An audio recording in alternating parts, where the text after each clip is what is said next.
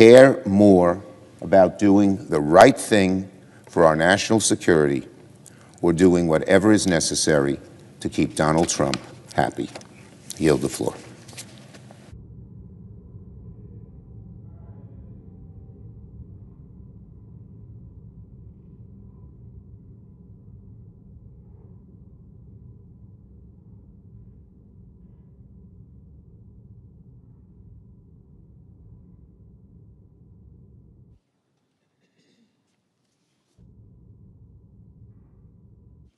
President.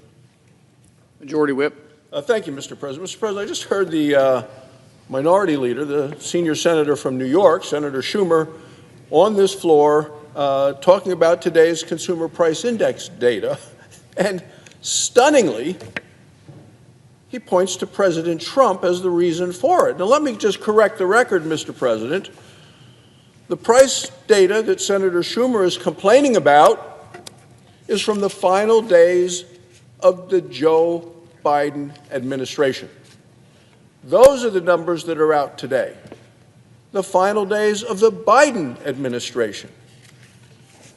And certainly everyone in Wyoming and everyone in your home state in Oklahoma knows that under the Biden administration, the Democrats, prices of goods and groceries, gasoline, the things that we need in our everyday life, prices rose more than 20% under Joe Biden.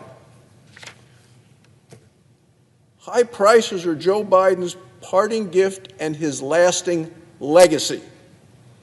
They were the party of open borders and high prices. That's why they lost the election. So here we have the Senate minority leader, now in the minority, used to be in the majority. The reason he's in the minority is because of the high prices brought on the people of this country as a result of that administration, and the numbers out today are reflective of the final days of that administration. Painfully high prices. They came from Democrats' reckless overspending and their policies. And we're from energy states that was anti-American energy policies. Those are the things that Senate Democrats voted for repeatedly and stood behind and supported. Republicans are focused on making life more affordable for families all across this country, hardworking families. And we have a plan to unleash American energy. And that way, we can keep lowering prices for American families. I just can never forget when Joe Biden said he wanted to prioritize climate over energy that was available, affordable, and reliable. It was a disaster for the country and resulted in defeat of the Democrats. Today, Mr. President, I come to the floor also to talk about confirmation votes. And the Senate will soon vote on the confirmation of Robert F. Kennedy, Jr. to be the Secretary of the Department of Health and Human Services. America needs to be healthy. I'm a doctor, worked with patients for over 20 years, was a surgeon in Wyoming. The problem is our nation faces a chronic disease epidemic. Chronic diseases, including diabetes, cancer, obesity, heart disease, high blood pressure, chronic diseases. They are so widespread that managing them accounts for almost 90% of the federal health care spending in this country. And we spend a lot of our gross national product on health care. Nearly 3 in 5 Americans, adults, and 1 in 4 American children are impacted by this.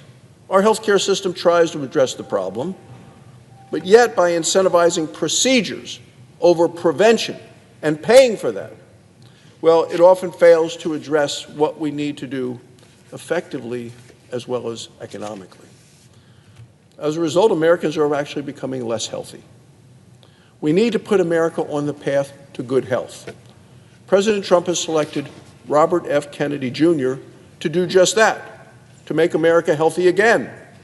Mr. Kennedy will bring a fresh set of ideas and eyes to important debates surrounding our nation's public health. He's going to be a voice for the vast number of Americans who were failed by the previous administration. The previous administration silenced reasoned debate. I believe that Mr. Kennedy is going to deliver accountability and transparency. For Americans, that means more choices and better information. It means healthy foods and healthy competition for patients. It means lower costs and higher quality. It means increased access to care. Access is so critical in my home state of Wyoming, with so many rural and frontier communities, people long distances from health care.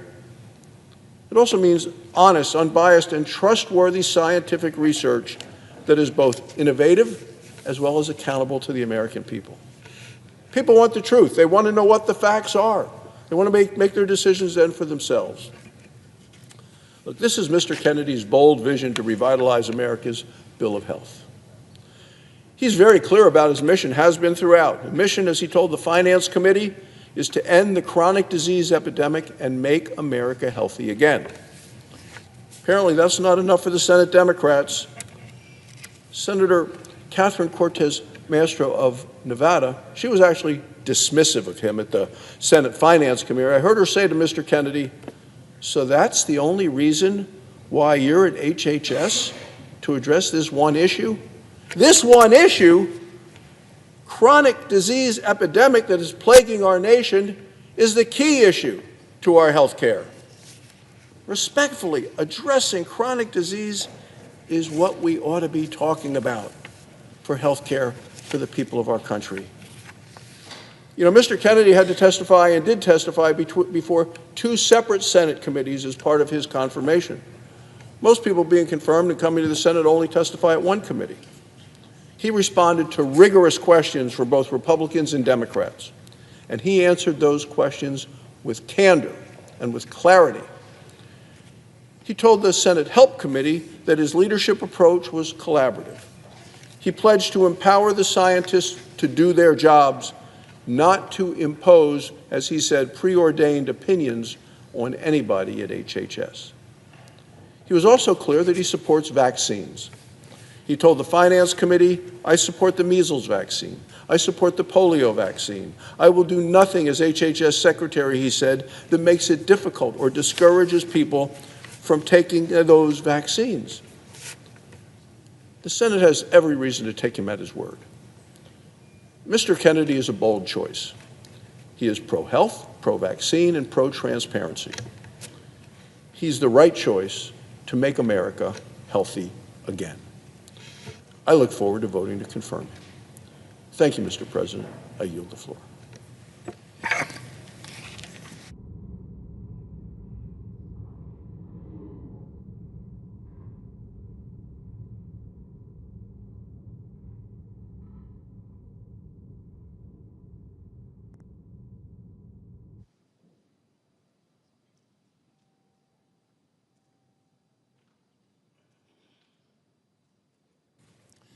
Mr. President, Senator from Virginia.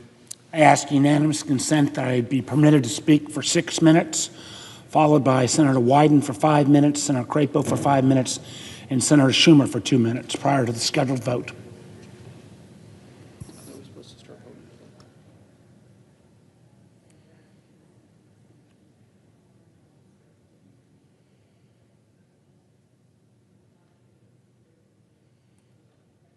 Without objection.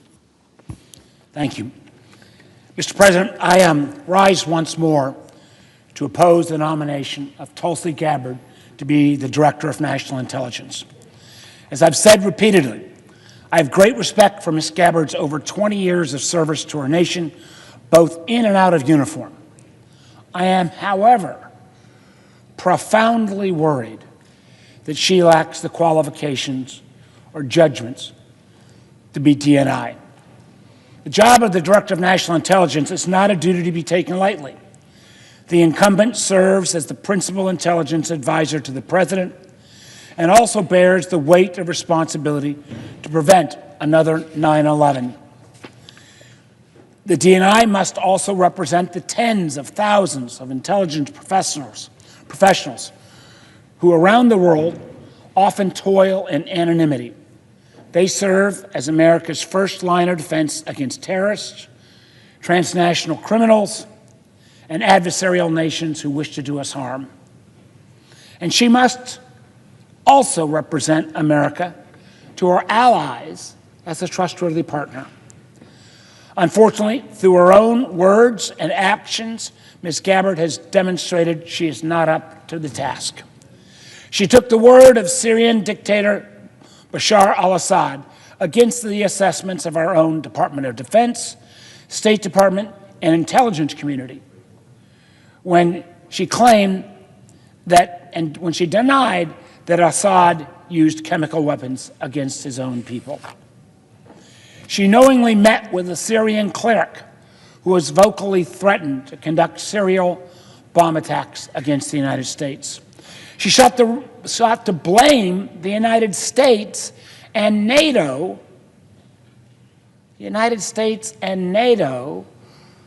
for Putin's illegal invasion of Ukraine. She publicly praised and defended Edward Snowden when he compromised our nation's most sensitive collection sources and methods, then ran off to hide in China and Russia. Those compromises put at risk not only our intelligence, but our men and women in uniform in places like Iraq and Afghanistan.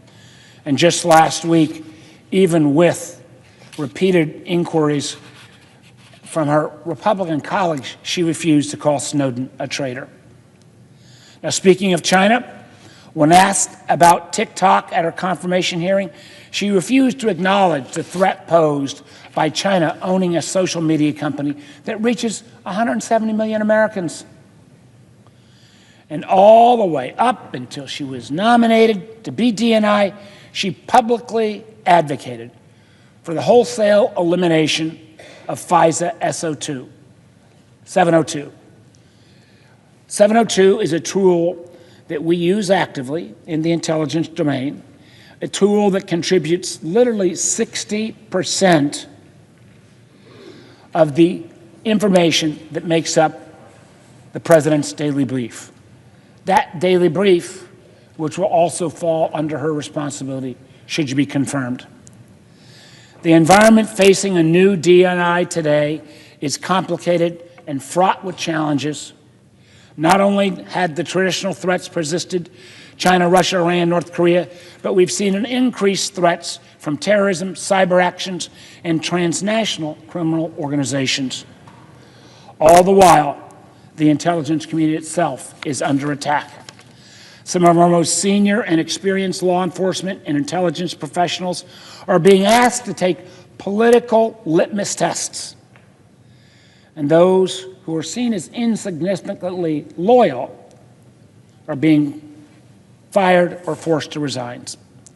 Whole agencies are being eliminated and funding impounded in flagrant defiance of the Constitution, which only gives the Congress, us here in this body, the power of the purse. And unvetted, unqualified individuals illegally burrowing into classified and sensitive information, this very action jeopardizing our national security and violating Americans' privacy. These Doge Bros seem to have no restriction on them at all, and I've seen no evidence that Ms. Gabbard is prepared to deal with this onslaught. Therefore, I must oppose her nomination and urge my colleagues to do the same.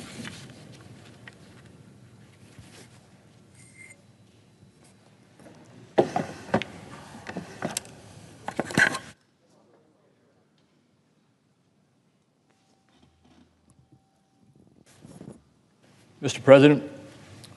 Senator from Idaho. Thank you, Mr. President. In a moment, the Senate will proceed to a cloture vote on the nomination of Robert F. Kennedy, Jr.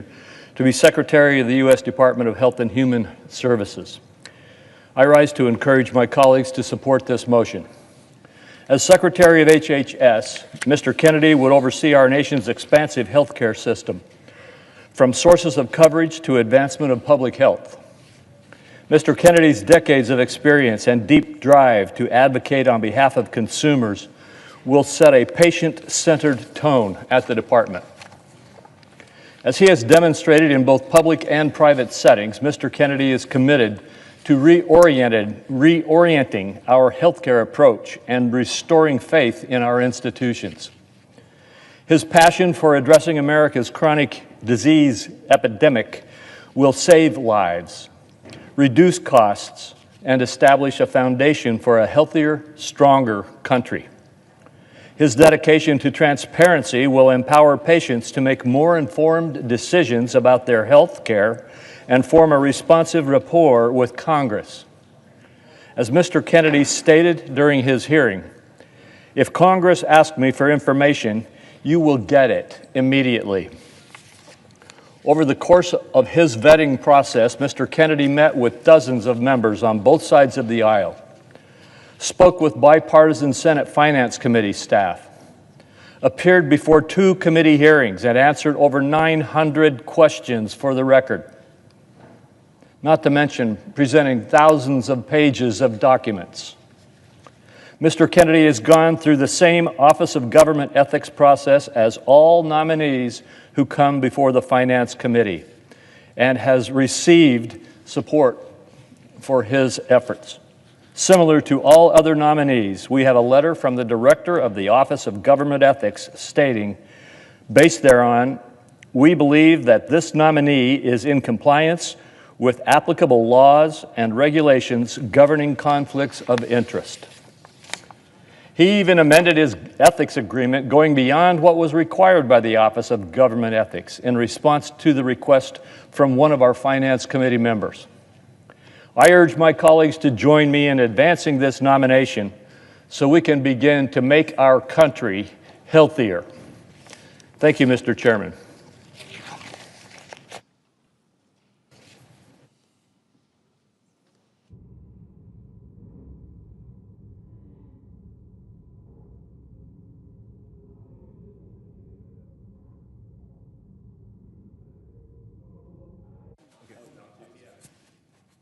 Should I do it or not?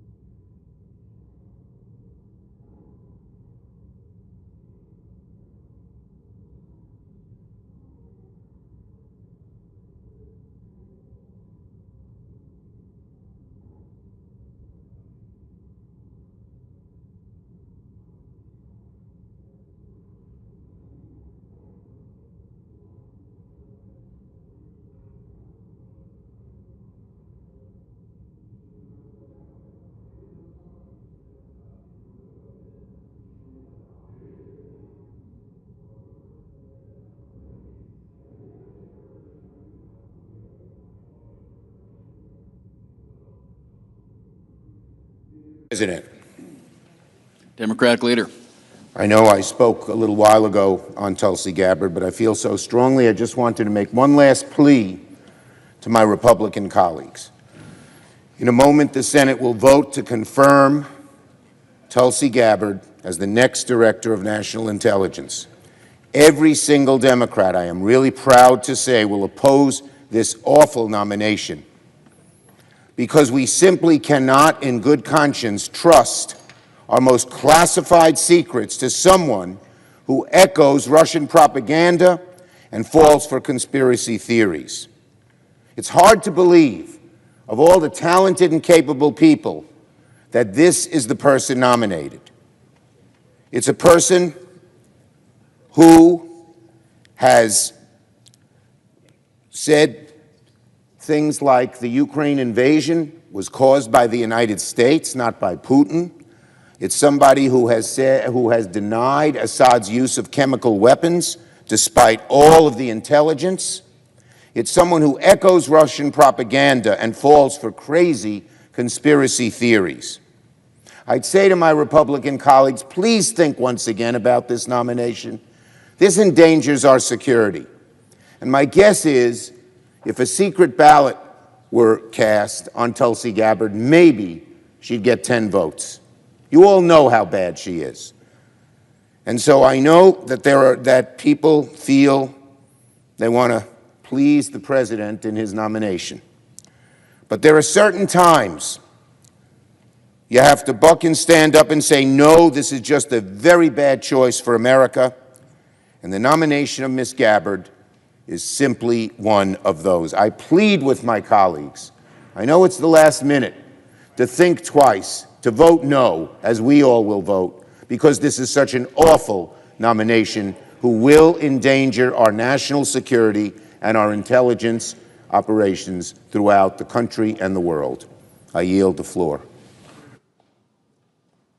Absence of a quorum. Clerk will call the roll.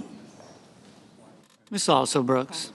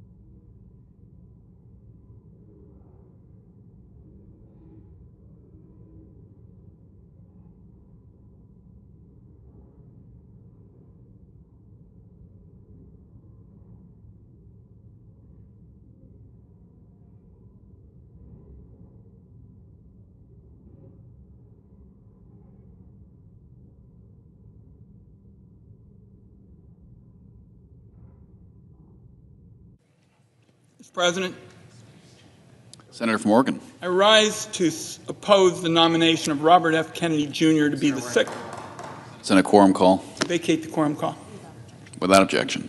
Mr. President, I rise today to oppose the nomination of Robert F. Kennedy Jr. to be the Secretary of the Department of Health and Human Services. And let me put it very bluntly to my colleagues. A vote for Robert Kennedy for this position is a vote for a sicker America. And there's irony in that judgment, considering Mr. Kennedy is the figurehead of a mass movement known as Make America Healthy Again. But on issue after issue, Mr. Kennedy refused to stand up for policies that will keep Americans healthy and out of the hospital. From vaccines to affordable health insurance to lower drug prices to women's reproductive health care, Mr. Kennedy, through several hearings, ducked and dodged and weaved instead of answering the basic questions that came from senators of both parties. When he did answer, he demonstrated a shocking lack of knowledge about the federal health programs he'll be charged with running and a willful desire to mislead senators about his views on science matters like vaccine safety. The only conclusion I'm left with is that he stands steadfastly by the outlandish views he's expressed over his two-decade career as an anti-vaccine crusader, and he's fully prepared to implement the Republican health care agenda. That agenda boils down to putting big pharma and insurance companies back in charge while leaving millions of American families to fend for themselves without affordable care. And I want to be clear about this. Going back to my days as director of the Gray Panthers, which is what I did before I went into public service, I can just tell you, Mr. President, this is the least qualified nominee to ever be nominated for a position of this importance. So for the next day and night, Senate Democrats are going to be out on this floor telling the American people why. Our colleagues on the other side of the aisle still have an opportunity to turn away from a dangerous path. If they do not, my view is their legacy will be tarnished by setbacks in science that will echo in America for decades. As I mentioned, I spent countless hours as a young man working with seniors to navigate the newly created Medicare program and help them avoid predatory insurance company tactics that remain all too common today. To me and many other Americans, healthcare colleagues is the most important issue, because if you and your loved ones don't have their health, everything else goes by the board. And the reality is, we need to make sure that Americans have the best and most affordable health care possible, rather than having a handful of health care companies being gobbled up in the entire market for health insurance, pharmaceuticals, hospitals, and even doctors. The results have been great for shareholder profits and disastrous for American families. Costs keep climbing. The act of getting a doctor's appointment or filing an insurance claim seems to have become an Olympic sport in much of America. The system delays and denies care and rakes in profits while patients are left wondering how they're going to get the care they need. So the question before the Senate now is whether we want America's chief health officer to be somebody who's going to take on those corporate interests, somebody who's going to fight tooth and nail to lower costs and improve care, somebody who's going to work to protect and improve the federal health care programs that tens of millions of Americans rely on them, and not gut. Everything I've seen and heard from Mr. Kennedy over these last few weeks has led me, colleagues, to conclude he is not the person that America needs. Americans have little reason to take Mr. Kennedy at his word. They do, however, have every reason to believe Mr. Kennedy will continue to embrace and amplify anti-vaccine programs. Every reason to believe is he will back up Donald Trump's abortion bans, and every reason exists to examine the prospect that he'll be a rubber stamp for the Republican health agenda that would rip away the health care of so many Americans. Over the next 24 hours, Democrats are going to show the American people why these concerns are so serious. I yield the floor, and I urge my colleagues to oppose this nomination. Right now. All time has expired. The question occurs on the Gabbard nomination.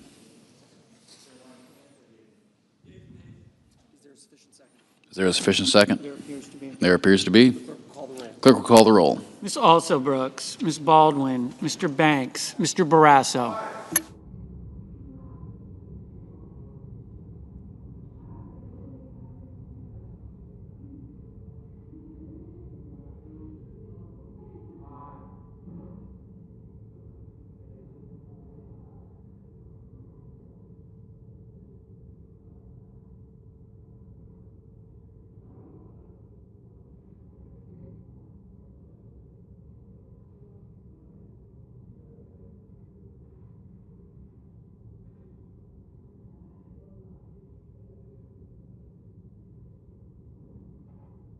Mr. Bennett.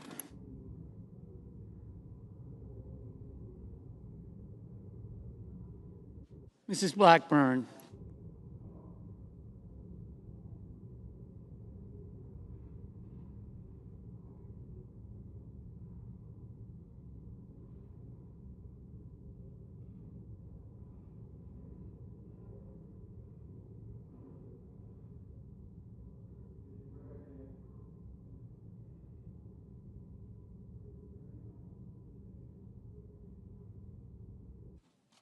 Mr. Blumenthal.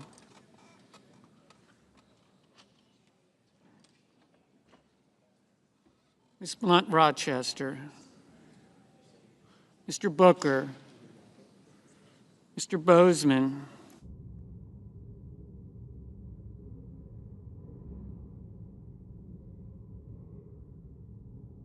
Mrs. Brett.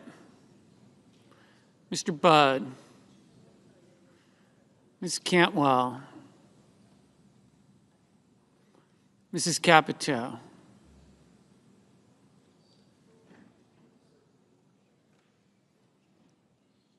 Mr. Cassidy.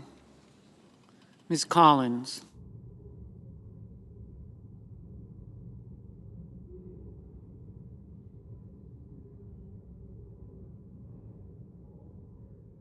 Mr. Coons.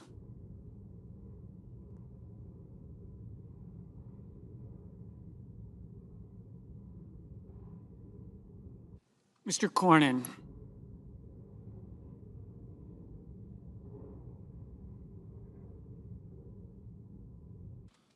Ms. Cortez Masto, Mr. Cotton, Mr. Kramer, Mr. Crapo, Mr. Cruz,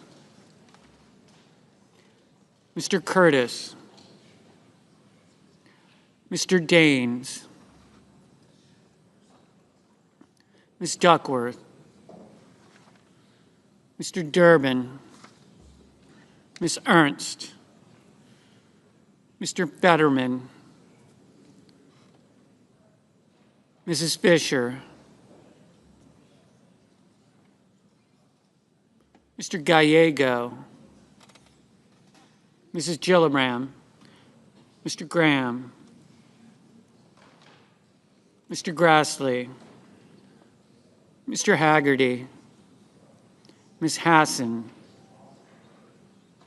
Mr. Hawley, Mr. Heinrich,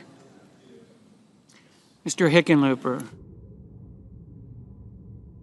Ms. Hirono, Mr. Hoven, Mr. Husted, Mrs. Hyde-Smith, Mr. Johnson, Mr. Justice,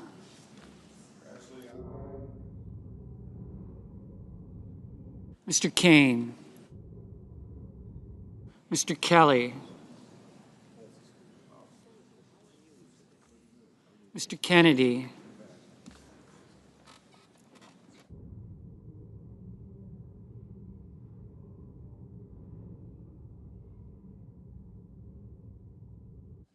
Mr. Kim, Mr. King, Ms. Klobuchar, Mr. Langford, Mr. Lee,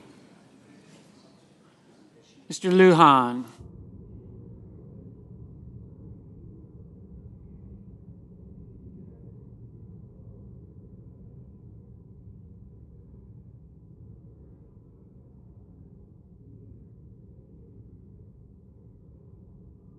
Ms. Lummis,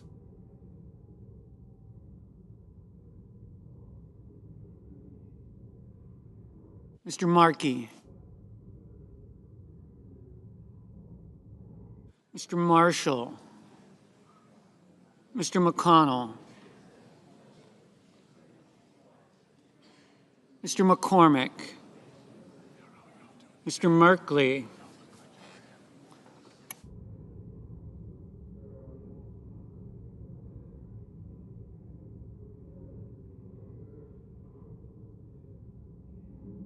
Mrs. Moody,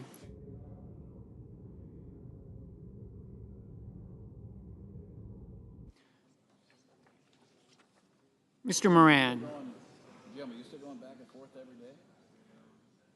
No, I spent the night last night here.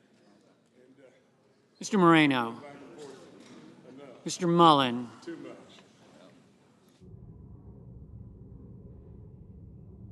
Ms. Markowski, Mr. Murphy,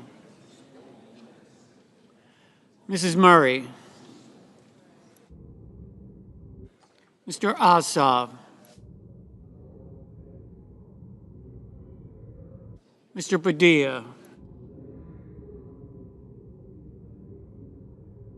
Mr. Paul, Mr. Peters,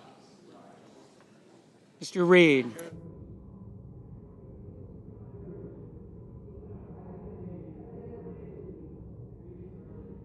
Mr. Ricketts,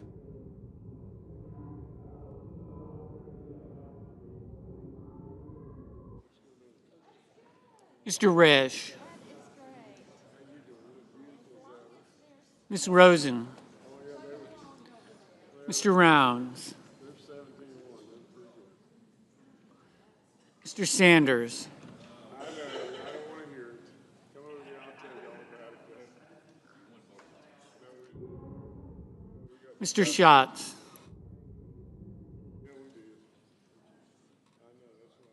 Mr. Schiff, Mr. Schmidt, Mr. Schumer,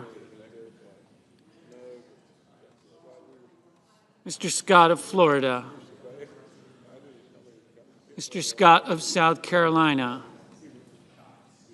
Mrs. Shaheen,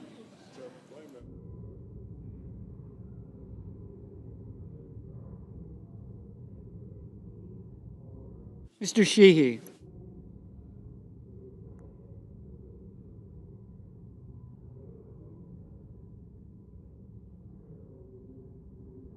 Ms. Slotkin.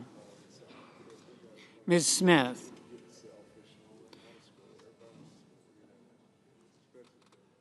Mr. Sullivan. Mr. Thune. Mr. Tillis. Mr. Tuberville. Mr. Van Hollen. Mr. Warner. Mr. Warnock.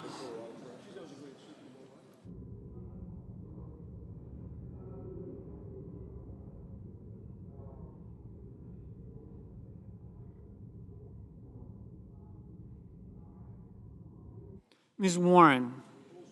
Mr. Welch. Mr. Whitehouse. Mr. Wicker. Mr. Wyden. Mr. Young.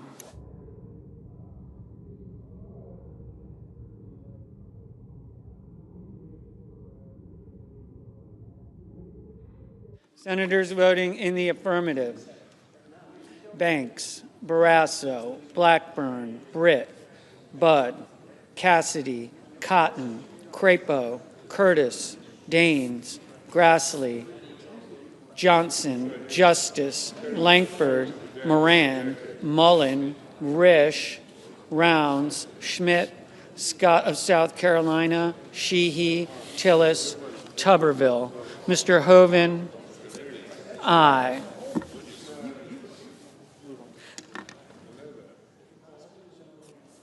Senators voting in the negative: Also Brooks, Coons, Hassan, Heinrich, Kim, Klobuchar, Lujan, Murray, Peters, Schumer, Shaheen, Van Hollen, Wyden.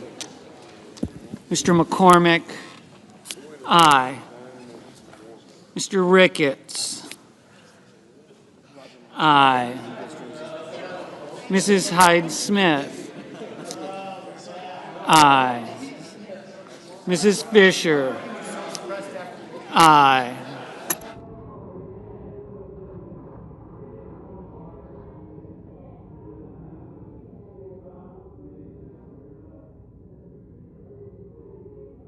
Mr. Schiff, no. Mr. Bozeman, aye. Mr. Schatz, no. Mr. Marshall, aye. Mr. Gallego, no.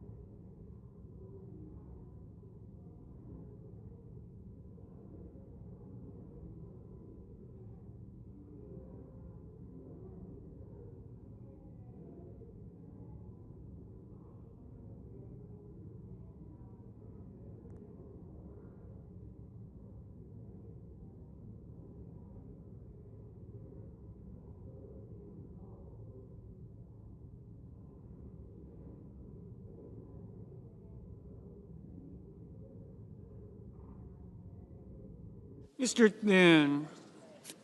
Mr. Thune, aye.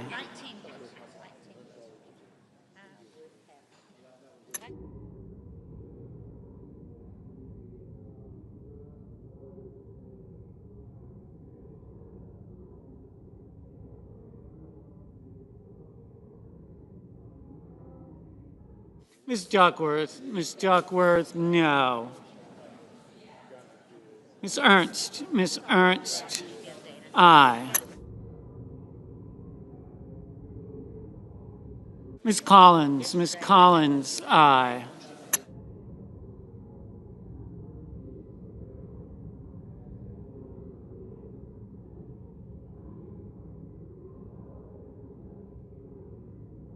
Ms. Hirono? No. Mr. Merkley? No. Ms. Cortez Masto? No.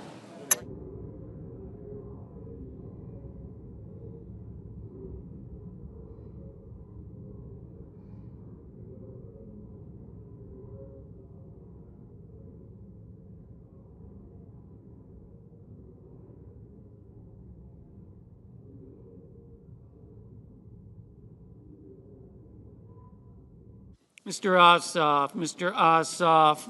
No.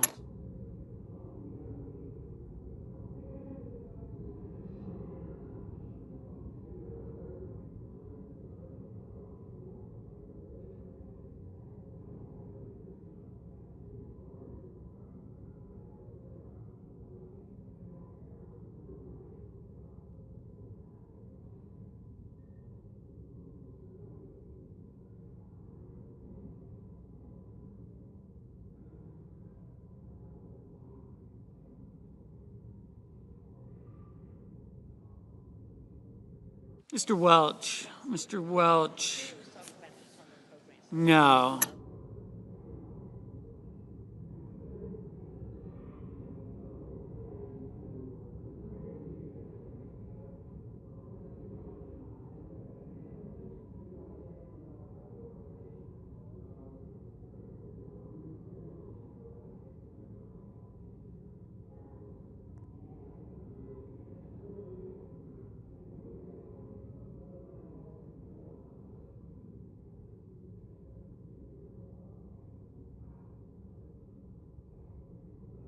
Ms. Baldwin? Ms. Baldwin, no.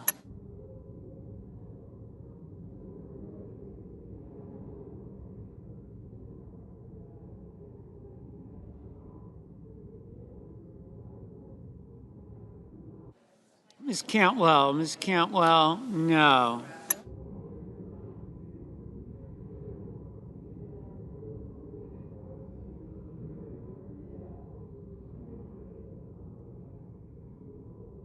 Mr. Kelly? Mr. Kelly,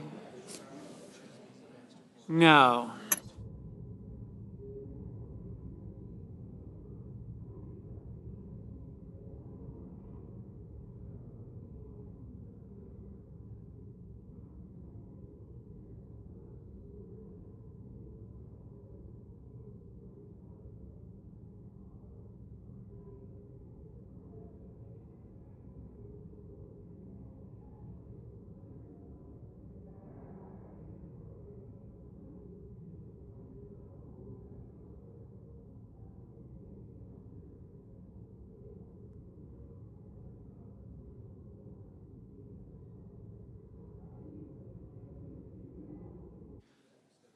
Mr. Graham? Mr. Graham, aye. Mrs. Moody? Mrs. Moody, aye. Mr. Warner? Mr. Warner, no. Ms. Lummis? Ms. Lummis, aye.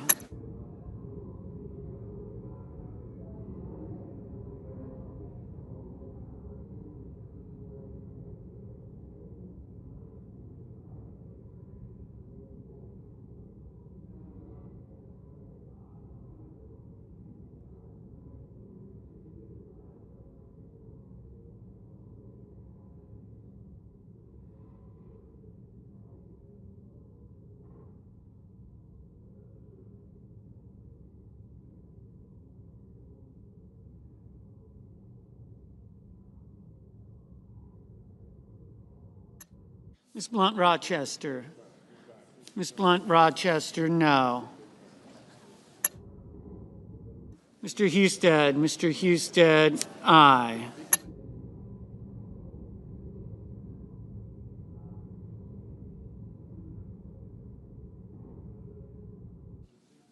Ms. Slotkin? Ms. Slotkin, no.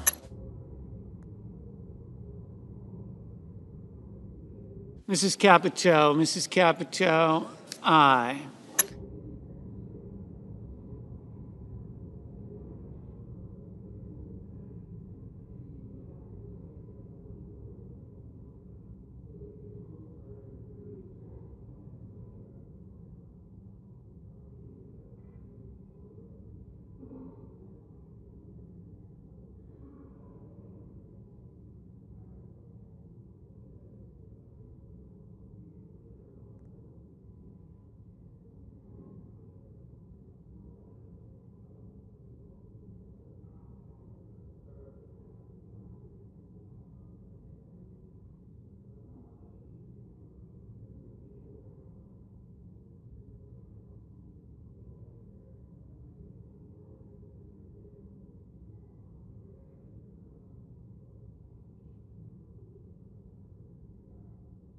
Mr. Murphy, no.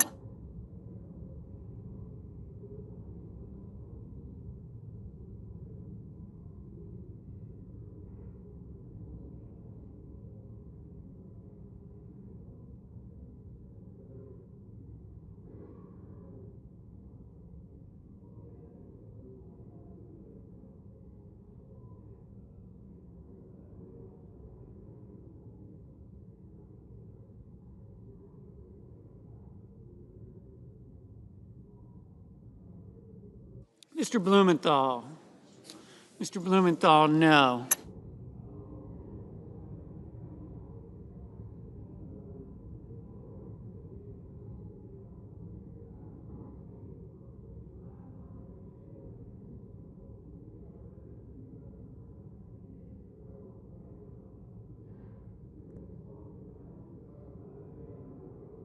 Mr. Scott of Florida, aye. Mr. Sullivan, aye. Mr. Hickenlooper, no.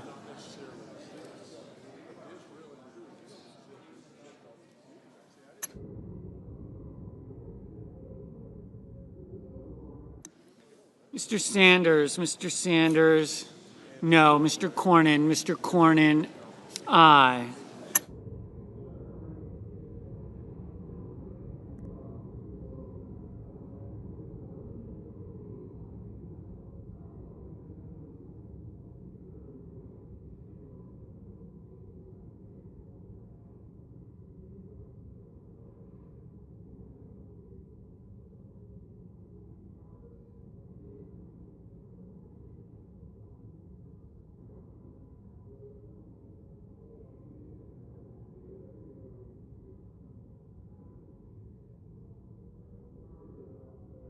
Mr. King, no. Mr. Reed, no. Mr. Markey, no. Ms. Warren, no. Mr. Kramer, aye. Mr. Paul, aye.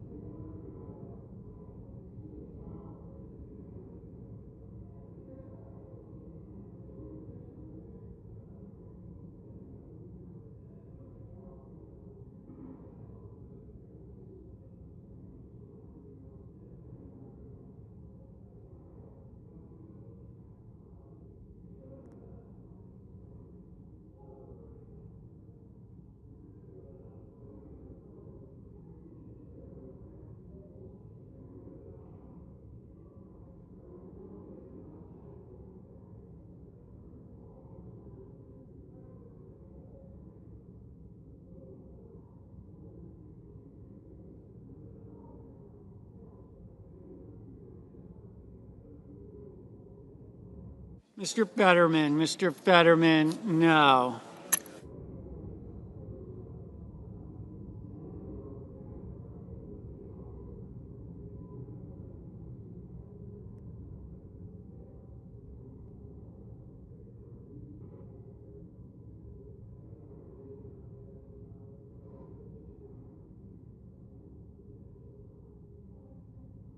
Mr. Wicker, aye.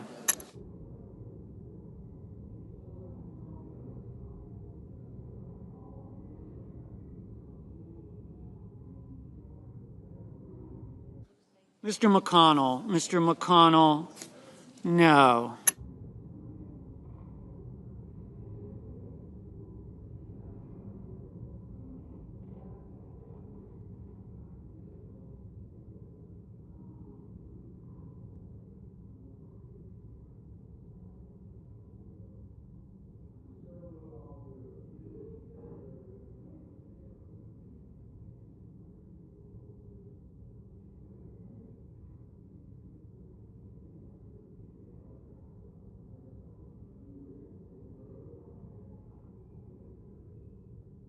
Mr. Moreno, Aye.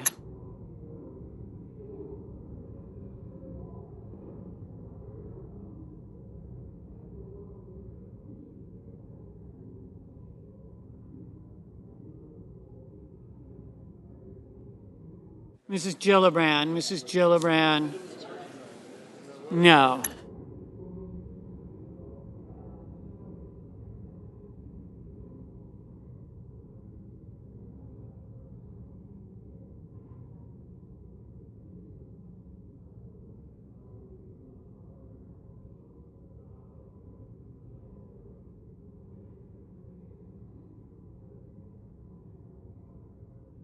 Mr. Whitehouse, no.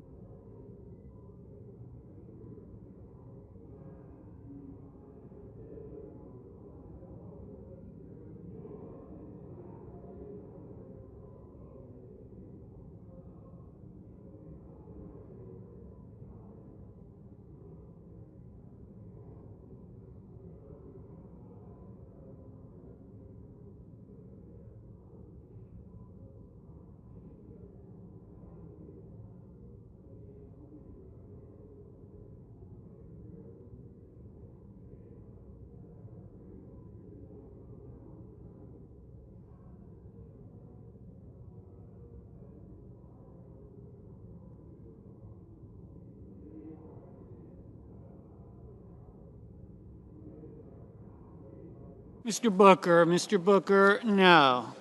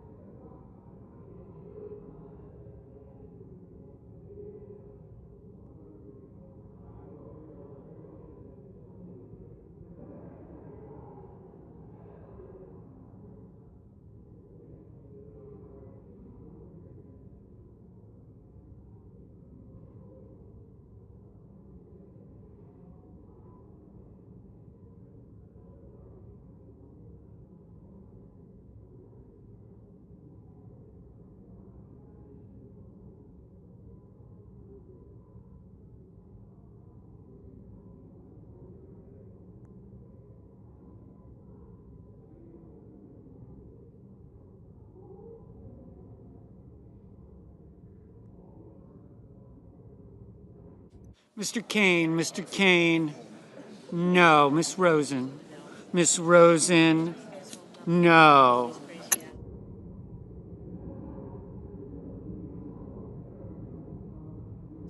Mr. Durbin, no. Mr. Warnock, no.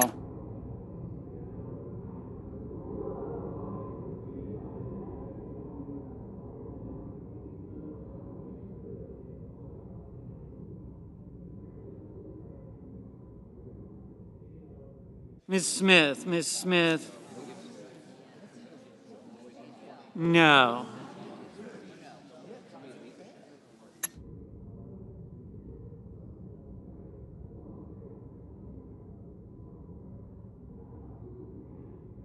Mr. Kennedy, aye.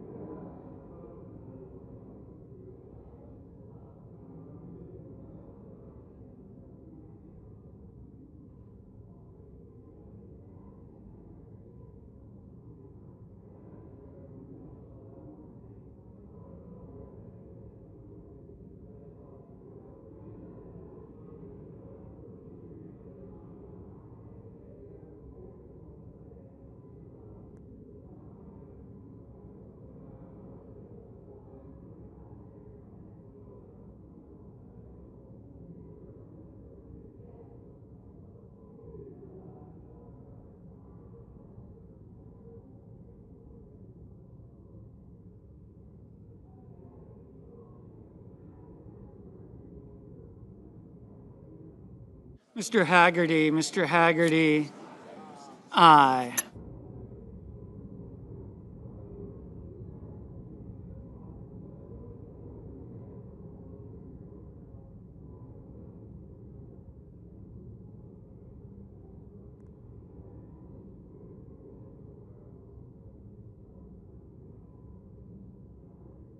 Mr. Lee, aye.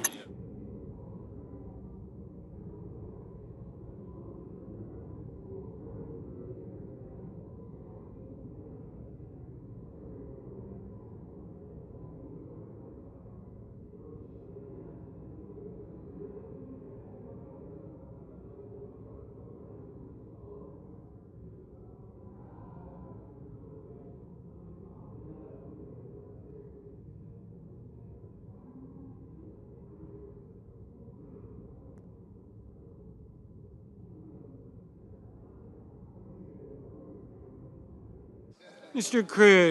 Cruz, aye.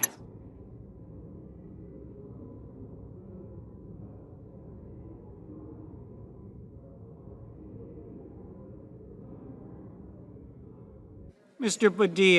Padilla, no.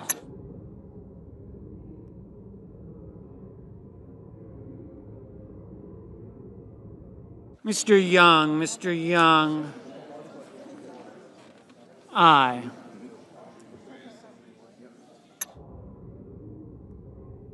Ms. Murkowski, aye.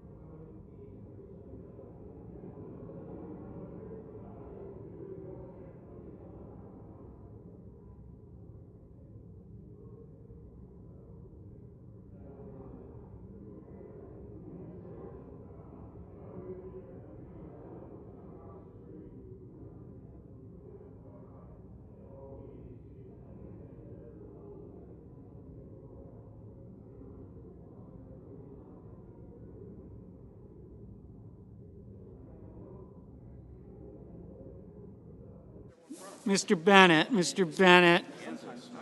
no.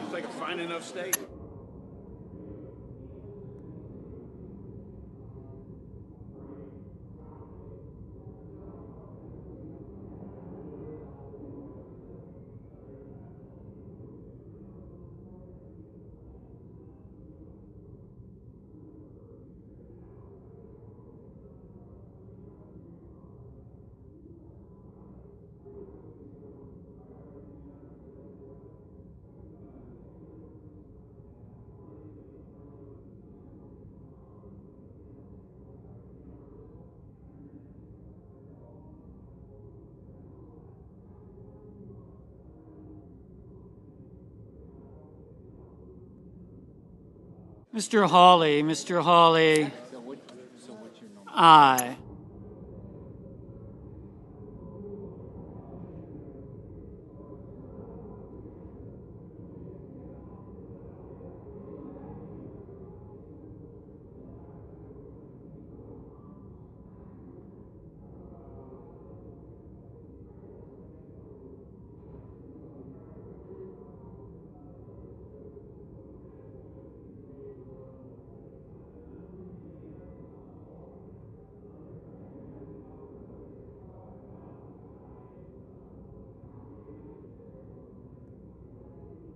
Okay.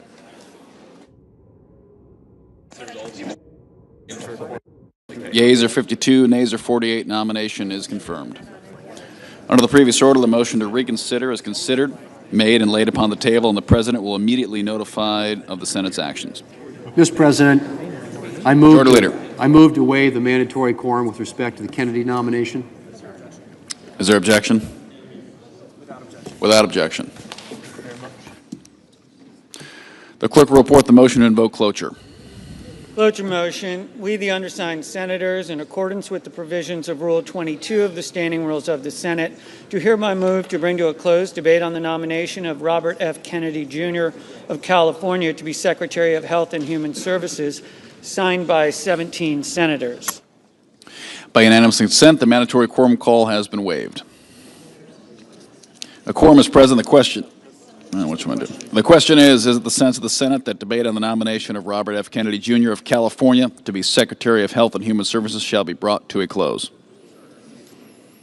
The yeas and nays are mandatory under the rule. The clerk will call the roll. Ms. Alsobrooks, Ms. Baldwin, Mr. Banks, Mr. Barrasso. Aye.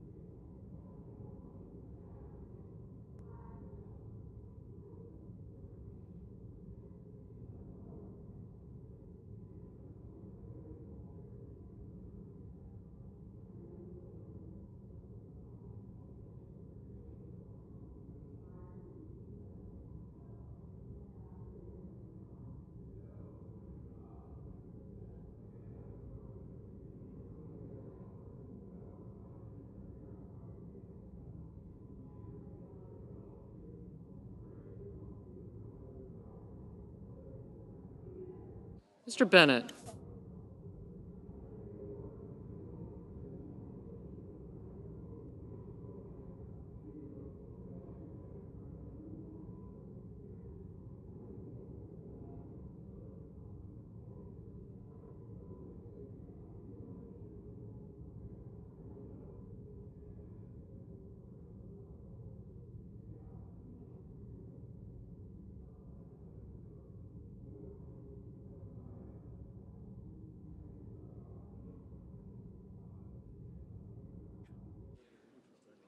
Mrs. Blackburn.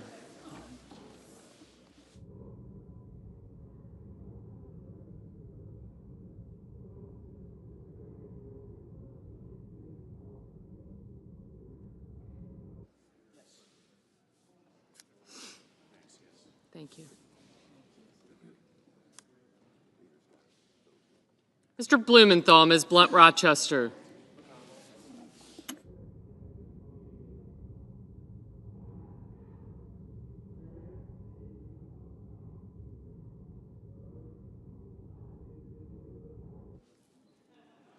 Mr. Booker, Mr. Bozeman, Mrs. Britt,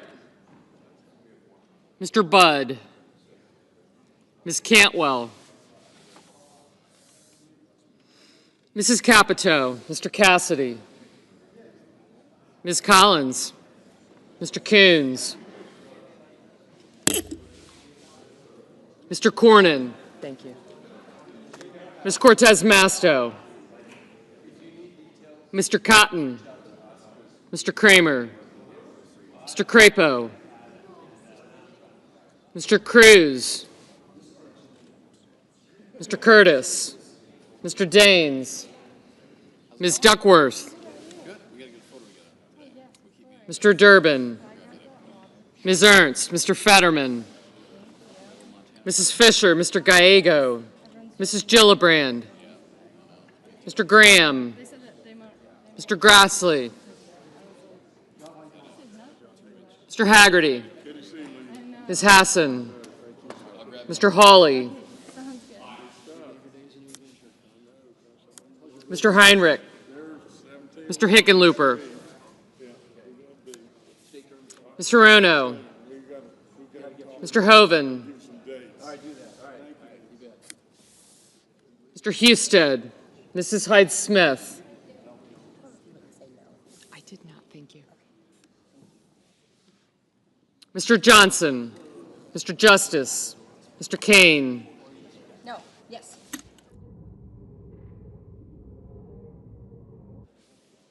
Mr. Kelly, Mr. Kennedy, Mr. Kim, Mr. King, Ms. Klobuchar, Mr. Langford. Thanks. Mr. Lee, Mr. Lujan, Ms. Lummis, Mr. Markey, Mr. Marshall, Mr. McConnell, Mr. McCormick, Mr. Merkley, Mrs. Moody, Mr. Moran, Mr. Moreno, Mr. Mullen, Ms. Murkowski, Mr. Murphy, Mrs. Murray, Mr. Ossoff, Mr. Padilla, Mr. Paul, Mr. Peters, Mr. Reed, Mr. Ricketts, Mr. Risch, Ms. Rosen, Mr. Rounds, Mr. Sanders, Mr. Schatz, Mr. Schiff, Mr. Schmidt,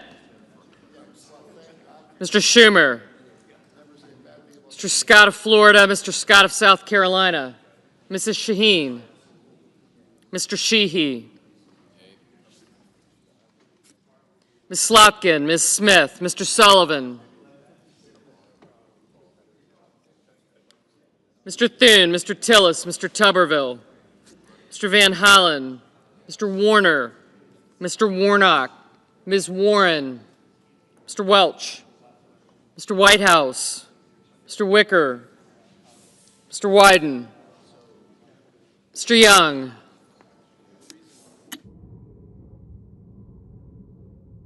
Senators voting in the affirmative: Banks, Barrasso, Capito, Kramer, Curtis, Fisher, Haggerty, Hawley, Husted, Justice, Kennedy, Lee, McConnell, McCormick, Moran, Moreno, Mullen, Murkowski, Paul, Ricketts, Scott of Florida, Sheehy, Thune, Tillis, and Tuberville. Ms. Collins, aye. Senators voting in the negative: Thank you. Also Brooks, Bennett, Blunt Rochester, Booker, Coons, Durbin, Fetterman, Gallego, Hassan, Heinrich, Kane, Kim, Lujan, Reed, Rosen, Schatz, Shaheen, Slotkin, and Smith. Mr. Cornyn, aye. Mr. Cruz, aye.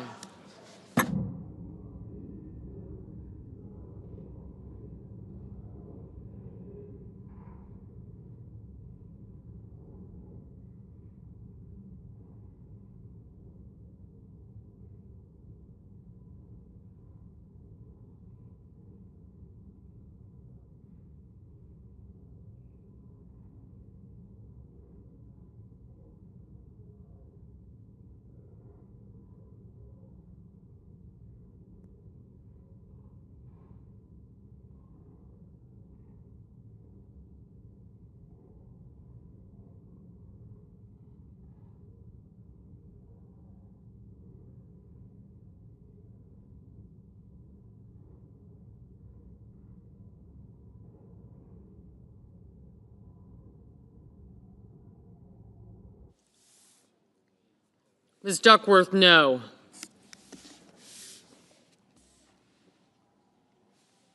Ms. Cantwell, no.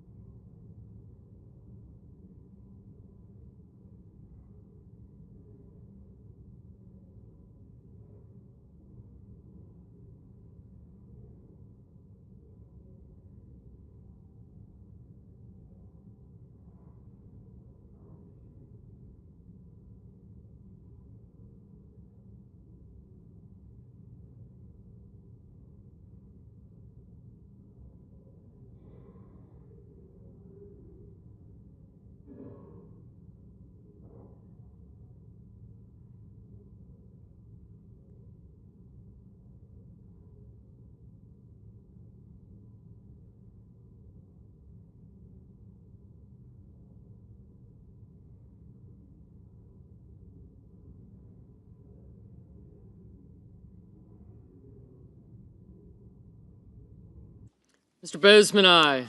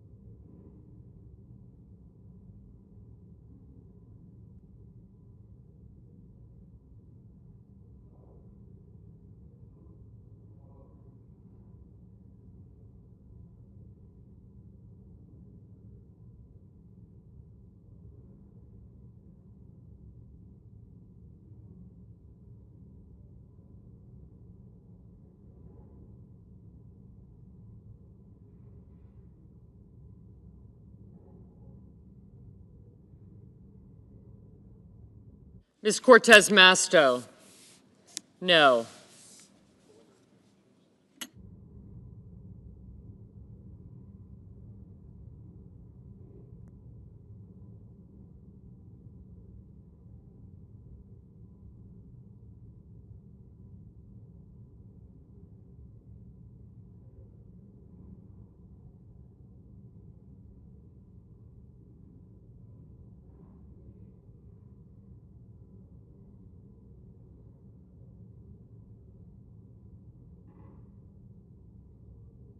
Mr. Peters, no.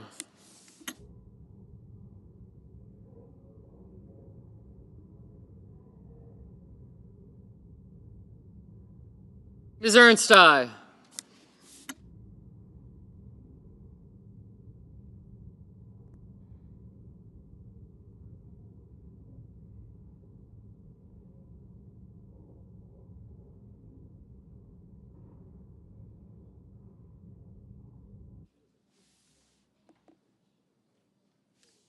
Mr. Johnson, aye.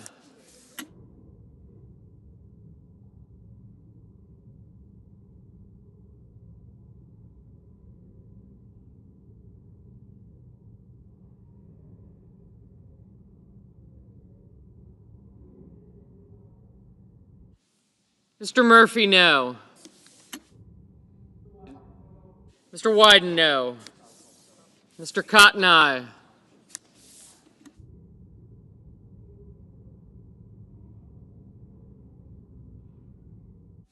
Mr. Crapo, aye.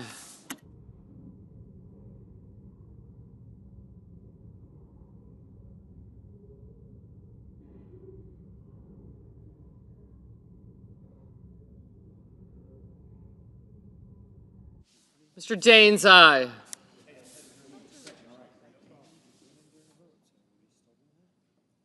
Mr. King, no.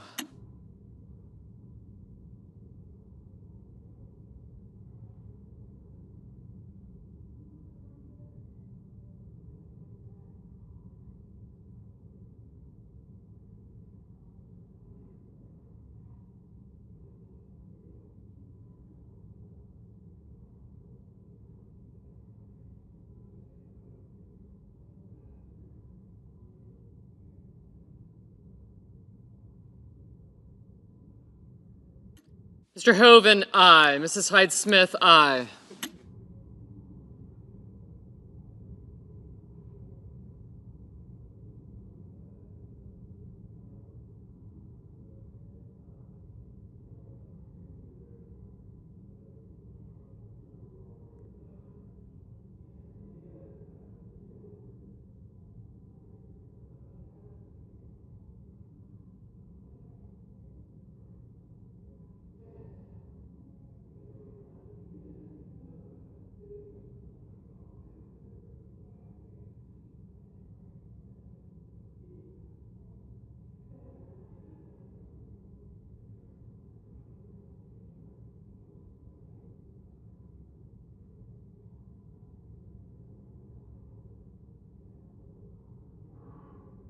Mrs. Blackburn, aye.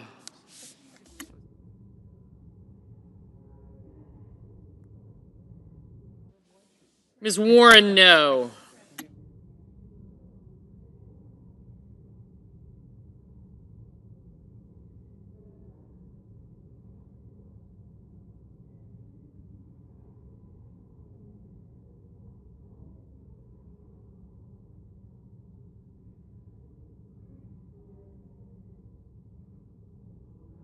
Mrs. Britt, aye.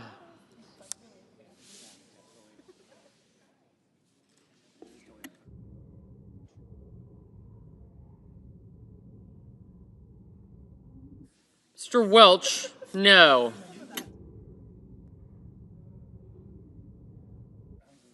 Mr. Rounds, aye.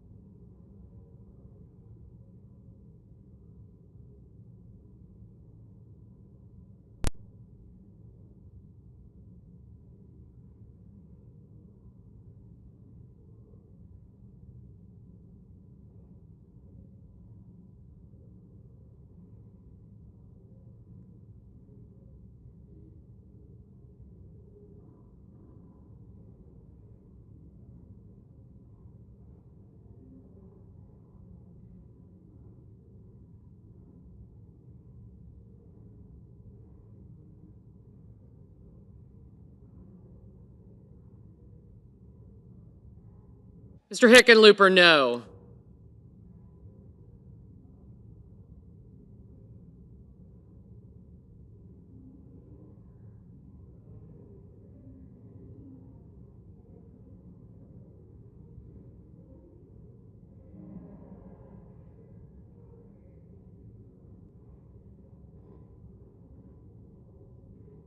Mr. Kelly, no.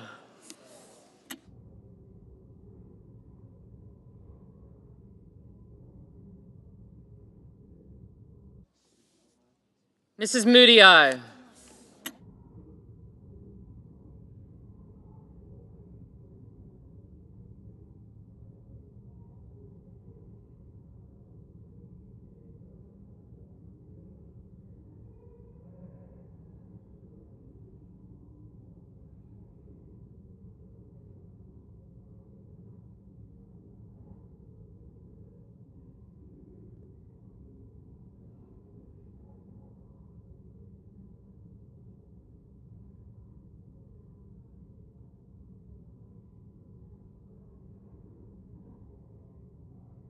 Mr. Langford, aye.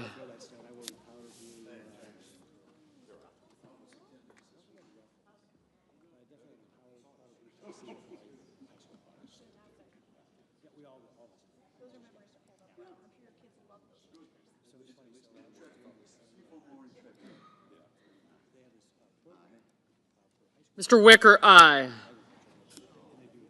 Mr. Cassidy, aye.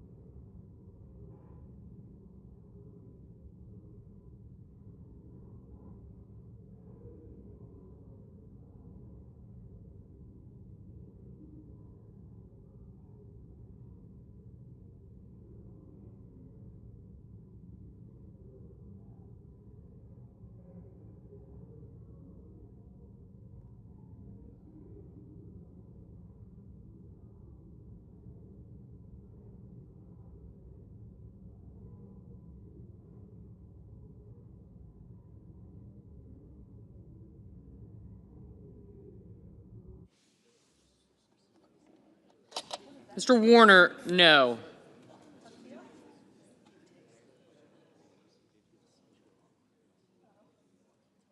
Mr. Sanders, no.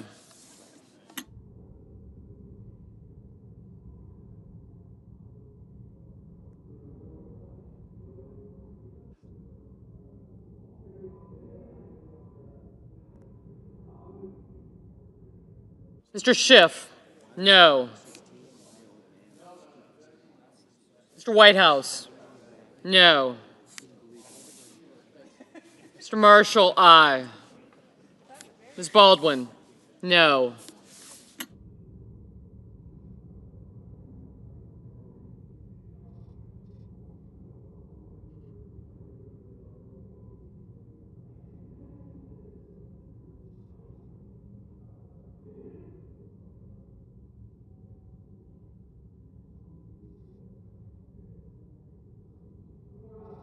Mr. Warnock, no. Thank you.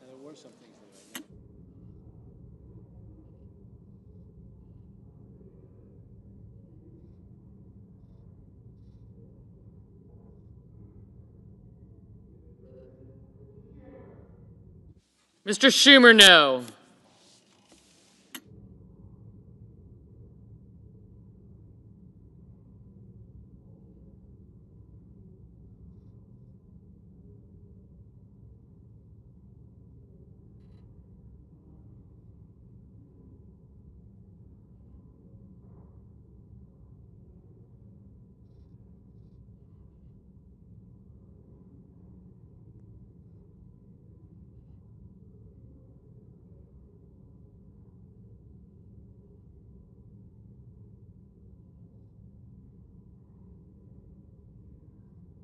Mrs. Murray, no.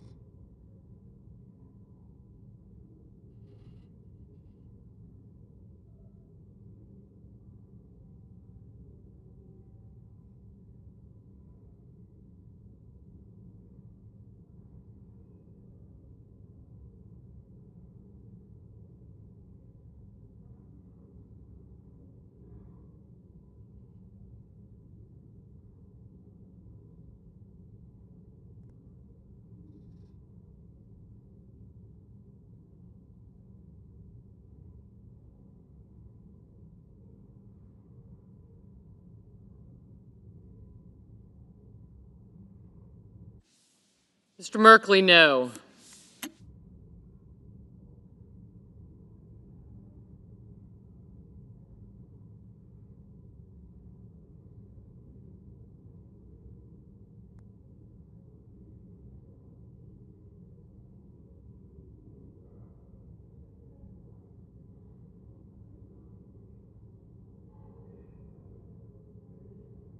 Mr. Graham, aye.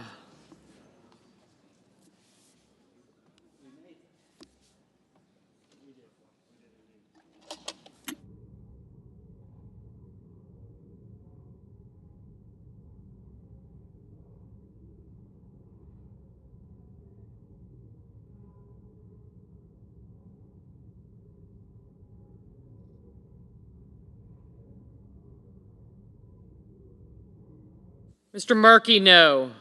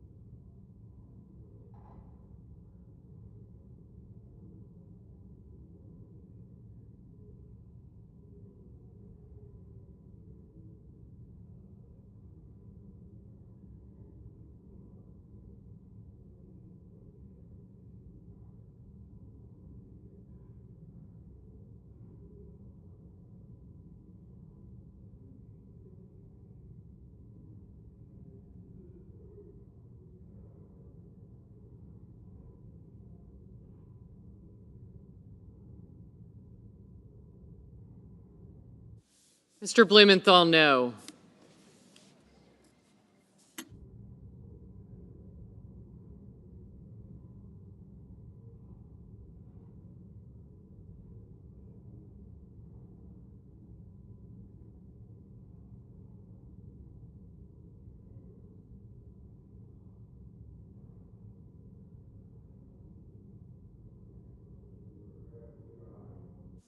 Mr. Grassley, aye.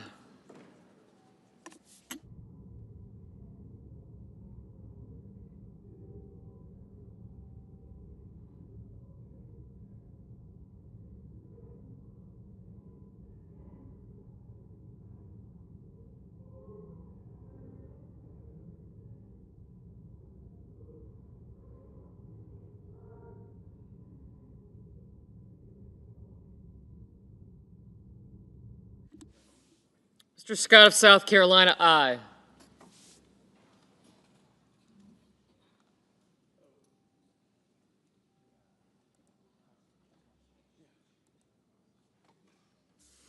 Mr. Ossoff, no.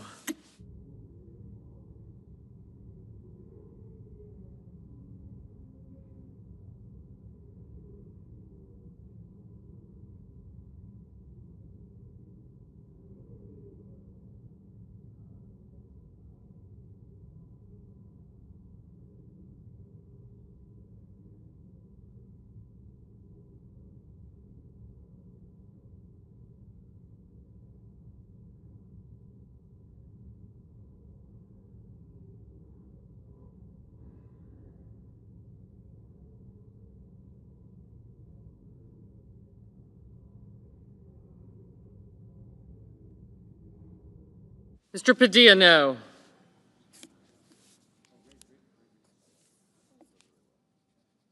Ms. Klobuchar, no.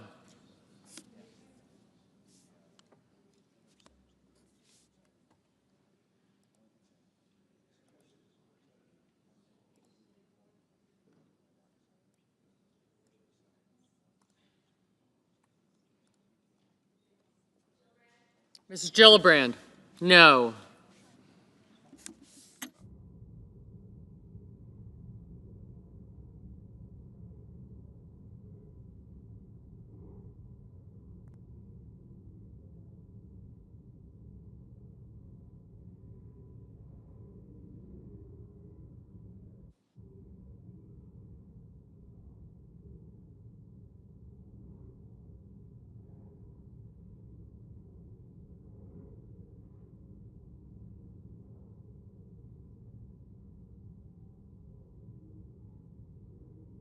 Mr. Risch, aye.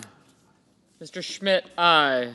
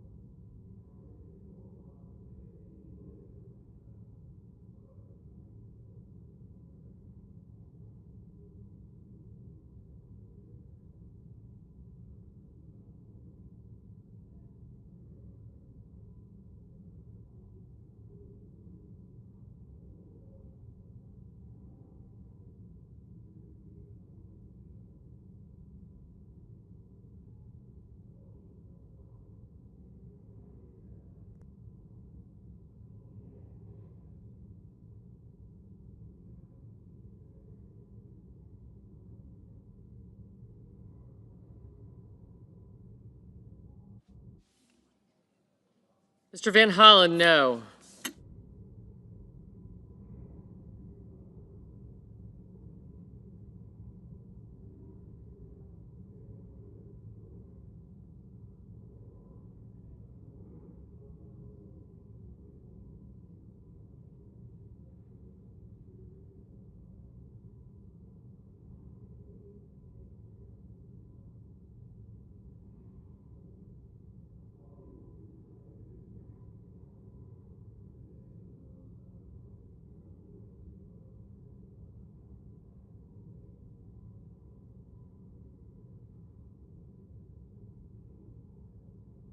Mr. Budd, aye.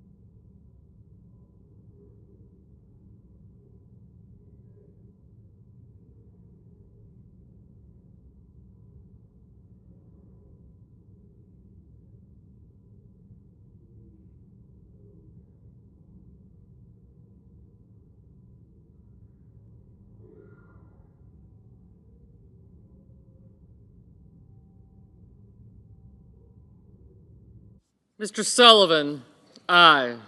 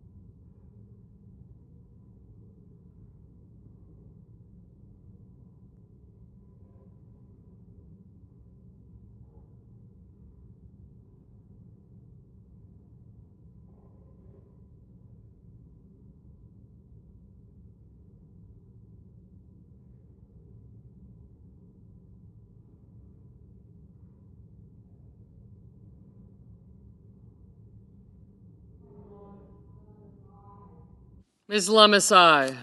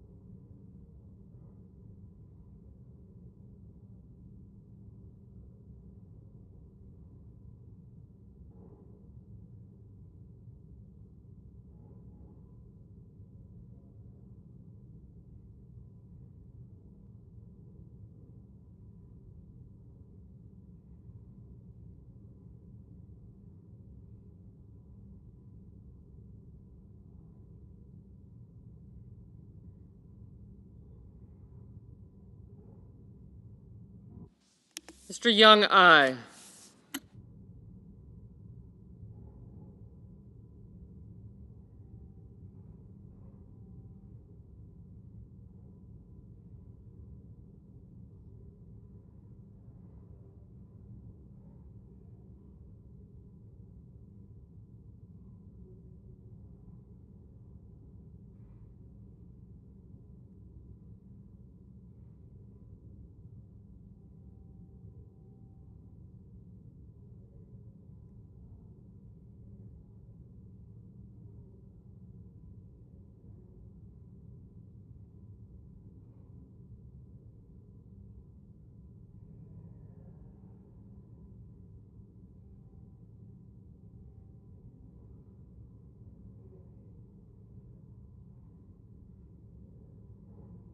Ms. Hirono, no.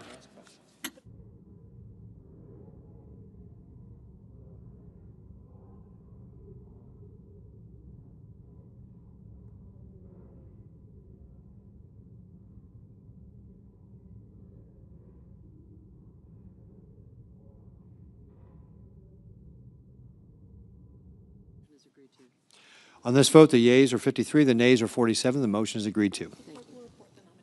The clerk will report the nomination.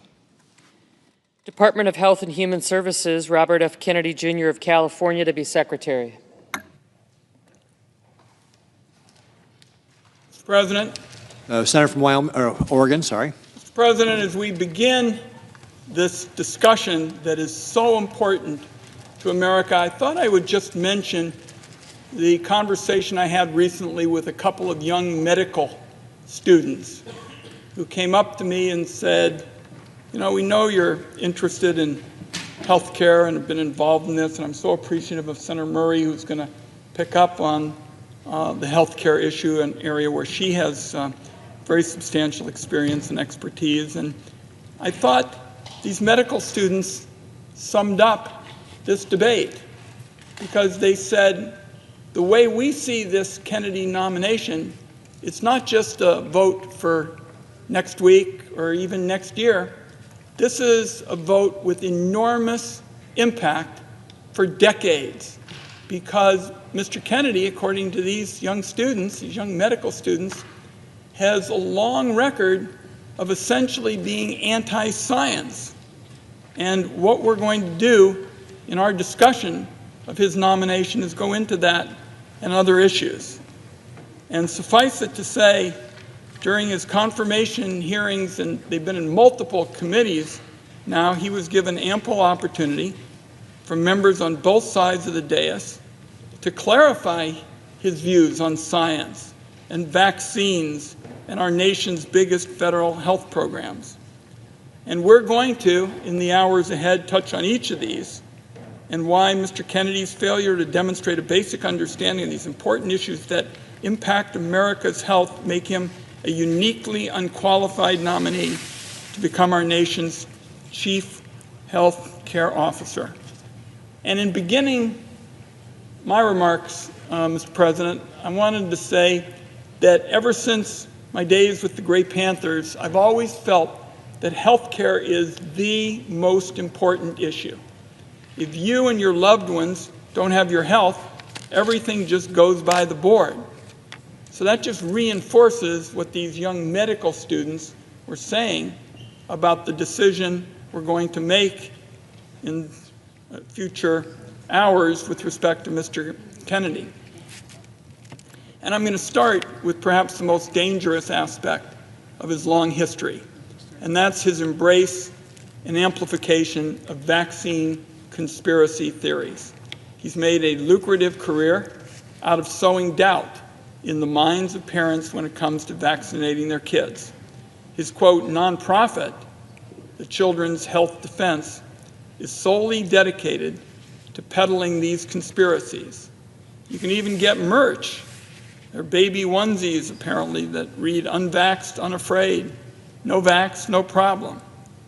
He's been the attorney of record on at least 5 cases against drug companies for their vaccines, which he didn't disclose to ethics officials and refused to answer questions about. He also refused to give up his 10% stake in any settlement agreements, instead passing them off to his son. And he refused to recuse himself from taking any actions that might affect his family's financial interest. A vaccine that has become routine for young people about 20 years ago is involved here, and since then it's successfully cut cervical cancer rates into just a fraction of what they were before the drug came to market. All of this adds up to a future HHS secretary who stands to profit off undermining this vaccine and as a result raise cervical cancer rates. To quote my Republican colleague, Senator Cassidy, a physician, Mr. Kennedy is financially vested in finding fault with vaccines. He also played a big role in one of the most deadly measles outbreaks in recent history. In 2019, he traveled to Samoa and used his platform to promote his anti-vax agenda, taking aim at the measles vaccine. The vaccine rate in Samoa plummeted. By 2019, measles had torn through the entire population, making more than 5,700 people sick, and 80 people were killed, most of them young kids. During his confirmation hearing at the Senate Finance Committee, Mr. Kennedy told me, and I quote, "We don't know what was killing them," speaking about those 83 deaths. But just last week, the Director General of the Health of Samoa called this claim by Mr. Kennedy, and I quote here, "a total fabrication." So, Mr. President and colleagues, just put that in your thinking about this consideration. Mr. Kennedy saying that he didn't know what was killing these young people in Samoa, and the Director General of the Health of Samoa called Mr. Kennedy's claim a total fabrication. A recent analysis showed that Mr. Kennedy has made 114 separate appearances in the last 4 years where he took anti-vaccine views or spread misinformation about the efficacy of the vaccines. In 36 of these instances, Mr. Kennedy directly linked vaccines to autism.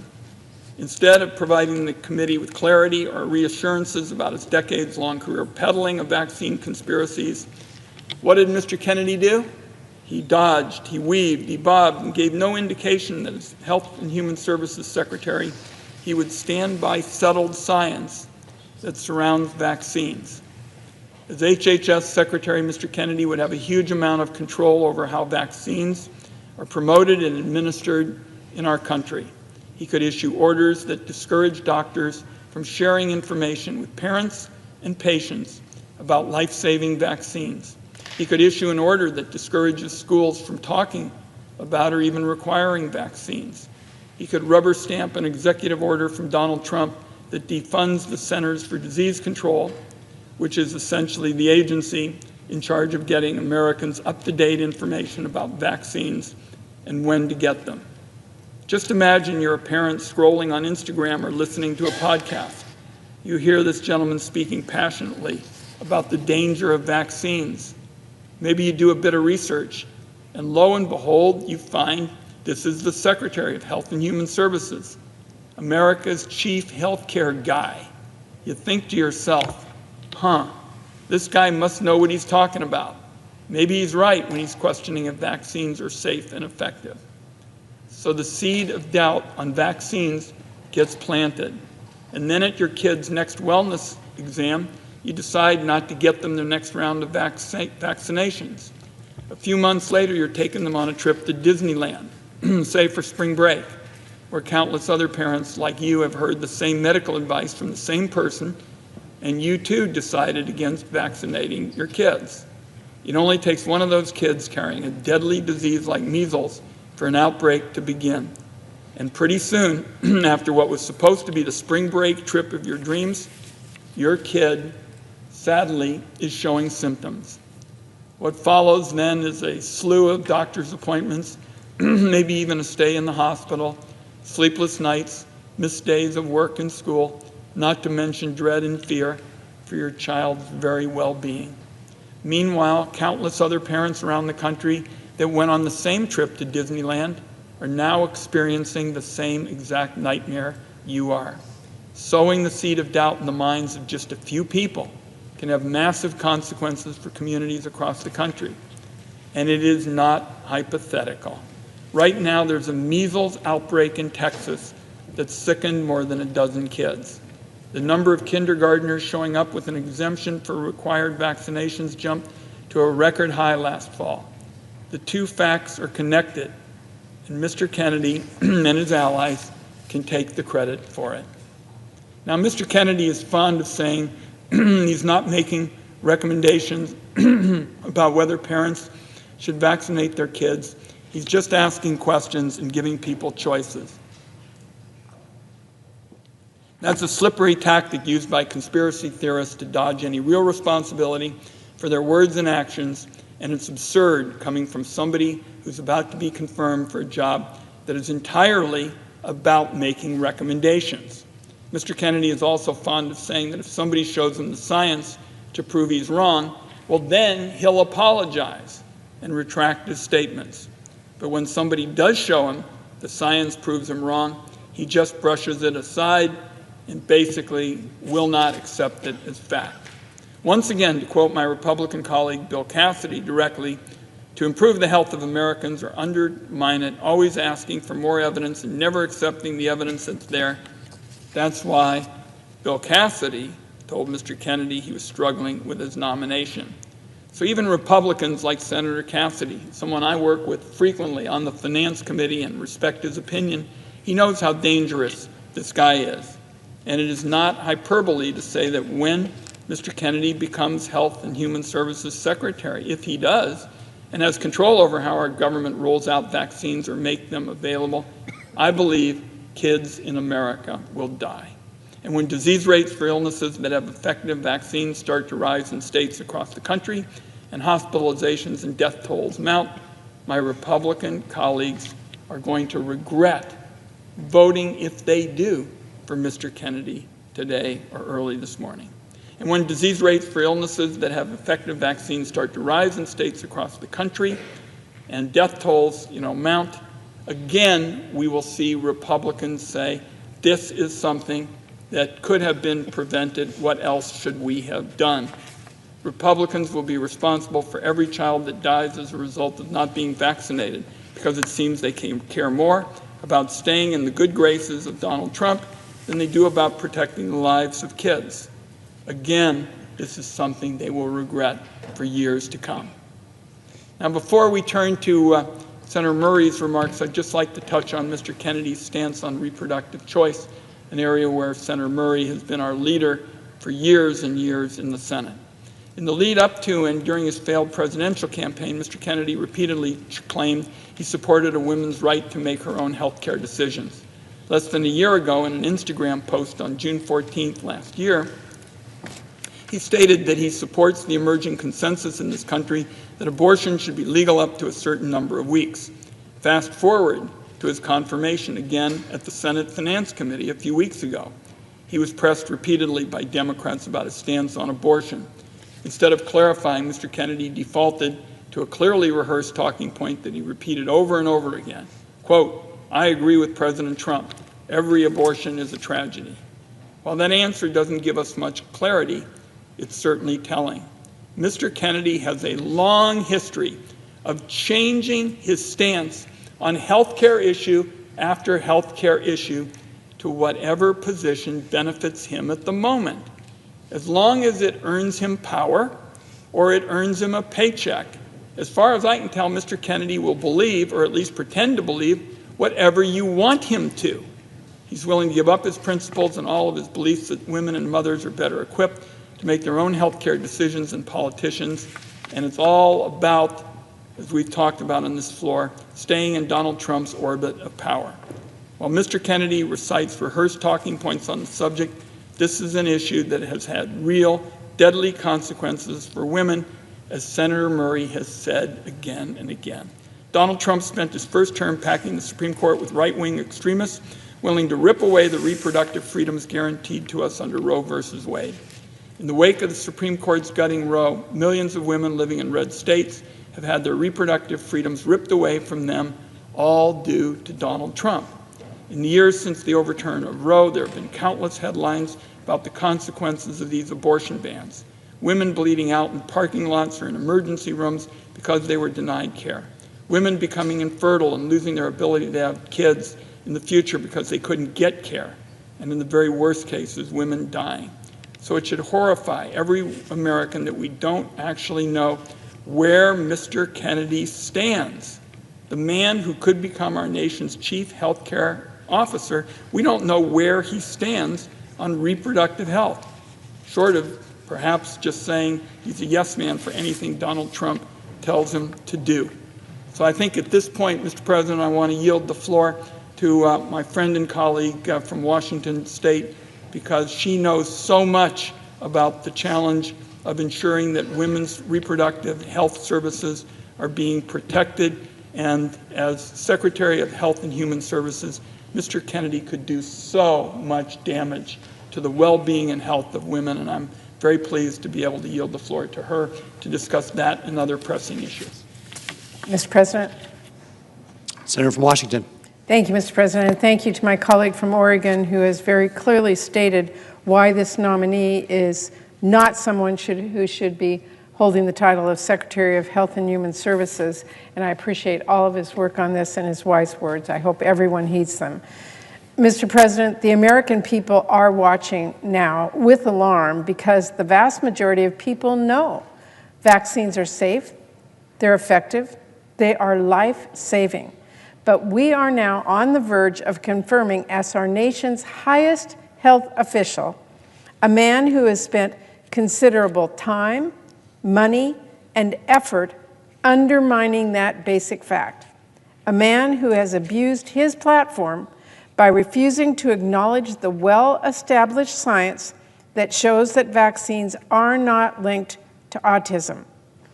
Fear about that point, fueled by RFK Jr. and others peddling misinformation, is a leading reason that parents do not get their kids vaccinated against preventable, dangerous diseases. That is why elevating a man like RFK Jr. to lead HHS would be so dangerous. Just giving him any platform to spread vaccine doubt is dangerous, but to give him one of the biggest megaphones in the world, it is truly shameful that we even are debating this. My colleagues should know better. They actually do know better. They are looking the other way. They are choosing to pretend like it is in any way believable that RFK Jr. won't use his new power to do exactly the thing he has been trying to do for decades, undermine vaccines. Never mind the fact that CDC has already modified web pages with information about vaccines and other vital public health information, which a federal judge has now ordered the Trump administration to restore it.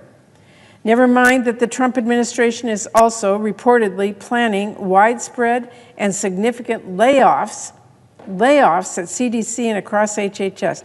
This is how RFK Jr. substitutes his own beliefs for science.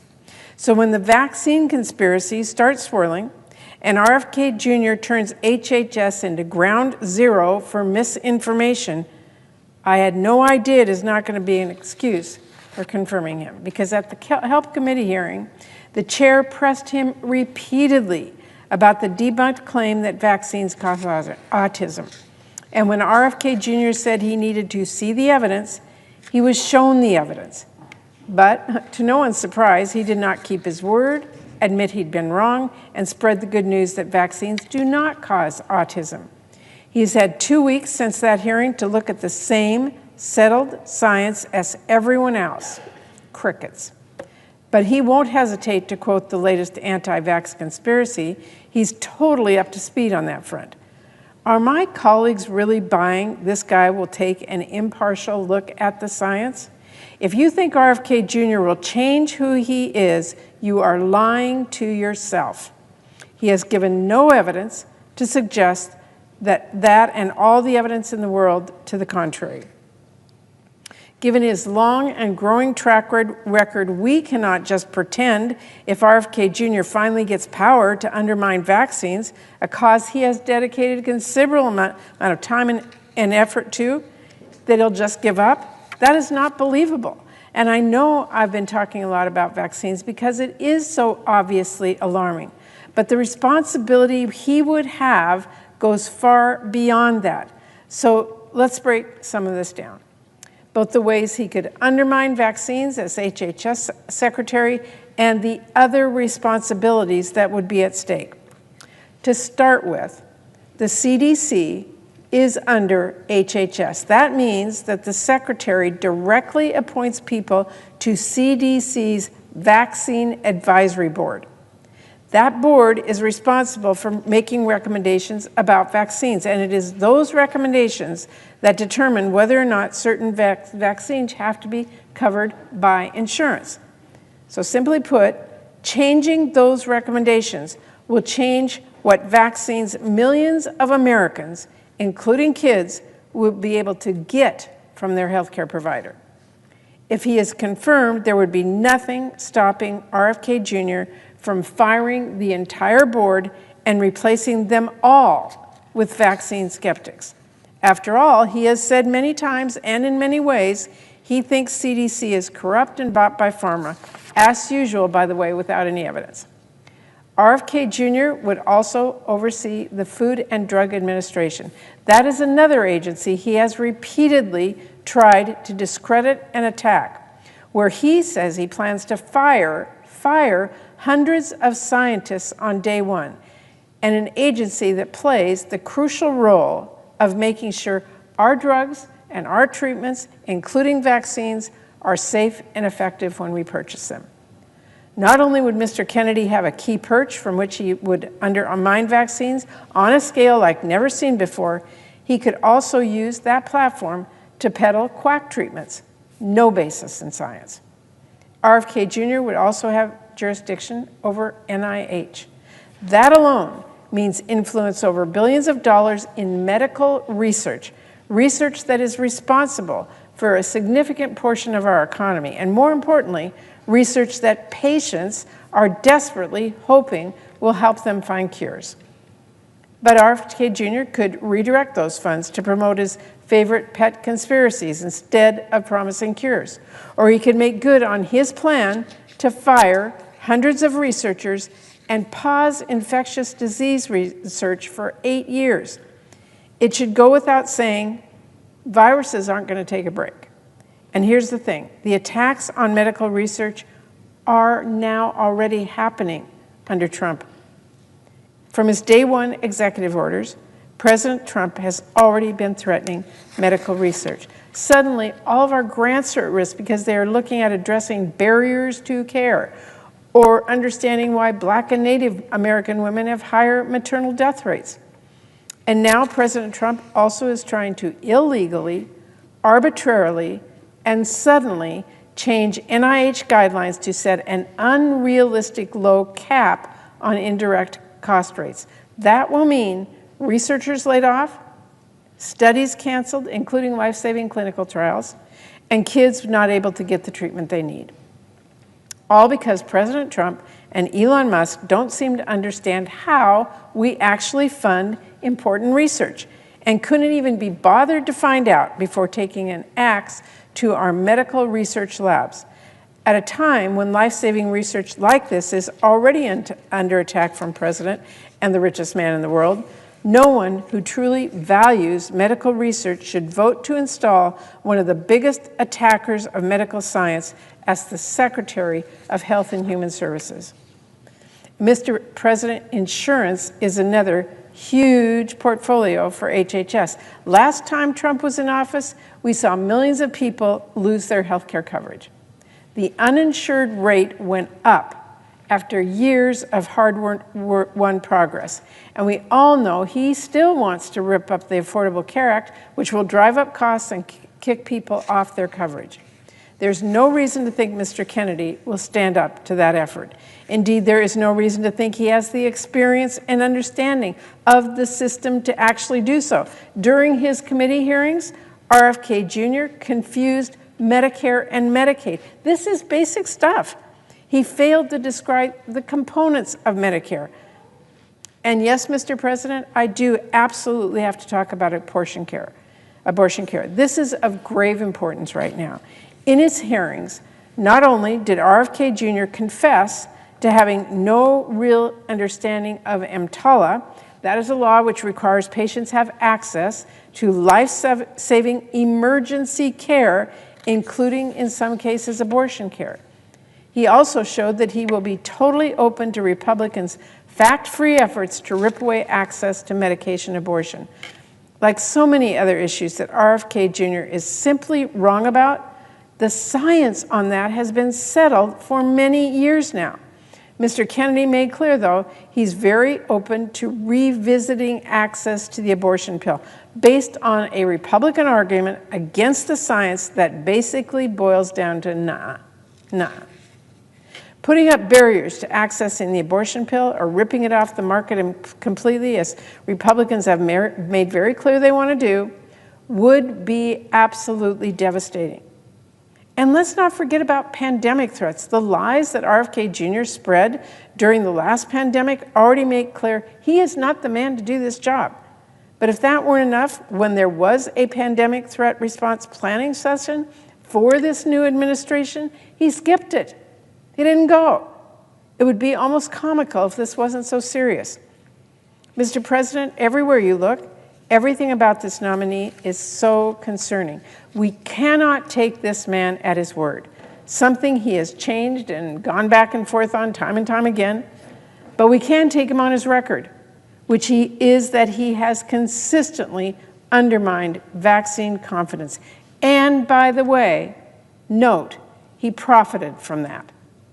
And we can take the threat of what he might do seriously, especially given the alarming things that are already happening. If RFK Jr. gives you his word of honor that he won't freeze research, guess what? We're already seeing the Trump administration totally upend medical research. Thanks to the Trump funding freeze, NIH hasn't issued any grants award in weeks.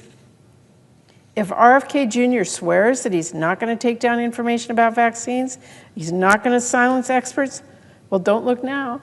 But the Trump administration has already taken down or changed CDC pages about vaccines.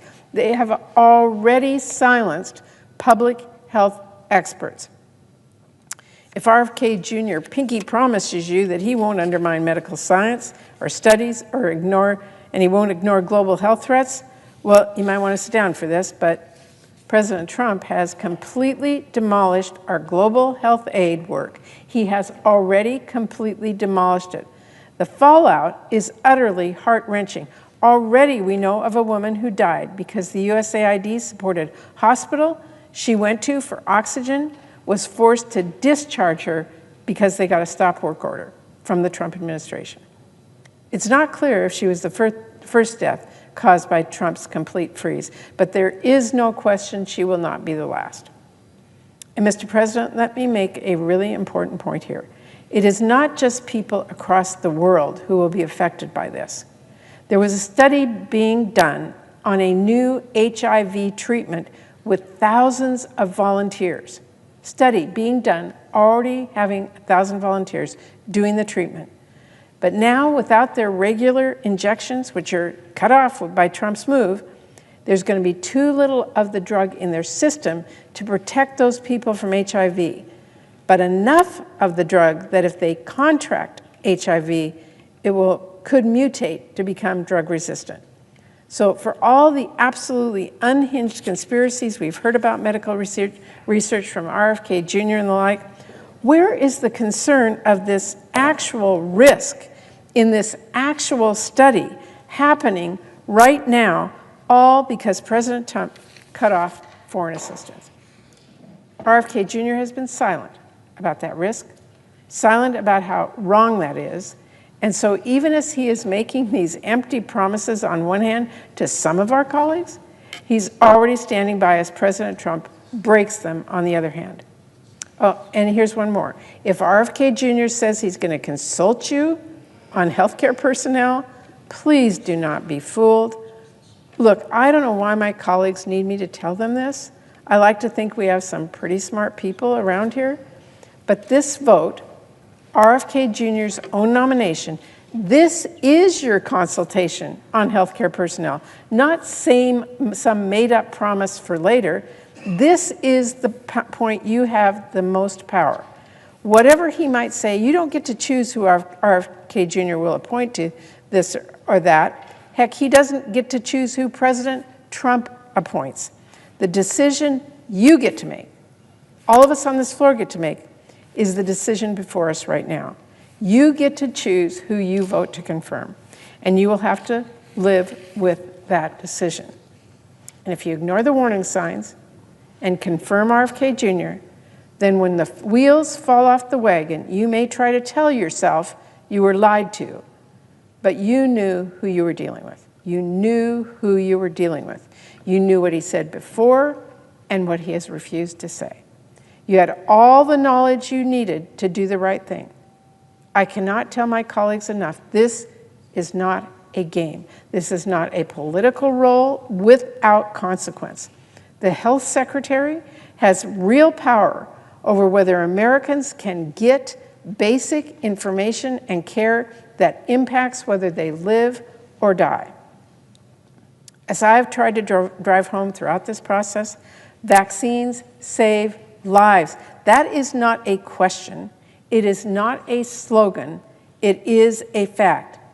If when parents look to you, worried about their newborn, wanting to do what is best for their baby, and trusting your advice as a public health leader, if you cannot tell them the same truth that centuries of science and experience tells us, which is that vaccines are safe and effective and life-saving, then you have absolutely no business leading the Department of Health and Human Services, none. And so just as I did at the hearing, I want to warn all of my colleagues, by merely voting to confirm Mr. Kennedy, we would be telling our constituents he's worth listening to on vaccines. That alone will get people killed before he even lifts a finger, because he does not even need the levers of power to get people killed. All he needs is that megaphone. To affirm his views by voting to confirm him as our highest health official, let's not mince words about what that will mean. When babies die from whooping cough because parents weren't sure if the vaccine was safe, will you be able to look them in the eye? When the flu sweeps our nursing homes, when measles sweep through our communities, will it be worth it? Mr. President, I will end on this. I'm sure there are plenty of members who know perfectly well just how dangerous it would be to confirm RFK Jr. They don't need to hear it from me. In fact, some of them even know the danger better than I do. But here's what I do know. Conscience is a muscle. Courage is a muscle. The less you use them, the more they fade away. So if my colleagues are feeling the pressure from President Trump, or if they're feeling the weight of the richest man in the world on their backs on this vote, I would warn them. This will certainly not be the last test we face here in the Senate. Giving into this pressure now won't make it go away. It won't soften the pressure you face later, and it will not strengthen your resolve when the stakes are higher. It will just show pressure works. If you do not draw a line somewhere, you will cross every line you could ever imagine. You will be pushed further and further into accepting things you thought you never would, things you thought you never could. I think most of my colleagues know what really is at stake here. I think most of my colleagues know what sort of man RFK Jr. is and what sort of damage he could do if he's confirmed. There are political realities, we all get that, but there is also right and wrong. There's fact and fiction. There's people staying healthy and people dying pointlessly, kids dying pointlessly from diseases that we can prevent because they thought Congress took its job vetting our health care secretary seriously. So, Mr. President, I urge my colleagues to show some courage.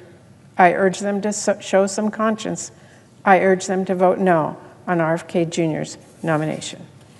Mr. President, I yield 30 minutes of post-cloture debate time to the Democratic leader, and I yield the floor.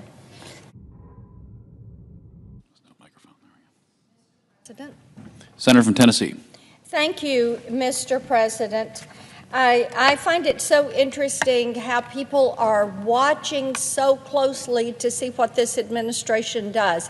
And I've been so pleased to see that the polling shows by an overwhelming amount, 70% of the American people agree with how President Donald Trump is carrying out his job, getting things done for the American people, things that they voted to see done. And he is keeping those promises.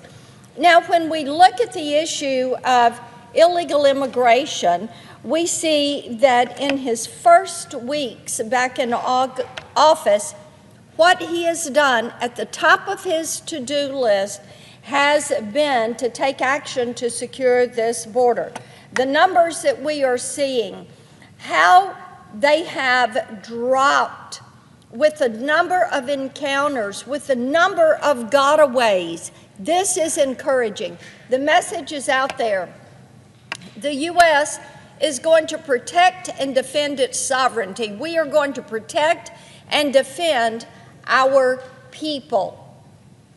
That is important, and we are seeing it. Now, the president has taken some executive actions that have yielded results. By executive order, he restored the Remain in Mexico policy. He restarted the border wall construction, which, by the way, Mr. President, this is something the Border Patrol has told us not for just a few years, but for decades. We need a border wall. That's where the phrase, build the wall, came from. It came from people that are down there every day protecting this country from harm. The president has also ended catch and release. Now, that's that practice where somebody comes across and then they get their paper that they're claiming asylum and they're told that they can go on into the country and go wherever, and there are nonprofits down there on the border, and they give them a plane ticket and food and a phone, and off they go to their desired destination at taxpayer expense. So that has ended. The president has also sent troops to the southern border, and thank goodness we are seeing these deportations of criminal illegal aliens taking place. Yesterday in Nashville, we had 8 that were apprehended in a human trafficking ring. 8. 2 of them were linked to Tren de Agua. They were Tren de Agua gang members. Now, these are all things that the president is doing to make this country safe. And we have security moms all across this country, and certainly across Tennessee, that are reaching out to us and saying, keep it going. Deport those that are criminally in this country. Let's carry this out. We're seeing such good results. In operations across the country, ICE, which is Immigration and Customs Enforcement, has arrested 11,000 criminal illegal aliens including many violent offenders and gang members. Since Inauguration Day, migrant encounters at the southern border have reportedly dropped 87%. As I said, Mr. President, we are seeing results. We know that for years, former President Biden allowed more than 10 million illegal aliens to enter the country, including tens of thousands of convicted criminals and more than 1.7 million known gotaways. And for 4 years, Tennesseans and Americans across the country have suffered the tragic consequences, including rampant migrant crime. Recently, our Tennessee District Attorneys General Conference released a report documenting the widespread migrant crime in our state during the final months of the Biden administration. Now, the report confirms what we already know, that during the Biden years, every town was a border town, every state was a border state. So our Tennessee District Attorneys General took the last 3 months of 2024 and they said, let's look at what is happening in these last 3 months and see how this has escalated. Now, of course, we know that under Joe Biden, violent crime rose 43% his first year that he was in office. And what we saw from the District Attorney General's report, that there were in 3 months, now this is a 3-month number, there were 2,719 reports of illegal aliens being charged or convicted of 3,854 offenses in the state of Tennessee. Among them, the most common offense was driving under the influence. There were 654 arrests of those illegally in the country driving under the influence. These offenses accounted for more than 13% of all DUI arrests across the entire state. And this problem is a big reason why last year my Republican colleagues and I introduced the Protect Our Communities from DUIs Act. This bill would automatically deport any illegal alien who is charged with driving under the influence. Mr. President, as I have gone across our state, in each of our 95 counties, which I visit every year, into each of these counties, I have heard from law enforcement, from police chiefs, from sheriffs, that these DUIs are such an incredible problem, and the number that are committed by those illegally in the country. Now, over this same 3-month period, illegal aliens committed hundreds of violent, heinous crimes, 154 instances of domestic assault, 80 of aggravated assault, 21 convicted of child abuse, 9 of statutory rape, 8 of sexual exploitation of a minor, 7 of vehicular homicide, 4 of murder, 3 of rape of a child, and the list goes on and on. As I said, over 2,700 illegally in the country that were convicted of more than 3,800 crimes. Disturbingly, these numbers are likely an undercount. Only 73 of Tennessee's 95 counties reported data to the District Attorneys General Conference. Under Biden, national data showed that illegal aliens were pouring in from countries all over the world, and the Tennessee Migrant Crime Report also reflects this. There were 92 unique countries of origin from Mexico and Guatemala, Jamaica, Romania. Here's the bottom line.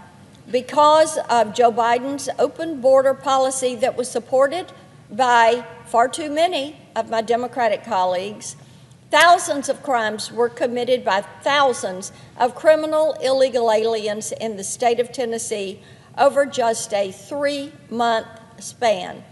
And this, my colleagues, is just one state. This is my state. But we know this is happening in communities all across this country. More than anything, the report underscores the importance of President Trump's mass deportations, which are underway. There are many ways that Congress can support these efforts. My CLEAR Act, which I've talked about many times on the floor, would ensure state and local law enforcement officials have the tools to help the federal government deport criminal illegal aliens. This is crucial, especially when you've got far-left leaders like the Chicago mayor refusing to turn over criminal illegal aliens to federal custody. Now, General Bondi is suing these sanctuary cities for allowing criminal illegal aliens who have no right to be in our great nation to harm Americans. And thank goodness she is being tough on crime. I've also introduced the Preventing Violence Against Women by Illegal Aliens Act, which would allow the deportation of illegal aliens convicted of sexual offenses or domestic violence. Any illegal alien who commits these heinous crimes should be removed from the country immediately, and I encourage all of my colleagues on each side of the aisle, support this. And my Container Act would ensure that border states like Texas have the legal authority to place temporary barriers on federal land to help stop the flow of traffickers, drugs, and criminals coming across the border. There are thousands of criminal illegal aliens residing in Tennessee and across the country.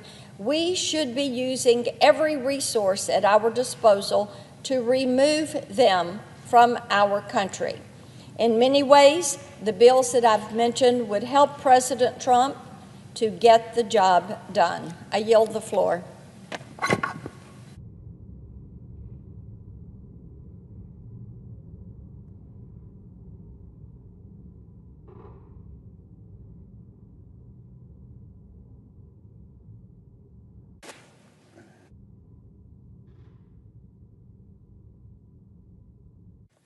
Mr. President, Senator from Hawaii.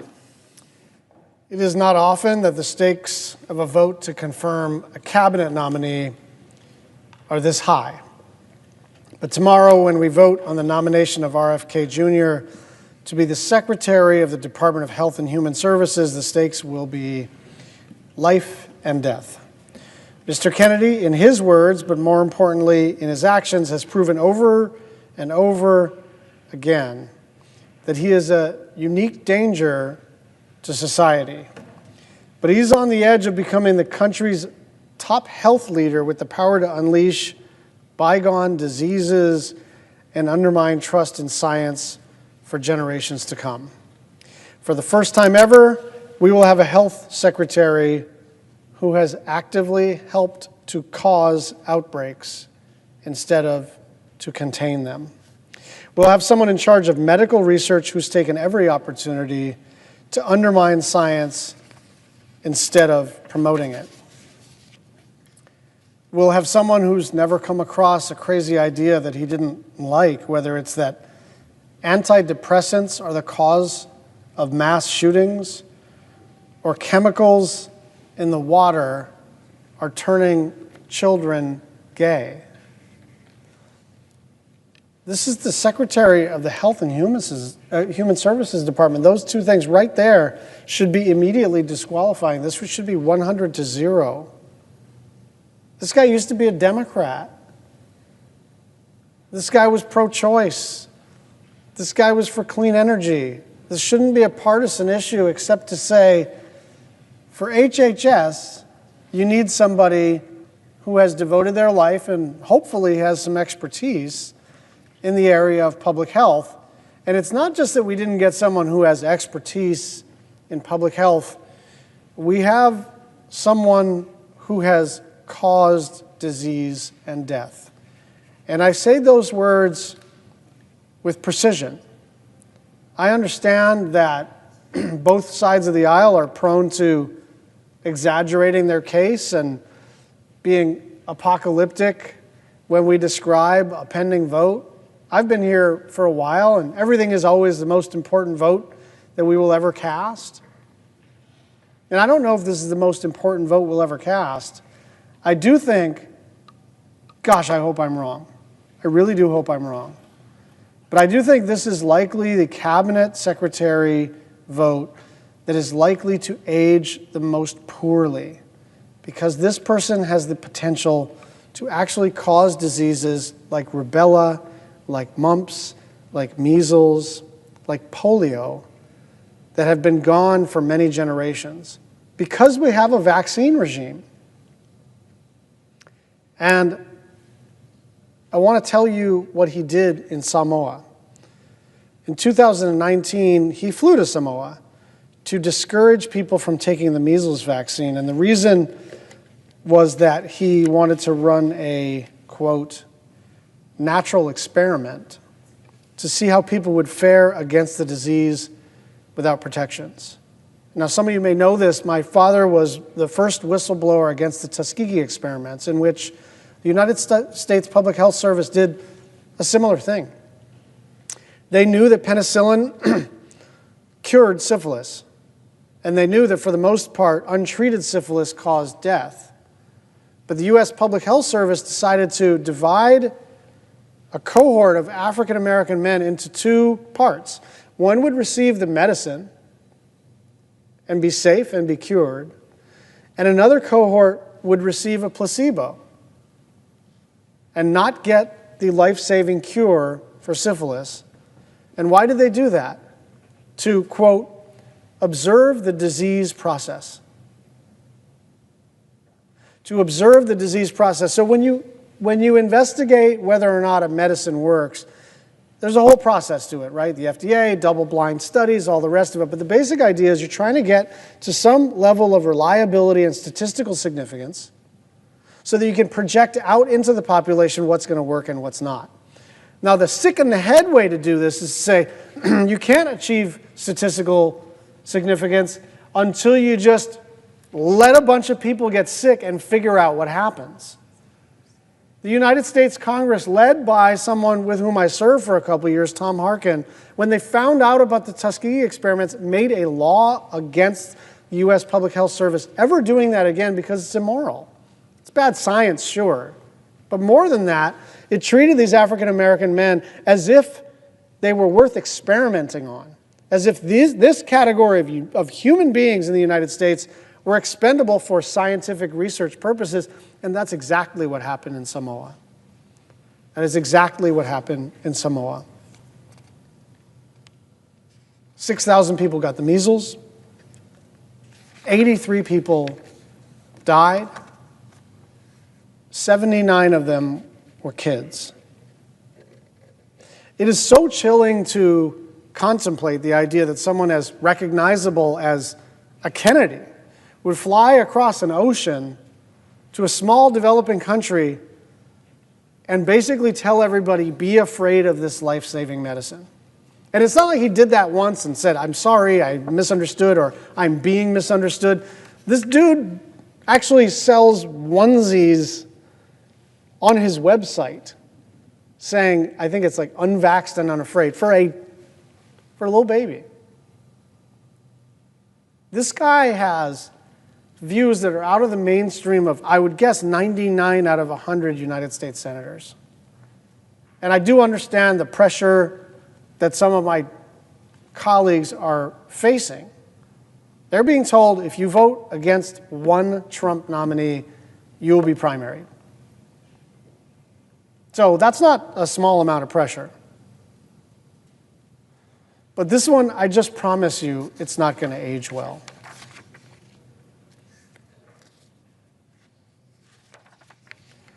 Some of my colleagues are expressing reservations in private. And I think that's better than not expressing any reservations at all. And some of them are getting private assurances from Mr. Kennedy that he does not, in fact, hate all vaccines. He just wants to answer questions and all the rest of it. I am not reassured.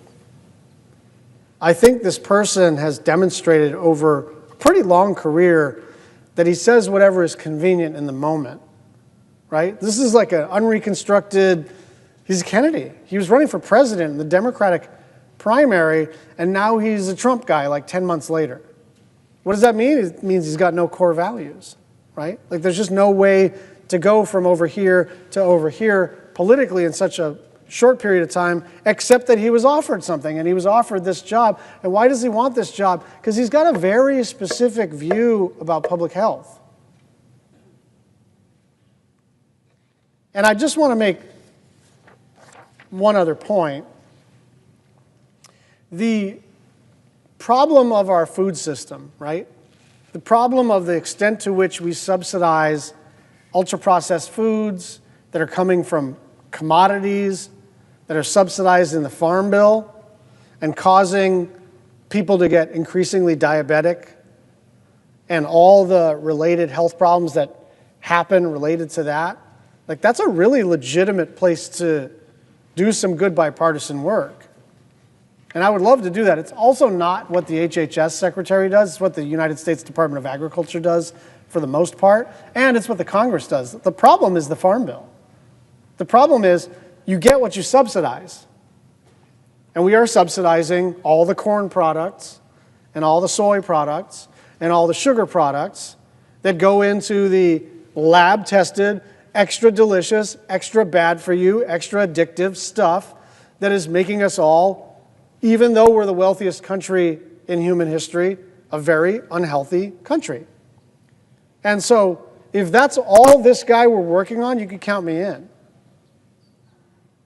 But if your idea of public health has to do with healthy food, has to do with prevention, has to do with understanding that our food system and our agricultural system and our USDA and our Farm Bill process is essentially broken, you don't actually have to purchase this kind of crazy, evil stuff. You just don't. You don't have to do it. There's lots of good people on the food system side you can work with, work for, cheer on, organize with. But this man is going around, he's not talking about the COVID vaccine. He's not talking about whether or not it's appropriate to require masks in public, where Democrats and Republicans are like still arguing about stuff like that. He's talking about stuff that, like, if you're a parent and now you don't know whether when your kid goes to school, they've reached herd immunity for stuff that is like way, way, way generations back in the rearview mirror. And so I don't know if this is going to mark one of the most important public health moments in American history, but I can't think of another time where we actually have the technology, we have the medicine, we have the science, we have the distribution system, we have the public infrastructure to keep people safe. And we just decide by a vote of 53 to 47 to make people unsafe. So, Secretary of Defense, DNI, all these are important. Treasury, every cabinet position is important. It's going to be a little more challenging to know whether your vote is vindicated in the sweep of history. I think this guy is going to age very poorly in the job because I think we are going to see bad public health outcomes very, very shortly. This really is a matter of life and death. And I understand. What I have learned over the last 10 days is if Republicans are going to display courage, it's not going to be on the cabinet. There are a few that have voted, not with their party. But for the most part, like, they're in line and Trump is going to get his cabinet. But let this be a marker for everybody. Let today be a marker for everybody. Even if you voted for Trump, if you didn't vote for Trump, if you're not a voter, it doesn't matter. If you think it's a good idea to leave all of these diseases in the rearview mirror, then this is a very, very bad person to have running the Department of Health and Human Services. I yield the floor.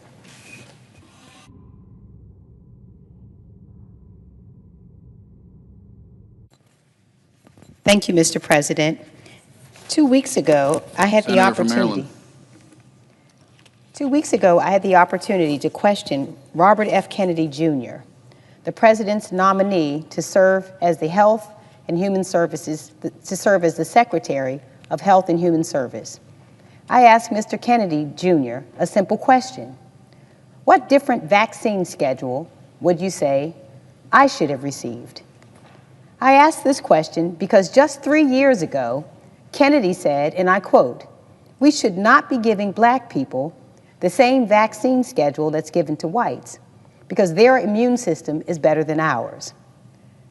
When I asked him this question, Mr. Kennedy referenced a study by Poland, a study he assured me, and not just me, but also my colleagues on both sides of the aisle and the American people watching, that this study asserted that indeed certain races required a different vaccine schedule. That was a lie. In fact, the study's own authors stated the data doesn't support a change in vaccine schedule based on race.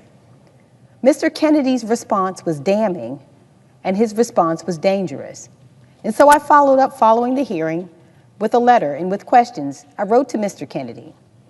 During your testimony, you cited a series of Poland studies that underlie your claims that black people and white people should have different vaccine schedules.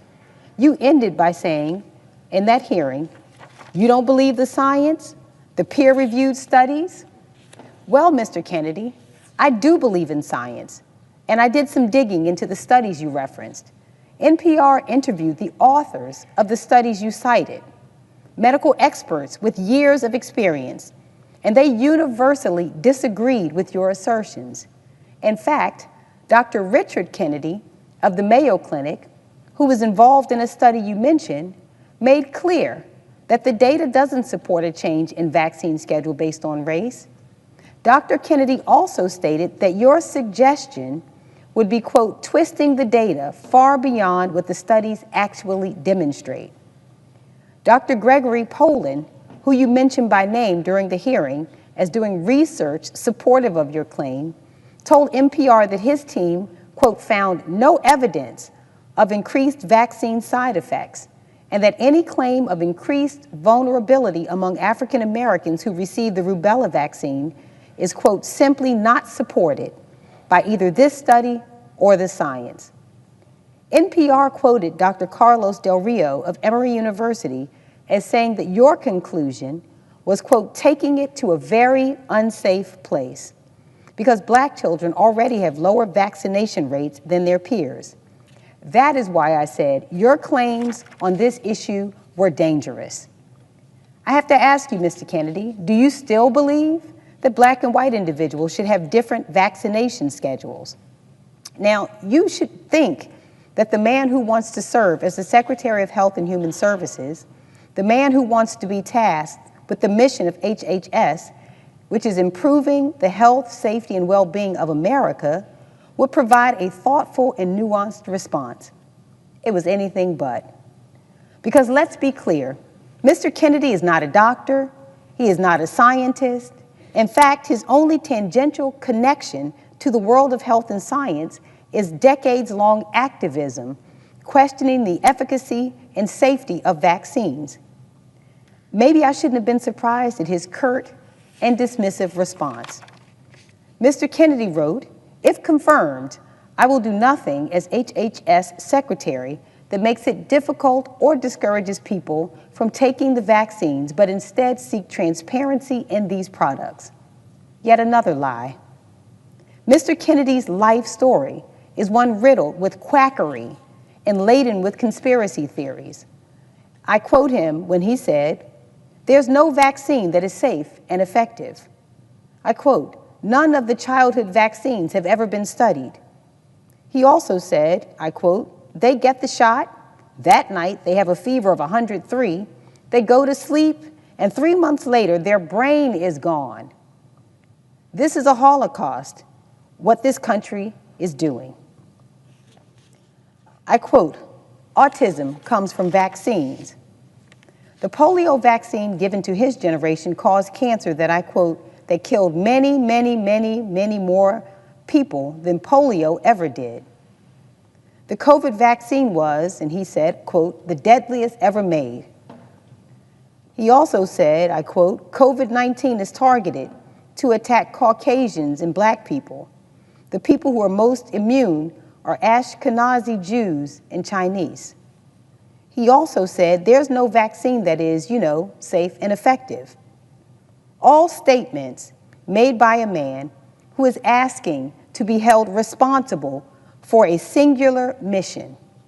The mission of the United States Department of Health and Human Services is to enhance the health and well-being of all Americans by providing for effective health and human services and by fostering sound, sustained advances in the sciences underlying medicine, public health, and social services.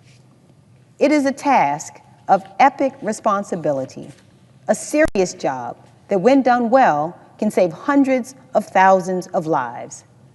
A job that, when done poorly, will most certainly cost American lives. And let us not speak of Mr. Kennedy in a vacuum. We have now held the floor multiple times over the past week over a string of nominees that are dangerous to the American people. Not because, and I cannot stress this enough, we disagree with their politics or their worldview. We can have robust policy debate. We can have robust scientific debate. In fact, robust debate has the potential to move us forward as a country. Respectful debate is the hallmark of this body. It is a crucial component of free speech. I went to law school, and I spent years in the courtroom trying cases, making my arguments before a jury of my peers, grounding my arguments for a basic set of evidentiary facts. But what we are dealing with here isn't a debate.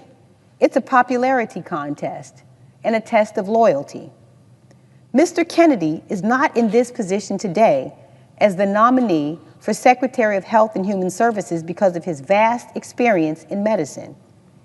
Mr. Kennedy is not in this position today because of his deep scientific knowledge. Mr. Kennedy is not in this position today because he has respect for the scientific method. Mr. Kennedy is not in this position today because he respects medicine. Mr. Kennedy, like many of his fellow nominees, is in this position today because of his deep loyalty to the President of the United States.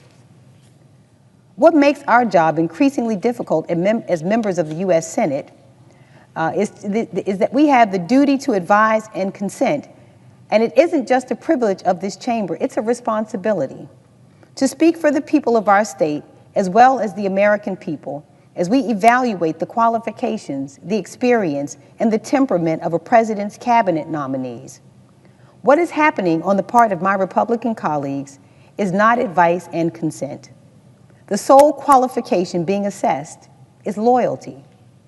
Not loyalty to country, not loyalty to the American people, not loyalty to the duties and responsibilities we have been entrusted with by the voters in each of our states. The sole qualification up for assessment is loyalty to the president. And Mr. Kennedy has that in spades.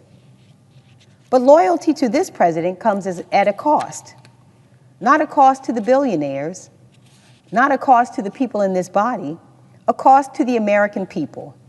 Democratic Americans, Republican Americans, independent Americans, Americans who voted for this president, Americans who did not, and Americans who did not vote at all. The president has been consistent that he believes the American people delivered him a mandate to carry out his agenda.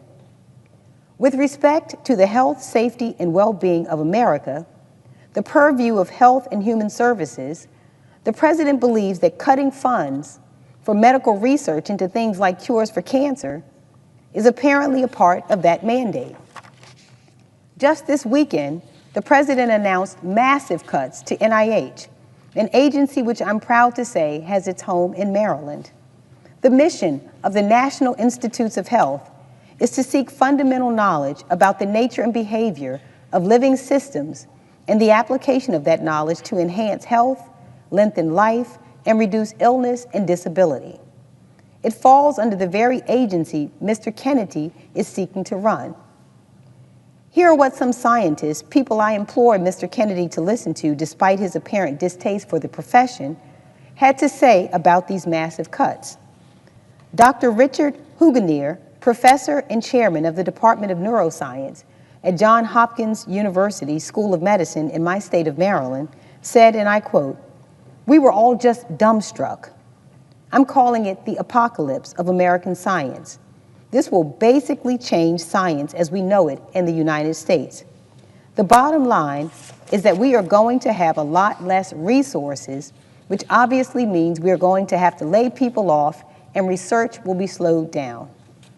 Dr. Otis Brawley, professor of oncology and epidemiology at the Johns Hopkins School of Medicine and the Bloomberg School of Public Policy said, and I quote, "We're going to see health research kneecapped."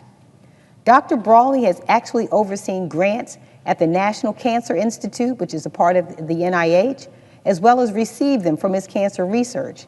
He went on to say, and I quote, "People who are getting treated in clinical trials now for cancer will find many of those trials will close down." Dr. David J. Skorton, president of the Association of American Medical Colleges, said, and I quote, "These are real consequences.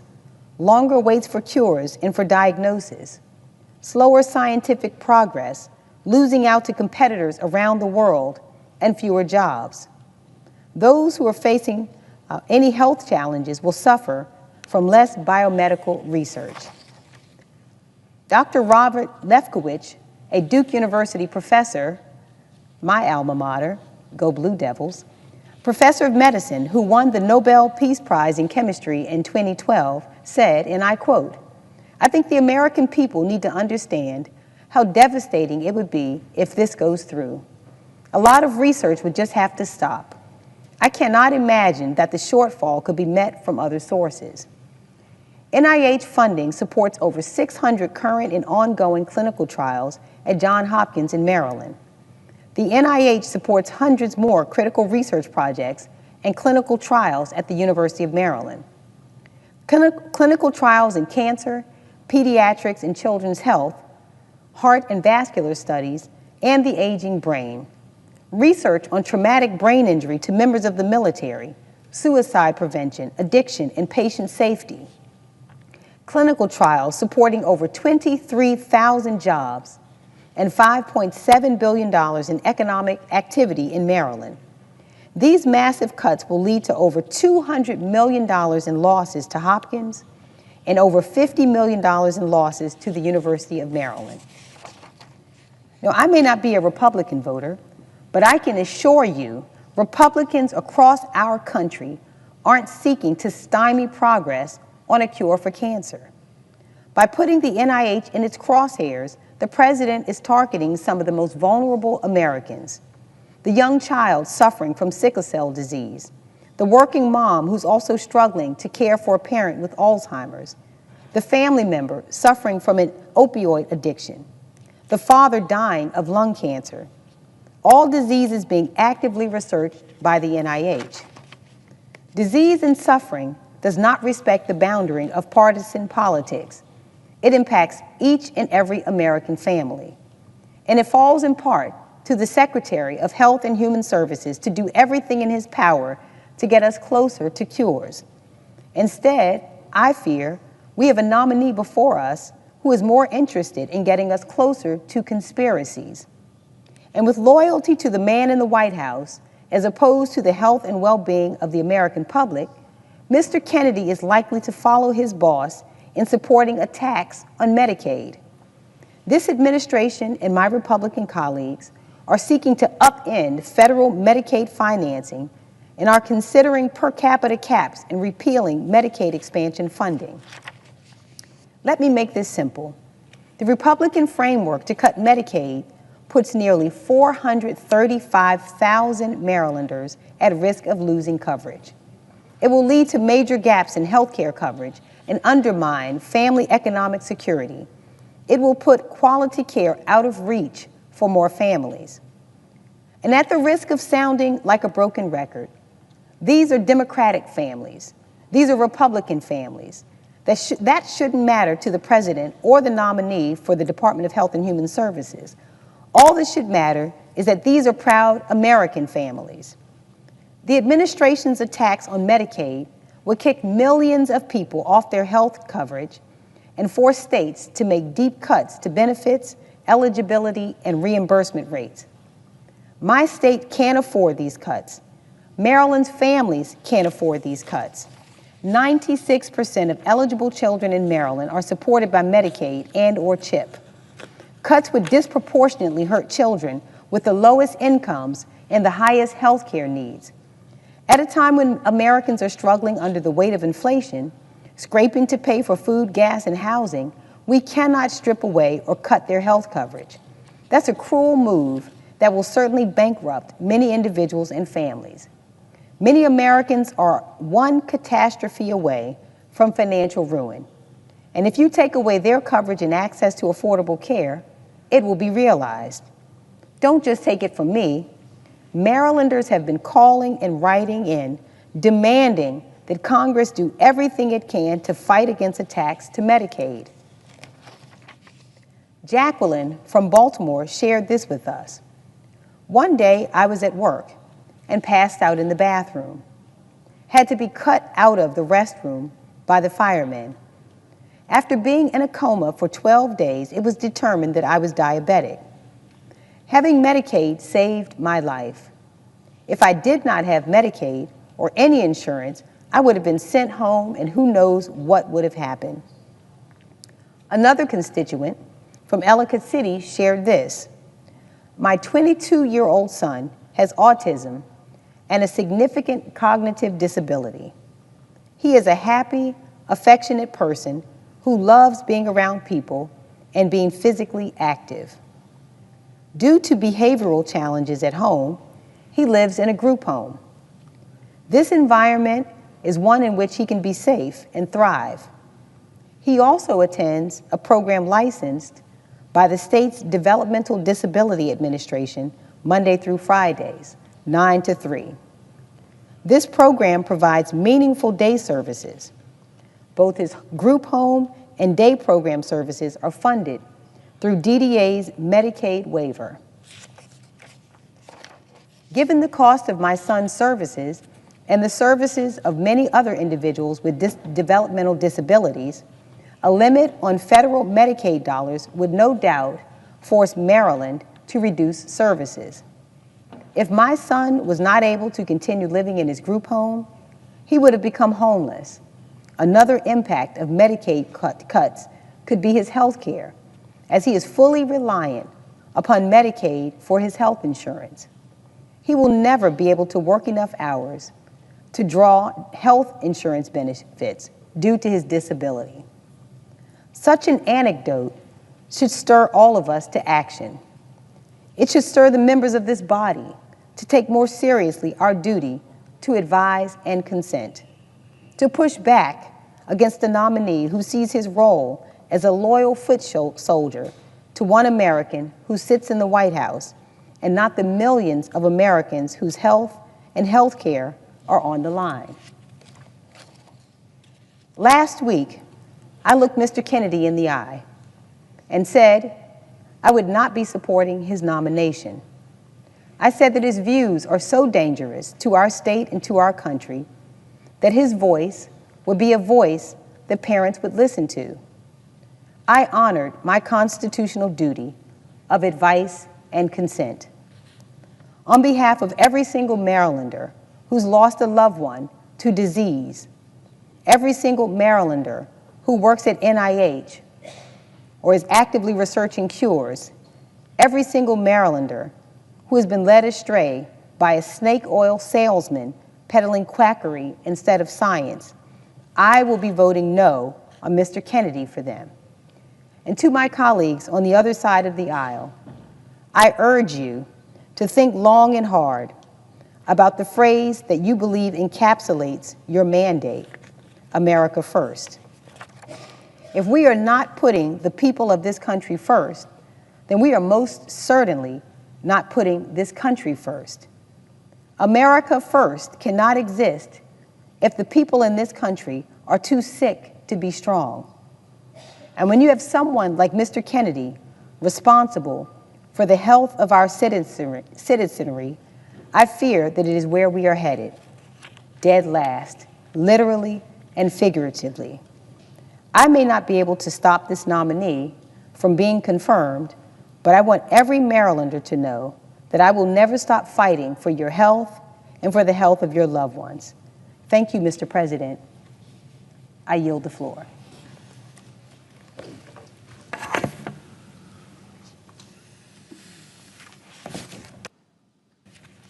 Mr. President.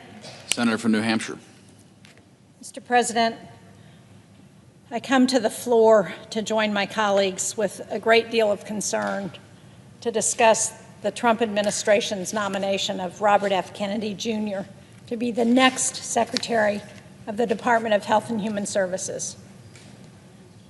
To put it very simply at the outset, Robert F. Kennedy, RFK, Jr., is unfit to lead the highest health office in our nation.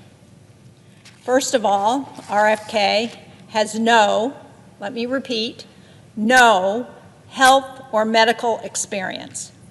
That in and of itself should be a red flag on this nominee, who is supposed to be tasked with leading our nation's health agency. But sadly, that's not where the red flags end. From his radical and dangerous opinions on vaccines and other public health, to his promises to cut medical research, to his ever-changing position on women's rights to access reproductive health care, he has proven that he lacks the credibility, the knowledge, and the capability to be the Secretary of Health and Human Services. So let's take a step back. When President Trump ran his campaign, he ran a campaign on lowering costs for working Americans. Well, where has that promise gone? We saw today that inflation has gone up in the last quarter. It's over 3% now. And we've seen nothing from President Trump's first weeks in office that addresses the high costs of health care, of food, of housing, of child care. 2 weeks ago, this administration, including the Health and Human Services Agency, halted funding across the board for programs like our community health centers and substance use treatment programs. These centers are often the main source of health care for their communities. They serve the people across the states of this country.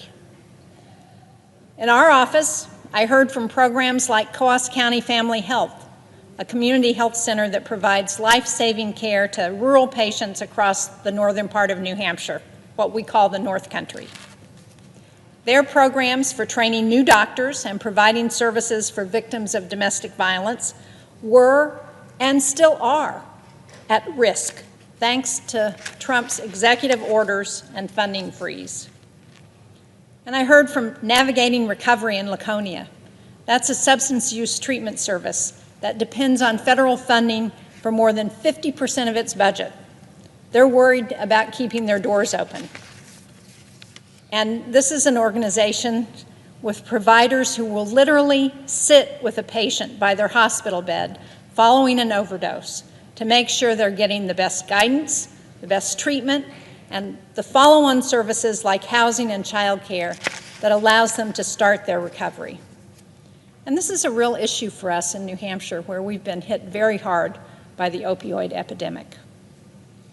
The Trump executive orders and funding cuts will force Navigating Recovery to lay off staff and to curtail services should those funding cuts continue. These are actions on the part of the White House that don't lower costs for families. They do just the opposite. They put people out of work, and they weaken our ability to care for our most vulnerable populations. But when he was asked if he would reverse this policy of cutting funding for programs like substance use recovery, RFK refused. The thing is, we should be taking steps right now to lower costs for families and children. Half of the uninsured Granite Staters cite cost as their reason for not being able to purchase health insurance. More than 2/3 of people in New Hampshire have delayed care, and another 25% have delayed buying needed prescriptions or said they have to ration their meds. We could help these people right now. We could pass the Health Care Affordability Act, which would make permanent premium tax credits in the Affordable Care Act that have cut health care costs for 24 million Americans, nearly 70,000 from New Hampshire. Passing that bill would directly help constituents like the man in Newmarket who contacted our office. He's 55 years old. He's a patient at Lamprey Health Care, which is a community health center. He had been uninsured and avoided going to a doctor his whole life. But sadly, he was recently hospitalized for 10 days because of complications from untreated diabetes. He had sepsis and he had an infection in his foot. Unfortunately, he didn't have insurance when he was hospitalized. But luckily, Lamprey Healthcare sat with him, helped him purchase insurance on healthcare.gov, helped him avoid potentially devastating medical debt. These tax credits are vital to his and to millions of Americans' ability to afford health care. But again, when asked about these tax credits, RFK refused to say that he would support extending them. So much for any concern about lowering costs for families. Now, if this administration is not trying to lower costs, what are they doing to help the people they swore an oath to serve? Last Friday, our research institutions got a notification almost overnight that their funding through the National Institutes of Health would be gutted. This decision threatens our ability to find cures for diseases, to get ahead of public health crises, and to hire and retain talent. I think it was made rashly and irresponsibly without really understanding what the impact would be. Slashing those funds won't make research more efficient. Instead, it's going to cripple our ability to treat and cure horrific diseases. Dartmouth College, which is in Hanover, New Hampshire, is one of our preeminent research institutions in the country. Last year, Dartmouth received nearly $100 million in NIH funding to help with its cutting-edge research to treat diseases like diabetes, cystic fibrosis, and Alzheimer's. This NIH decision, this decision by the Trump administration, will cut Dartmouth's funding by $38 million. And we don't know what the future impact of that would be. Will we miss the next cure for a pediatric cancer? Will we fail to advance treatments in Alzheimer's? What we do know is that this has an immediate impact on the people living in the Upper Valley of New Hampshire. More than 1,300 employees are supported by federal grants at Dartmouth, and the vast majority of these are supported by the National Institutes of Health. The job loss, the economic impact that will result from this decision will be devastating. And sadly, once these jobs are gone and the researchers leave, there's no going back, because they're going someplace else. They're going overseas. But we unfortunately know that RFK supports this decision because he has publicly supported gutting NIH staff and research. And if Robert Kennedy is confirmed, I fear he will do nothing to push back or to reverse these reckless decisions. The Secretary of HHS also holds immense power over ensuring that women in our country have the ability to access reproductive health services, including abortion. Interestingly, I thought this was something that RFK and I agreed on. But now I'm not clear what he supports. He used to proudly say that he was pro-choice, but since being nominated, that belief seems to have disappeared overnight. The only thing I think he truly believes is in his desire to do whatever Trump wants, even if it means compromising his own values. Women in this country need to know that the Secretary of Health and Human Services will defend our rights to access all the health care we need. But at every turn, Republicans and the Trump administration have pushed forward dangerous policies intended to threaten access to full reproductive care. They put on the Supreme Court the justices who overturned Roe v. Wade. And at the state level, they have instituted draconian abortion bans that threaten the lives of mothers. Women are literally dying from a lack of care because of these bans on our health. This is 2025. How did we get here? I remember before Roe v. Wade.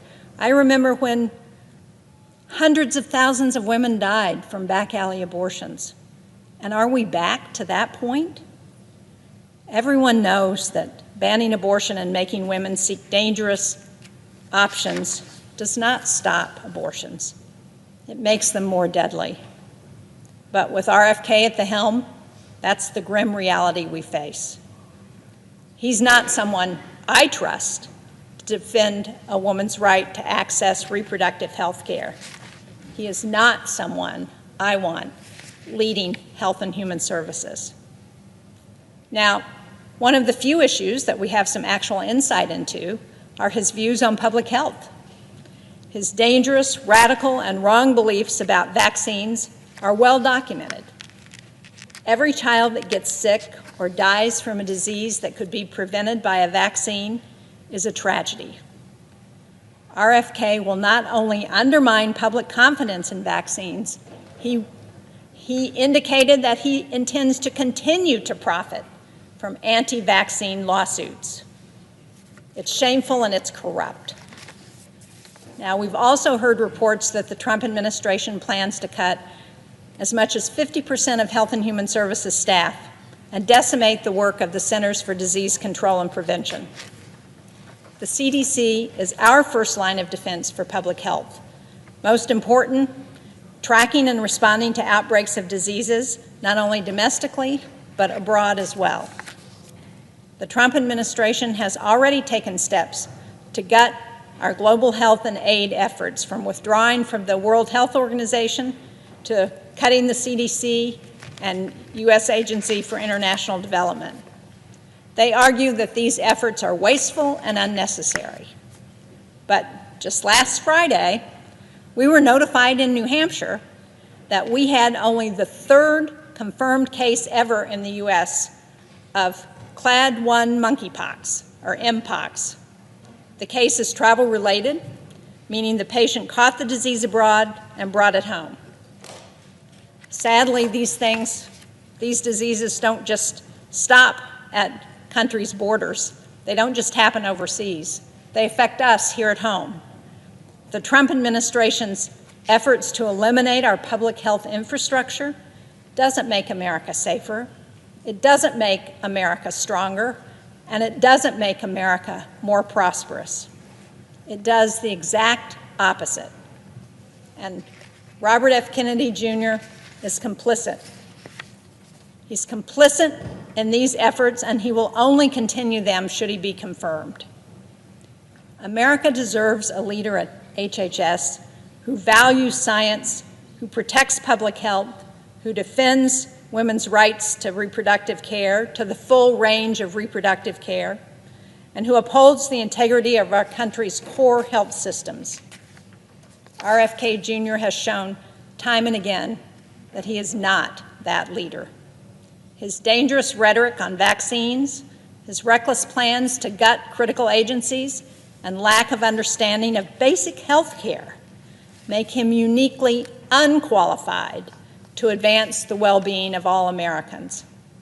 I urge my colleagues to reject his nomination for Secretary of Health and Human Services. I yield back. Thank you, Mr. President.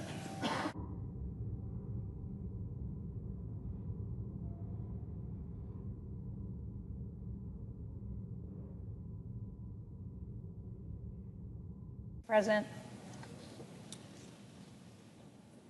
The senator from New Hampshire. I yield 30 minutes of post-cloture debate time to the Democratic leader. The senator has that right.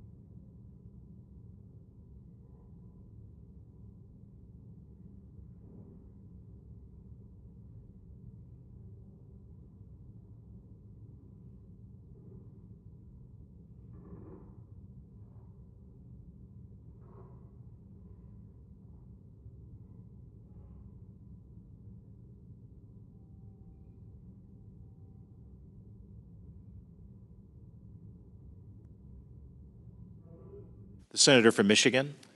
Mr. President, I rise today in opposition to Robert F. Kennedy Jr.'s nomination to serve as Secretary of the Department of Health and Human Services, also known as HHS. Throughout his entire nomination process, it has become clear that Mr. Kennedy is wholly unprepared to lead this department, which is charged with promoting as well as protecting the health of all Americans. If confirmed as Secretary, he would be tasked with managing programs that millions of Americans depend on each and every day, including Medicaid and Medicare, the Centers for Disease Control, or CDC, the Food and Drug Administration, or FDA, the National Institutes of Health, or NIH, as well as a number of other initiatives aimed at preparing for and responding to public health and medical emergencies. In total, HHS has nearly $2 trillion budget and manages more than 90,000 employees. HHS is an extremely complex organization that requires a leader with expertise on how these critically important programs are actually administered. Yet, during his hearings before the Senate Finance and Health Committees, Mr. Kennedy showed his severe lack of knowledge and understanding about the most basic of federal health programs. Mr. Kennedy could not answer the most basic questions about how the Medicaid program works, or how it benefits more than 70 million Americans who depend on health insurance. At a time when Republicans are proposing drastic cuts to the Medicaid program to pay for their tax cuts to billionaires, We need a secretary who will not only knows how the program works, but will protect the access to health care services it provides for children and some of the most vulnerable people in our country. It's very clear Robert Kennedy Jr. is not that secretary. During his nomination process, Mr. Kennedy also made it clear he does not understand the differences between the various components of Medicare, a program that keeps our seniors cared for well into their golden years and often plays a key role in a person's decision about whether or not they can retire with dignity. Amid ongoing threats from Republicans to privatize Medicare, we need a secretary who will protect this program that generations of seniors have counted on to get care and generations to come that are paying into that fund for their future. Mr. Kennedy's lack of experience and basic understanding of our nation's healthcare system is, to say the least, extremely alarming. We cannot confirm a nominee who doesn't even know the most basic answers about programs that he's actually in charge of administering. Since Mr. Kennedy was nominated to lead HHS, I've heard from thousands of my constituents from every corner of Michigan, from densely populated cities to some of the most rural areas in our state, who are deeply concerned about his plans for the department would impact families. For example, I've heard from countless folks about the rising cost of health care that is squeezing Michigan families' budgets. Health care prices are rising faster than inflation, making it even harder for people to get the care that they need. I've heard from a constituent who has operated a food pantry in her community for 13 years. She worries about what will happen to the people that she serves if they do not have access to the food security programs made possible by HHS. In her letter, she shared that most of her people in her pantry services are literally one ER visit or one car breakdown away from being able to feed themselves or their families. Public health initiatives are a lifeline for so many in Michigan as well as across our country. When our neighbors have access to basic health resources, it allows them to focus on improving their lives, whether that's gaining meaningful employment or getting an education. So we need an HHS secretary who is focused on improving access to Medicaid and expanding the premium tax credits for the Affordable Care Act that allows millions of Americans to access affordable health care. That clearly is not Robert Kennedy. He would not be that secretary. Instead, he believes that Americans would rather be privatized for-profit care. HHS is also in charge of providing mental health services and support to communities all across our country. Unfortunately, we have a mental health crisis impacting Americans today, with record high levels of mental illness and suicides, especially among our youth. I received a letter from a social worker in Michigan who helps students who were traumatized by the horrific shootings at Oxford High School in Michigan and at Michigan State University. She is worried that without proper mental health resources, Americans who have been impacted by senseless gun violence, whether at school, at their places of worship, at nightclubs, or at shopping malls, they will grieve and struggle alone. Unfortunately, Mr. Kennedy has only further stigmatized these important resources, even making comments during his confirmation hearing linking an increase in school shootings to an increased use of antidepressants. Mr. Kennedy's ideas would only worsen the mental health crisis that we're seeing today. Instead, we need a secretary who will invest in SAMHSA, the Substance Abuse and Mental Health Services Administration. We need a secretary who will ensure that everyone has access to the programs and health professionals needed to address this mental health crisis. Robert Kennedy Jr. is not that secretary. HHS oversees our nation's major medical research, helping to advance breakthroughs in science and development of new treatments for deadly diseases from childhood cancers to Alzheimer's. Research institutions across my home state of Michigan are conducting critically important research to improve health outcomes for Americans who suffer from these diseases. A Michigan scientist who specializes in CDC research contacted my office. They fear that if Mr. Kennedy is confirmed, it could impact their ability and the ability of thousands of researchers all across our country to conduct medical research that is literally saving lives.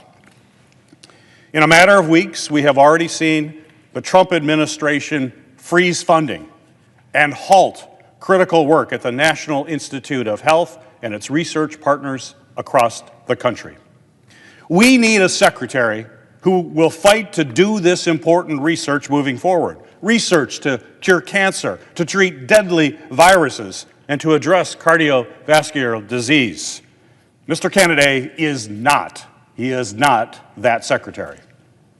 Advancing medical research is especially important today as we face increased cases of vaccine-preventable infectious diseases like measles.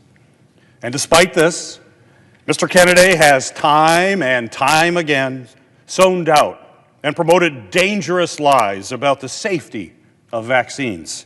And my constituents are alarmed at what that will mean for their families. A concerned mother wrote me in my office that when she was 38 weeks pregnant and told me that Mr. Kennedy's long history of spreading dangerous medical disinformation and undermining public health initiatives is directly at odds with how she plans to keep her future child from infectious disease. I also heard from a constituent who was born before the polio vaccine was approved. She said that to this day, she can still remember the relief on her mother's face when the polio vaccine became available. This moment has stuck with her throughout her 30-year career as a registered nurse, where she has made it her life's work to study and safely administer vaccines in her community. And let's be clear, let's be absolutely clear. Vaccines are scientifically proven to protect against diseases like chickenpox, polio, influenza, and yes, COVID-19. We have eradicated deadly diseases and protected our children due to incredible scientific advances in vaccine research.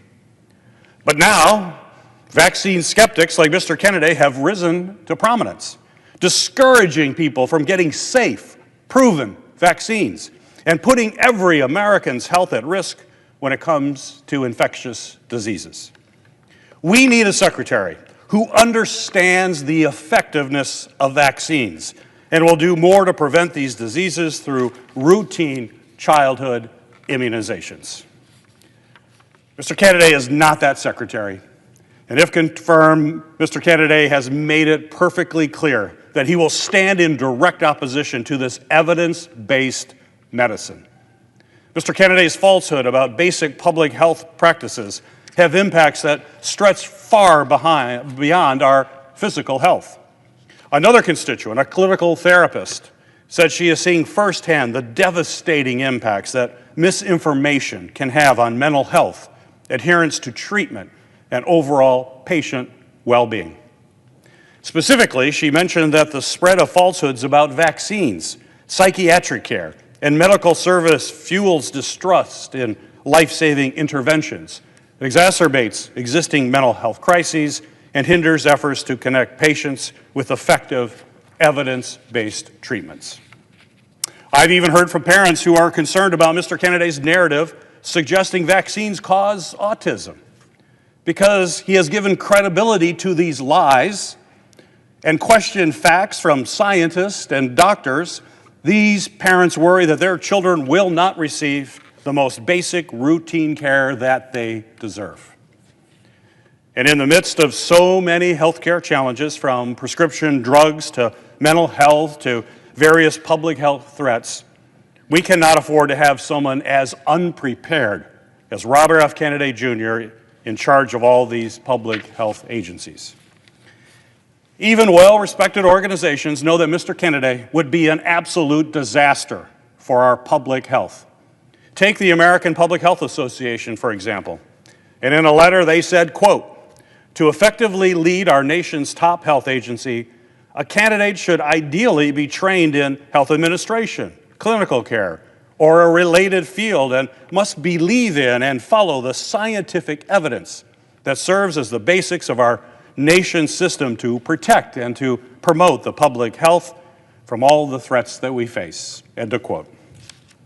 We simply cannot afford to have someone as unqualified as Robert Kennedy Jr. to be in charge of our top public health agency. He has failed to exhibit even the most basic knowledge of how HHS programs are administered to the millions of Americans who depend on them each and every day. He has misrepresented scientific evidence that is at the foundation of what HHS sets out to accomplish, which is keeping Americans healthy and protected from disease. He has demonized doctors, scientists, researchers, and medical professionals who, unlike him, have actually done the important work to keep our communities safe. I urge my colleagues to judge Mr. Kennedy on his lack of qualifications. It is clear he simply does not have the expertise, the training, or even the leadership skills necessary to lead a department as important as HHS. We need a secretary who will protect the health of Americans. Robert Kennedy is not that secretary. And if he is confirmed to lead the Department of Health and Human Services, the American people will ultimately pay the price with their health. I urge my colleagues to join me in voting no.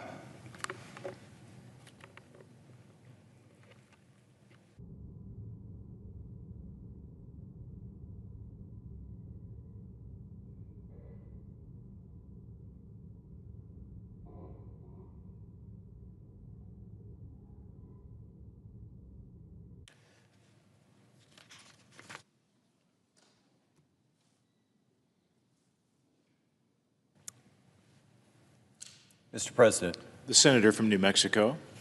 Mr. President, just over 5 years ago, Robert F. Kennedy Jr. traveled to the Pacific island of Samoa. Mr. Kennedy was on a mission to spread baseless and debunked conspiracy theories about the safety and efficacy of children's vaccines. Trading in his esteemed family name and peddling himself as some sort of expert, Mr. Kennedy discouraged parents in Samoa from vaccinating their children. The impact of Mr. Kennedy's visit was undeniable. Health providers in Samoa reported that anti-vaccine voices got louder after his visit, and the rate of measles vaccinations for eligible 1-year-olds in Samoa fell to under 33%, well below herd immunity. 5 months after Mr. Kennedy's visit, Samoa had a massive measles outbreak, with 5,000 of its citizens contracting the disease and 83 Samoans dying, the vast majority of which were children under the age of 5.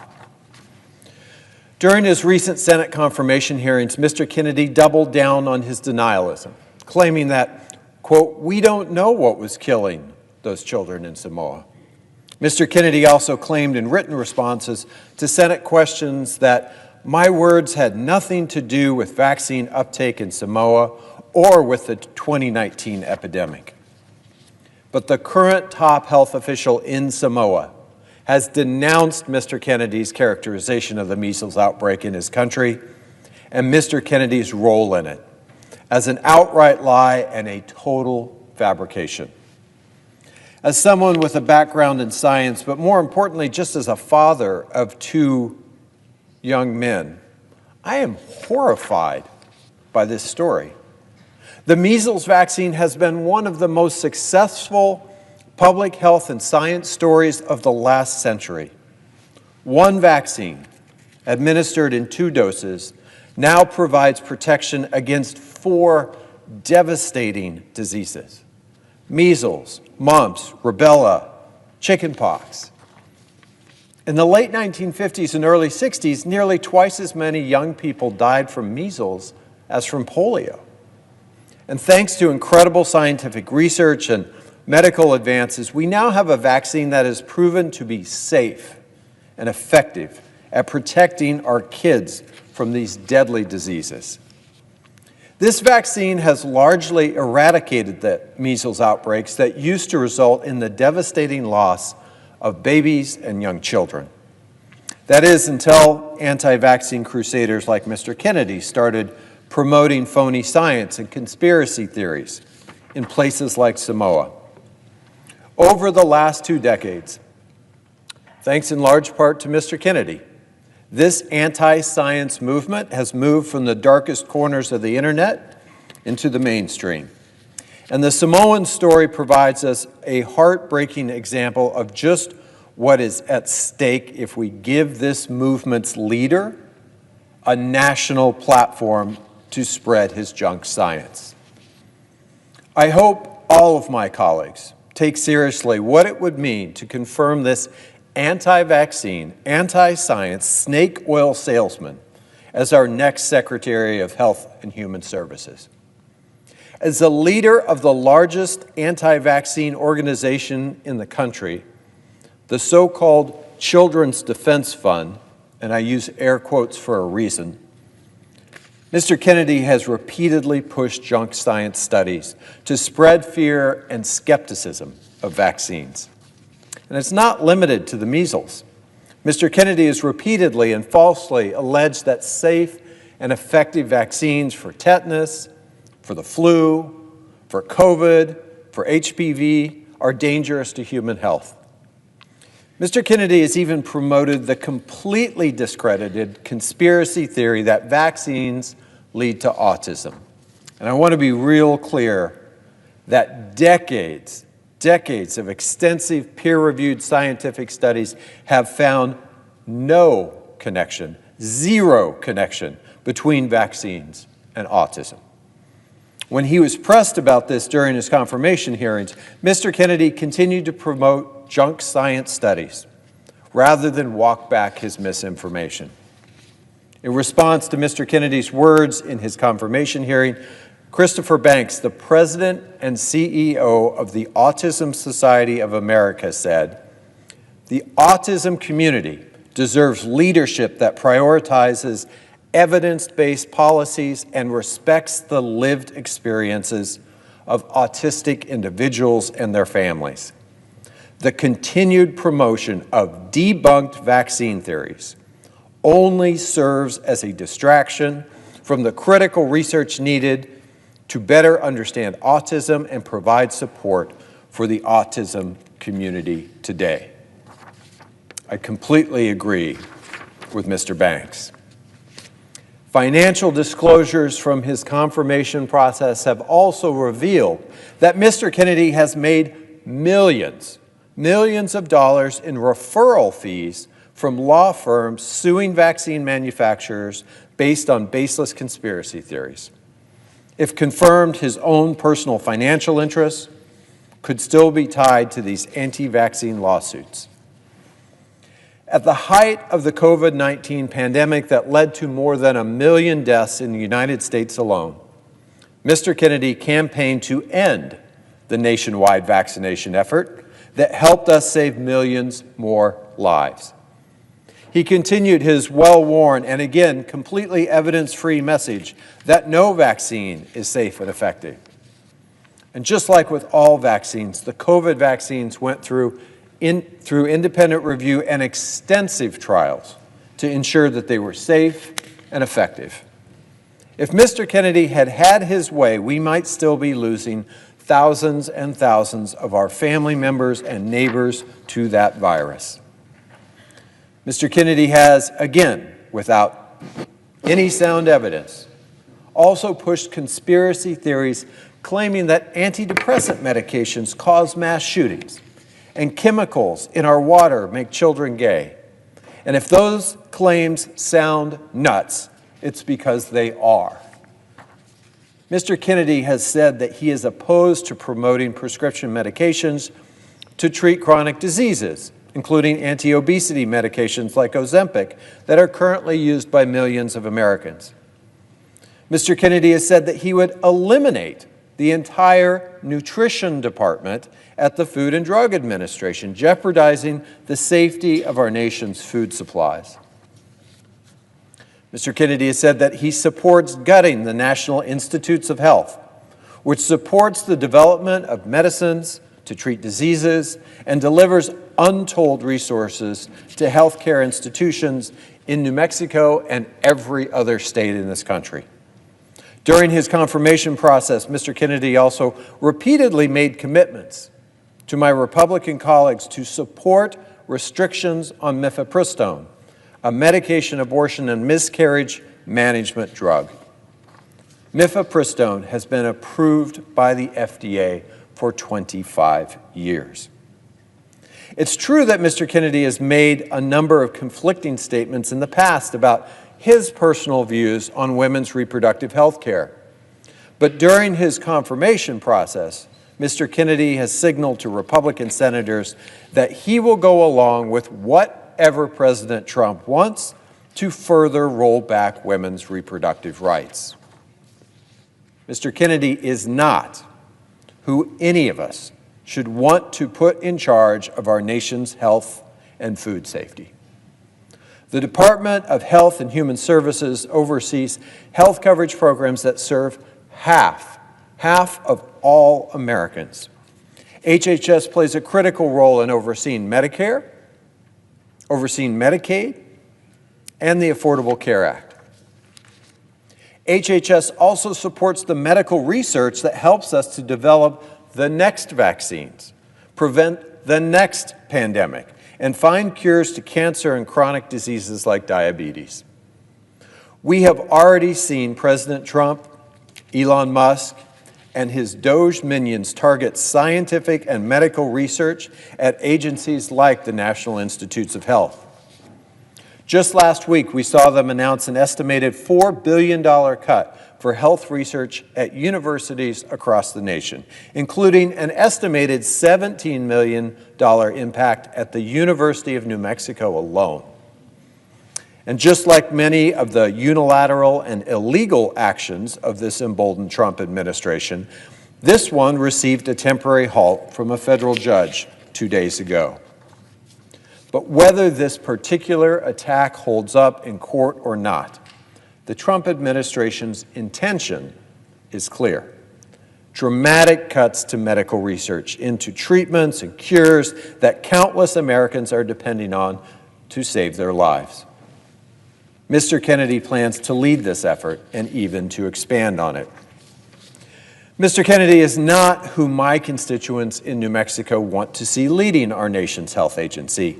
In fact, New Mexicans have raised their concerns in letters and emails and phone calls day in and day out.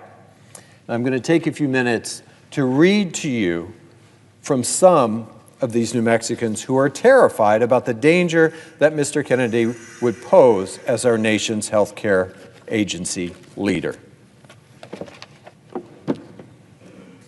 Melissa from Albuquerque is concerned that Mr. Kennedy's past of promoting misinformation about vaccines and his lack of experience will endanger Americans. Melissa said, "This role demands a leader who relies on evidence-based decision-making, upholds public trust, prioritizes the health and safety of all Americans.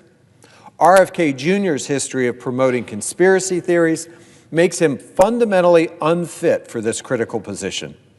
If RFK Jr. were confirmed to head HHS, millions of Americans' lives would be put at risk. His policies would jeopardize public health and undermine efforts to protect our communities from preventable diseases and health crises."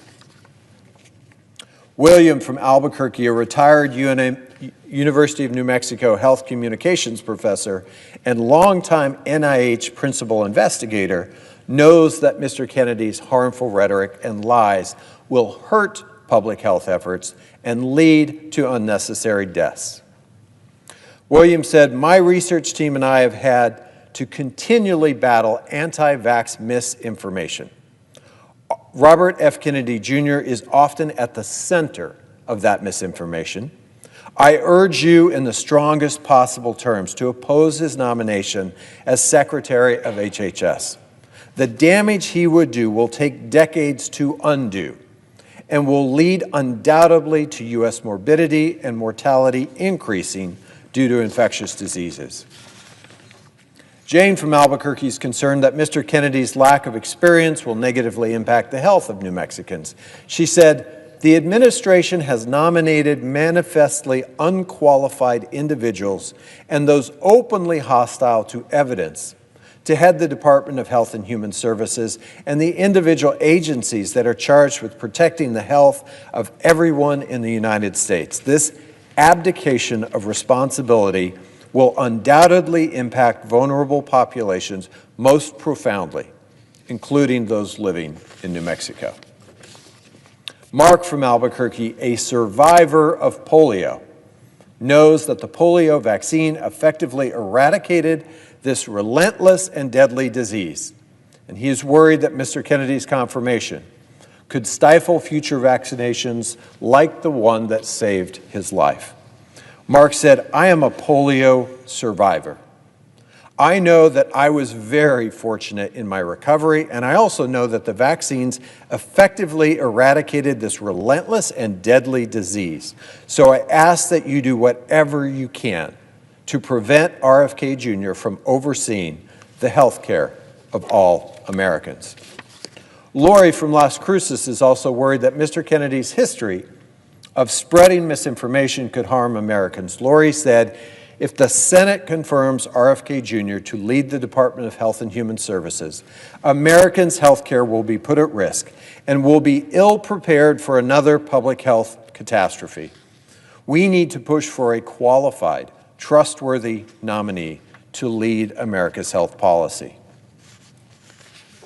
Megan from Albuquerque, a primary care physician, is worried that Mr. Kennedy's lack of experience, disregard for evidence-based medicines pose a danger to Americans. Megan said, "As a primary care physician in New Mexico, I am also very worried about the possibility of RFK Jr. being confirmed as HHS Secretary. His past actions have shown that he has little regard for research, evidence-based medicine, or the expertise of scientists and physicians.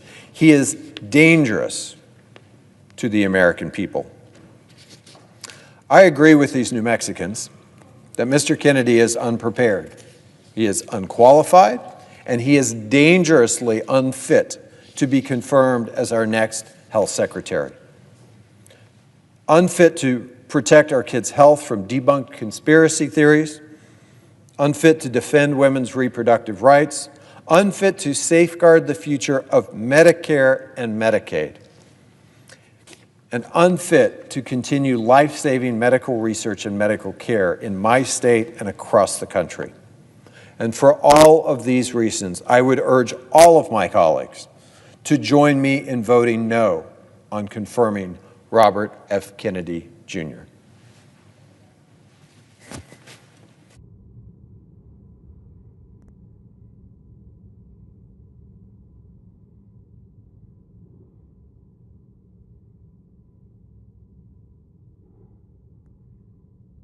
President.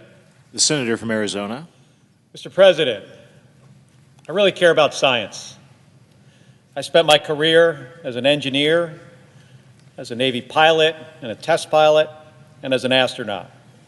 3 jobs where facts matter, where you make decisions based on science, not superstition. Because when you're launching off of an aircraft carrier or orbiting the Earth at 17,500 miles an hour, there's no room for conspiracy theories. You have to deal in reality. In my career, relying on science literally meant the difference between life and death. And the same is true for the person who is responsible for our nation's health. The Secretary of Health and Human Services is responsible for making sure that the best science guides our healthcare from developing life-saving medicines to preventing deadly diseases. This job requires a commitment to science, facts, and to public health. But the nominee before us today, Robert F. Kennedy Jr., has spent much of his career doing the exact opposite, rejecting science, spreading conspiracy theories, and putting public health at risk. That's not someone that I want in charge of keeping Arizonans healthy. And that would be his job, by the way, responding to disease outbreaks, approving new medicines and treatments, overseeing health care coverage for millions of Arizonans and millions more of Americans. So this isn't just some bureaucratic decision that we're about to make. This is about whether the next HHS secretary will protect public health or undermine it with dangerous misinformation.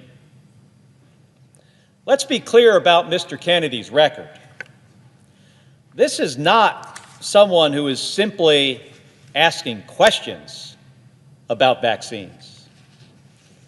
Healthy skepticism is one thing, and I always told my space shuttle crew members to tell me when they thought I was wrong, to constantly question the way that we were doing things. We should be doing the same thing here in the Senate. But what Mr. Kennedy has engaged in goes far beyond that, far beyond. Even when presented with definitive science, he's doubled down on conspiracy theories. Because for him, that is what paid the bills. He was the chairman of the most well-funded anti-vaccine organization in the country. The group he led has spread false claims that vaccines cause autism, that vaccines cause cancer, and they cause autoimmune disease. This organization, they filed lawsuits to block children from getting vaccinated. And what happens when people believe that? We get outbreaks of disease that we thought was long gone in the rearview mirror. In America Samoa, he spread misinformation about vaccines during a measles outbreak that killed 83 people. Instead of helping families get life-saving care, Mr. Kennedy sowed fear and doubt. And then he had the audacity to question whether measles was really the cause of those 83 deaths. In Texas, right now today, there is a measles outbreak. It's in a county that has low vaccination rates. So far, all of the cases are in unvaccinated people. Now, we know exactly what causes these outbreaks. It's not science. It's misinformation. It's people like Mr. Kennedy telling parents that they can't trust their doctors. Mr. President, I'm thinking about this nomination, not as a senator, but as a father and a grandparent. I know how much Arizona families care about their kids' health. All they want to do is do what is right for their family and for their kids. And I know what it means to trust doctors, to trust medicine, to trust science. I want my granddaughter Sage to grow up in a world that is safer and healthier than the one before her, where we don't have to worry about diseases that we already know how to prevent. And I think about my daughter, her mom, who, like any first-time parent, is doing everything she possibly can to make the best decisions for her child. And that's already hard enough. The last thing parents need is one more loud voice, especially one in a position of authority, pushing conspiracy theories that make it harder to know what is true. It's bad for kids across Arizona and across the country. And when he spreads these conspiracy theories about vaccines and autism, it has cascading effects. Senator Hassan made this point, I think, better than anybody else could, just last week or the week before. After speaking about her son, who has cerebral palsy, Senator Hassan said, it's a quote, "The problem with this witness's response on the autism case, or the autism cause, and the relationship to vaccines is because he's relitigating and churning settled science, so we can't go forward and find out what the cause of autism is and treat these kids and help these families." She continued, she went on and said, "Sometimes science is wrong, but we do make progress and we build upon the work and we become more successful. But when you continue to sow doubt about settled science, it makes it impossible for us to move forward, and it freezes us in place." So you see, the job of HHS Secretary isn't about chasing conspiracy theories. It's about making sure families get the best care possible based on the best science available, so we can make progress and live healthy lives. And folks, here is what makes this even worse, like a lot worse. Mr. Kennedy, get this, Mr. Kennedy vaccinated his own kids while telling other parents not to.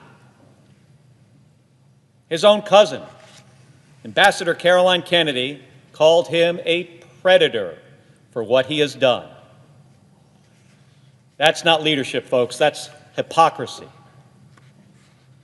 And here is what Ambassador Kennedy wrote.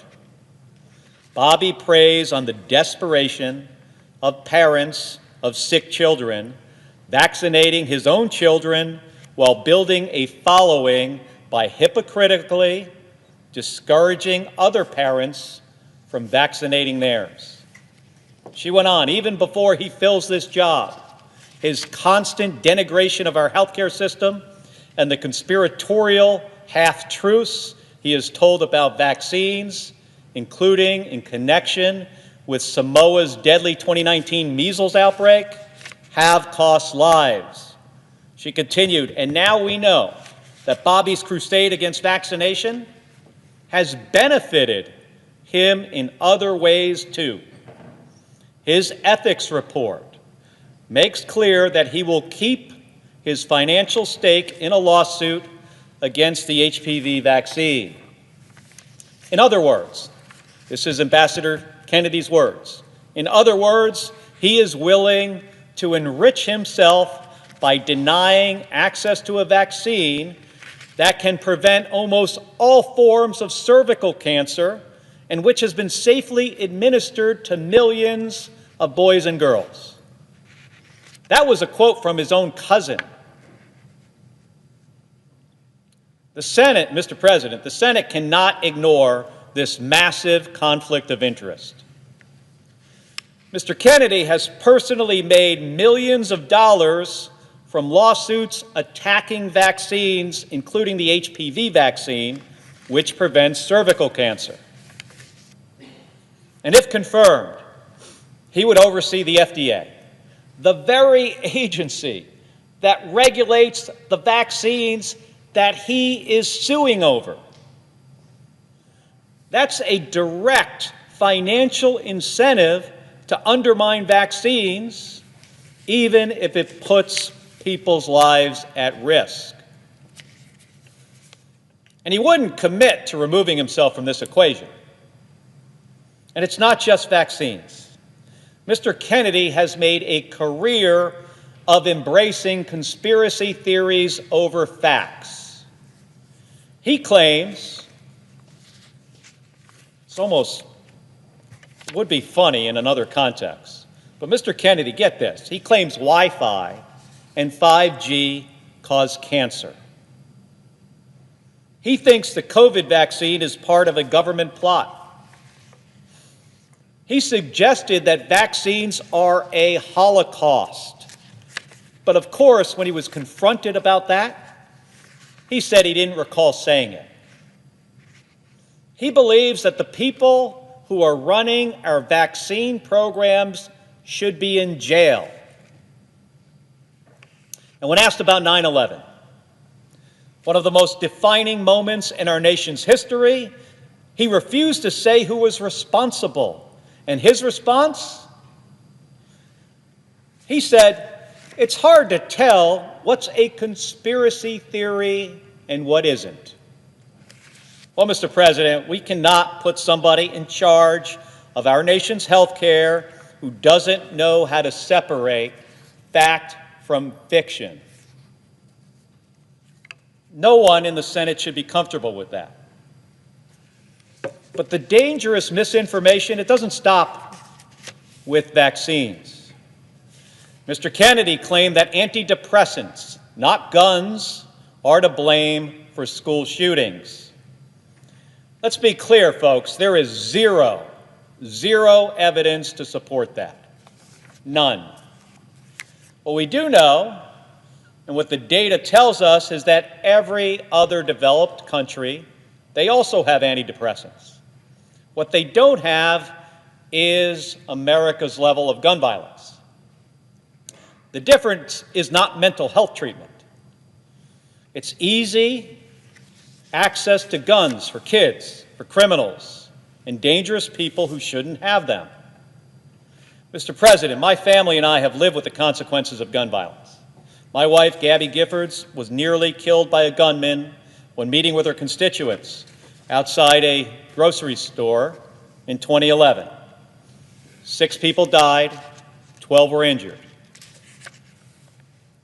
You won't find anyone at that grocery store who believes that an excess of mental health treatment was responsible for that tragedy. Not one. Gabby and I have sat in living rooms of parents who have lost their children in mass shootings. And we have fought for real common sense gun safety laws that can save lives. Just like Senator Hassan, I will not stand here and let conspiracy theories distract from real solutions. And this is the core of the problem. Mr. Kennedy treats health care like it's a conspiracy theory. Mr. Kennedy is not the person who should be running the Department of Health and Human Services. It's very clear. Now, if Mr. Kennedy was simply a private citizen saying these things, that would be one thing. It would still be a problem, by the way. But this is someone who wants to be in charge of all of our health care.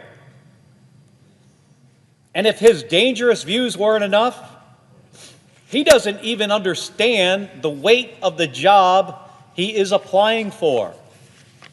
In his confirmation hearing, he didn't know the difference between Medicare and Medicaid. He didn't understand the different parts of Medicare and what they provide for seniors. He didn't know what a community health center was. He couldn't articulate a basic managing plan for HHS's $2 trillion budget. He wouldn't answer as to whether he'll negotiate for lower drug prices for seniors. And that means if you're a senior with him in charge, you might see higher drug prices. Mr. Kennedy does not have a medical degree, and he has no experience, zero experience in healthcare policy. So this isn't just about bad ideas. It's about dangerous ideas and the fact that he is completely unprepared to do this job. we learned that at his confirmation hearing, we also learned Mr. Kennedy won't make decisions based on science, data, and facts, or what is best for our public health. Instead, he will do whatever President Trump tells him to do. Over and over again, when asked about his policies, he didn't give answers based on what he believes is right. He said, quote, "President Trump has not told me what his policy is." On reproductive health, quote, "Trump has told me to look into it, but I don't know what his policy is." This is a nominee who traffics in conspiracies, who doesn't know much about the agency he's nominated to lead, and who has said he'll just do whatever he's told. Which, considering what we heard all along, that President Trump, he has a concept of a health care plan, not a real plan. But we still don't know what that is. I mean, now that to me feels like a big problem. Mr. President, we need an HHS secretary who will lead with facts, not fear, who will lower the price of prescription drugs, or fight to do that, and fight to reduce health care costs, and not to go along with efforts to take health insurance away from kids and people with disabilities, who will build trust in our health care system, not undermine it. Mr. Kennedy has built a career out of rejecting science, spreading misinformation, and profiting off of fear. He has compared vaccine scientists to Nazis. He has refused to say if 9/11 was a conspiracy theory. And when it comes to leading this nation's healthcare system, he has no plan, no knowledge, and no independence. And he says he will do whatever President Trump tells him to do. So, my colleagues, we all have to ask ourselves, are we really willing to put the health of American families in his hands? Are we?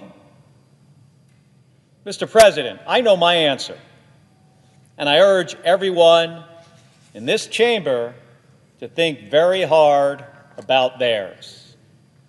And Mr. President, I yield 30 minutes of post-cloture debate time to the Democratic leader.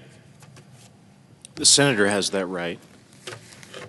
Mr. President. The senator from Illinois. Mr. President, if you go back exactly 20 years ago today, I could tell you exactly where I was. I was a patient at Walter Reed Army Medical Center.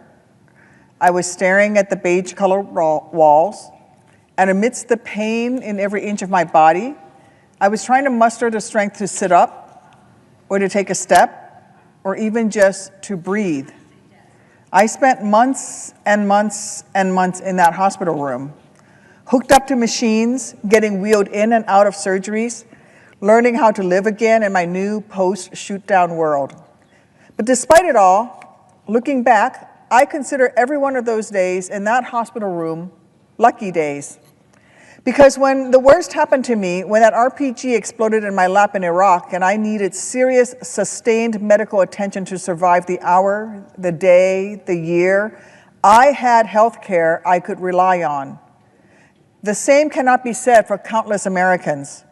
Americans whose health care costs have already been too high and whose access to care is in even greater danger if this chamber is foolish enough to confirm Robert F. Kennedy Jr. as our next Secretary of HHS. Put simply, Mr. Kennedy cannot be trusted with the grave, grave responsibility that comes with this job. He cannot be trusted with our lives. He is focused on pushing his agenda regardless of the cost to middle-class Americans. And if this man is confirmed, more Americans will die preventable deaths because of his policies. Next month will mark the 5-year anniversary of when COVID shut down our nation.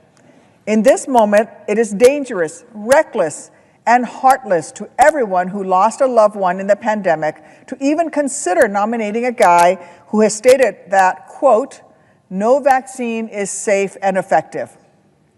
And if our Health and Human Services Secretary refuses to ensure children are protected against preventable yet deadly diseases like measles, RSV, whooping cough, or polio, it will be our kids, not Mr. Kennedy, who pay the price. I've gotten letter after letter from my constituents begging me to try to reason with my colleagues, to do whatever I can to prevent a man so ignorant of all things science and medicine from holding a position of such power over our children's next breath. One pediatrician in Illinois wrote to me, and I quote, "I will always remember the 9-month-old infant with whooping cough who could not be saved despite every high-tech ventilator and medication we had available." Another said, "I recall a father screaming and punching a hole in the wall when his 4-year-old son died of chicken pox."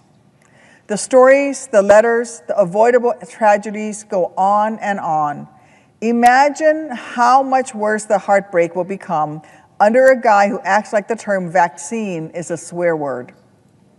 Look, the only reason that Kennedy is even up for confirmation is because he, like Elon Musk, decided to throw his dignity to the wind and bow down at Trump's altar.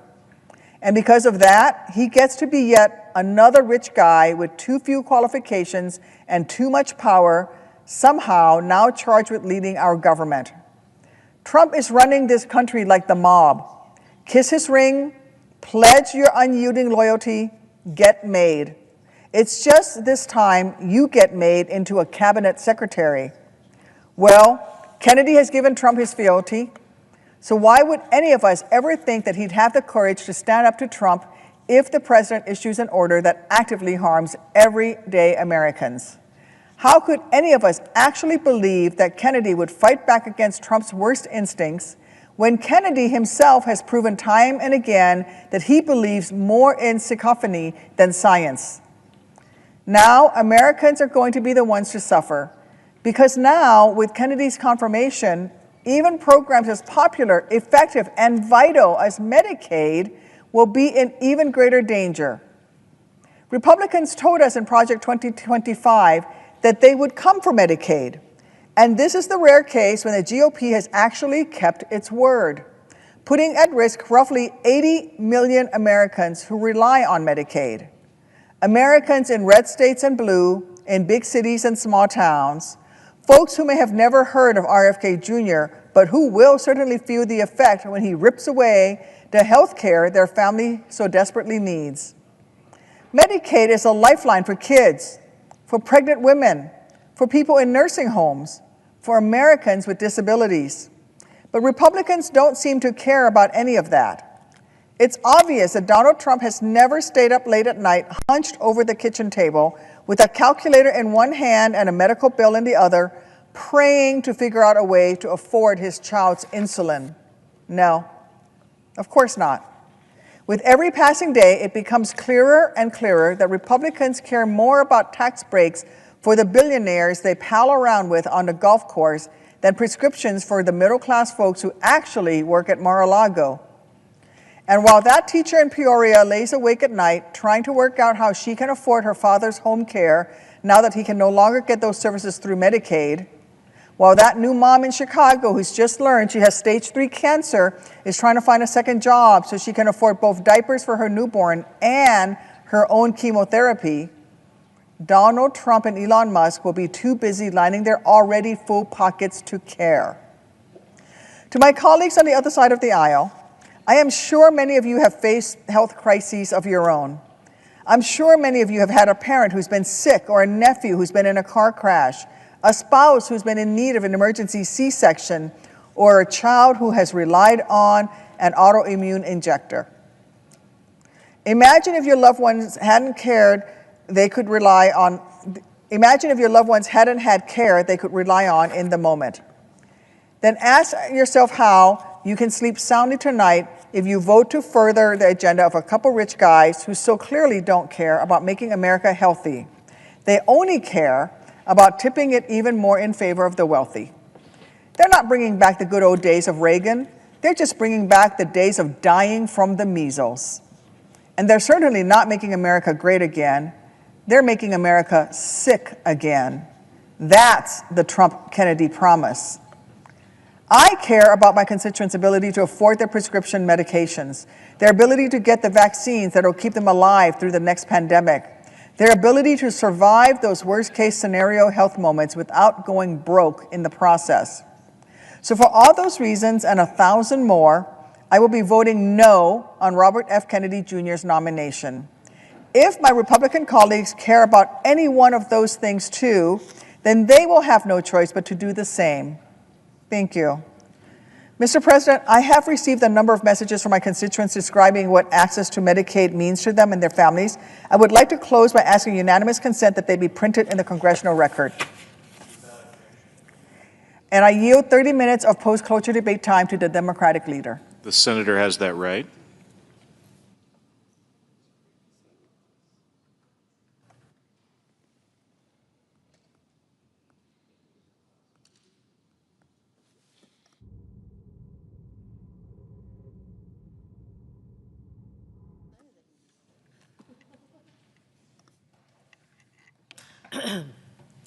Mr. President. The senator from Nevada. Thank you, Mr. President. Today, we're here to discuss President Trump's nominee to lead the Department of Health and Human Services, Robert F. Kennedy, Jr. It confirmed Mr. Kennedy would be in charge of a department with power to, well, regulate the food we eat, the medicines we take, and the vaccinations we depend upon. He would oversee agencies that provide health care to almost 170 million Americans, including hundreds of thousands of Nevadans who are on Medicare, Medicaid, and the Children's Health Insurance Program. I'm here today to oppose Robert F. Kennedy, Jr. as our next Secretary of Health and Human Services. Confirming him would have disastrous consequences for our public health, for our seniors who rely on Medicare, for our families who get their health care through Medicaid. So let's start out with his lack of qualifications. Well, Mr. Kennedy, he's never worked in health care or federal government. He's probably best known for his skepticism of vaccines and spreading dangerous conspiracies and outright lies. Mr. Kennedy's history of promoting anti-vaccine misinformation, it's well documented and deeply troubling. Vaccines have saved millions of lives throughout history, and they remain one of the most effective tools we have to protect public health. Yet, Mr. Kennedy has spent years promoting debunked claims linking vaccines to autism, cancer, allergies, and autoimmune diseases. He spread lies about vaccine safety, making people fearful and increasing rates of unvaccinated people, which put all of us at risk. He's previously stated, and I'm going to quote, that no vaccine is safe and effective, end quote. He said that the polio vaccine, I'm going to quote again, killed many more people than polio ever did, end quote. And Mr. Kennedy has called the COVID vaccine, again I'll quote, the deadliest vaccine ever made. This rhetoric isn't just reckless, it's dangerous. If Mr. Kennedy had been around during the first Trump administration, he would have undermined President Trump's Operation Warp Speed and efforts that helped us end the pandemic. And he doubled down during his confirmation hearing, even though he was asked multiple times. Mr. Kennedy refused to acknowledge that vaccines don't cause autism. He's also engaged in Holocaust distortion to push his dangerous views. While attending an autism conference, he was asked why the CDC wasn't acknowledging autism as an epidemic. And he said, I'm going to quote again, these are his words, "To me, this is like Nazi death camps, what happened to these kids. I can't tell you why somebody would do something like that. I can't tell you why ordinary Germans participated in the Holocaust. End quote. And frankly, Mr. President, these aren't the words of someone you want to be in charge of America's public health. These are not the words of someone you want anywhere near the White House, anywhere near our health care, our safety. He's even gone so far as to falsely suggest that certain antidepressants are behind the rise in school shootings, and that certain chemicals in the water might be part of why more young people are identifying as transgender, neither of which is backed by any science. And we can't allow someone who spreads this kind of vitriol and dangerous misinformation to lead the Department of Health and Human Services. But his problematic views are just the start. During his confirmation hearing, Mr. Kennedy was also asked about his understanding of Medicare and Medicaid. Just asked if he knew about it. Well, he struggled, I mind you, to remember which program covered older and disabled Americans. Struggled to remember which program provided for low-income people. This is Medicare and Medicaid, not something that's so brand new that even Robert F. Kennedy Jr. shouldn't know what it is. Because Medicare and Medicaid are not mere government programs. They are a lifeline for millions of Americans, including our seniors, our parents, our grandparents, people with disabilities, families in need, including half of all children and around 40% of all babies born in this country. Why would we trust someone with the future of Medicare and Medicaid when he doesn't even understand the basics of the system he would oversee? This makes no sense. And we can't overlook the broader impact of Mr. Kennedy and President Trump's proposals on medical research, safety, and innovation. We're already seeing devastating attempts to go after the National Institutes of Health, or NIH, the very institution that has pioneered life-saving research in areas like cancer, heart disease, and diabetes. And this is not just any research, this is life-saving research. We're talking about research and clinical trials, well, in my home state at the University of Nevada, Las Vegas, and the University of Nevada, Reno, to better understand Alzheimer's disease and improve care for patients. We're talking about advancing breast cancer therapy at the University of Nevada, Reno, and clinical trials on treating and preventing cancers at the Southern Nevada Cancer Research Center. You know, I lost my mother to cancer. I lost my brother to leukemia. I think it's shameful that this administration, enabled by RFK Jr., would target research into these deadly diseases, which cost lives in my family.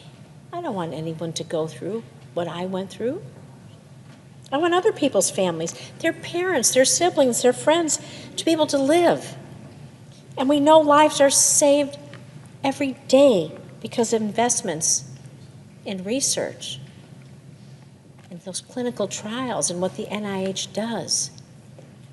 I want people to live because of the research. It matters.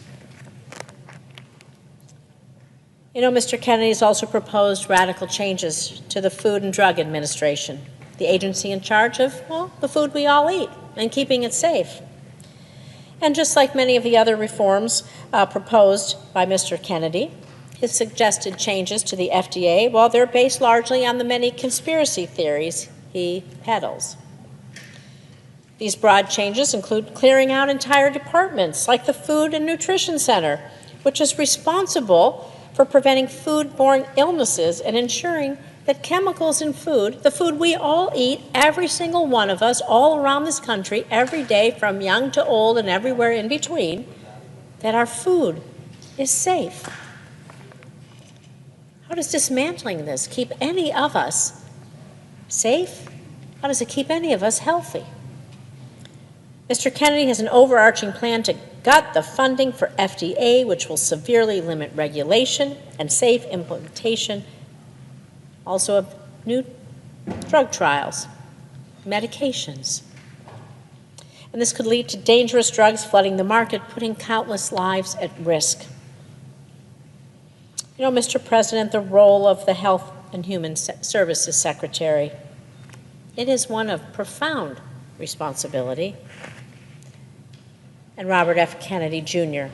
has undermined the very foundations of our public health system. Mr. Kennedy's vision for the future of our healthcare system, well, he wants to undermine Medicare and Medicaid. He wants to slash cancer research funding. He wants to push dangerous public health conspiracies. These are visions and these are things I cannot support. No one should support. We all want a healthier future for America, one that both prevents diseases and where we can think about curing diseases, where we can do preventative medicine, curative medicine, where we can have that hope for folks whose mother gets lung cancer in the future, that she might live, or leukemia in the future, that their brother might live. Mine didn't, but I hope that they didn't die in vain, because research goes on and will help others. And I want us to be able to cure diseases for the ones that we love. And so that is why I cannot in good conscience support Mr. Kennedy's nomination, and I urge my colleagues to do the same. The stakes couldn't be higher.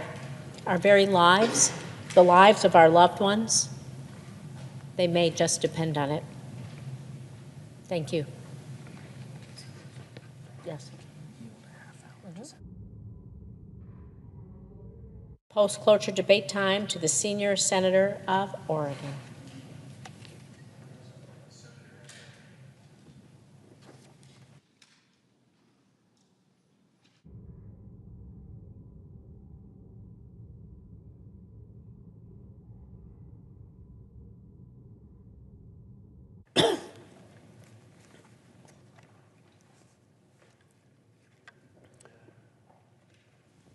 Mr. President. The senator from Massachusetts. Thank you, Mr. President. Mr. President, I stand here in strong opposition to the nomination of Robert F. Kennedy Jr. to serve as the Secretary of Health and Human Resources for the United States of America. The American people know that our health care system is broken. Families have to work through too much health insurance red tape, only to be denied care or forced to pay out of pocket. Medical debt is the leading cause of bankruptcy in the United States. Families are saddled with medical debt from prices that are too high and burdened by quality of care that is too low. When they need to get an appointment, they have to wait months, drive hours, or simply go without the care which they need. Pharmacies, hospitals, community health centers struggle to keep their doors open, and communities are watching health providers and workers burn out under the strain of a healthcare system that is increasingly being sold out to greedy investors and the billionaire class. The American people deserve a real healthcare system, not the current sick care system. And they deserve leadership which will recognize all of these problems and commit to solving them. Instead, Donald Trump and Elon Musk are only making things worse. To Elon Musk, move fast and break things is not in the United States Constitution. That's why these federal district court judges are stopping your actions. In Trump's first 3 weeks in office, he has taken illegal and unconstitutional action that disrupted life-saving health research, sent Musk and his Doge acolytes to make cuts in Medicare and Medicaid, cut off federal funding for community health centers, use discriminatory fear-mongering to threaten federal funding for hospitals and health providers just trying to provide care for their patients. Every chaotic decision, every cut, every illegal action are all to make it easier for this administration to work alongside congressional Republicans to slash and burn our core health care programs. They're not doing this to make things better for everyday Americans. It's Robin Hood in reverse. They are working to take from those who need it the most just to give billions more in handouts for defense contractors and their billionaire donors. They want hundreds of billions of dollars in tax breaks for billionaires. They want to increase defense spending by $150 billion, more nuclear weapons, more. But then it turns and says, where are we going to get the money? And they say, oh, we're going to Medicaid. We're going to the Affordable Care Act. We're going to community health centers. We're going to go to the programs that actually do protect people. More nuclear weapons aren't going to protect people. It's having access to the health care system that can help protect their families. Now, Trump and Musk and Republicans, they're going to call it efficiency, or they'll call it transparency, or they'll say it's just adding basic requirements to Medicaid. This is all code, the code for cuts. Efficiency, transparency, or just be honest about it, Elon. Just be honest about it, President Trump. Cuts to programs. They keep saying there's all kinds of waste in the system. Well, point it out to us. We'll cut it out for you. Give us the list of the programs you want to have cut because they're waste, and we'll do it. But you want to know what they don't want to say? They don't want to say that they want to cut Medicaid. They don't want to say they want to cut clean air, clean water, the programs to protect ordinary people. They want to call it waste, and we're going to call it out for what it is. Where they're going. They're going to the programs that help provide the health care for ordinary Americans. Cuts to health care that Americans rely upon. And when Americans have to wait longer for care, when they have to pay more, or watch the only hospital in their community shut down, the blame for what will happen will lay at the feet of the politicians who put self-interest above the interest of the American people. And rather than consider a nominee who would seriously protect and preserve the health of the American people, Donald Trump nominated yet another enabler to his cabinet, Robert F. Kennedy Jr., who instead of standing up to the Trump-Musk chaos, will only add fuel to Donald Trump's Make America Sick Again campaign. Because that's what it is. Make America sick again. Ralph Waldo Emerson from Massachusetts, he said, health is the first wealth. Well, that first wealth is going to get looted, so billionaires get even richer. And serving as Secretary of the Department of Health and Human Services is an immense responsibility. The agency oversees the Centers for Disease Control and Prevention, the Food and Drug Administration, the National Institutes of Health, which is made up of 27 institutes and centers, and each decision that an HHS secretary makes will have a huge impact on our healthcare system. Run well, HHS ensures medications are safe and effective, keeps workers and students and seniors safe, protects the public from global pandemics or disease outbreaks, guarantees hospitals, doctors, and community health centers provide safe, quality care, and funds research that will build the foundation to accurately diagnose patients, better treat cancer, cure Alzheimer's, heart disease, diabetes, cancer.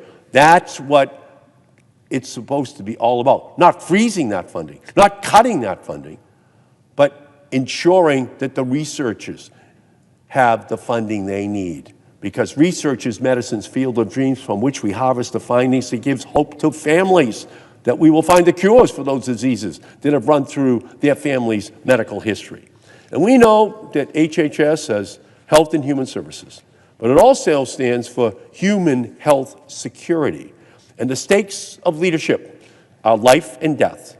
But instead of nominating a serious and qualified candidate, Trump selected a candidate who questioned the well-proven conclusion that HIV causes AIDS, made millions by spreading lies about vaccines, compared vaccine mandates to Nazi Germany, said Wi-Fi and cell phones cause leaky brains, threatened to remove fluoride from drinking water, and made baseless claims about medication for depression that it would lead to mass shootings. Well, Mr. Kennedy's track record shows that he is a danger to the health of America.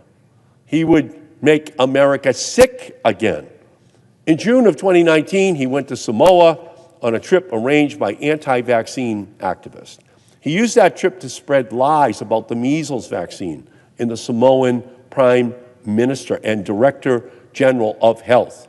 He and the organization he led amplified activists who spread false information about the measles vaccine. And after a measles outbreak broke out in Samoa and 16 people died, rather than intervene and help, Mr. Kennedy sent a letter to the Prime Minister to blame these deaths on the vaccine rather than the absence of vaccines. The death count in Samoa grew to 83.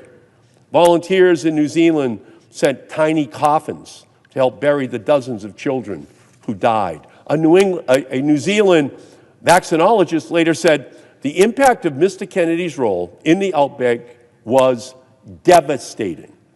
In a moment, when Robert F. Kennedy Jr. could have used his influence for good, he fueled disinformation that cost lives. When Robert F. Kennedy Jr. was asked about Medicare and Medicaid, he could not answer questions in his confirmation hearing about the most basic questions, demonstrating that he would be at HHS only to make whatever cuts that Trump and Musk and Doge dictate at the expense of the health care of the American people. Now he's in line to be the #1 healthcare official in the United States. That would be a disaster. Mr. Kennedy has reportedly given reassurances on his position on vaccines or on his position on food and chronic disease. To my colleagues, I would say this: we cannot address chronic disease if we are slashing Medicare and Medicaid and the Affordable Care Act, or recklessly cutting off funding from hospitals and community health centers. If we are battling vaccine misinformation, it will make it much more difficult to take on chronic disease like heart disease or diabetes. The long-term impact of food on children's health doesn't matter if children are dying from preventable infectious diseases because their families believe misinformation spread by the nominee for Secretary of Health and Human Services. And even with the promises he has made on the vaccine misinformation, Robert F. Kennedy Jr. has not demonstrated that he will fulfill his promises. He has used his position to lead people down the dangerous path of vaccine misinformation, and when asked about his role in the Samoa measles outbreak, he lied. The stakes are too high to take a risk on this nominee. I hear from people in Massachusetts who rely on our health care system, single mothers of disabled children relying on Medicaid, also called Mass Health in Massachusetts, to make sure their child gets care. I hear from people living with cystic fibrosis, or parents of children on the autism spectrum or with Down syndrome who could only afford their medication or coverage with Mass Health Medicaid coverage. For them, Medicaid is the lifeline. And when that lifeline is cut, their lives get harder. And that's what this administration is aiming to do with Robert F. Kennedy Jr. in the lead. The American people deserve more than what they have now. They should be able to get health care when they need it, and they should not have to worry that it's available. They should be able to go to their doctor or to their pharmacy without running up their debt or being forced to choose between paying their rent or a medical bill. They should have health providers that aren't too overworked and burned out to provide them quality care. They should have primary care, mental health care, addiction care, dental care, cancer treatment, and more available to them without waiting months or traveling for hours or being left to hope for an available clinical trial. Americans should have unquestioned health care access and quality, and I want to deliver on that for every single American. But Robert F. Kennedy Jr. will only make this harder by embracing Donald Trump, Elon Musk, and the spread of vaccine disinformation. I'm not alone in my concern. I've received over 1,000 calls and emails to my office opposing his nomination. I have also received letters from over 20,000 physicians, including thousands of pediatricians, internal medicine, emergency medicine, doctors representing all 50 states and Puerto Rico, over 800 public health officials, 75 Nobel laureates oppose his confirmation, chairs of pediatric departments across the country, and statements from the Massachusetts Teachers Association representing over 11,000 educators, and from the National Nurses Union representing 225,000 nurses, all opposing Robert F. Kennedy Jr. Every single one of them expressed concern and dismay about having a Secretary of Health and Human Service that doesn't believe in vaccines that save lives. We need to listen to the people on the front lines, the health providers, who have dedicated their lives to serving their patients, the researchers who have committed to finding life-saving treatments and cures, and the educators who care for our nation's children each and every day. They are all saying no to Robert F. Kennedy Jr. He is unqualified, and his confirmation would be dangerous to the health of our nation. And with that, Mr. President, I yield back.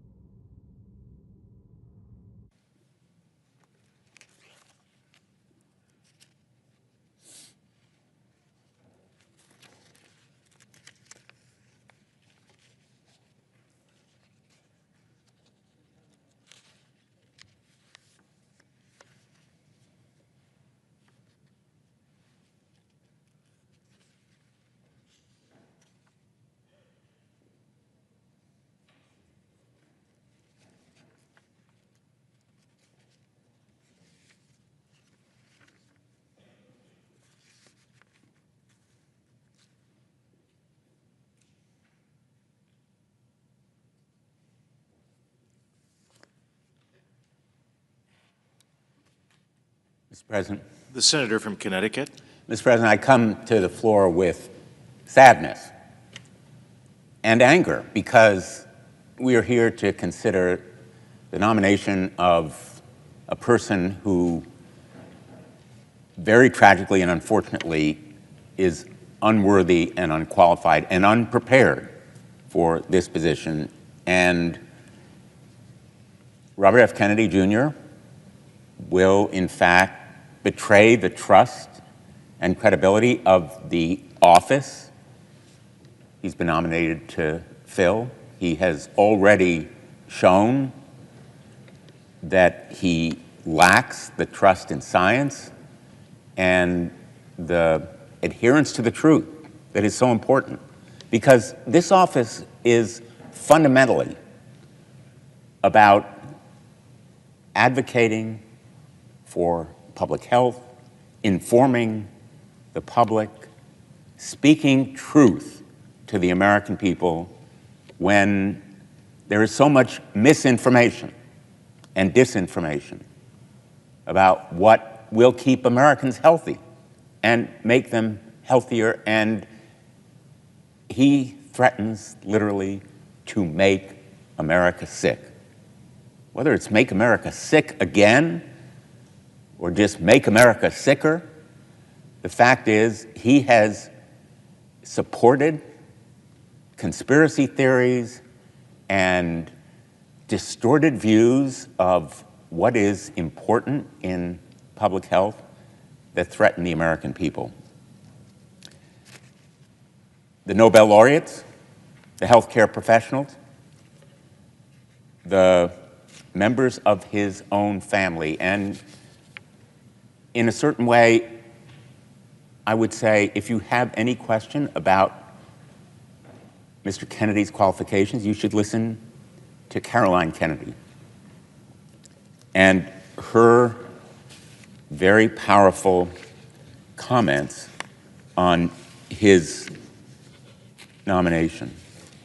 The fact is that her comments are an indictment.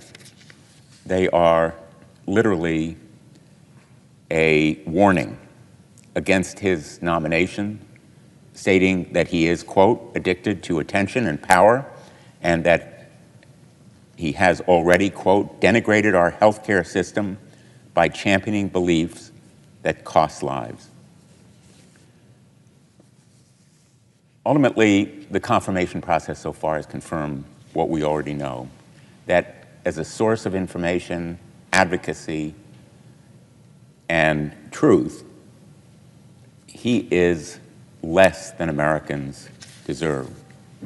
Americans deserve someone who believes in the Affordable Care Act and its premium tax credits that reduce healthcare costs for millions of Americans who otherwise would be left uninsured and unable to afford health care. Americans deserve a secretary who will advance research into life-saving medicines, treatments, and vaccination. He's not that person. Americans deserve a secretary who will protect Medicaid, which provides health care to nearly 1 million Connecticut residents, including 350,000 people. At the very least, someone who knows the difference between Medicaid and Medicare. He is not that person. And Americans deserve a secretary who will protect the sensitive health data of millions of people across the country. When the Department of Government Efficiency, which is an unregulated and potentially unsanctioned organization, gained access to millions of seniors' records at Medicare, Mr. Kennedy purposefully said nothing. And at the very least, we need someone who will stand up to President Trump when he spreads misinformation from the White House, someone who will stand up to him when he asks that his Secretary of Health and Human Services do something illegal or immoral. And clearly, Mr. Kennedy is not that person.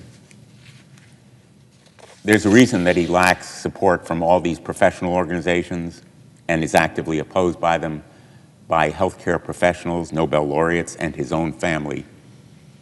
And that is that he fails the basic test of what Americans deserve, a secretary that believes in science and advances in modern medicine, a secretary who won't profit off the lies he tells about vaccines and science, a secretary who will not instigate fears of life-saving vaccinations, while at the same time ensuring that his own children are vaccinated and protected.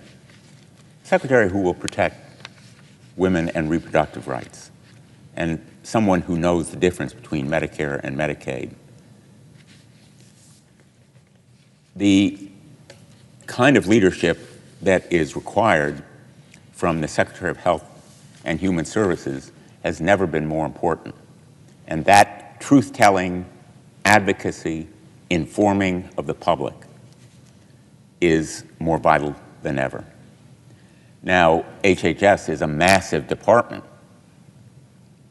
The management challenges alone are fierce. He has no qualifications or experience that would justify his appointment. he would oversee health insurance for millions of people through Medicare, Medicaid, the Children's Health Insurance Program, and the Affordable Care Act. He's responsible for promoting the economic and social well-being of children and families, combating the opioid epidemic, and supporting people with disabilities and strengthening the nation's public health system and emergency response. The HHS Secretary is responsible for advancing innovative medical research through the National Institutes of Health. The Food and Drug Administration, responsible for ensuring our food and drugs and medical devices are safe and effective, and the Center for Disease Control and Prevention, which strengthens our public health system and responds to disease outbreaks. This agency is a sprawling, massive, challenging management task. And his nomination has spotlighted not only his lack of experience in management, but also his long history of dangerous, delusional, and misguided beliefs that would be detrimental to the public, and in fact, a betrayal of public health. The focus has been on Mr. Kennedy's views on vaccinations and his public denial of well-recognized science. His really frightening views, which he has used to make money and have endangered the lives of countless children and families, ought to be disqualifying on their own. He admits to vaccinating his own children. Vaccines are safe and effective enough for his family, but not others, it seems. Fact is, vaccines are safe and effective. To be clear, over the last 50 years, vaccines have prevented 154 million deaths, including 146 million among children younger than 5 years old. They undergo exhaustive tests and trials and independent review to determine whether they are safe and effective. And they continue to undergo rigorous review even after they approve. This system works, but Mr. Kennedy has a long history of weakening and weaponizing parental instincts to protect their children and to spread disingenuous and life-threatening misinformation. These lies are attributable to his bad judgment as well as self-enrichment. Exactly the opposite of what a Secretary of HHS should exemplify. He supported the dangerous, unproven lie that African Americans can use weaker vaccine schedules because black people have stronger immune systems. This disgusting, appalling claim has been disavowed by the medical community and renounced by the authors of the studies that Mr. Kennedy has incorrectly cited in espousing these lies. But these lies exacerbate racism. And it is a weakness in our public health system that this racism may continue to exist. To exacerbate it threatens people's lives. The anti-vaccine group he founded has maintained that measles, mumps, and rubella vaccine is linked to higher rates of autism in black children. Again, flat-out lie, racialized comments that are intended to stoke fear in the public health system and exploit the very caution that many communities of color approach the healthcare system with. His lies will, again, exacerbate the clear disparities that exist in healthcare for different racial groups. And the inequity of those disparities is a glaring weakness in our current healthcare system. But he will be sprouting those kinds of disinformation, spouting on podcasts, espousing in the media as the highest-ranking health official in our country. The notion that the public health of the nation, credibility, trust, truth-telling would be put in the hands of this man is truly frightening. Now, he's attempted to backtrack since his nomination. He's claiming he's not anti-vaccine, but when he was asked point blank under oath during confirmation hearings, in effect, he ducked and dodged.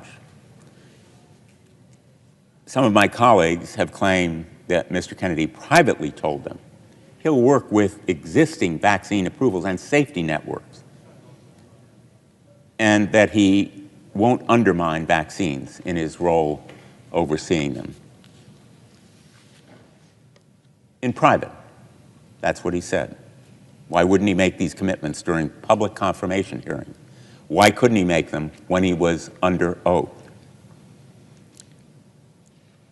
The threat is that he will do exactly the contrary.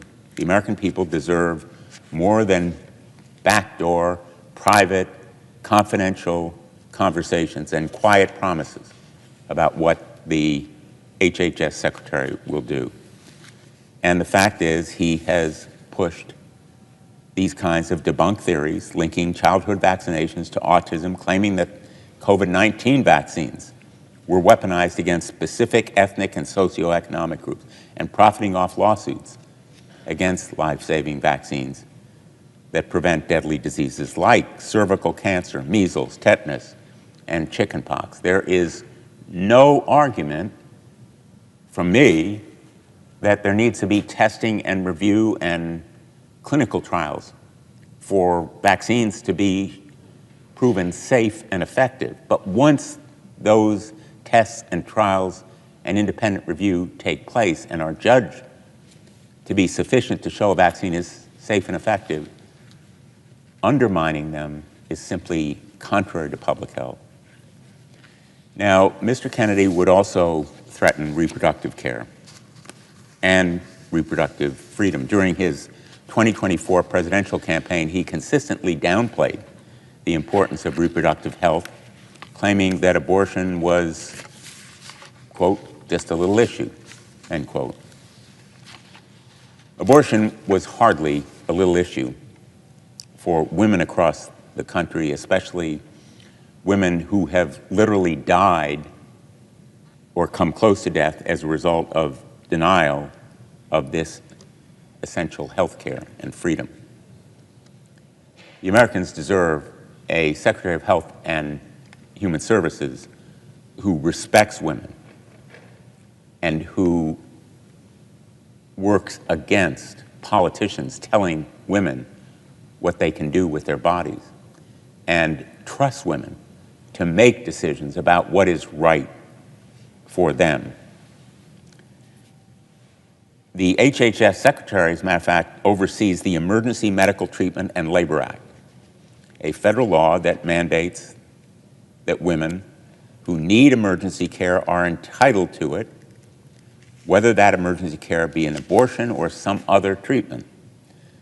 When he was asked if a woman bleeding out in an emergency room is entitled to emergency care under this law, Mr. Kennedy responded, quote, "I don't know," end quote. He should know, whether it's sheer incompetence, utter confusion, or just an unwillingness to agree to uphold federal laws protecting women. That comment and response alone should be disqualifying.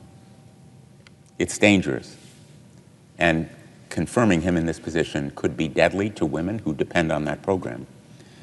He's refused to say that he'll protect access to medication abortion. Instead, he has said he would reevaluate the drug. Now, this drug has been safely and effectively used by millions of women for decades. His response is code for making it harder to access or ban it altogether. He won't commit to protecting women who need emergency medical care. He will not commit to keeping safe and effective abortion medication available. He will limit access to abortion services, and his confirmation poses the danger of catastrophic consequences for women. How can women trust him to protect their interests and safeguard their health?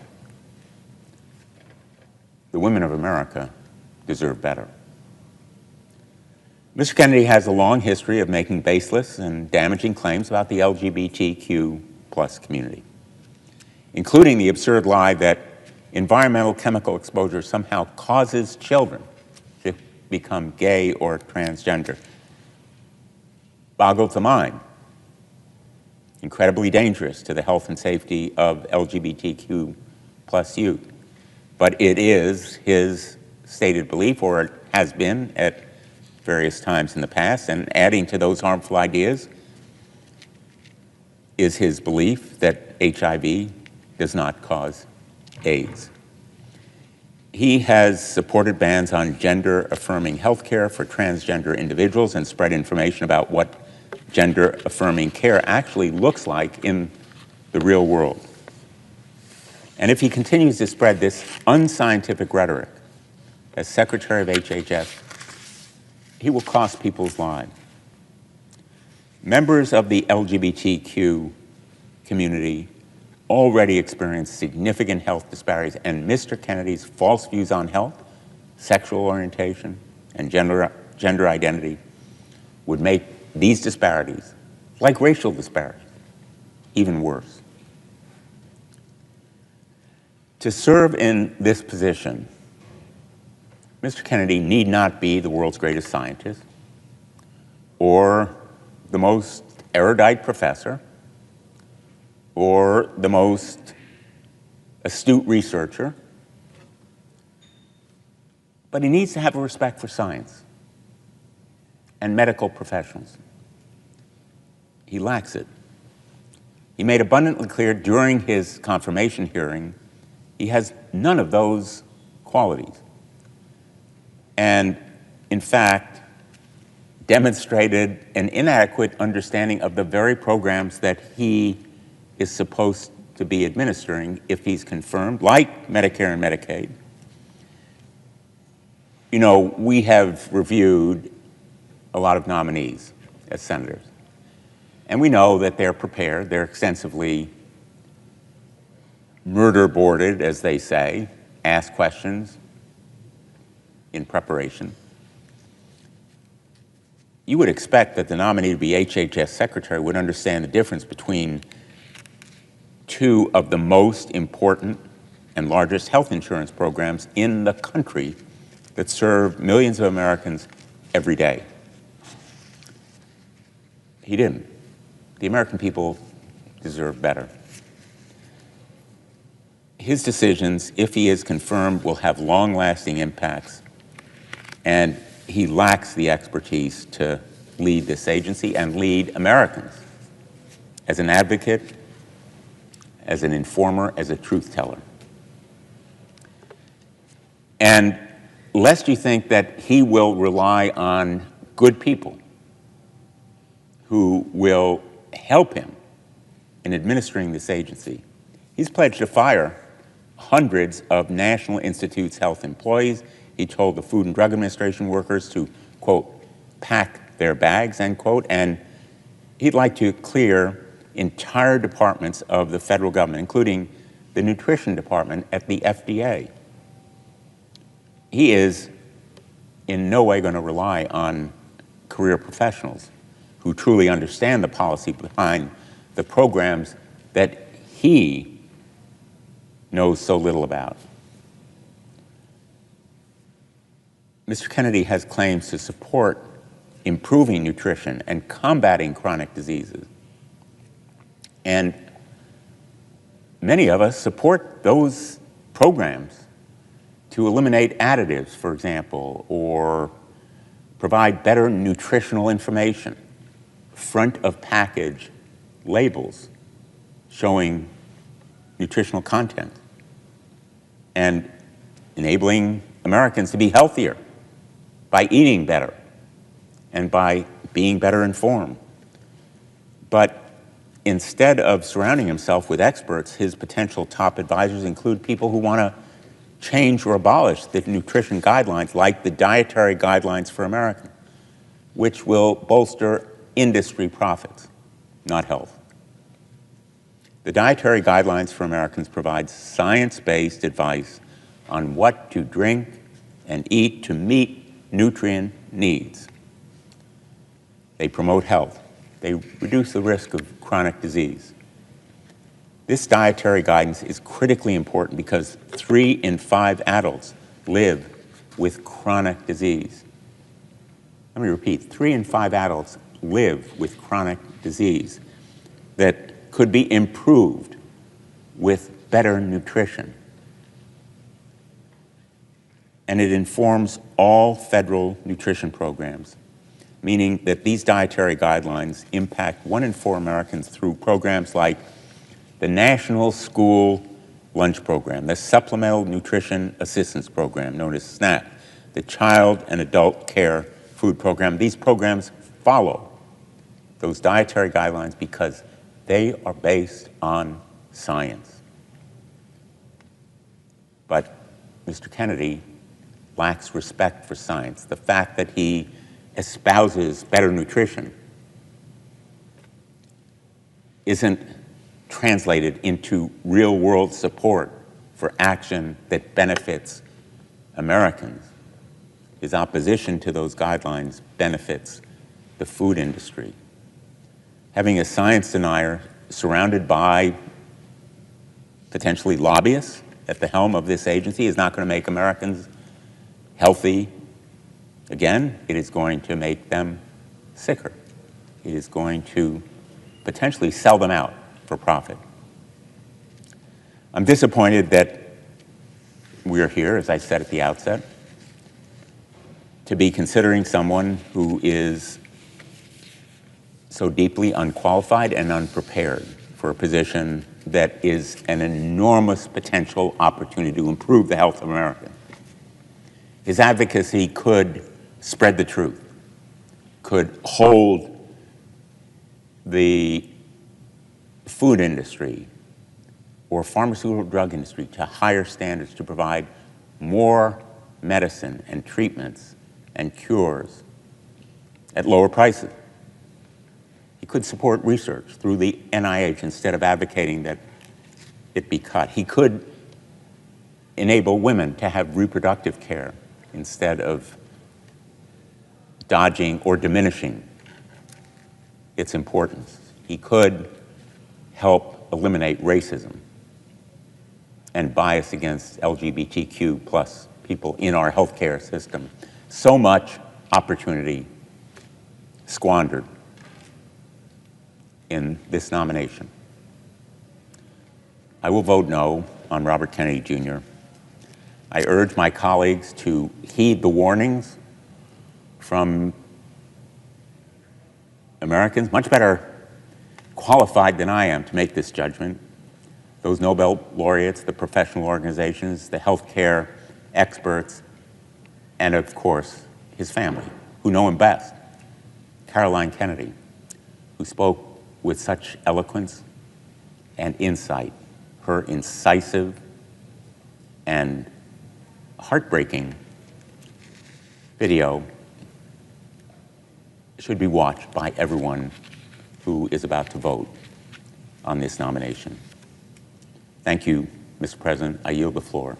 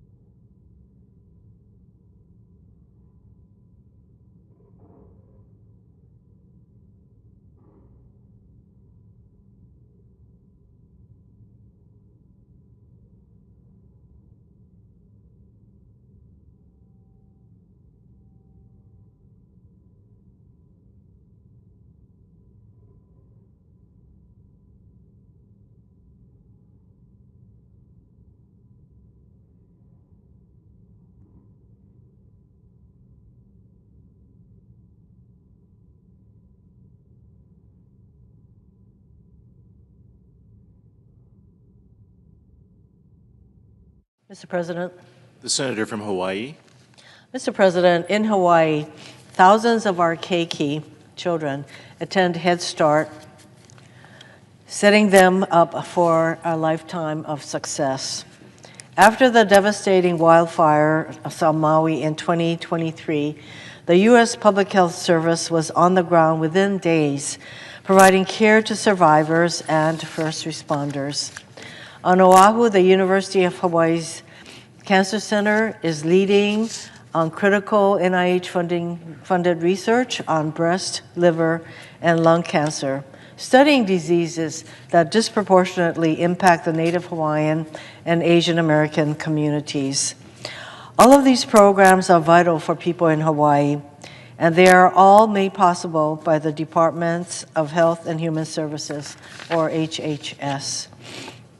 HHS does critical work across our country, keeping communities healthy and researching deadly diseases from cancer to COVID and so much more. Americans trust HHS because their mission has historically been guided not by politics, but by science and data. But already, Donald Trump is taking a sledgehammer to HHS and the essential work it does.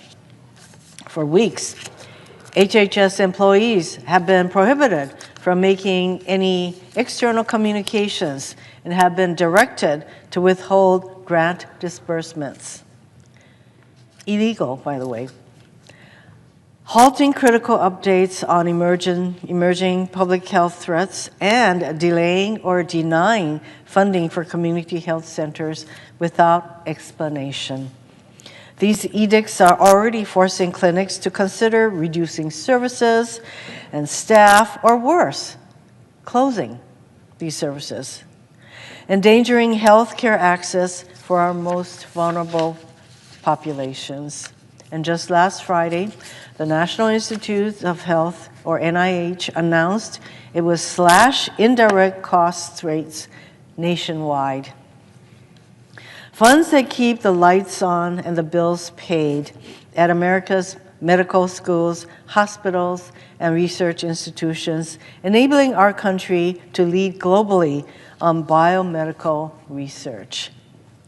This is life-saving research. These across-the-board cuts aren't hypothetical. They will harm real people in need of help.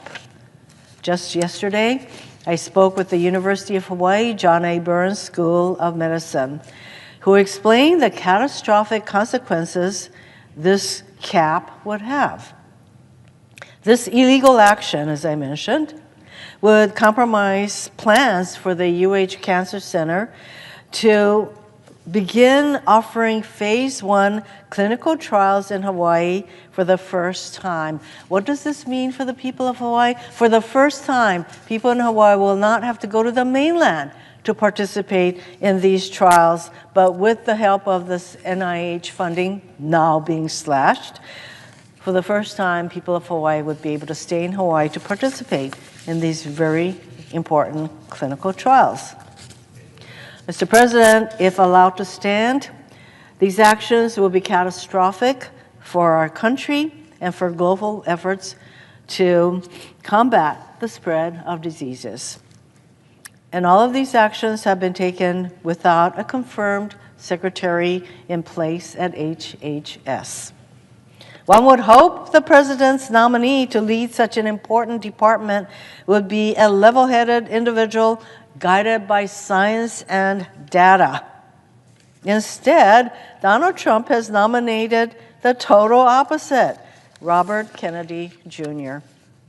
Mr. Kennedy is an anti-vaccine activist who peddles and profits from conspiracy theories and has a troubling history of misconduct.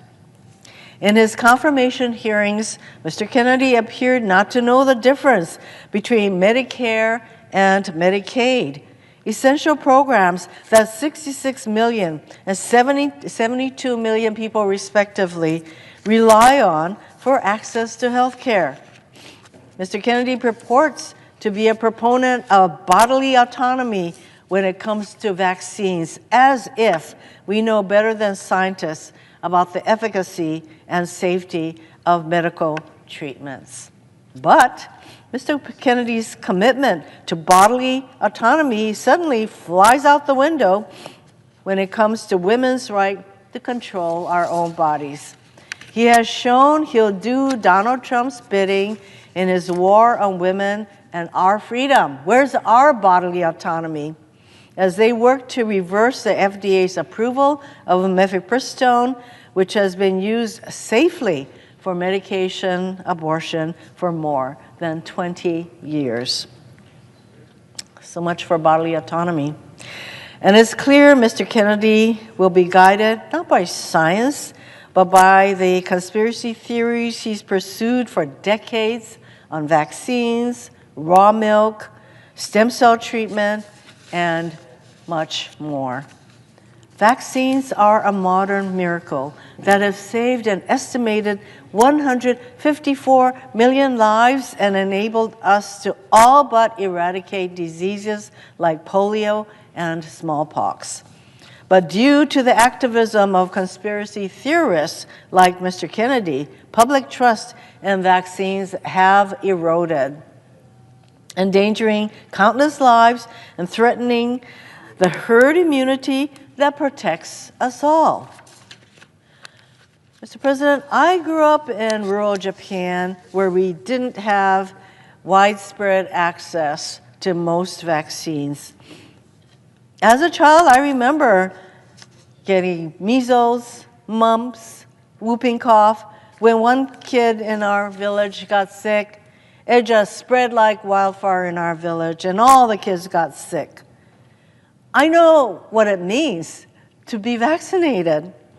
To willingly submit our children to such a fate, like what happened to us and me in Japan, would be cruel, counterproductive, and deadly. But Mr. Kennedy seems not to care about those impacts. Mr. President, we all agree there are things we can do to make our country healthier. And I stand ready to work with my colleagues to do that important work. But eliminating access to health care, promoting conspiracy theories, firing researchers, and undermining evidence-based policymaking will do nothing to make us healthier. It will instead unleash chaos on patients, providers, and countless other Americans who rely on the services, funding, and research emanating from HHS. Mr. Kennedy will not make America healthy again, yet another empty slogan. He will, in fact, instead, make us less healthy, less safe, and less prosperous.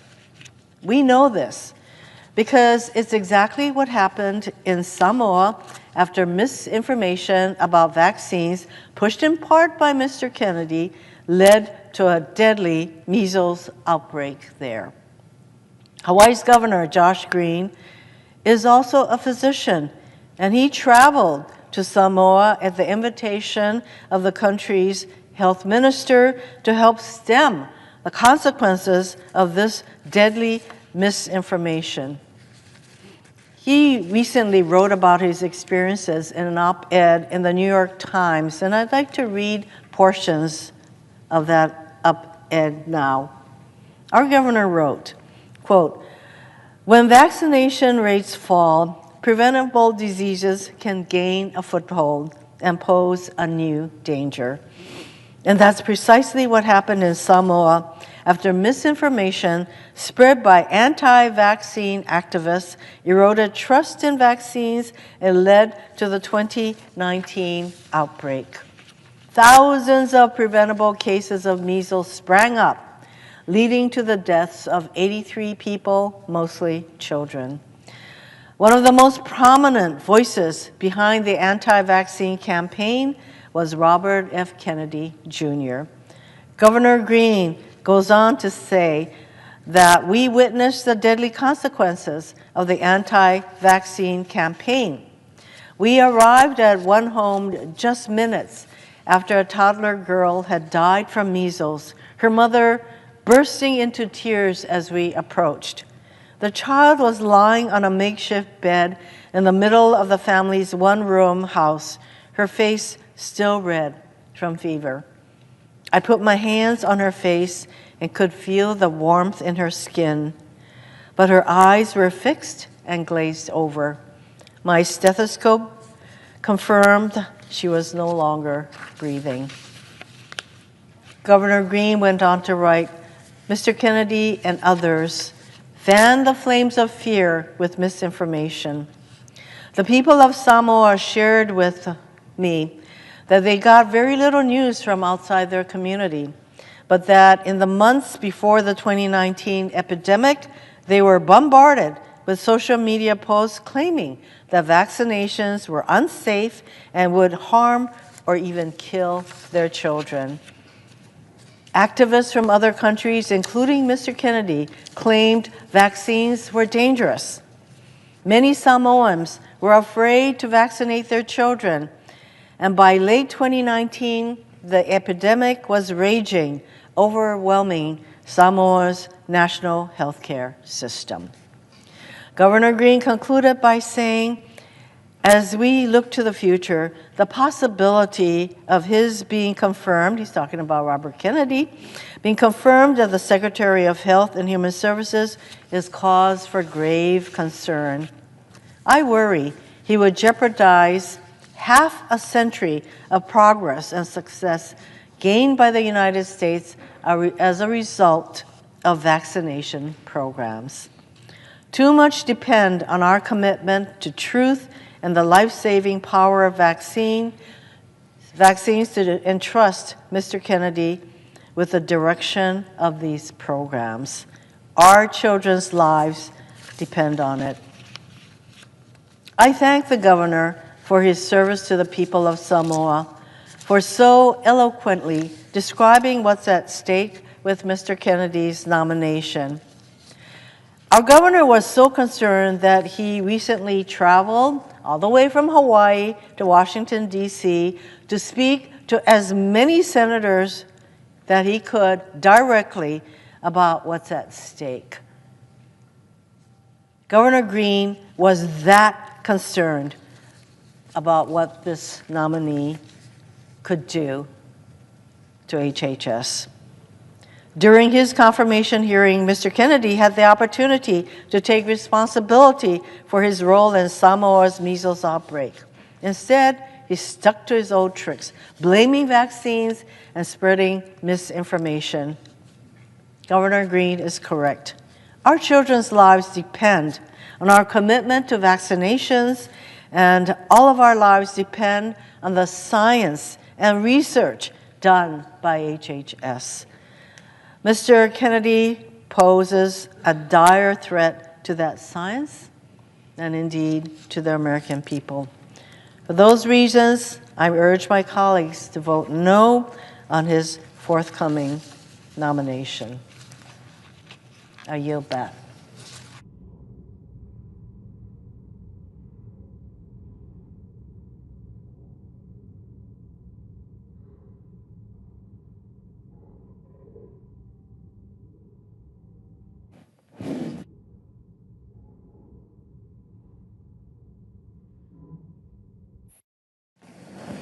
Mr. President, Senator from Hawaii. I yield 30 minutes of post-cloture debate time to the senior senator of Oregon. The senator has that right. Mr. President. Senator from New Hampshire. Thank you, Mr. President. I rise today to join my colleagues, to join the many Granite Staters who have written my office and expressed their grave alarm in opposing the nomination of Mr. Kennedy as the next Secretary of Health and Human Services. Robert F. Kennedy Jr. is without experience or qualification for this post. He is uninformed about and apparently uninterested in the most basic elements of healthcare policy. He entertains and spreads conspiracy theories that virtually everyone in this body knows to be dishonest and dangerous. In a different time, in a different political moment, with a different president, members of this chamber would have joined together to resoundingly reject Mr. Kennedy's nomination. In fact, in a different time, where qualifications and character mattered, Mr. Kennedy's nomination would never have made it to the floor. But here we are. Today, it appears that Mr. Kennedy will be confirmed and that members of the United States Senate, the so-called world's greatest deliberative body, will sacrifice the health of our fellow Americans by failing to stand up for science and for the truth. For even the most skilled and experienced person, running the Department of Health and Human Services is a really daunting task. We expect and trust the HHS Secretary to direct the administration of critical programs like Medicare or Medicaid, to direct research so that we can find cures for cancer, Alzheimer's, and other diseases, to help bring new life-saving medications to market, and to find ways to make medicine and care more affordable, to help ensure that our children grow up healthy and that our parents age with dignity.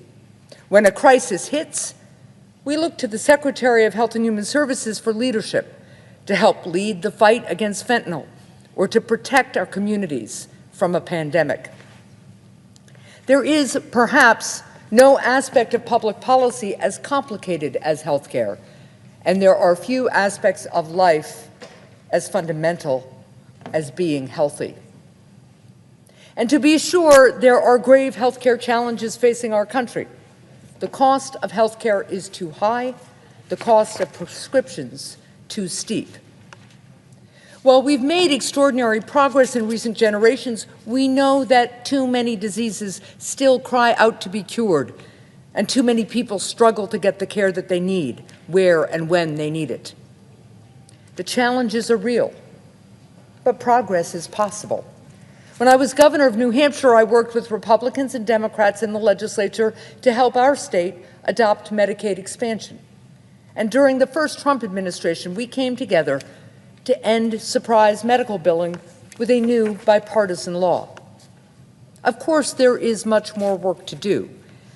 The point is that when we work together, embrace common sense solutions, and have the right leadership, we can forge progress. But it takes hard work. It takes seriousness to tackle a challenge as daunting as healthcare. It takes experience, talent, and ability. We're talking about the health of our country and of our children.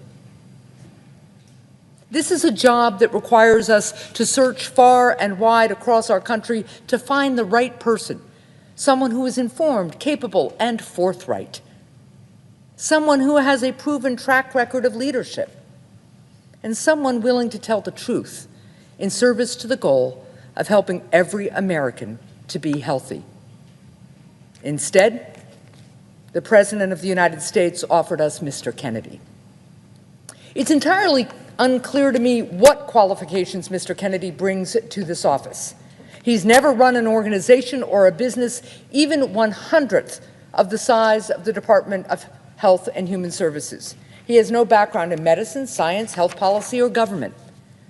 Most concerning, though, is his complete and utter lack of even the most basic knowledge of the department he is supposed to lead, or the health policy debates and challenges that our country has been grappling with over the last several decades.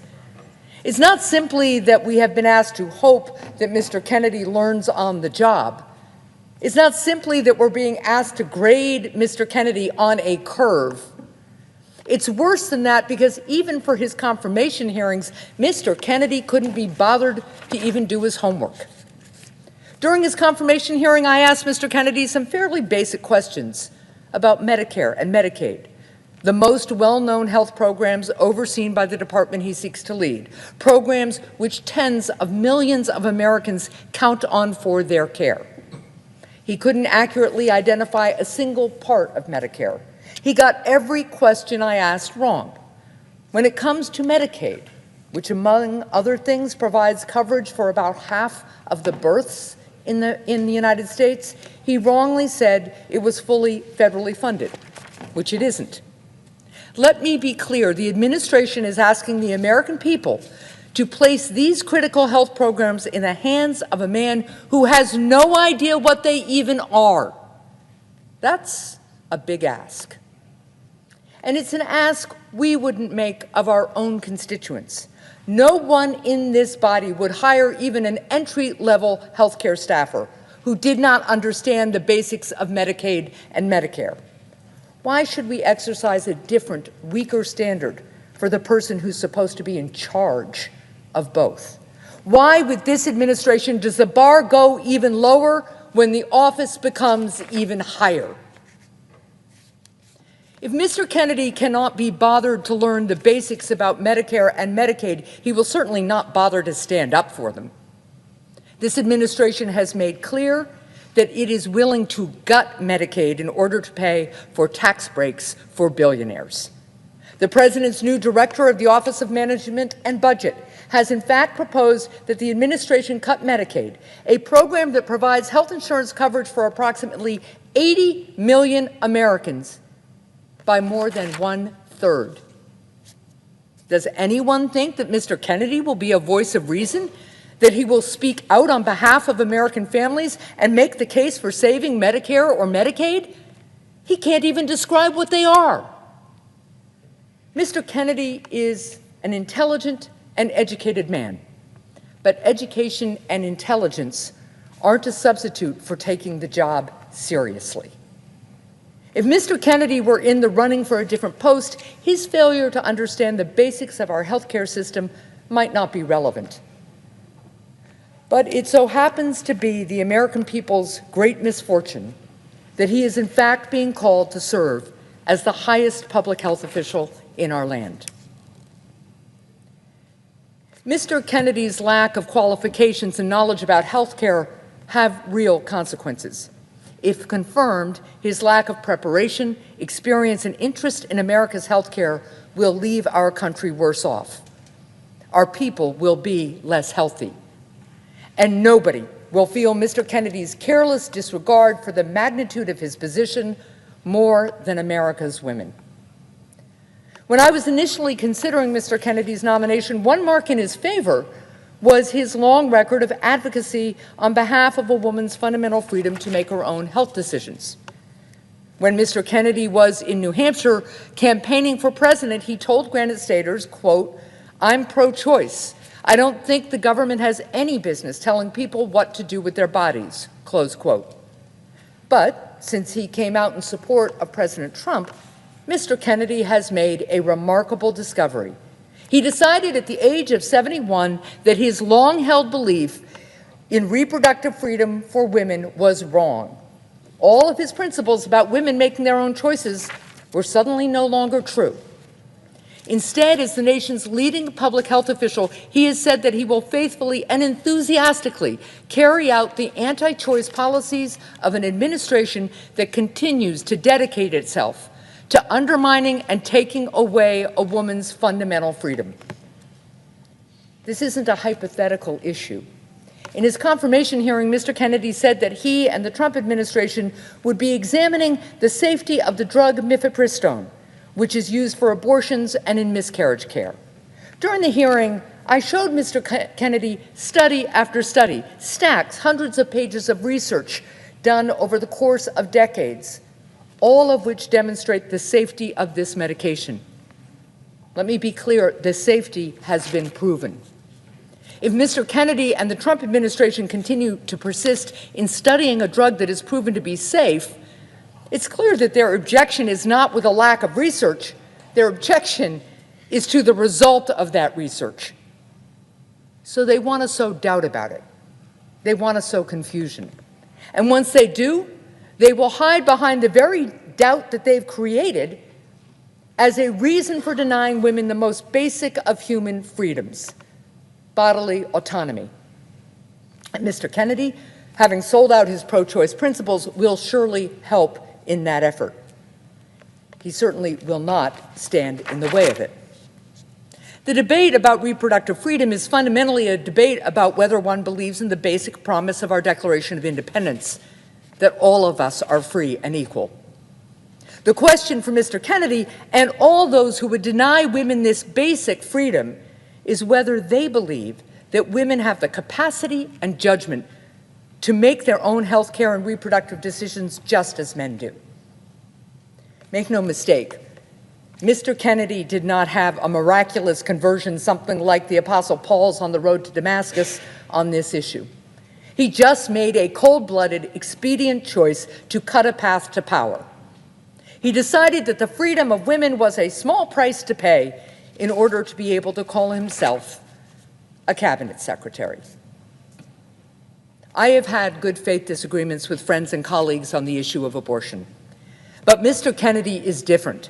Mr. Kennedy has spent his lifetime arguing for a woman's reproductive freedom.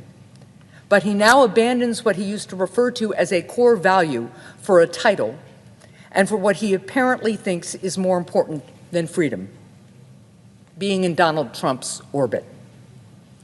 Americans have a particular disdain for those who sell out the freedom of their fellow citizens in pursuit of power. We call such people many things. We seldom call them Mr. Secretary. Even if Mr. Kennedy was not inexperienced, even if Mr. Kennedy had basic knowledge regarding our health system, even if Mr. Kennedy was not willing to imperil freedom for women, members of both political parties should reject his nomination. Because Mr. Kennedy, who has forged a career of peddling cynicism and conspiracy regarding vaccines, is perhaps the most uniquely dangerous man ever nominated to head America's Department of Health and Human Services. Vaccines are among the greatest achievements in human history, and America has been at the center of that success. Our doctors and scientists were instrumental in helping vanquish smallpox and banish polio. Because of vaccines, more than 20 million people walk today who otherwise would have been stricken with polio. Hundreds of millions of people are alive today because of vaccines. I'm reminded of the words of a previous HHS secretary, quote, "Vaccines are some of the most thoroughly tested medical products we have. Vaccines are safe, effective, and life-saving," close quote. HHS Secretary Alex Azar, who was appointed by President Trump, said those words during his first term. He was right when he said this 6 years ago. But today, Mr. Kennedy asserts that this statement is wrong. Mr. Kennedy has a long history of dealing in both outright lies and clever half-truths to sow cynicism, mistrust, and confusion regarding vaccines. He has, at various times, discouraged people from getting vaccines for measles and polio. Mr. Kennedy has led litigation to discredit the HPV vaccine, a vaccine which has led to a dramatic decrease in cervical cancers among young women. When the pandemic hit, President Trump helped marshal America's scientific resources in Operation Warp Speed to produce a COVID vaccine in record time. This was, in my mind, one of the greatest public health achievements in decades, and a real credit to President Trump. But Mr. Kennedy helped lead efforts that attempted to revoke President Trump's COVID vaccines authorization. And for more than 25 years, Mr. Kennedy has helped perpetuate the dangerous lie that vaccines cause autism. During his confirmation hearings, my colleagues virtually begged Mr. Kennedy to recant these views. But Mr. Kennedy would not, insisting that if he somehow saw more evidence, only then, perhaps, he might reverse course and tell people he was wrong. This is a dangerous game that Mr. Kennedy plays. He hides his anti-vaccine conspiracies under a cloak of deniability. Sometimes he outright lies. But most of the time he insists that he's merely raising questions and that he's simply a man looking for answers. But to borrow from Benjamin Franklin, quote, "Half the truth is often a great lie," close quote. When Mr. Kennedy is presented with facts, he ignores them. He ignored the conclusive data that my colleagues showed him, proving that vaccines do not cause autism. He instead continued to rely on one tiny, outdated, faulty, disproven study from way back in 1998, a study that the journal that originally published it has since withdrawn to support his claim, instead of relying on the exhaustive studies that have been conducted since then that prove there is no link between vaccines and autism. It is fine to ask questions. It's often urgently important. But it's not doctors and scientists who are ignoring Mr. Kennedy's questions. It is Mr. Kennedy who is ignoring their answers. Mr. Kennedy's vaccine conspiracies are not a quirk of personality or harmless eccentricity, but especially with the authority and the megaphone that he will have if he is confirmed, will be a grave danger to the health of our people. Mr. Kennedy has already spent much of his career taking legal action against safe and effective vaccines. With the full power of the Department of Health and Human Services, it stands to reason that he will use his post to limit access to certain vaccines, pull FDA approval of others, or change guidelines and recommendations concerning what vaccines children should receive. But more than that, with the platform of HHS Secretary, Mr. Kennedy will undermine public trust in vaccines and will discourage a growing number of parents from getting their children vaccinated. As for Mr. Kennedy's insistence that simply raising doubts about the safety of vaccines doesn't mean that he's urging people not to get their children vaccinated, well, Mr. Kennedy may be unqualified, but he is not naive. He knows full well that millions of people listen to his words. Millions more will listen should he be confirmed to this office. And so, what happens? How much, Mr. President, does a lie about vaccines truly cost? Let us say that a greater number of Americans become wary of vaccines due to Mr. Kennedy's musings from the seat of the most powerful public health perch in the world. A greater number of families decide that their kids don't need vaccines. Sometimes that'll mean just skipping one vaccine. Sometimes it'll mean skipping all of them. These parents aren't necessarily conspiracy theorists themselves, but they've read some scary, if untrue, stories online. And as they try to figure out what to do, the most important public health authority in the land chooses to give credence to the lies rather than reassure parents with the truth. Or maybe, as is true with every parent, these parents are worried about their child developing a disability. And now they hear Mr. Kennedy suggest that vaccines maybe cause autism. So they hesitate. They don't return to the pediatrician's office for the next dose of a vaccine that will prevent their child from getting a deadly disease. And as more and more children become unprotected, as Robert F. Kennedy Jr. fails to advocate for safe, effective, life-saving vaccines, children get sick.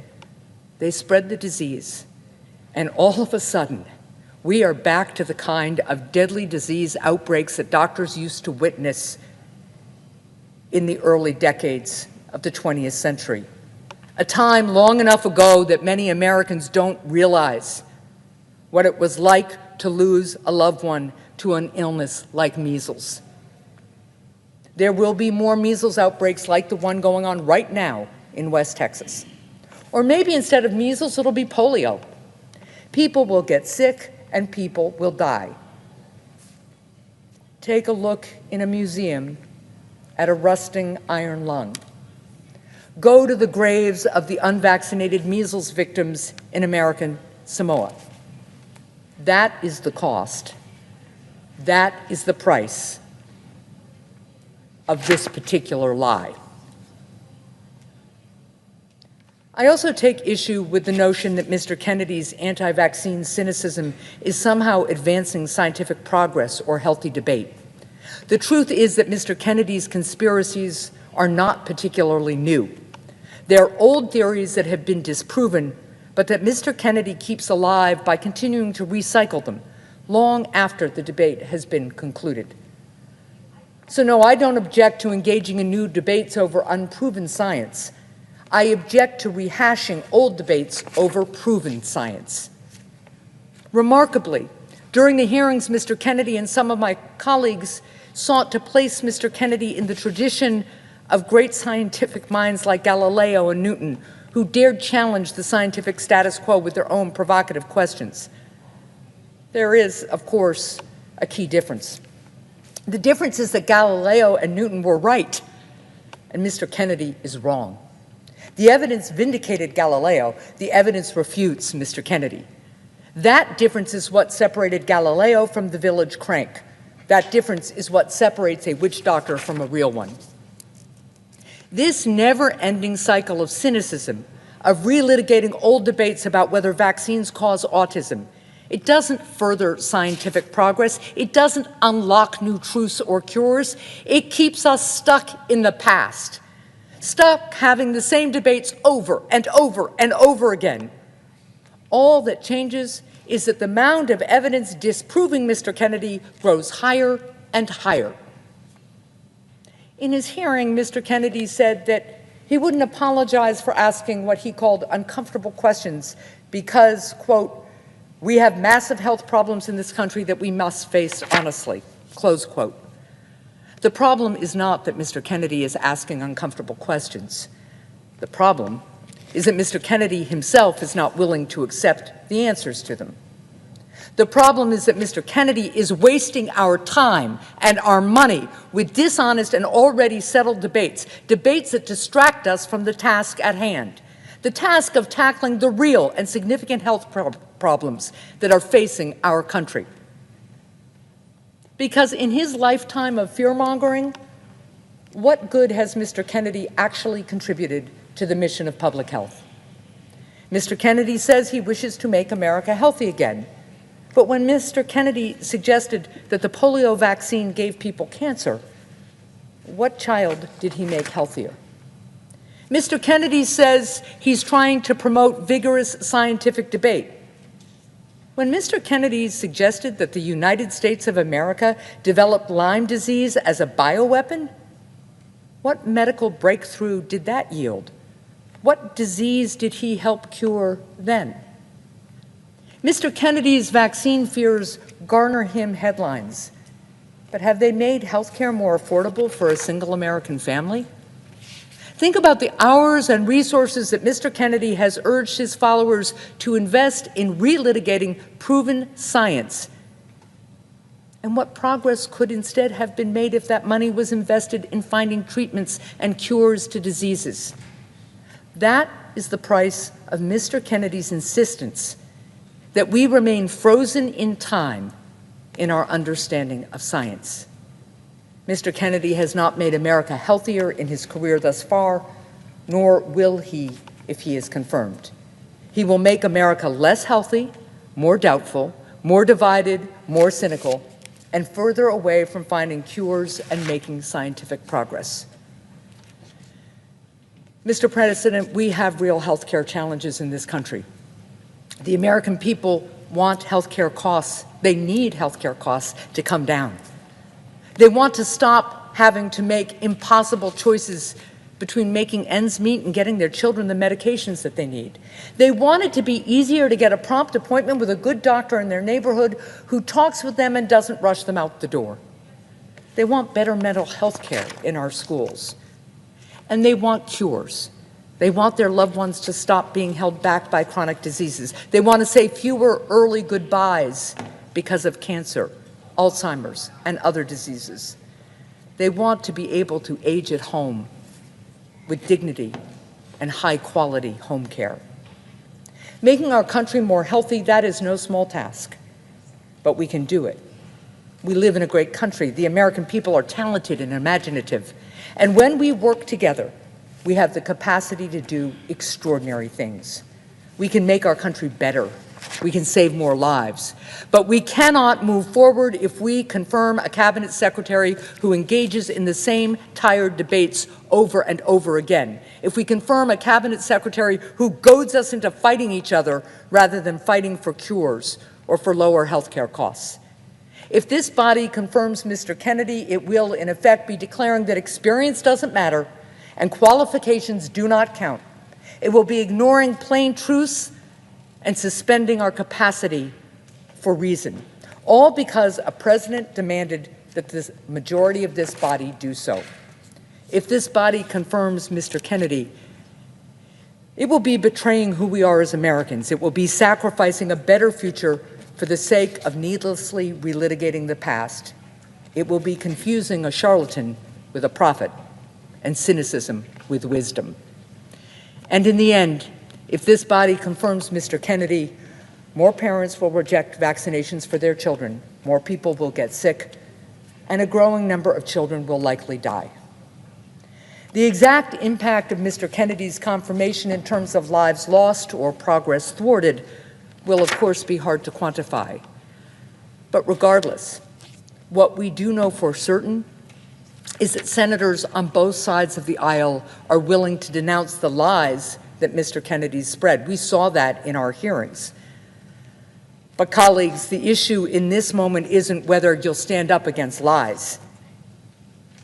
The issue is whether you will stand up to the man who tells them.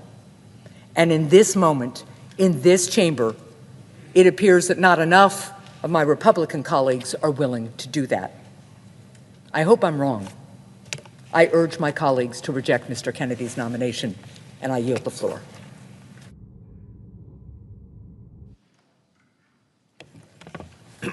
Mr. President. Senator from California. Mr. President, I too rise to oppose the nomination of Robert F. Kennedy Jr. to serve as Secretary of Health and Human Services. I can only hope that I'm half as eloquent and moving as Senator Hassan has been, not just here on the floor today, but in committee during the confirmation hearing. But, Mr. President, I oppose this nomination for his wildly misinformed beliefs and his utter lack of experience. I believe he is fundamentally unfit and unprepared, and Americans will be less healthy if he is confirmed. Now, to begin with, for years, he has made conspiracy theories and anti-vaccine misinformation his calling card.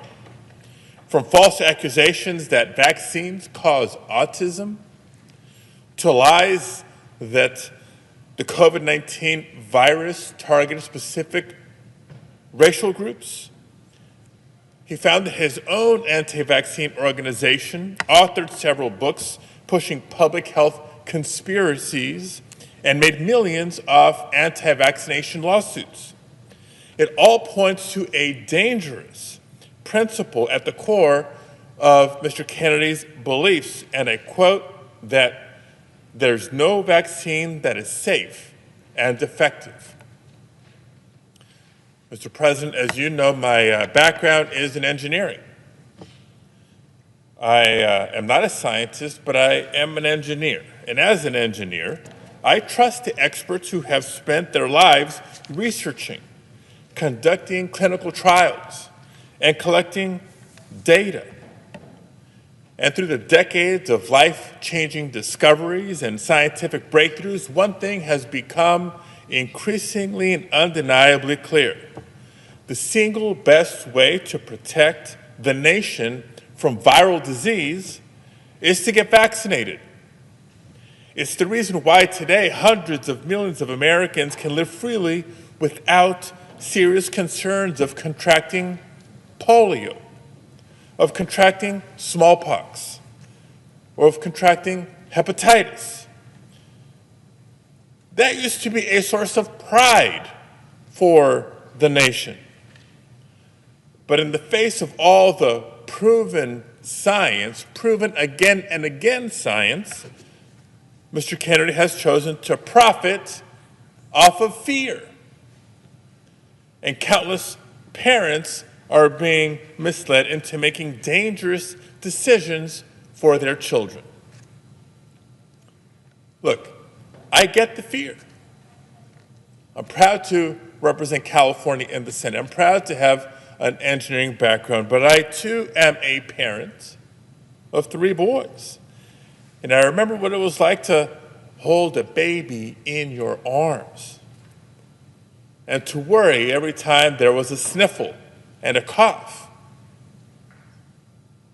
I'd do anything to protect my children just as you would do anything to protect yours. But where families have reasonable questions on everything from doctors to diets, Mr. Kennedy simply sees dollar signs. Now, today we find ourselves in yet another viral outbreak. A bird flu has shown some early signs of transmission to humans. I can't think of a worse idea than to install an anti-vaxxer as Secretary of Health and Human Services. His beliefs alone make him unfit to lead HHS. But in addition to that, he's simply unprepared to lead. Nearly 16 months ago, I was proud to co-found the bipartisan Senate Mental Health Caucus. Thank you, Senator Tillis. Thank you, Senator Ernst. Thank you, Senator Smith, for being co-founders of this caucus. In the time since then, we've made some significant strides.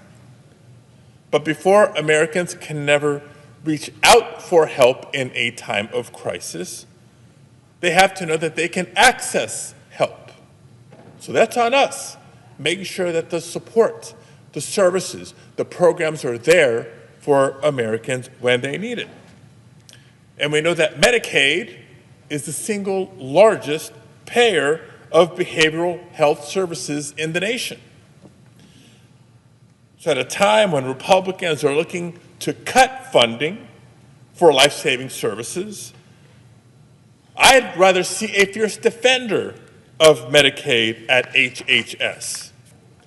Yet during his confirmation hearing, Mr. Kennedy failed to show even a basic understanding of Medicaid.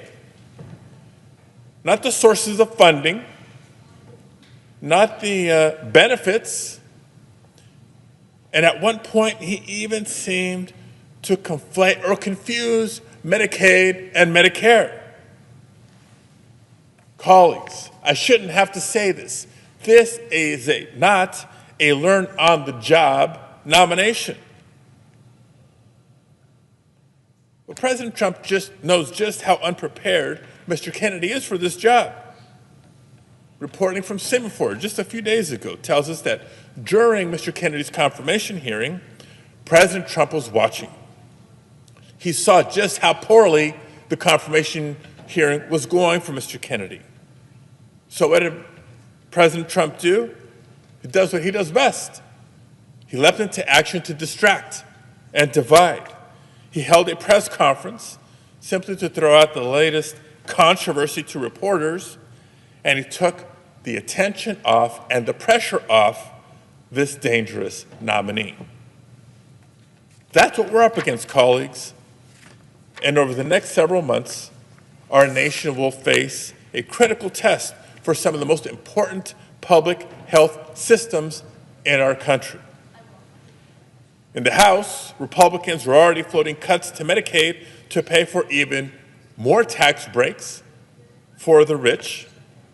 In the White House, President Trump and his shadow President Musk have proven they'll shutter any agency that stands in their way. And today we're left wondering who will speak up to protect the health of millions of Americans. Unfortunately, Mr. Kennedy has already shown he is not up to the task. So colleagues, I urge you to join me in fighting to protect the health of our constituents and oppose the confirmation of Mr. Kennedy. Thank you, Mr. President. I yield the floor. Mr. President. Senator from Virginia. Mr. President, I want to join my last two colleagues, the Senator from New Hampshire and the Senator from California, in echoing some of their concerns, because I also rise today to oppose President Trump's nomination of Robert Francis Kennedy Jr. to be Secretary of Health and Human Services. Now, it's been less than a month since Donald Trump was inaugurated. Feels a bit longer for some of us. Yet already, we've seen this administration attack nonpartisan civil servants, illegally freeze federal funding and gut the independent oversight bodies that crack down and protect Americans from corruption. So that would mean now more than ever, the Senate needs to confirm nominees who want to make the government more efficient, yes, but are also willing to work in good faith to advance their missions, regardless of political ideology. Unfortunately, I don't believe that Mr. Kennedy is that nominee, and I fear that he will serve as a rubber stamp for the chaos and disruption that the Trump-Musk administration brings. The past couple of weeks have made it clear that Elon Musk and his Doge bros have a disturbing scheme to undermine the government's ability to operate, all in the name of efficiency. We've seen Musk take a hatchet to USAID, ceding soft power and, frankly, 70 years of bipartisan leadership in that domain to China. We've seen that same attack limit our ability to fight terrorism and, unfortunately, turn our back, which we've never done, either presidents of Democrat or Republican affiliation, turn our back entirely on the international community. We've seen Mr. Musk take a hatchet to the CFPB and leave consumers to fend for themselves, giving a pass to scammers and institutions that defraud Americans. We're starting to see Musk take aim at the Department of Education.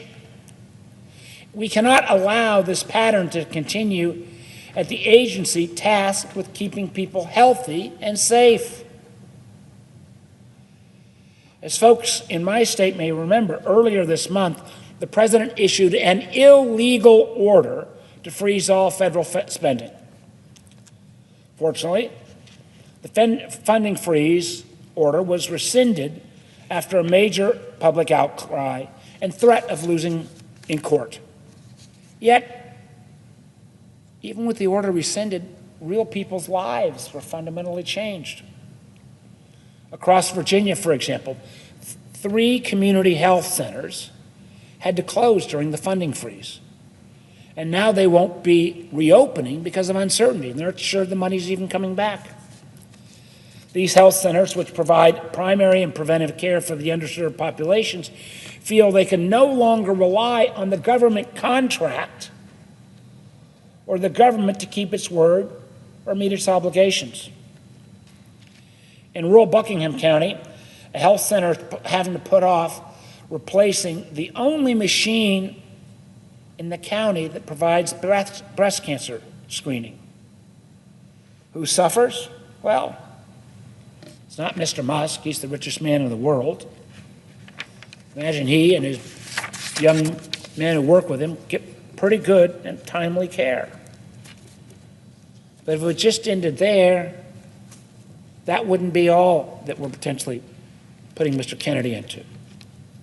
We've already seen some of the foreshadowing of what to come if Mr. Kennedy is confirmed as HHS nominee.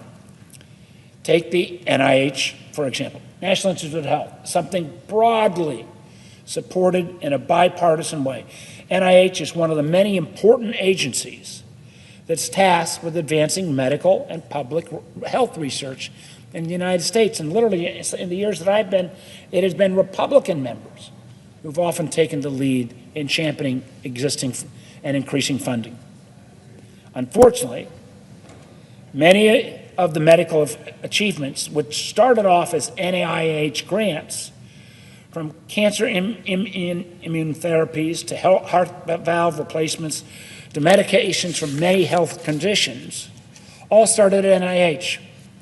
Yet earlier this week, the Trump administration put forward a plan to cut $4 billion in federal funding for research at hospitals and universities, like those in Virginia, which conduct some of our nation's top research. This basically cuts the legs out of a lot of NIH funding. This illegal and short-sighted maneuver could decrease the kind of work that leads to medical cures and scientific breakthroughs. It could devastate a major research ecosystem in Virginia. eliminate 21st century jobs, hurt countless American families who've been touched by cancer and other devastating diseases.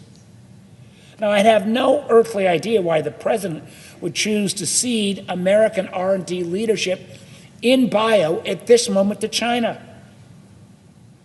But what I do know is that Mr. Kennedy will do nothing to stop it. What we need at HHS is a nominee who is willing to go in with a scalpel, not a hatchet, to make our healthcare system better. We need someone with the preparedness and experience necessary to safeguard a woman's right to reproductive care, to support healthcare systems in their fight against cyber attacks, that will protect both Medicare and Medicaid, and ensure that American families can count on good health insurance. Rather than focusing on any of these things, Mr. Kennedy, as you've heard from my colleagues, has expressed that he would like to gut our nation's top health agency. Specifically, he said he would like to oust 2,200 nonpartisan health experts at HHS. At his hearing before Senate Finance Committee, I asked him a very simple question. Which ones? Which of these nonpartisan health officials have you got slated for the chopping block? I wondered, was it the folks who keep our food safe from salmonella? The individuals who examine medications we give our kids? He couldn't even answer the question who he wanted to cut. Now, I do appreciate Mr. Kennedy's concern with chronic illnesses and the obesity epidemic. I also agree that not enough Americans have access to healthy food. However, having met with Mr. Kennedy in private and having questioned him in the hearing, I don't believe he's the right person to tackle these complicated issues. I don't have the confidence that he will be willing to consider the science or consult nonpartisan health experts when necessary. I certainly don't have the confidence that he would ever be willing to stand up to Donald Trump or Elon Musk. And frankly, at least in Virginia, I'm not the only one who feels that way. Let me take a moment to share some concerns I've heard from Virginians. Catherine, an ICU nurse in Charlottesville, wrote, quote, I cared for critically ill and dying patients during COVID-19 pandemic. While public health conspiracies were spread by figures like RFK Jr. with no scientific or medical training, I've seen the potentially deadly consequences of spreading misleading health and safety information. Or take Talia, an Alexandria resident who suffers from chronic illnesses. She wrote, quote, my ability to access effective treatments relies on accurate research and development of medicine. She fears, if nominated, Mr. Kennedy will cut progress in science and medical research. Another constituent from Nokesville wrote, my mother contracted polio at age 2. She's now 92 and has spent her life dealing with the pain of post-polio symptoms. RFK Jr.'s stance on vaccines is dangerous to people of all ages. A doctor from my hometown in Alexandria wrote, as a pediatrician for almost 50 years, I've seen many diseases nearly eradicated thanks to vaccines. Mr. Kennedy would reverse that trend.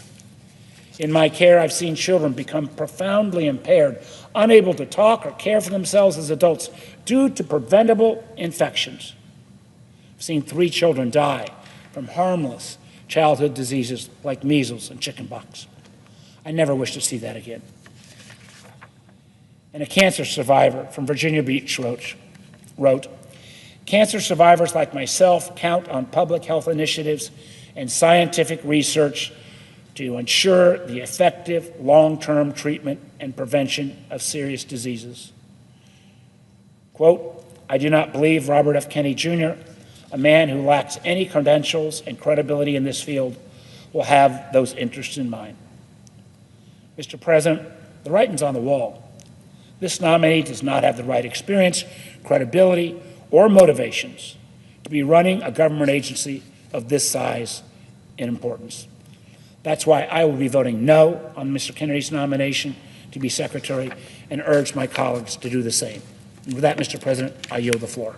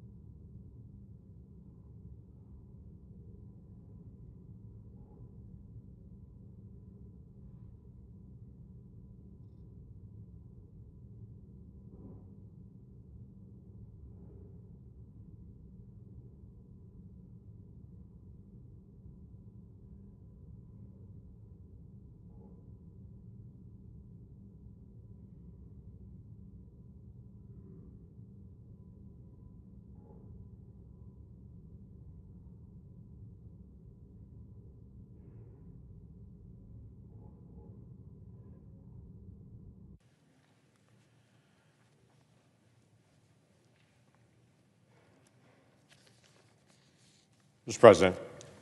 Speaker, the senator from Oklahoma. Mr. President, are we currently in a quorum call? We are not. Thank you. Mr. President, I'd ask unanimous consent to be able to use a prop during my speech. Without objection. Thank you.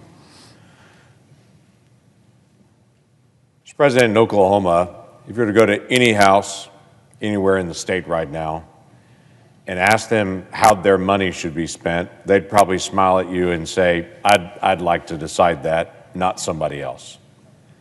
That'd be a pretty common conversation, I bet, in most every state.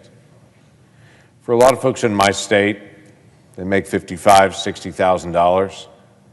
They make enough to be able to get by, work hard, take care of their kids and their family. It's a challenge for them from day to day, so every single dollar counts to them.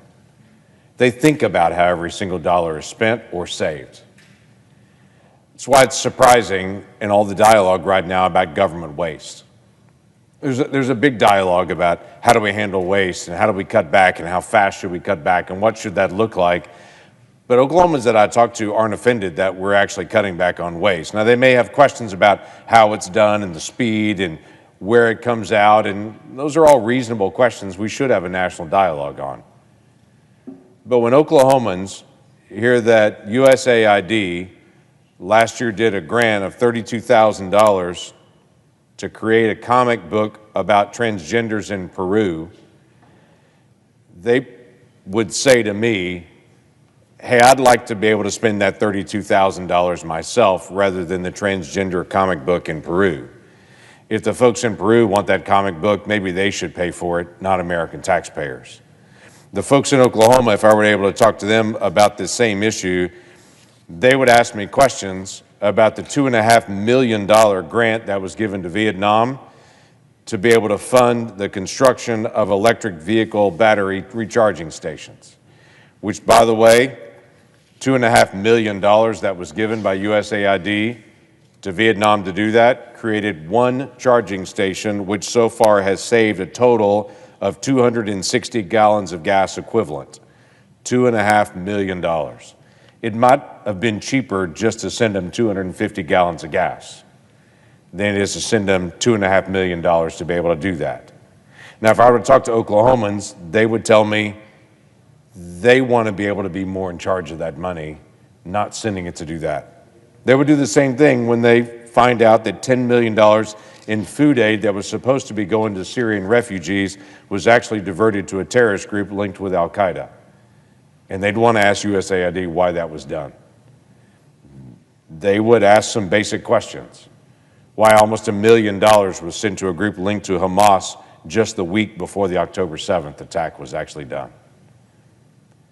All those things are reasonable conversations to have. That are really, honestly, not partisan conversations in this room. I don't find anyone that thinks that's a partisan issue. Everybody just says, how do we have to go after that waste, and what do we do to be able to stop it? For the last 10 years, I've stood in this room, and I've talked about my federal fumble book.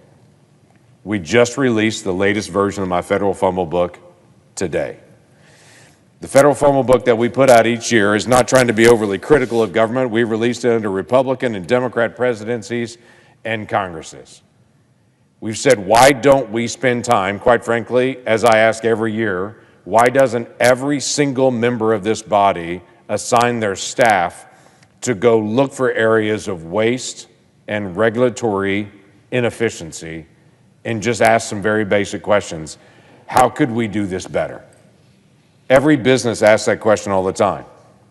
They ask that question, how can we be more efficient? How can we do things better? But we in government ask more, what can we do next? And very seldom stop to evaluate what's already been done. That's all federal fumbles is. Saying this is the money that was allocated, how was it actually spent? Over the years, we have engaged in things to be able to identify some areas of waste and have been able to put a stop to them. We stopped the funding that was going towards drag shows in Ecuador that we used to fund in American tax dollars. That's not happening anymore. We stopped the funding that was being sent to France to help preserve the secret language of French Parisian butchers. We used to fund that. We don't anymore. We stopped the funding that was going to research the Russian wine industry after we exposed that. We even stopped the funding that was going to the border to be able to fund Shakespeare along our border. There might be other ways to be able to spend our money better at the border other than doing performances of Shakespeare with federal tax dollars. This year, we're spending some time actually focusing on what can we do better? What's already been done that the money's gone out the door, or how can we do things better?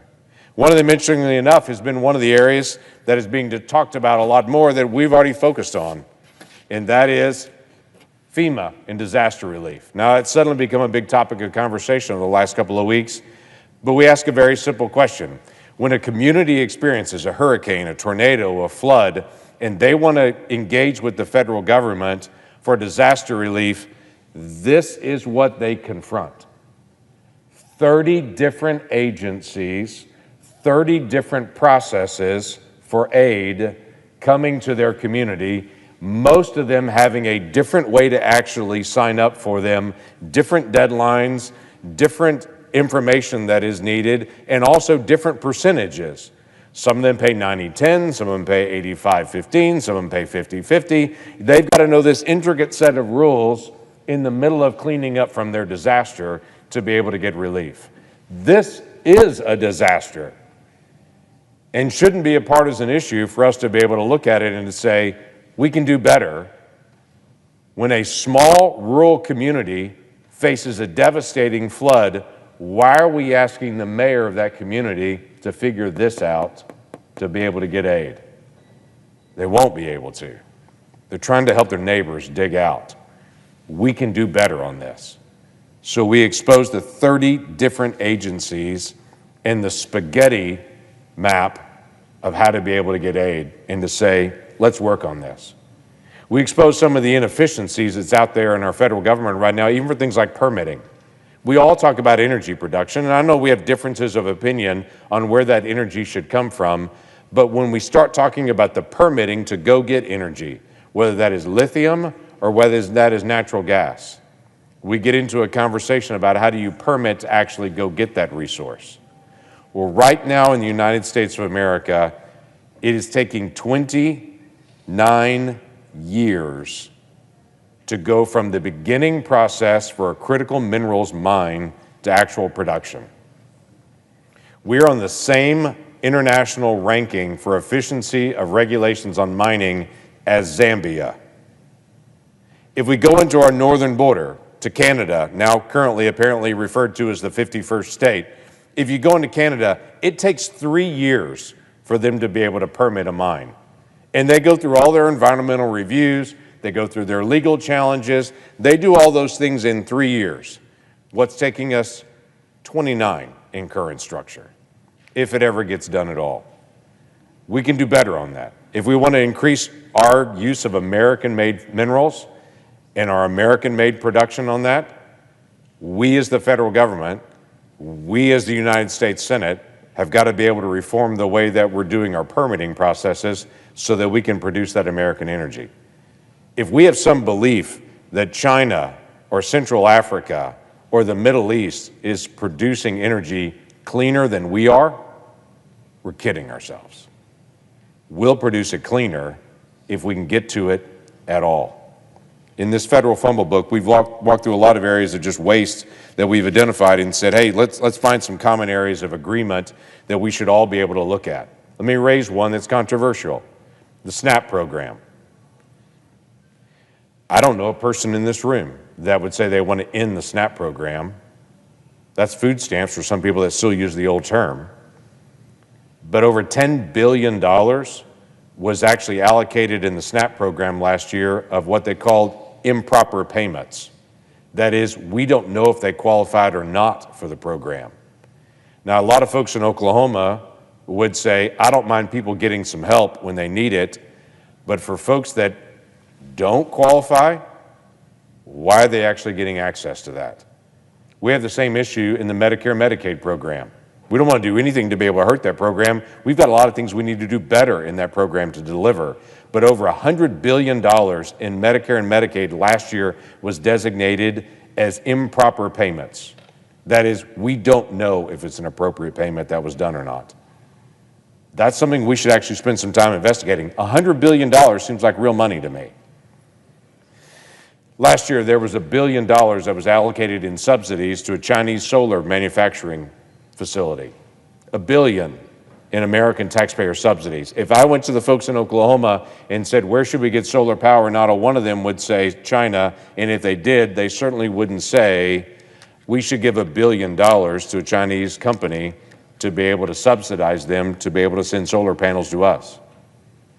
If I were to walk around Washington, D.C. right now, current stats are there are 17 agencies in Washington, D.C. that are using 25% or less of their real estate. 17 of our agencies using 25% or less of their occupancy building space. That is billions of dollars in costs in electricity. That is billions of dollars of costs in furniture for a simple question. Because it's not a business, they're not having to pursue efficiency. We have 75% of the building unused. That's an area that we should actually ask some very simple questions about and to say, what can we actually do better on this? Listen, these aren't partisan things. If I sat down with my Democratic colleagues, they would nod their head and say, let's take a look at that. Let's figure it out. The most simple thing that we do every year when we bring out this federal fumble book is say, here are things we can talk about. Now, I understand the DOGE conversations become controversial with Elon Musk and some of the tactics and the speed that they're moving. Completely understand that. Respect the conversations about that. But government inefficiency shouldn't be partisan, shouldn't be controversial. And for those that have joined all of us that have worked on this for years to expose waste in government, welcome to the club. We're glad to have folks engaging on this. I'm not critical. I'm excited that you're here because we need more help. Because when the federal government fumbles taxpayer dollars, people in Oklahoma, my state, lose their hard-earned tax money on things that aren't education, aren't roads, aren't national defense. They're waste. And that's what people want to see it stop. So I not only encourage people to be able to just take a glance, it's easy reading, lots of pictures.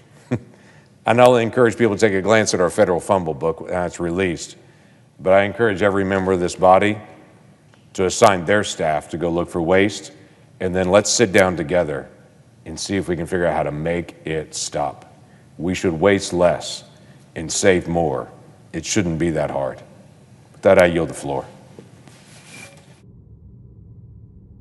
Mr. President. The Senator from Rhode Island. Thank you, Mr. President. Mr. President, I rise today in strong opposition to President Trump's nominee for the Department of Health and Human Services, Robert F. Kennedy, Jr. The department he has picked to lead is charged with protecting the health of all Americans, from safeguarding Medicare and nursing home care for seniors, to investigating medical research, to safeguarding the nation's food supply, and supporting public health programs such as lead poisoning prevention and suicide prevention. One of the most important public health inventions of the last century is vaccines, making many deadly and debilitating diseases a thing of the past. The Secretary of Health and Human Services has an outside role in making vaccines available to children and adults throughout the country. And that is something that gives me great pause about Mr. Kennedy's nomination. For those of us who grew up in the 50s and 60s, polio was an insidious threat that sent fear literally through every home in this country until Dr. Salk invented a vaccine. And it literally saved the lives, many, many lives, of generations of Americans. It was improved as it went forward, but I can recall lining up, in fact, my parents pulling me along and urging me to stand in line and get the first shot, and then the following year get the next shot. Because for them it was not just a medical routine, it could eliminate the constant worry and concern that one day their child could be subject to polio. So this notion of vaccine that is prompted by Mr. Kennedy is, I think, contrary to the great experience, at least of those who have been through that period of time. Mr. Kennedy has spent the last decade or more spreading lies about vaccines and encouraging families not to vaccinate their children. He's not just an advocate with a loud bullhorn spreading that message. Indeed, Mr. Kennedy has made a living, making millions of dollars, no less, questioning the safety of vaccines, safety that has been proven time and time again. Mr. Kennedy chaired one of the most prominent anti-vaccine organizations, the Children's Health Defense, for almost a decade, stepping aside only to run for president in 2023. Mr. Kennedy had a long and successful career as an environmental lawyer, and he has a compelling personal history overcoming addiction and should be commended for that. However, Mr. Kennedy's only work in the health space has been deeply detrimental to the public health of the United States, and indeed across the globe. There's no starker example of this than his work in Samoa 5 years ago. In 2018, in a tragic mistake, 2 infants in Samoa died after receiving their measles vaccine. The vaccines had been improperly prepared with a muscle relaxer instead of water. To be clear, nothing about the vaccine itself killed these children. Indeed, 2 nurses were imprisoned for 5 years for the mistake they made that day. Children's Health Defense, again chaired by Mr. Kennedy, seized on the opportunity and began questioning the safety of the measles vaccine online. Between the tragic accident and the spread of misinformation, the vaccine rate in Samoa fell to dangerously low levels. Children's Health Defense pressed on, paying for Mr. Kennedy to travel to Samoa with a prominent anti-vaccine activist to meet with the Prime Minister and other government officials, as well as other anti-vaccine activists. And the damage was done. A measles outbreak began a few months later, and with such low vaccination rates spread rapidly. By January 2020, there were almost 6,000 cases of measles, which resulted in the death of 83 people. And nearly all of the deaths were in children under the age 5. 2 truly tragic deaths spiraled into over 80 deaths, mostly of young children. And really think about that. Children dying of a vaccine-preventable illness with a vaccine widely available. And Mr. Kennedy was one of the leading voices opposing vaccination, encouraging places like Samoa to embrace a natural experience to see what happens when we stop routine vaccinations. We've seen what happens. Children die. And on top of that, Mr. Kennedy not only maintained no wrongdoing, he takes no responsibility, he denies the reality of what happened. In his confirmation hearing, he claimed that the cause of these children's death wasn't clear. Nothing could be further from the truth. We know exactly what happened. And Mr. Kennedy is still peddling misinformation to the United States Senate and to the people of America. Now, I mentioned that Mr. Kennedy stepped down from Children's Health Defense in 2023 to run for president, which leads me to my next concern. It has been reported that Mr. Kennedy, in fact, approached both the Trump and Harris campaigns, offering his support if he could take on a prominent role in the winning campaign's administration. Then candidate Donald Trump took him up on his offer. In short order, Mr. Kennedy abandoned his campaign, endorsed President Trump, and it appears agreed to do whatever President Trump would demand of him in the new role as Secretary of HHS. The American people I do not believe can trust Mr. Kennedy.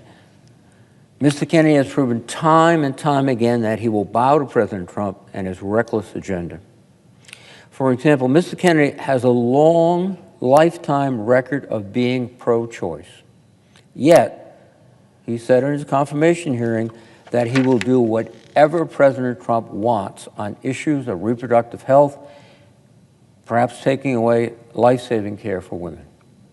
During his confirmation hearings, Mr. Kennedy downplayed the work that he had done discrediting vaccines, no doubt to secure the votes he needed to get confirmed in this role.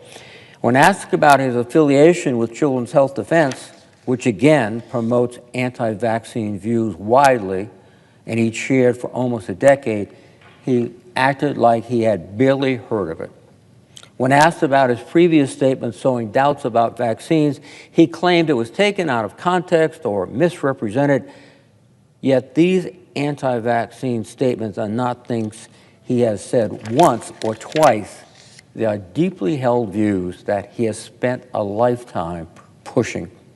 In 2015, for example, Mr. Kennedy falsely associated autism with vaccines, saying, quote, they get the shot, that night they have a fever of 103 degrees, they go to sleep, and 3 months later, their brain is gone. This is a holocaust, what this is doing to our country. He did later apologize for equating autism with the Holocaust, but he has only doubled down on his lies about vaccines and autism. As recently as 2023, in an interview, he said, quote, I've read the science on autism, and I can tell you, if you want to know, David, you've got to answer this question. If autism didn't come from the vaccines, then where is it coming from? Well, ask scientists, not Robert Kennedy.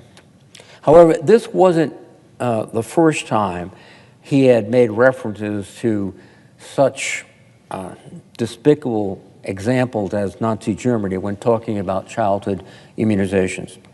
When speaking at a conference in 2013 about his claim that vaccines cause autism, a claim that has been debunked decades before and many times since, he stated, quote, to me, this is like Nazi death camps.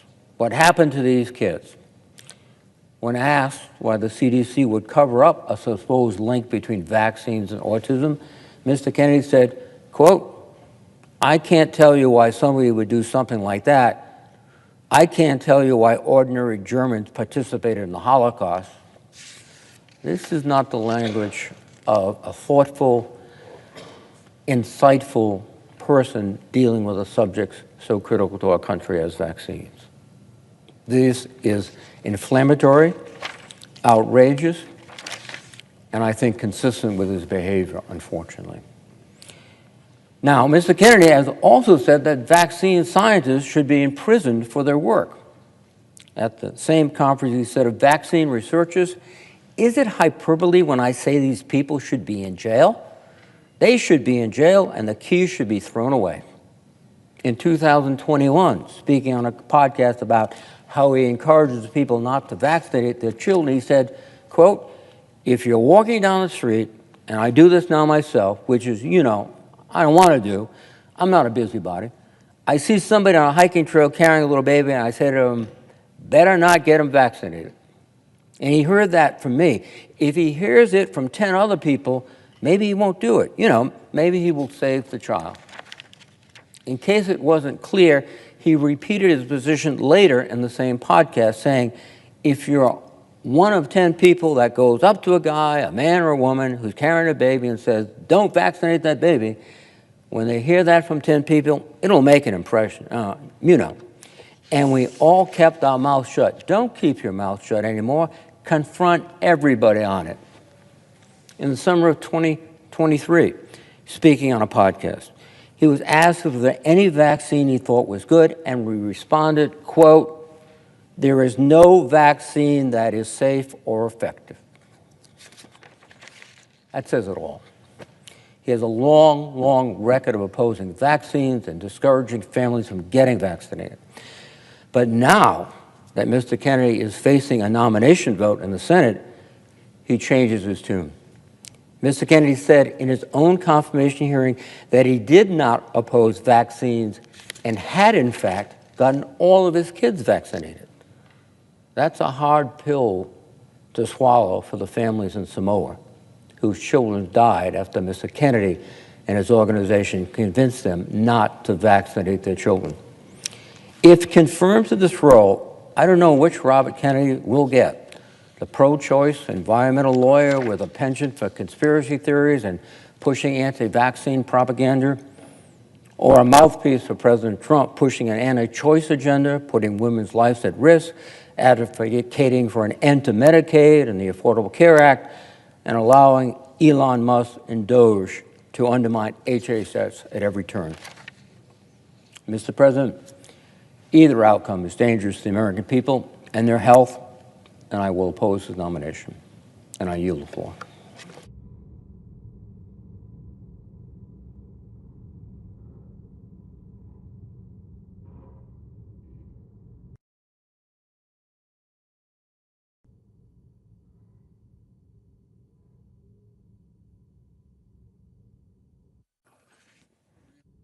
Is mine?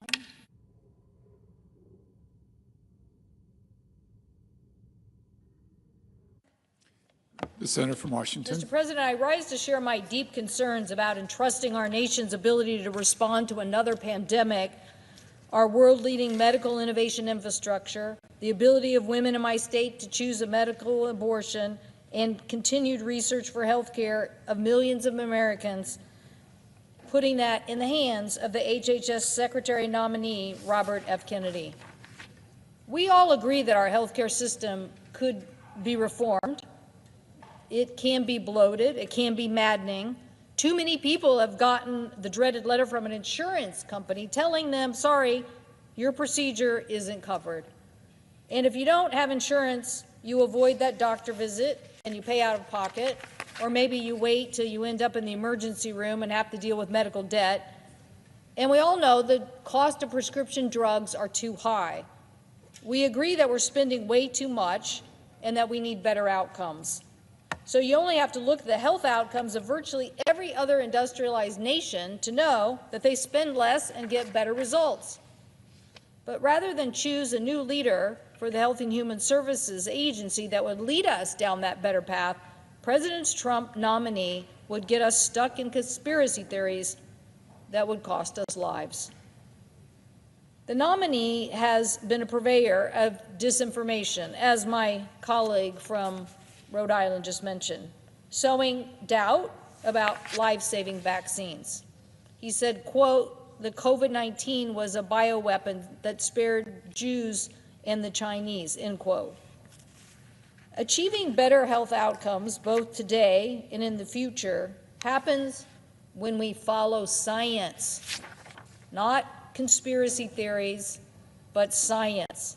I happen to represent a very innovative science state. And right now, it's a choice about innovation versus the skepticism represented by this nominee. Instead of speeding up innovation under Mr. Kennedy, we would be taking a risky step backwards. The COVID pandemic showed us, in my state, one of the first, actually the first in the nation known cases of a COVID-19 case.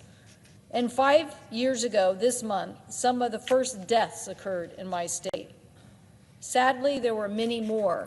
And trust me, I came back here to Washington, D.C., and people talked as if business was usual. All the while, it was spreading across my state. Ultimately, this pandemic killed more than 1.2 million people, and it devastated our economy. It had an impact on our children's education, and it has long-term health care effects on millions of survivors. Now, we are at the possibility of the beginning of another crisis, the avian flu. This crisis is yet another reminder of the importance of medical research and collaboration. I'm not sure our chart is high enough for people to see, but these two stories were on the front page of the Seattle Times just yesterday. The cost of eggs skyrocketing, caused by the avian flu, and the proposed cuts to NIH. Now, what do people not understand? Does it make sense to cut science at the time we might have another pandemic? Does it make sense to continue to cut the collaborative efforts of research? This Washington Animal Disease Diagnostic Laboratory at Washington State University is on the front lines of the avian flu. One of my institutions is on the front line. They test animals from across the state so they can be identified and stop the flu from spreading. And we want to cut those dollars? Americans already see the impact of the avian flu every time they go to the grocery store. And now people in Seattle and Spokane are saying it costs $7 for a dozen eggs. Some stores are limiting how many eggs you can buy.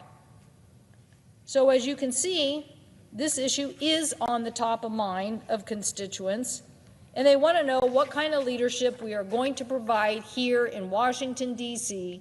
to lower costs, particularly at the grocery store, but to also lower costs in health care.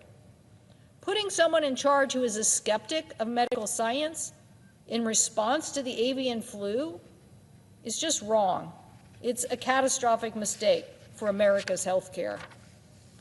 Now, I'll admit my state is a global leader in medical innovation. From research to biotech to getting drugs to the market, in 2023, the National Institutes of Health awarded $1.2 billion in highly competitive grants to 65 different organizations in the state of Washington. This supported about 12,000 jobs and generated close to $3 billion in economic activity. So yes, we know a little something about global health and innovation. But we know something else, Mr. President. The kind of research we're talking about here is the kind that saves lives. And this ultimately is about making an investment in saving the lives of people.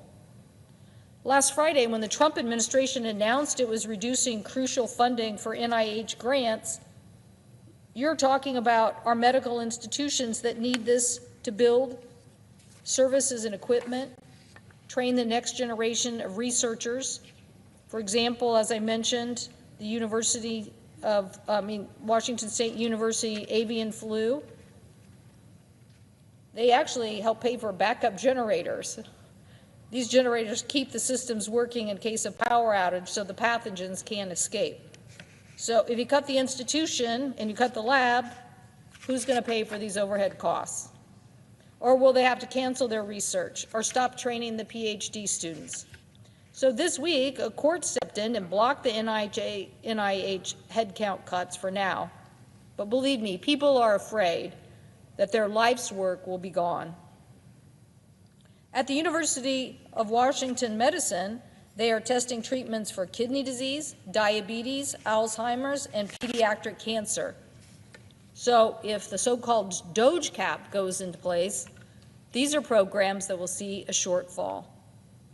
They tell me they have to stop admitting new patients to clinical trials, that they'll have to scale back. And we can't just start and stop medical research like a faucet. Once these people leave, the programs are stopped, it takes a long time to get them started. Once halted, the research data, the clinical trial, the patients, the laboratory, the equipment that led to those innovations will be lost. Now, if you ask me, that is throwing taxpayer dollars away. When you have an opportunity to cure a disease that affects millions of people and can save taxpayers billions, but somebody is arbitrarily going to cut these NIH funds thinking they're saving the American people, they're not saving them. They're causing harm. Cutting NIH and scientific research funding have consequences for every state in this union. North Carolina is home of the famous Research Triangle and receives about $2.2 billion in NIH funding. Texas is home of Baylor School of College of Medicine and receives about $1.85 in NIH funding.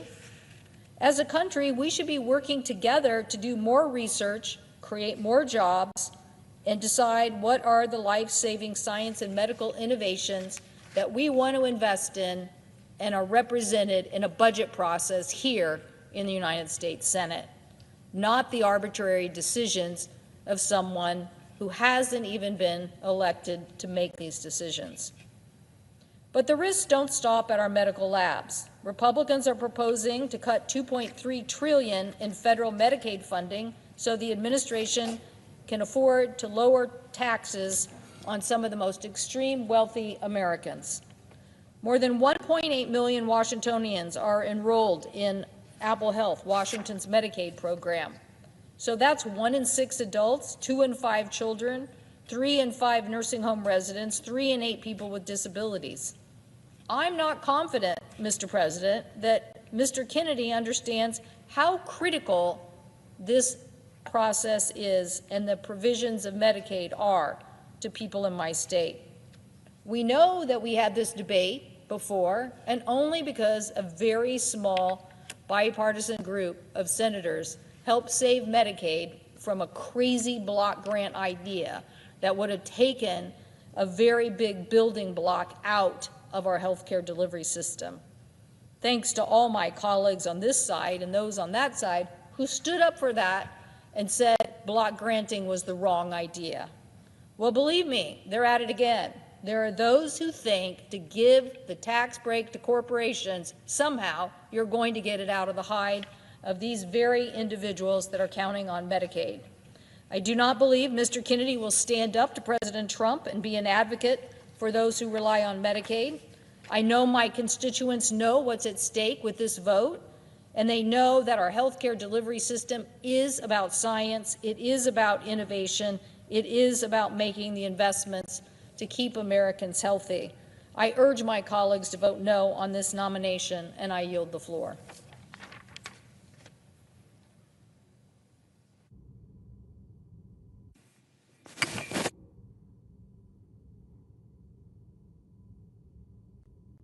President.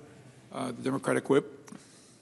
Mr. President, the greatest threat to American prosperity is not food aid to kids in Sudan or a diverse workforce.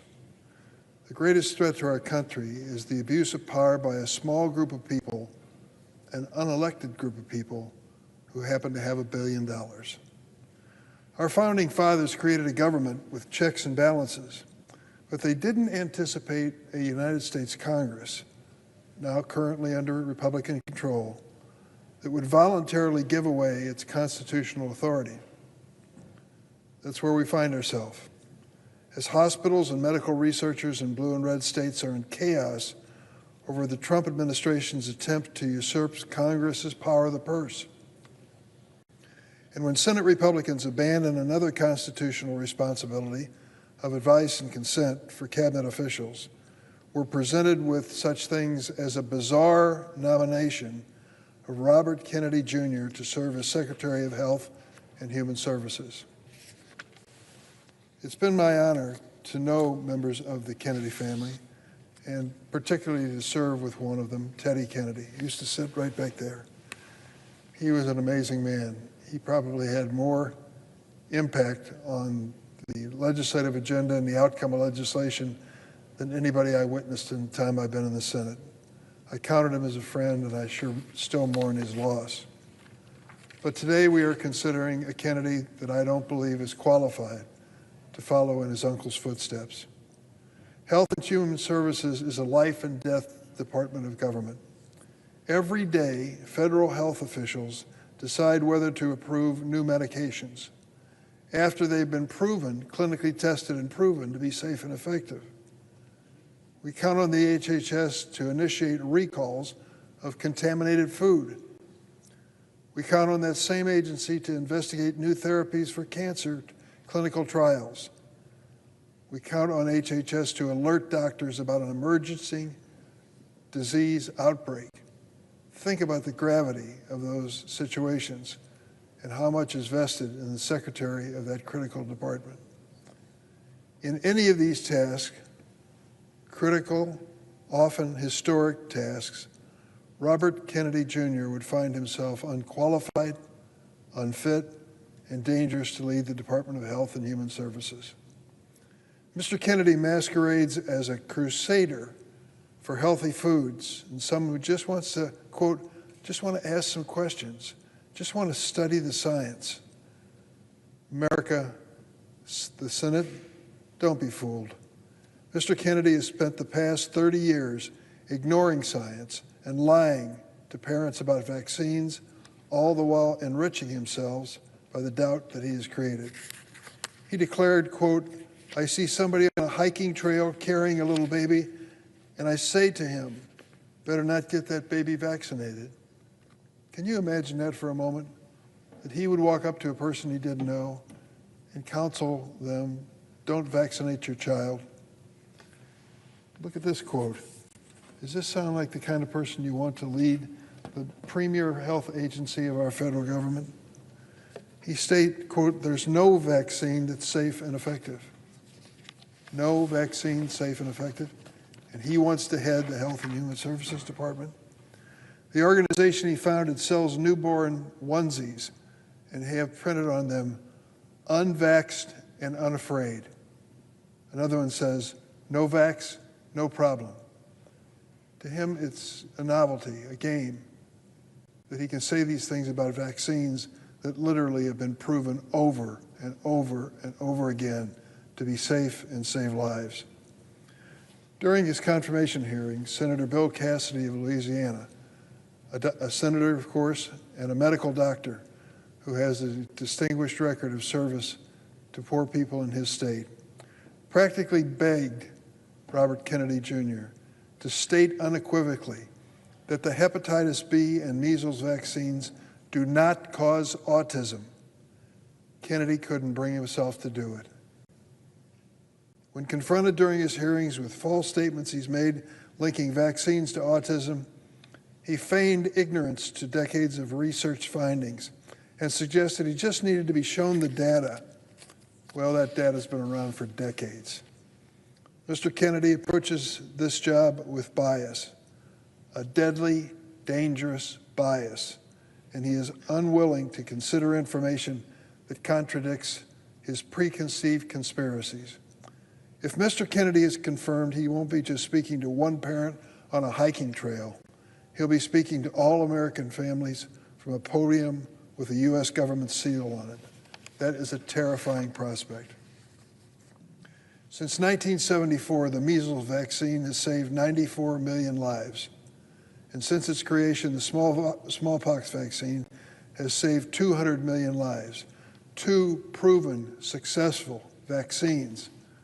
And we have to sell them to a man who wants to head the HHS and says there's no vaccine that's safe and effective.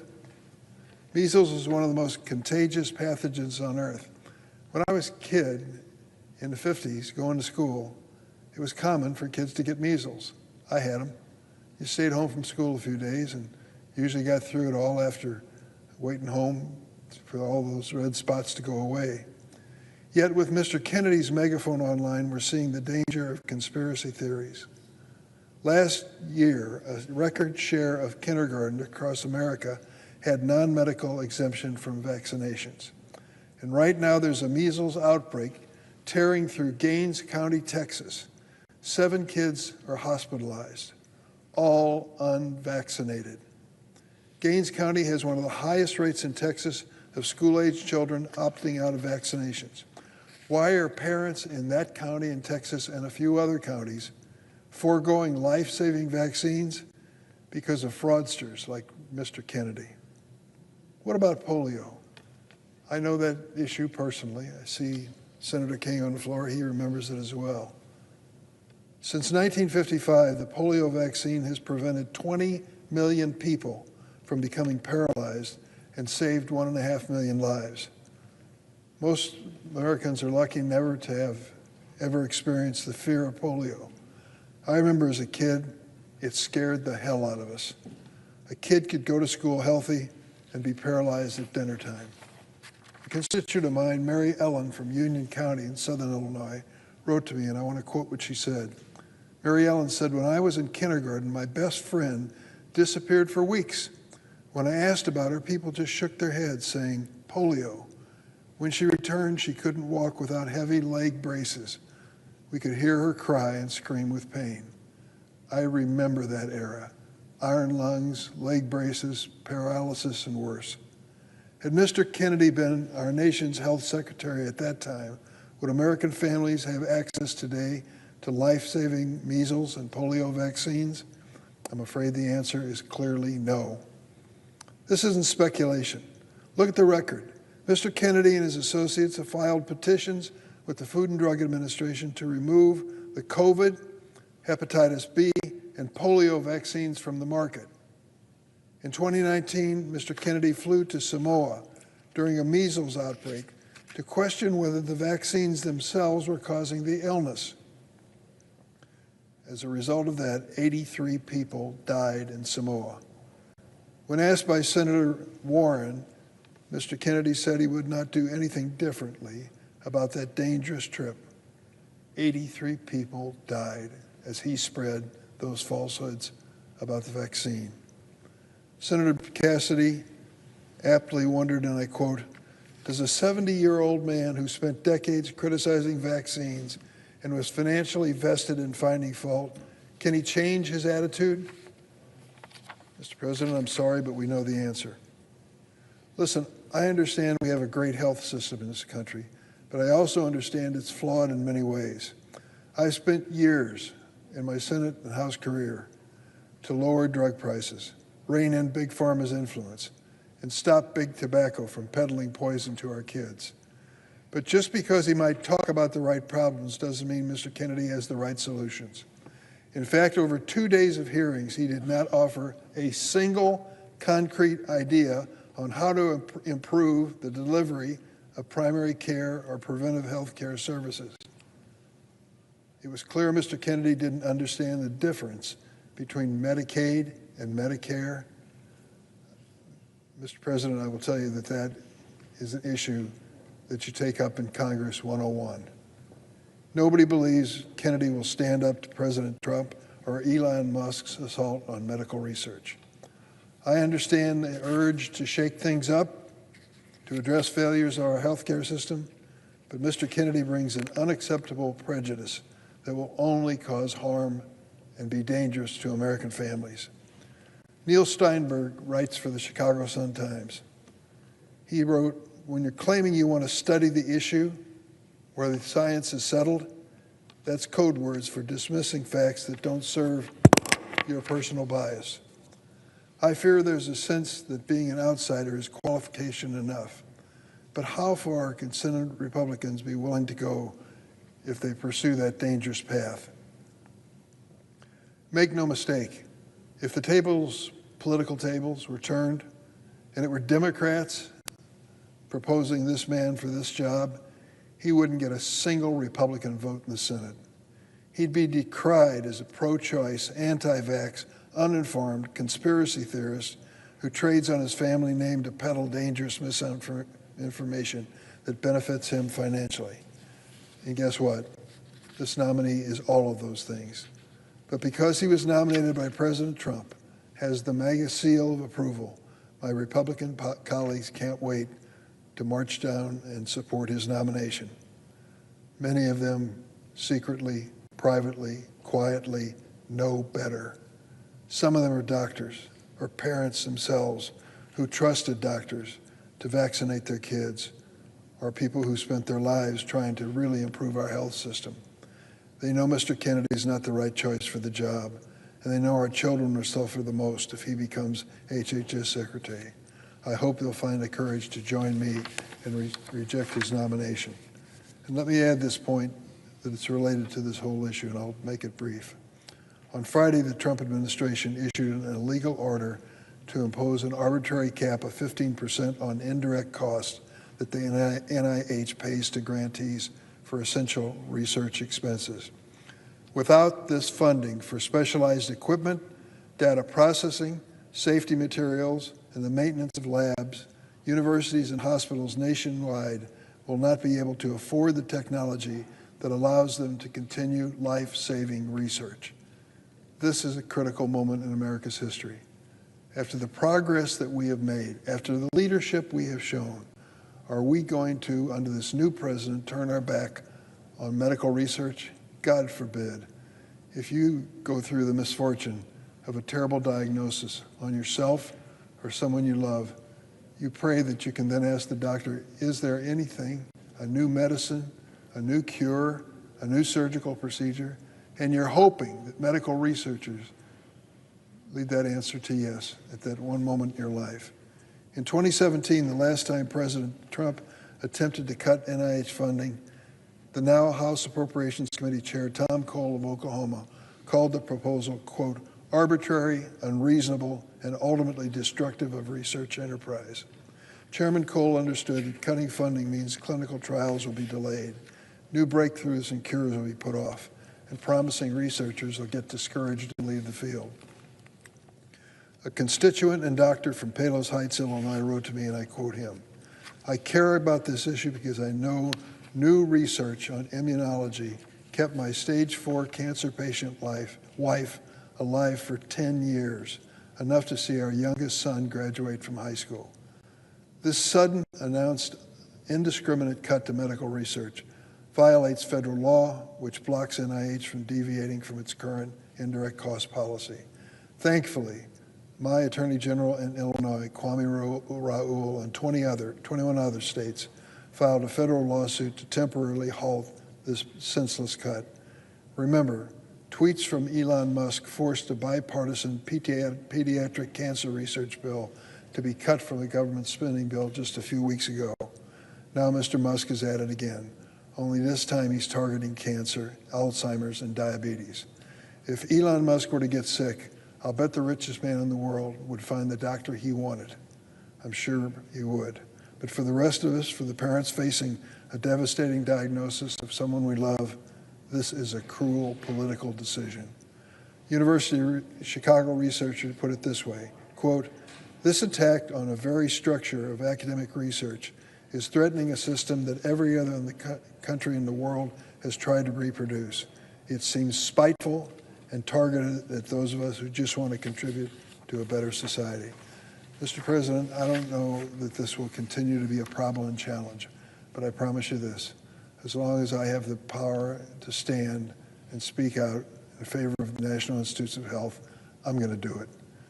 This country is a great country. It has greatness that includes medical research, maybe the best in the world. Why in the world would we give up on that? And why would we choose someone so bizarre to head up the Health and Human Services Agency and entrust to them life or death decisions? It's a bad choice. I'll be voting to oppose Robert F. Kennedy Jr., doing everything in my power to restore the spending for medical research in America. And I yield the floor.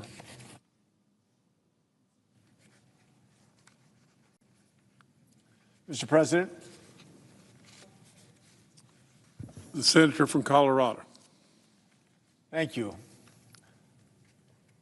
I appreciate what the good senator from Illinois has gone through and enunciated with great clarity. Our government plays a critical role in informing the public. The American people look to us for trust. They look to us for guidance during the roughest points of our history. And they look to us for factual, accurate information so they can have the freedom to raise their families without fear and anxiety. That trust is broken when partisan officials use their platforms to spread reckless and damaging information. They attempt to overwhelm Americans with views that push anti-science narratives or foreign propaganda, often that threatens our national security. You can't go on to social media anymore without running into a fake headline or some hyperbolic claim with no source. I mean, for so many people, the more you see, the more you believe.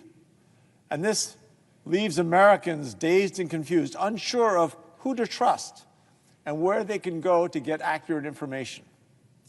Unfortunately, the new administration has shown a bias towards elevating people who peddle disinformation, spreading seemingly random falsehoods about our voting systems, marginalized groups, or our public health. This has real negative impacts on Americans. Now, way back in 1980, I graduated with a master's in earth sciences moved west to work as a geologist. So science is kind of low on the Maslow's pyramid of science.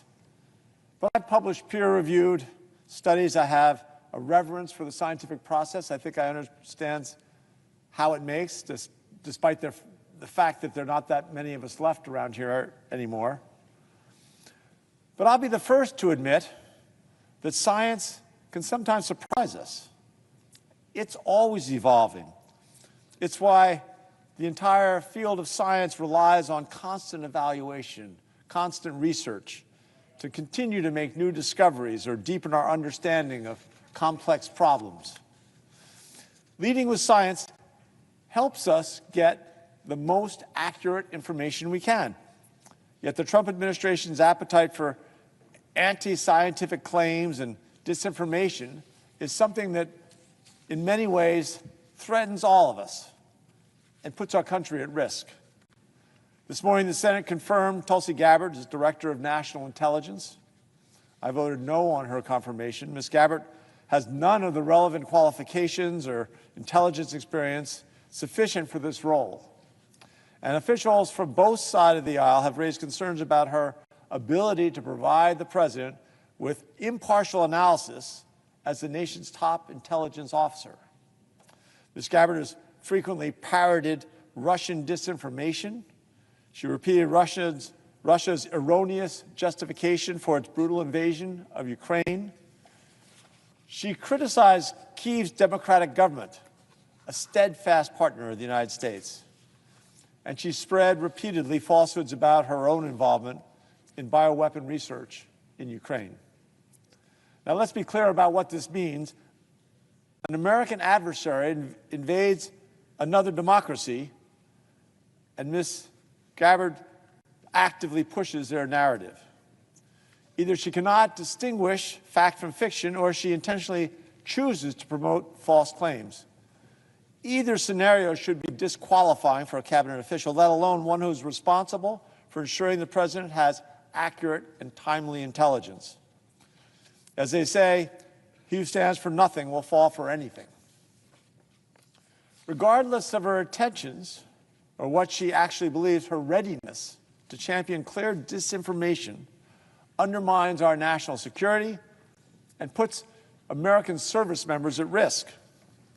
As Director of National Intelligence, Ms. Gabbard will have full visibility to every threat that the military and civilian personnel performing these vital missions in Colorado, across the country, and around the world, that they're working tirelessly to address. They need leaders, we need leaders who base every assessment and decision on accurate intelligence, not propaganda, especially not propaganda from one of the most threatening rivals that we have. President Trump's nominee to the Department of Health and Human Services, Robert F. Kennedy Jr., is another clear example of someone willing to overlook facts and science when it's convenient. He has a wide following, and many people look to him for guidance and for leadership. In particular, his ideas of a healthier America appeal to many Coloradans, and indeed they appeal to me as well. But make no mistake, our country can and should be healthier, and we all share a vested effort in that direction. There's a bipartisan appetite to get us there. We should provide better food options and keep unsafe chemicals out of the products that we eat. But we have to be able to do it in tandem with fact-based science and thoughtful policy to protect Americans and to keep them safe. RFK Jr. has shown a propensity for anti-science claims. One of his most anti-scientific claims is that autism is caused by childhood vaccines. This is a claim that's been spread through many communities for decades. And it's all based on a single paper published back in 1998. That paper was retracted years ago, and there have been hundreds of studies on the non-existent link between autism and the measles vaccine ever since. They have all, I repeat, they have all found zero connection between vaccines and the cause of autism. Let me be clear, every single one found zero connection. It's settled science. Vaccines are not only extremely safe, they're extremely effective. Every year they save millions of lives all around the globe. We have effectively eliminated horrible diseases like polio, and we're making considerable progress toward a vaccine for HIV and for AIDS. In the last 100 years, our country's average life expectancy increased by 30 years. 25 of those 30 years are largely attributed to vaccine adoption and clean drinking water. Vaccines not only saved lives, but they also made them healthier and happier as they were extended. Now, some of the damage from disinformation about vaccines is nearly impossible to undo. Why would anyone accept the results of one debunked paper rather than the conclusions of hundreds of studies that have been conducted since? It is completely understandable for parents to have questions and concerns about vaccines that their children receive. I know I have as a parent. As a parent of two kids, one who just turned 2 years old, I understand the concern that families feel. We want to make sure that we're doing everything we can do to keep our kids healthy and safe. We do the best we can with what we have to make them as healthy and happy as possible. People who peddle vaccine skepticism are preying upon parents' very rational fears to advance these conspiracy theories. Parents are trying their hardest to keep their kids safe and healthy, and it's irresponsible for people to plague them with pseudoscience and misinformation when the science has been settled on this for decades. The measles vaccine is safe and does not cause autism. It's personal for me, too. My son, Teddy, now in college, unfortunately got pertussis, or whooping cough, when he was 4 months old, before he was able to finish his full vaccination schedule after he interacted with an unvaccinated child. Because of how rare whooping cough is now, it took us a while to get the correct diagnosis. Finally, when we got him into Children's Hospital, I remember staying up all night, 2 nights in a row, to blast little puffs of oxygen into his coughing face to snap him out of those coughs about every 10 minutes and to prevent his oxygen blood levels from dropping too low. It's one of the most frightening experiences of my entire life. Whooping cough, that disease, is rare because of the vaccine and because of the adoption of that vaccine.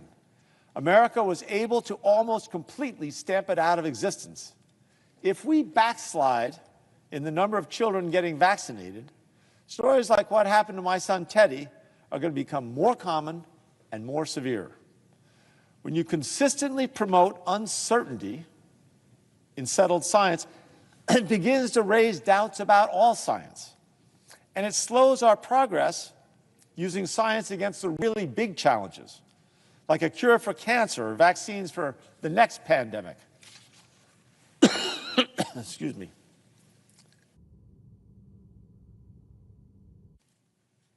In President Trump's first full term, and at the height of the COVID-19 pandemic, Operation Warp Speed helped bring vaccines to the public in record time.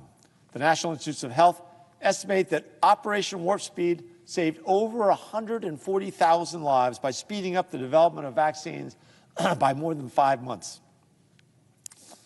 When the next pandemic comes along, and it's not if, it's when, we're going to need a robust federal response and preparedness plan.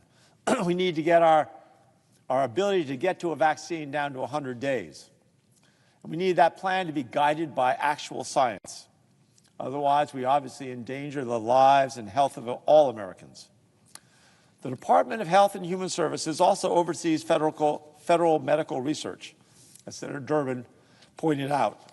The research has unlocked groundbreaking achievements in public health and will continue to help us cure diseases and work towards solutions for a variety of illnesses. However, the White House announced late last week that they are slashing funding for the National Institutes of Health. This will have devastating impacts on research projects in Colorado and across the United States, including places in Colorado like CU Anschutz, Fort Lewis College, and National Jewish Health. Our Colorado institutions are at the forefront of medical research for everything from clinical trials for veterans struggling with PTSD to individuals with Down syndrome. These cuts for research institutions, rural hospitals, for our veterans, will impact our most vulnerable communities. All this to give tax cuts to the wealthiest Americans. Again, I'm all for making government more efficient and smaller. If you want to seriously look at how we spend money and where we could cut actual fraud and waste and abuse, I'm in, I'm game. But I struggle to understand how stripping funding for cancer research or Head Start or hiring programs for law enforcement officers is wasteful. These cuts throughout our government are exaggerated by the extreme nominees who are really ill-equipped and ill-experienced to manage large governmental organizations. The administration also continues to illegally dismantle agencies without congressional approval. They have attempted to freeze federal funding, something the courts have halted, but the White House continues to pursue. Colorado and the American people are caught in their crosshairs. I've committed to opposing nominees that pose a genuine threat to Coloradans. We've also helped support lawsuits and oppose some of these executive actions. I'd be the first to admit our government isn't perfect. Government never will be. I'd be the first to recognize that it takes all of our elected officials to do their duty to the American people and to be truthful, and for our constituents to hold us accountable. The American experiment in democratic government is just too important to confirm people who actively spread disinformation and refuse to follow science. It threatens Coloradans. It puts all of us at risk. Mr. President, I yield back the floor.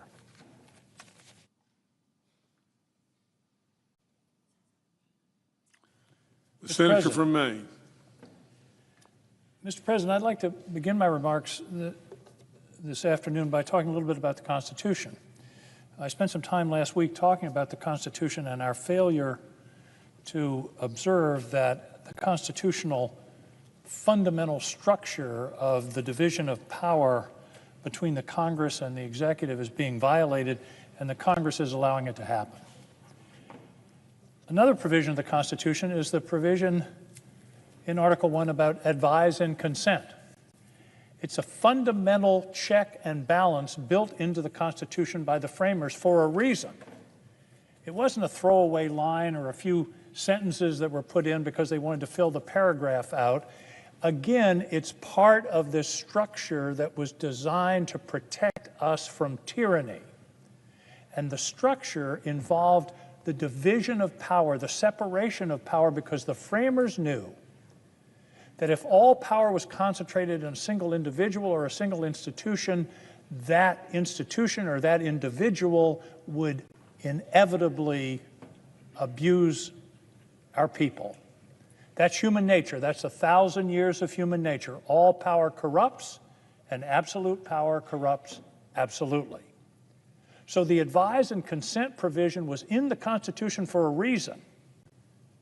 It was in there for a reason in order to provide a check on the executive and the people who were going to be put in charge of running the administration. By the way, I want to stop for a minute and focus on the word administration and the word executive, because it really goes to the discussion we're having in this city, or in this country right now, about how our government is supposed to work. The executive comes from the word execute, and the word execute means put into action. It doesn't mean initiate the action, it means put it into action. The same for the term administration. There's a reason we call it the administration. They are to administer the laws. In fact, the obligation on the president in Article 2 is to see that the laws are faithfully executed. And it does not give the president the power to ignore laws or to decide which laws he or she thinks are okay, to ignore the responsibility and constitutional authority of the Congress to define spending. It does not give the president that power, although the fellow we approved for the Office of Management and Budget last week thinks he has that power, or this president or any president has that power. That's absolutely antithetical to the whole concept of the Constitution as established by the framers. So, administration means administer the laws. The executive means execute the laws, not make them. We make the laws here. And the administration is to faithfully execute those laws. Now let's talk about advise and consent. Advise and consent means we have a responsibility, a constitutional responsibility, to consider each of the president's nominees for these important jobs. This isn't something that we may do or occasionally do. This is a fundamental part of our job. We take an oath when we come here to defend the Constitution against all enemies, foreign and domestic. I think it's interesting. They knew in 1787 that there was a potential for domestic enemies of the Constitution. So we have an obligation to take advise and consent seriously. Now, I'm a former governor, as is the presiding officer. And as a former executive, I believe the executive should have the ability to choose the team that they want, to choose their advisors, to choose the people that they will work with some limitations. In other words, I start with the premise of the person elected should perhaps get the benefit of the doubt is a little too strong, but I start with the premise that they were elected and they should be able to choose the team that they're going to be working with. However, I think there are two qualifications. And by the way, this has been my stated position on this subject since I entered the Senate. Benefit of the doubt to the executive. However, the nominee must be manifestly qualified and not hostile to the mission of the agency to which they've been appointed. Two criteria that for me give life to the idea of advise and consent. Okay, let's talk about Robert F. Kennedy Jr. He unfortunately checks both of the boxes as to being disqualified. Number one, he's not remotely qualified to run an organization of the magnitude of HHS.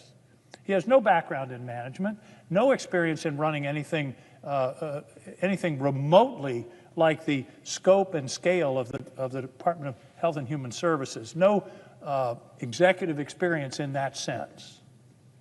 So that's number one. Is he qualified? No, he's grossly unqualified. But the second box is my criteria. Is he hostile to the mission of the agency? And if the mission of the agency, HHS, is to protect the health of the American people, I would argue he is manifestly hostile to that mission. There's been a lot of discussion here today, and I think it's interesting. I don't know how this debate has gone. I haven't heard too many people come up on the floor and support this nominee and tell us why he should be approved. Because you know what, Mr. President? If this were a secret ballot, this man wouldn't get 20 votes. Everybody in this body knows he's not qualified. Everybody in this body knows he has no business anywhere near this position. But here we are. We're going to take a vote. Unfortunately, it will probably be on a party line basis. But let me focus on just one little piece. On January 29, barely a week ago, before the Senate Finance Committee, here's what Mr. Kennedy said. Quote, "News reports have claimed that I am anti-vaccine or anti-industry. I am neither. I am pro-safety. All of my kids are vaccinated." I'll bet that came as news to a lot of the people he's been leading astray over the last 25 or 30 years. All of my kids are vaccinated, and I believe vaccines have a critical role in health care. I'm reminded of Saul on the road to Damascus, a miraculous conversion. A bright light was shown, and suddenly the scales fell from his eyes in his confirmation hearing. Okay, let's go back a little over a year, July 6, 2023. This is a quote, a direct quote, there is no vaccine that is safe and effective. He later said on the same podcast, vaccines are inherently unsafe. Mr. President, this man shouldn't be confirmed because he told the committee and the Senate something diametrically opposed to the position he's taken all his last 30 years, all his adult life. Maya Angelou said, if somebody tells you who they are, you should believe them. And he's told us repeatedly. And he has acted on his vaccine skepticism. This isn't something that was rumbling around in his head. He's traveled the world. He's written articles. He's gone on podcasts. He's gone on TV. And he's discouraged people from being vaccinated. And now he has this miraculous conversion 10 days ago. All my kids are vaccinated. I believe vaccines have a critical role in health care. The same thing during COVID. He said, it is criminal medical malpractice to give a child one of these vaccines. Wow. Criminal malpractice. And of course, it's been discussed. He said, I do believe that autism does come from vaccines. July of 2023, there was one study in England, I think it was in 1998, that purported to show a tenuous connection between vaccines and autism. I'm reasonably confident that one of the authors of that study recanted it. It was withdrawn, and it's been debunked over and over and over again. But this man has been peddling this lie for 20 years. And who knows how many parents have fallen for that, and who knows how many children have paid the price. Just to talk about vaccines, at one point during the pandemic, there was a survey, July 2021, remember that was the height of it. They surveyed 50 hospitals in 17 states. 94% of the patients hospitalized in July of 2021 were unvaccinated. What does that tell you? Vaccinations worked, and people who were unvaccinated were at enormously higher risk. 94% of the people were unvaccinated. In addition to the vaccination issue, this man doesn't respect the FDA, the agency that was put in place to protect our health, to regulate us, to be sure that we're getting safe medications, to deal with some of the awful problems of the potential of harmful medications literally getting into America's bloodstream. In December of 2024, barely a couple of months, 2 months ago, he said he would fire officials at the FDA. And in October 2024, he said on X, FDA's war on public health is about to end. If you work for the FDA and are part of this corrupt system, I have two messages for you. Prepare your records and pack your bags. He didn't say a certain office in the FDA or a certain part of the FDA, or maybe there was one provision or part that he didn't think was helpful. He said, if you work for the FDA, that's everybody. Preserve your records and pack your bags. This man is not only unqualified, he's anti-qualified. He's a danger. We have physicians in the Senate. I believe that the Hippocratic Oath, do no harm, should apply to Senate votes. You should not be voting for somebody who you know is going to do harm to the public health. So this is it's really a kind of surreal debate, because everybody in this chamber knows this man should not be Secretary of Health and Human Services. Now, I want to end with a personal story. One of the few advantages of being older is that you have a long memory. And in 1952, I was entering the 3rd grade at MacArthur School in Alexandria, Virginia. And in my class in the 3rd grade was a kid named Butch. And he was horribly twisted into a wheelchair. I don't think I'd ever seen a wheelchair when I was going into the 3rd grade. But he was there, and here it is. I'm not even going to say how many years later, but I can close my eyes and see Butch in that chair. Polio was what he had. He was in pain daily. He could barely make himself understood.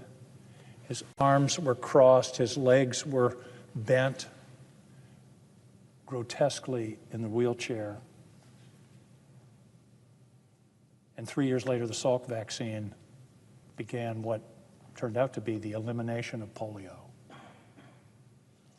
Where would we be as a country if this man had been the head of the, at that time it was HEW, and somehow put a stop to this vaccine, which I believe he has said even the polio vaccine should be rescinded, which has saved millions of lives around the world? Where would we be? I can't escape the memory of that boy in that wheelchair. I can't escape the memory of my parents not letting me go to the public swimming pool because of the fear of polio, not being able to go out and play in a summer in Virginia because of the fear of polio that stalked the land. The former Republican leader was a victim of polio. The former President Franklin D. Roosevelt was a victim of polio, and it was the vaccine that ended it. Mr. President, I hope this place comes to its senses and rejects this surreal nomination. There could probably, it would be hard to find someone less qualified to serve in this position. And I believe that it will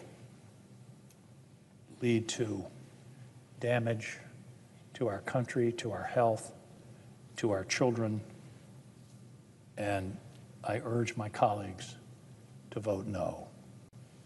If you vote yes, you'll regret it. Thank you, Mr. President. I yield the floor.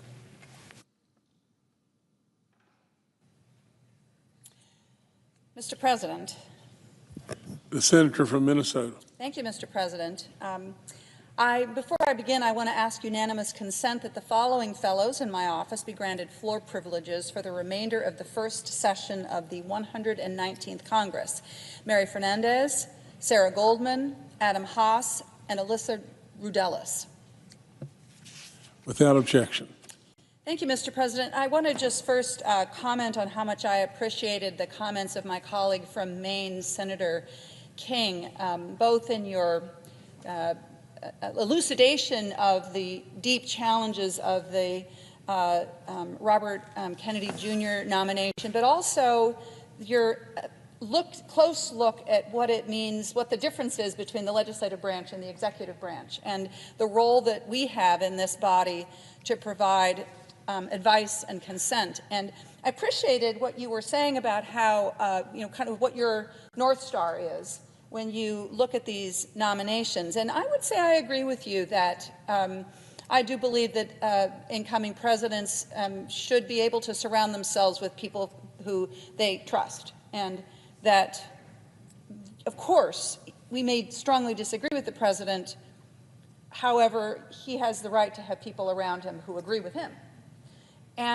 But I think that there's something that you said, Senator King, that was extremely important. I also look at these nominations in terms of whether I believe they have the base level qualifications to do the job. And then the second thing that I ask myself is, can I trust these individuals? Can I trust Robert Kennedy to follow the law?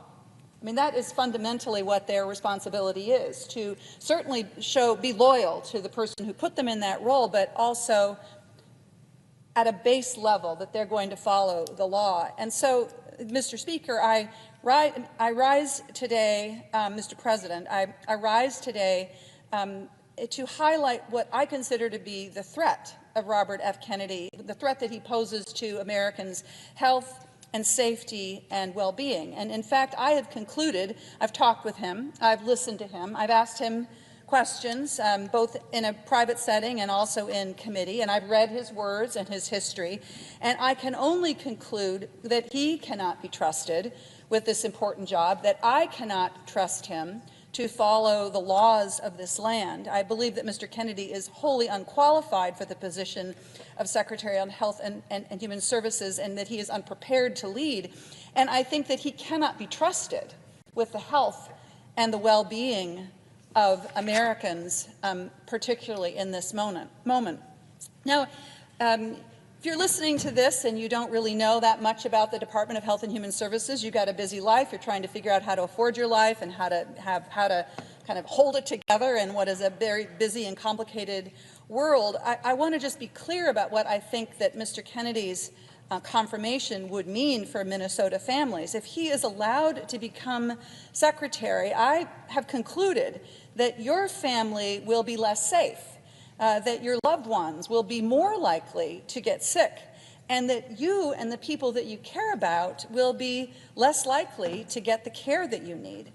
And as I have thought about this, what I find most disqualifying about Mr. Kennedy is how he has basically made his career, he's built a career around saying what he needs to say in order to get attention. And by getting attention, he's making money. I think it's just important to understand this. This is whether he's talking about vaccines or infectious diseases, whether he is talking about anything. So we don't, like, you walk away from talking with this individual not entirely sure what it is that he believes, because he does seem willing to say nearly anything to nearly everybody without actually considering what impact his words have on the lives of real people, whether he's talking about reproductive freedom, whether he's talking about mental health care, whether he's talking about infectious diseases, whether he's talking about vaccines. So let's focus a bit on the questions of vaccines, because I think this is the thing that has gotten the most attention, and rightly so. In decades of public appearances, as well as in our one-on-one meeting, the one-on-one meetings that I had with him, as well as when he talked about this in front of the Finance Committee, Mr. Kennedy has continued to promote harmful and dangerous information.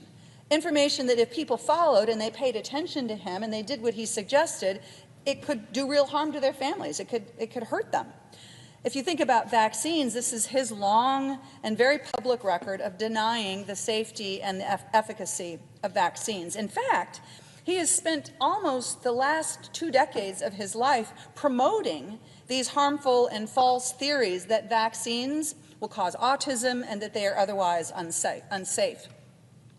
As an example, in 2021, he proudly described stopping strangers out, on hikes and telling them not to vaccinate their babies. Can you imagine that? You're out walking around and Robert F. Kennedy Jr. comes up to you, man of stature and power, and says, don't vaccinate your children.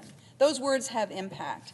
During a podcast interview in July of 2023, Mr. Kennedy said, and I quote, I believe Senator King quoted this as well, there is no vaccine that is safe and effective. So, okay, just think about that. He's saying, don't pay any attention to the science, don't pay any attention to the experts. I'm going to tell you that there is no vaccine that is safe and effective. Those words have consequences.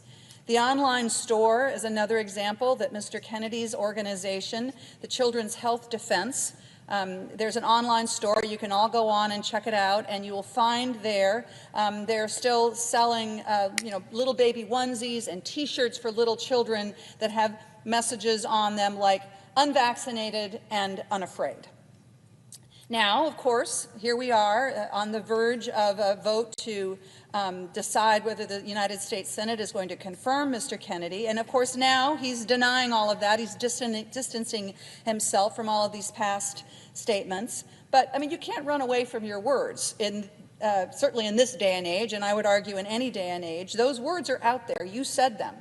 They are on the record. They are on video.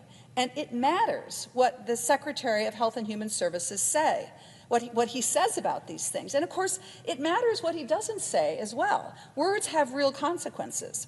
Just the mere fact of his presence being as head of this agency, just the fact that he sits there is going to have a factor that will cause some people not to know whether they can trust vaccines. He's in a position of power and authority, has a high and loud bully pulpit, an individual who has told Americans, both when he was out on hikes, stopping them as they're walking by, and on every media megaphone that he could find, that vaccines are neither safe nor effective. And yet, here he is about to assume lest my colleagues come to their senses, he's about to assume the highest, you could argue, public health job that affects the health of all of our families. This is an unbelievable, an unacceptable risk to the health and safety of Americans. I also wanted to highlight for my colleagues an exchange that I had with Mr. Kennedy when he came before the Finance Committee where I serve. I wanted to ask him about statements that he had made about Americans and antidepressants. And when I probed him on this, I asked him confronted him with some things that he had said in the past about antidepressants, basically saying that it appears, he said that basically that he attributed a connection between people who are using antidepressants and school shootings. I asked him about that, and I asked him whether he thought that folks who take antidepressants are dangerous or not, and he refused to even say that Americans who take antidepressants are not dangerous. He could not even get those words out of his mouth. In fact, he doubled down on his claims that antidepressants do cause school shootings, and he claimed that this is an area that needs to be studied, and that he knows people who have had, and I quote, much worse time getting off of SSRIs than they have getting off heroin. Now, this is a typical strategy that I saw Mr. Kennedy take with many of our colleagues, both on the HELP Committee and on the Finance Committee. When confronted with the facts and asked whether he believed the science and the facts, he would always say some version of, show me the data, show me the information. Even when the research is settled, the data is settled. And here, let me come to this question about whether or not antidepressants are dangerous and are somehow a contributor to school shootings, which is an outrageous thing to say. There was a study in 2019 that was published in the Journal of Behavioral Science and Law, and it says, it appears that most school shooters were not previously treated with psychotropic medications, and even when they were, there was no direct or causal association found. I was stunned when Mr. Kennedy again sort of said, well, I don't believe that research, or I need to see other data, we need to look at this. Of course, he's not willing to accept the facts and the science. He is not willing to do that. And I am simply not willing to trust Mr. Kennedy when it comes to ensuring that your children, your loved ones, the folks that you care about in your lives are going to actually have access to the mental health treatments that they need to live their lives as productively as they possibly can. It also, I think, is worth noting, Mr. President, that these comments that Mr. Kennedy is making, linking antidepressants to school shootings, what it does, of course, is it perpetuates the stigma that so many Americans who struggle with mental illness, mental health, so many of those Americans struggle with the stigma, and those who, they already feel that, and yet here is potentially the next head of the Health and Human Services who is perpetuating this stigma in a very real way. I have seen this in my own life. I have seen people who have been bowed down by this feeling that they can't talk about their challenges with their mental health because people are going to think less of them. It is a stigma that I have spent my time in the Senate working in a bipartisan way to try and break down. And so to see it perpetuated in this way by Mr. Kennedy is just such a clear reason why he cannot be trusted. The rigorous peer-reviewed research on SSRIs, common form of antidepressant, is not only the science that is the science that Mr. Kennedy has willingly chosen to ignore, but it's not the only science that he has willfully chosen to ignore. Mr. Kennedy said during his confirmation hearings that if President Trump directed him to go after mifepristone, one of the key drugs that is used in medication abortion, he would do whatever the president ordered, even though this is a medication that has been proven safe and effective for more than 2 decades. Yet Mr. Kennedy said that he would follow the guidance of the president and not the law when it comes to the safety of mifepristone. And in fact, as my colleague Senator Hassan made so abundantly clear in the committee, over 40 safety studies have demonstrated what Mr. Kennedy was not willing to see, which is that there is clear evidence that this medication is safe. On reproductive freedom, Mr. Kennedy has proven himself wholly untrustworthy, repeatedly flip-flopping on his position, depending on who he's talking to. Now, this is something that many of us have seen in our lives, the person who will say one thing to one person and another thing to another person, all with the goal, it seems, of winning friends and influencing people. But this is not the kind of character that you want to see in this most important job of the federal government, leading the Department of Health and Human Services. Here's just a bit of an example of how this has played out with Mr. Kennedy on the issue of reproductive freedom and abortion rights. On the morning of August 13th, 2023, Mr. Kennedy said, and I quote, "I believe a decision to abort a child should be up to the woman during the first 3 months of life." Now, people may agree or disagree with this view, but it's clear what he's saying here. Next day, the very same day, his campaign followed up by saying that his position on abortion is that it is always the woman's right to choose, and that he does not support legislation banning abortion. So on the same day, two different positions. And then on May 19th, 2024, a few months later, in a podcast interview, he said, "I wouldn't leave it up to the states." This is a quote. "I wouldn't leave it up to the states. My belief is that we should leave it up to the woman.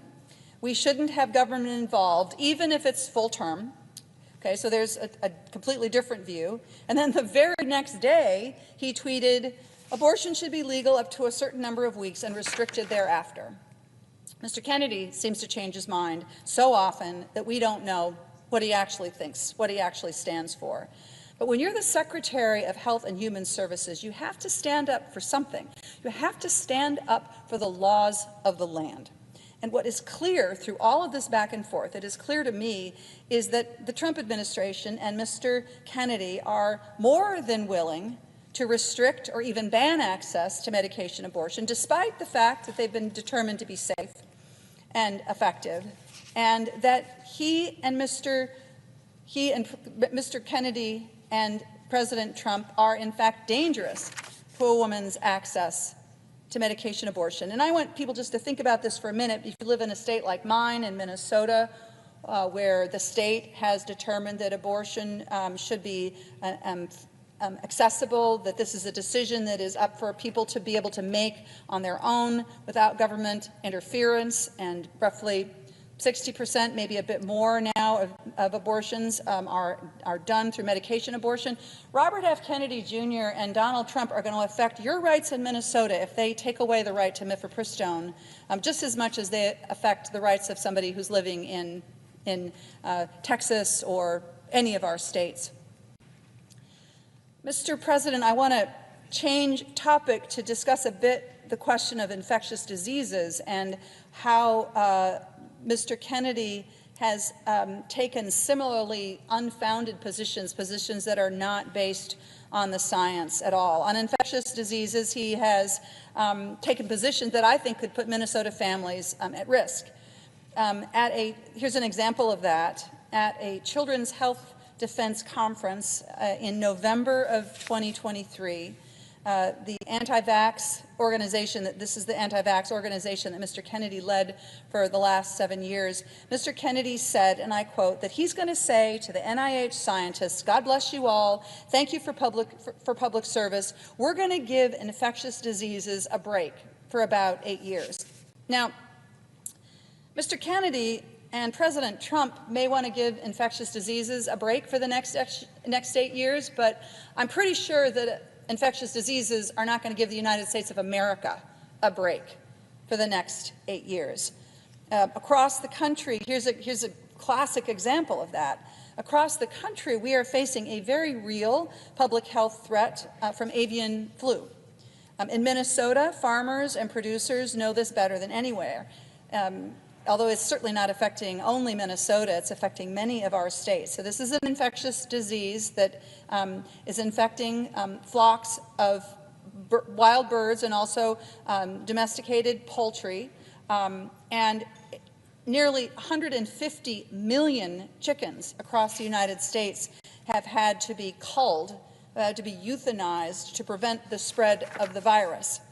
And in the last year, bird flu has jumped from poultry to livestock, often to dairy cows, and then from livestock to humans. Often the individuals that are working in livestock operations. So this is something that we have to take seriously. This is important for us to pay attention to. We need surveillance. We need to be working on treatments. We need to be evaluating whether, finding a pathway potentially to some sort of a vaccine. Avian flu is not going to take an 8-year break. It's already infecting chickens and livestock, and it is already infecting Americans. And I know that in Minnesota, people want somebody leading the Department of Health and Human Services who isn't going to, who's paying attention to this and wants to be on top of this. One of the things that's sort of incredible when you dive into the things that Mr. Kennedy has written is that it's not even really clear if Mr. Kennedy believes that germs cause disease. And I mean, if you read his words on this, you come away with a very concerning perspective. For 6 pages in one of his recent books, just as an example, he extols the virtue of something that's called the miasma theory, while simultaneously casting doubt on the basic and well-accepted scientific evidence that germs cause disease. Mr. Kennedy doesn't even really describe this miasma theory correctly, but he most certainly doesn't accurately represent germ theory, which is the basic understandable concept that medical students are introduced to at the very beginning of their medical education, that germs, viruses, bacteria are the cause of many, many human illnesses. And this is the kind of stuff that if it were coming from the Secretary of Health and Human Services, people are going to listen to this. And I just think about the chilling effects that this could have on the health care that people are able to seek and receive, particularly if Mr. Kennedy is going to be dialing back or stopping the research on infectious diseases that is the lifeblood of the United States public health work that we do. At the Finance Committee, and then the next day at the Health Committee, my colleagues and I gave Mr. Kennedy opportunity after opportunity to dispel the false and misleading claim he has spread for decades, and to distance himself from these past positions. And we gave him the chance to tell Americans that he would keep them and their children safe, and that he wouldn't threaten their access to treatments or to cures or to care, and that he believed that the research is out there, that he believed the research that is out there and accessible to anybody and everybody who wants to see it, the research that is taught in medical schools, the research that is followed by the National Institute of Health, and he couldn't do it. He couldn't tell us, he couldn't just say that vaccines don't cause autism. He couldn't just tell us that antidepressants don't cause school shootings. He couldn't just tell us that he will make sure that America's health insurance is protected. I mean, he could barely, in his conversations and the questions that he was asked, Mr. President, he could barely articulate that he understood the difference between Medicare and Medicaid. Instead, what happened is that Mr. Kennedy repeatedly talked about following the good science, the science that is good. But the science that he relies on is not good. And in so many circumstances, he quotes science or studies that have been disproven. The studies that he has referenced have been withdrawn, or they don't say what he claims or purports to say that they do. Most of all, what happens is that this has the potential to hold our researchers and our scientific community back from making the real progress that we need to make when it comes to medicine and disease and treating ailments. Think about the progress that we could one day make to help cure cancer, to prevent Alzheimer's. If we have to revisit the the history, the record of science, because Mr. Kennedy says that he doesn't think it shows what everybody else thinks it shows. Think about how that's going to set us back, how that is going to keep us from moving forward to address the real health challenges of today and tomorrow. I think about what it might have meant if Mr. Kennedy had led the Department of Health and Human Services when we were in the midst of Operation Warp Speed, and we were doing everything that we possibly could to get a vaccine out to Americans and the world to stop the millions of deaths that were happening because of the COVID-19 virus. What would have happened if Mr. Kennedy, sitting in that position of authority, had said, I don't believe this science, I think we need to do more, I don't think that any vaccine is safe and effective, and therefore I want to call this vaccine back. And in fact, that is what Mr. Kennedy did. He submitted a call to the Department of Health and Human Services in the early days of the vaccine, saying that he thought that it should be pulled back from the market. Think about what impact that could have had on all of our families if he had been in a position of authority and had been able to accomplish that. Over and over again, when he is faced with the actual science, for example, on the science that proves that SSRIs are not associated with school shootings, that vaccines do not cause autism, that germs do cause illnesses, he has refused to accept it, and he has doubled down on his dangerous beliefs. So this is concerning when it is an individual who is speaking on a podcast, but it could be a matter of life or death when it is the Secretary of the Department of Health and Human Services. As I think about what I said at the beginning of my remarks about my strong belief that my job as senator is to assess whether I can trust somebody in this role. Can I trust them to follow the law? Can I trust this individual to protect the health and well-being of the people in my state and the people around the country? The answer is clearly no. This is an individual who cannot be trusted. At the heart of this nomination, of course, at the heart of the work of the Department of Health and Human Services is America's health and health care. And it is clear to me that Mr. Kennedy has made it clear that he will enable the Trump and Musk agenda of chaos, that he will enable what they are doing not to execute the laws of this country, which is their constitutional responsibility, but to attempt to write the laws make the laws of this country. And we could see this during his confirmation hearings. Repeatedly during his confirmation hearings, Mr. Kennedy said that he would follow Mr. Trump's directives. Now, I'm going to be clear about this. I understand that it's the job of any cabinet official to follow the policies of the individual who's put them there, but not if those policies break the laws of the laws of the United States of America. Department heads, cabinet heads, the head of the Department of Health and Human Services is required to execute the law, not to execute the will of the president, because the president is a president. He is not a king.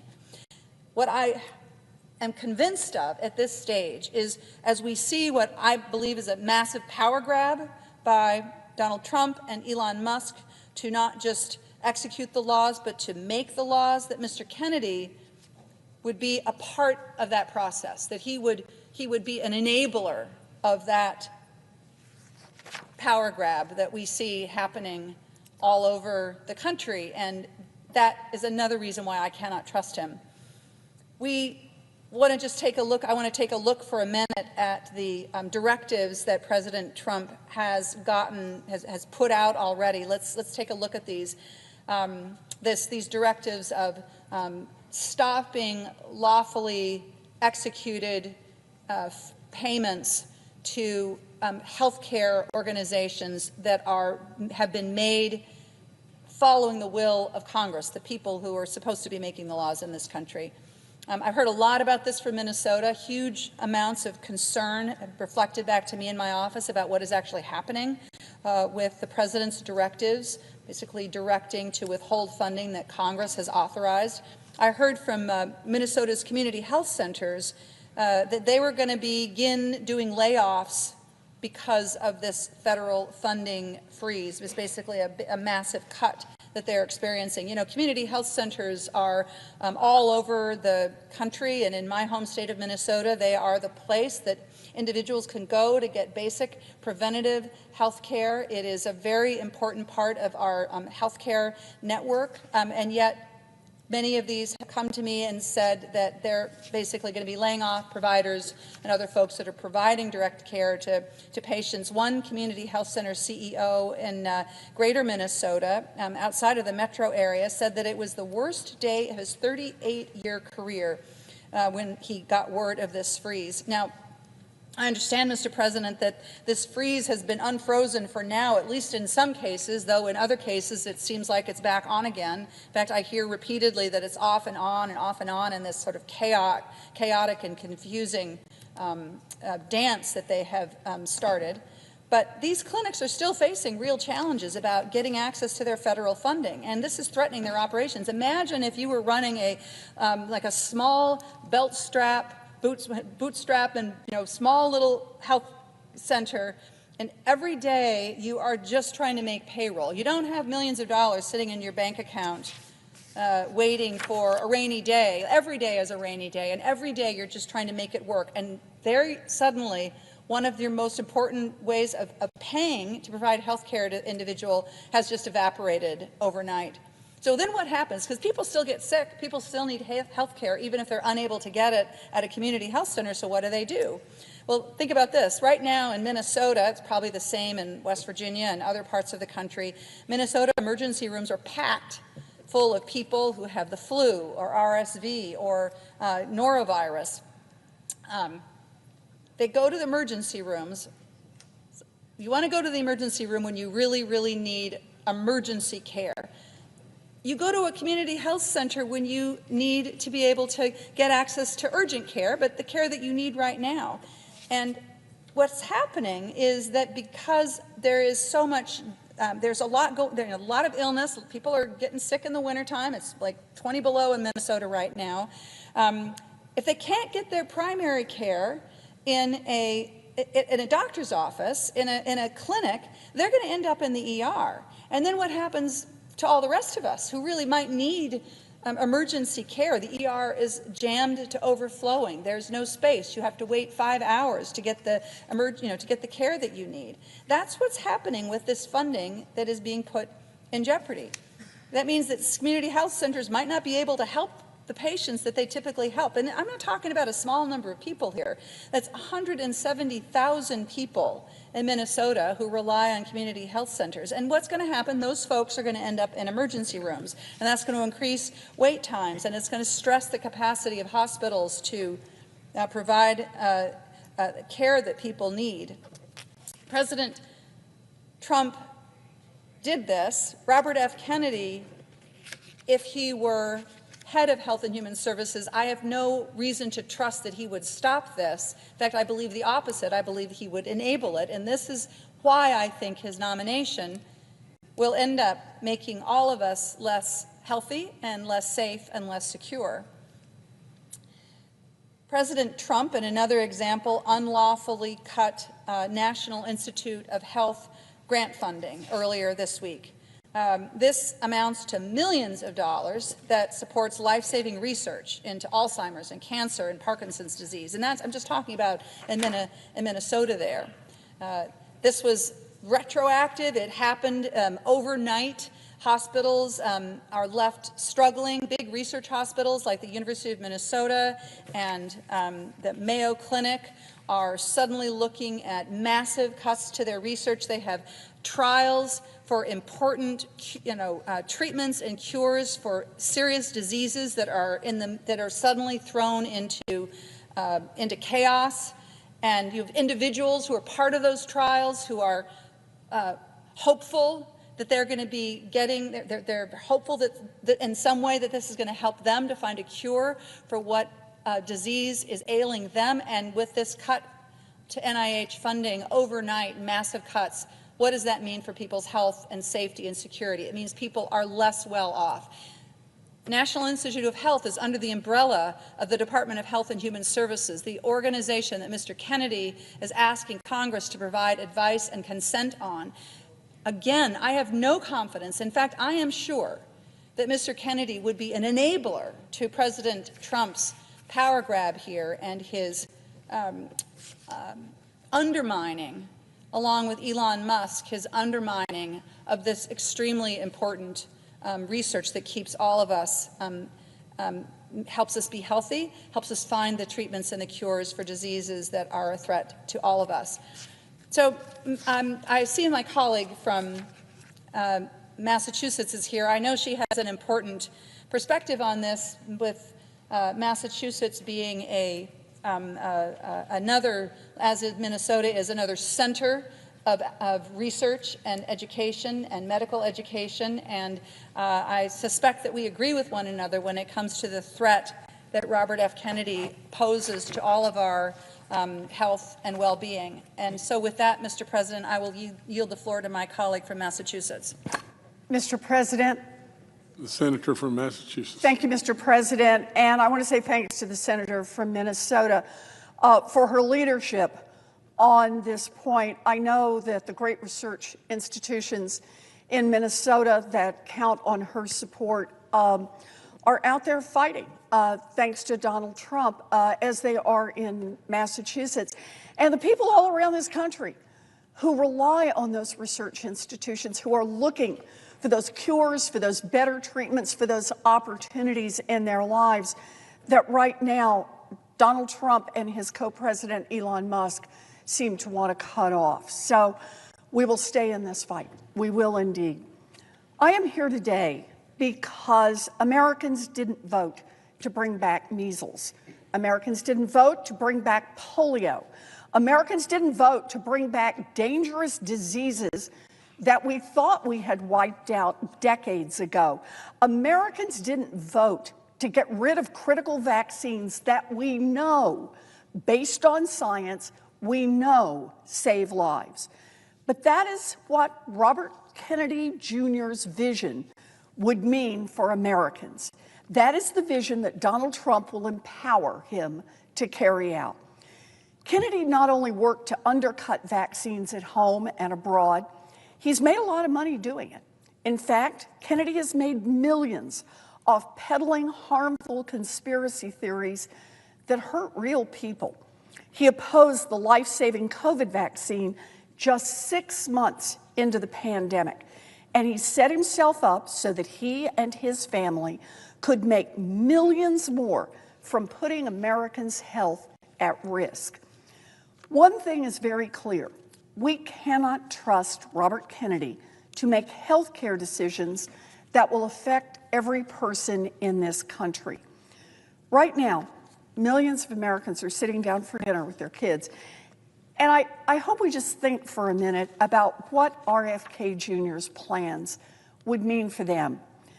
Will their teeth decay because Kennedy took fluoride out of the water based on some conspiracy theory? Will they have to worry about getting measles at school because Kennedy is spreading anti-vax conspiracies on government letterhead? Will parents have to risk their kids getting polio and maybe dying by sending them to daycare because Kennedy used his HHS rules to open the door to a flood of bogus lawsuits that forced manufacturers to pull the vaccines?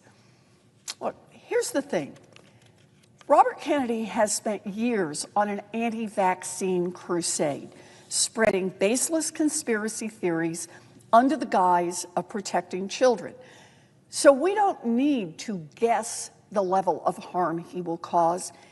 His past already tells us everything we need to know. In July 2018, 2 children died immediately after receiving a measles vaccine that nurses had incorrectly mixed with a muscle relaxant. Within weeks, the Samoan Health Ministry publicly confirmed the nursing error and charged the nurses with manslaughter. Nevertheless, leading anti-vaccine groups, including Kennedy's own organization, Children's Health Defense, exploited public fears to question the reports and spread baseless claims. On August 5th, 2018, Kennedy's organization, Children's Health Defense, posted on Facebook, and I will quote the post, quote, "Were these once healthy children the only two to receive MMR that day? If not, why were they the only ones to die? Research needs to determine susceptibility so that no child is ever injured." Del Bigtree, Kennedy's partner and former campaign manager, also released a video linking the tragedy to false claims about measles and telling his followers to, quote, "Share it with everyone you know. This is how we are changing the world." Now, amidst public distrust and a paused vaccine program in Samoa, the vaccination rates plummeted. About 10 months later, once the Samoan government had finally stood up against the disinformation and resumed the vaccine program, Kennedy visited the island to meet with the Prime Minister.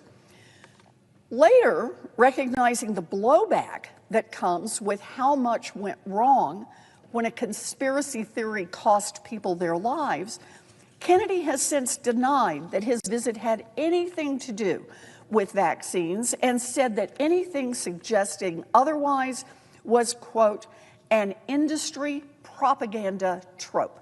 In other words, totally false. Industry propaganda trope. Kennedy lied.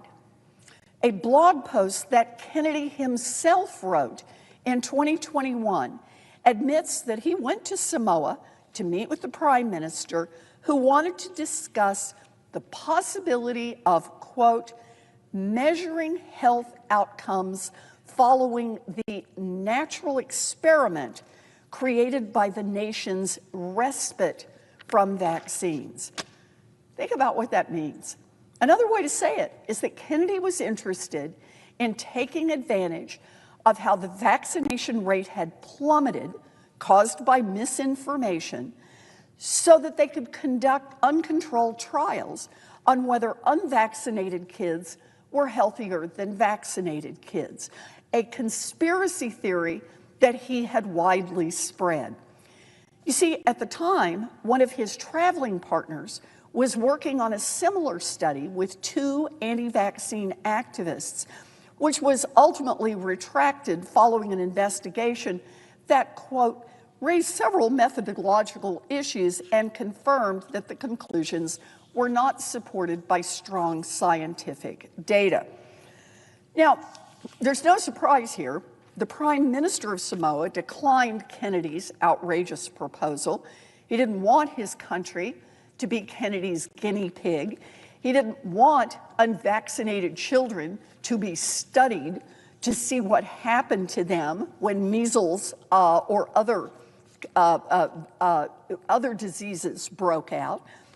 But that didn't stop Kennedy from spreading his message. On this trip to Samoa, he met with various anti-vaccine influencers, one of whom said the meeting was, quote, profoundly monumental for the movement. A few months after Kennedy left, in October 2019, the vaccination rate in Samoa hit an historic low of 31%, down from 74% the prior year. And no surprise, a massive measles outbreak erupted. So here is Kennedy telling us now, no, he had nothing to do with this. His trip to Samoa had nothing to do with the measles vaccine, and calling any claim industry propaganda trope. And yet, he himself posted a blog about meeting with the Prime Minister and talking about a study to measure health outcomes following a natural experiment of studying children, some with no vaccination and some that were vaccinated. And the anti-vax groups he met with talked about how profoundly important it is. Then Mr. Kennedy leaves, vaccination rates drop down to 31%. The measles outbreak was truly tragic. In total, more than 70 children died, right up until a door-to-door vaccination campaign brought the disaster to an end. As HHS Secretary, Kennedy would be responsible for whether we keep our children vaccinated or subject them to, in his words, the same natural experiment that he was interested in testing in Samoa. Is that really what we want for our kids? Is that what we want for our elderly parents? That is a living nightmare, and it could truly be our reality with Kennedy heading up the Department of Health and Human Services. And all the while that this is going on, while Kennedy is promoting this anti-vax theory, he and his family are profiting off the plan. Now, I've been sounding the alarm about Kennedy since the minute Donald Trump announced that he would nominate him for HHS Secretary. It's not just that he is unqualified. His long history of promoting anti-science conspiracy theories make him disqualified. This is a man who claimed, quote, "There is no vaccine that is safe and effective." No vaccine. He said that the polio vaccine, quote, "killed many, many more people than polio ever did." Now, Kennedy came to our committee and said, "Don't worry." He swears he is not anti-vaccine, but he has spent years on an anti-vaccine crusade, spreading baseless conspiracy theories under the guise of protecting children and making millions of dollars in the process. And when, in Senate hearings, he was confronted with his own words, he simply denied saying them. Despite the videotapes, the transcripts, the blog posts, and the people who heard them. Kennedy thinks he knows what he needs to say to try to get the job that will put him in charge of our vaccine program. So he says he didn't say exactly what he said. Kennedy's actions speak louder than his latest words. And time again, Kennedy has shown us who he is, an anti-science conspiracy peddler who is willing to gamble with American lives. We know who he is. We need to pay attention. Let's do a quick count of some of the ways that, as HHS Secretary, Kennedy could make the anti-vaccine lawsuits and his own payouts even bigger. What could Kennedy do? Well, as Secretary of HHS, he could publish his anti-vaccine conspiracies, but this time on U.S. government letterheads, something that might impress a jury in a subsequent trial. He could appoint people to the CDC vaccine panel who share his anti-vax views and let them do his dirty work. He could tell the CDC vaccine panel to remove a particular vaccine from the vaccination schedule. He could remove vaccines from a special compensation program, which, quote, would open up manufacturers to mass torts lawsuits. He could make more injuries eligible for compensation, even if there's no causal evidence. He could change vaccine court processes to make it easier to bring junk lawsuits that could get vaccines pulled from the market. He could turn over FDA to his friends at the law firm, and they could use it however benefits their lawsuits. In short, as HHS Secretary, Kennedy would have the power to make healthcare decisions that would affect millions of Americans, working Americans, kids, seniors, on everything from vaccines to abortion to life-saving drugs.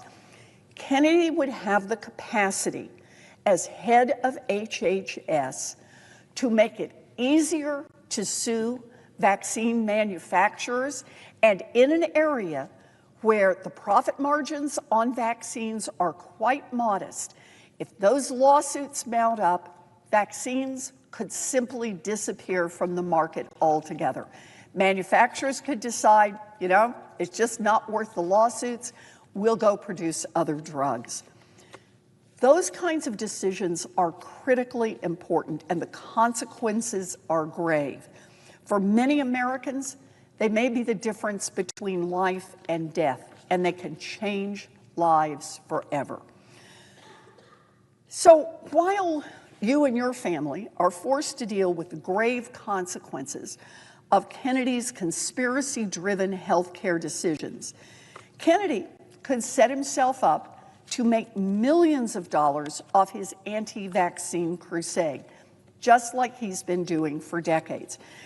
Remember, the very first ethics agreement that Kennedy submitted to us on the Senate Finance Committee, he said that even while he served as Secretary of HHS, he planned to keep a financial stake in ongoing litigation, including vaccine-related litigation.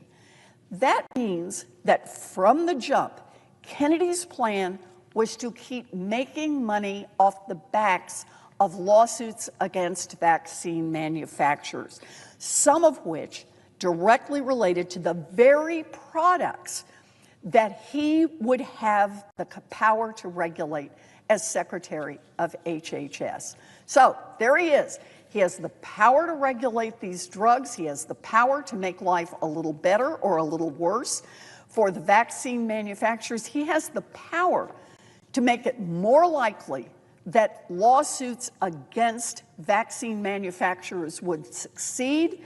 And his initial plan was, even while he sat there as Secretary of HHS, he was going to keep on making money from that. This was a damning conflict of interest. So we called it out. Kennedy told us, okay, he would submit an updated ethics agreement. Sounds good? What was his update? Well, he said instead of personally keeping the millions that he would make off these ongoing lawsuits, he would hand that money directly to his son. Later, he confirmed that the son he's handing his interests off to is the one who works at Wisner Baum, the same law firm that Kennedy has maintained this very lucrative arrangement with over the years, so far netting him a reported $2.5 million just in the last few years. And Kennedy has made clear that he can use his tools as HHS Secretary to open up the door for more anti-vax litigation, and once he's through as Secretary of HHS, go right back to Wisner Baum and cash in on the new flood of cases that Kennedy himself has unleashed. So that is Kennedy's idea of fixing an ethics issue. And beyond that, Kennedy has flip-flopped countless times in his answers to the Finance Committee. He is untrustworthy. He has made so many contradictory statements that it has come to the point it is hard to believe anything he says is true. For example, Kennedy originally said he was not an attorney of record in any of these vaccine-related lawsuits. But we did a little homework, and we found at least 5 cases related to the vaccine litigation that hadn't been disclosed where Kennedy appears to be the attorney of record. That is important because what it means is that Kennedy is a lot closer to these cases than he's revealing. Cases that he and his family will be able to make bank off even if as he serves as Secretary of HHS. The importance of this litigation cannot be overstated.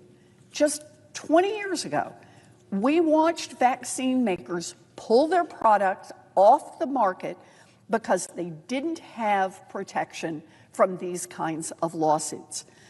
The consequence of Kennedy's ability to make those lawsuits easier is also the ability to shut down access and manufacturing for vaccines for every one of us. And I think that is a terrible mistake.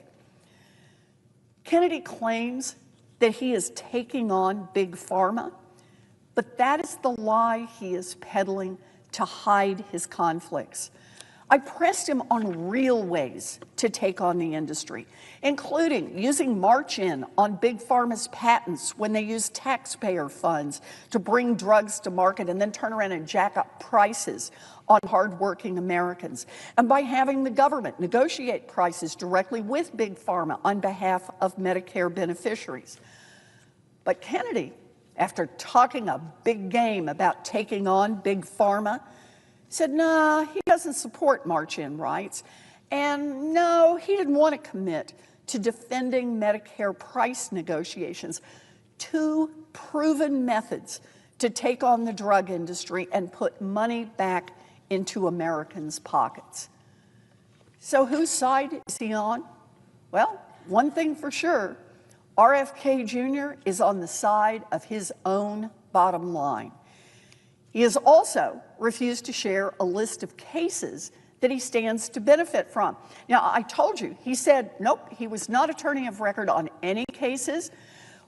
We dug around and we found 5. How many more are there?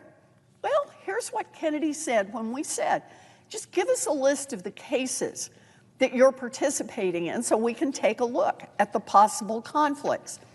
His answer, the list is so long and the conflicts so clear that evidently it would be more damning than what we already know.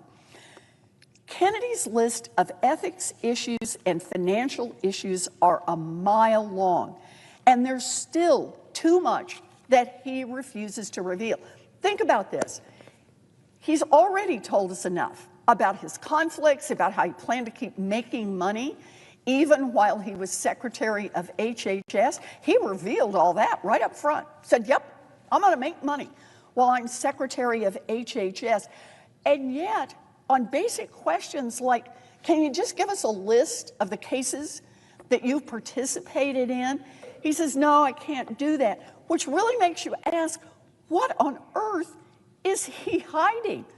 He is dodging questions from the Senate, he is contradicting himself, and he keeps changing his answers in order to muddy the waters and really make it hard to understand what's going on. Look, no one is fooled here. Kennedy has said he will, quote, slam shut the revolving door, end quote, between government agencies and the companies they regulate.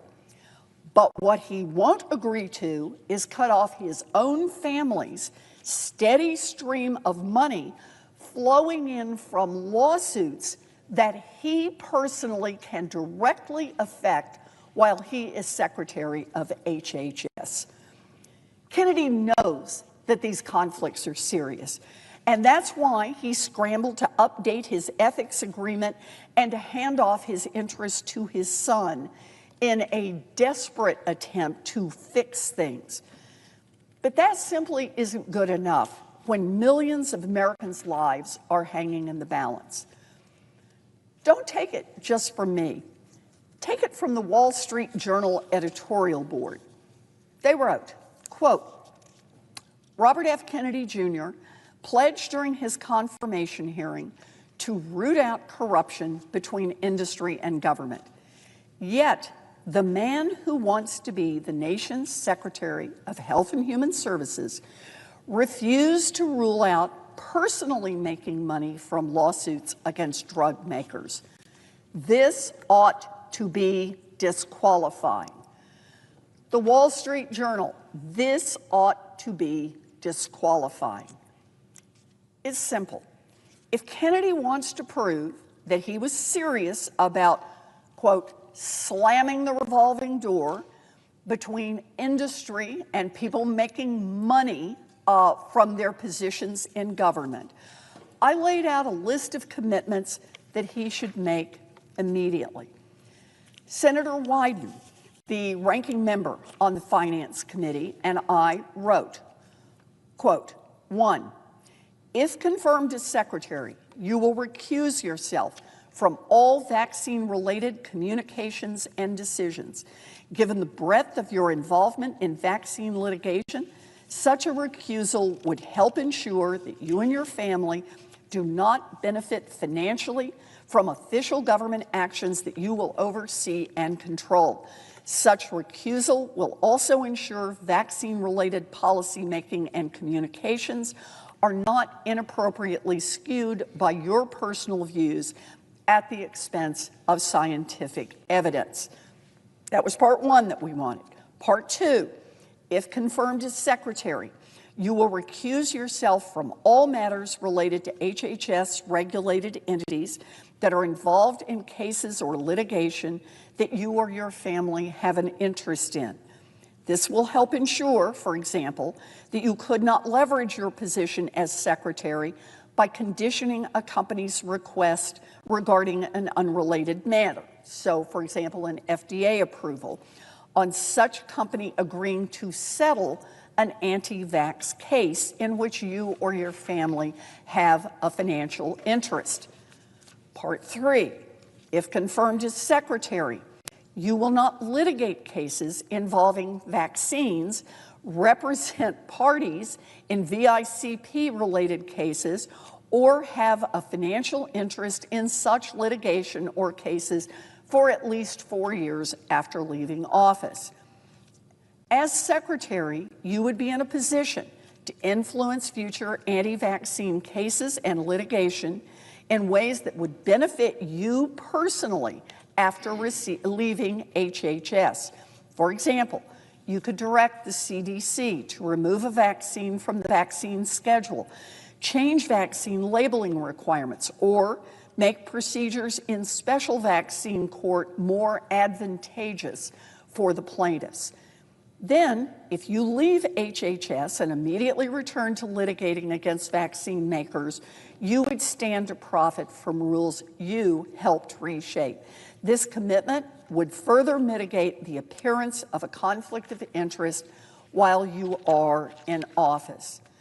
These commitments will help ensure that you do not have a direct or indirect financial incentive to interfere with HHS's vaccine proceedings or other matters involving the manufacture of Gardasil or any other HHS-regulated entity. In other words, Senator Wyden and I laid out a path where he truly could avoid the conflicts of interest.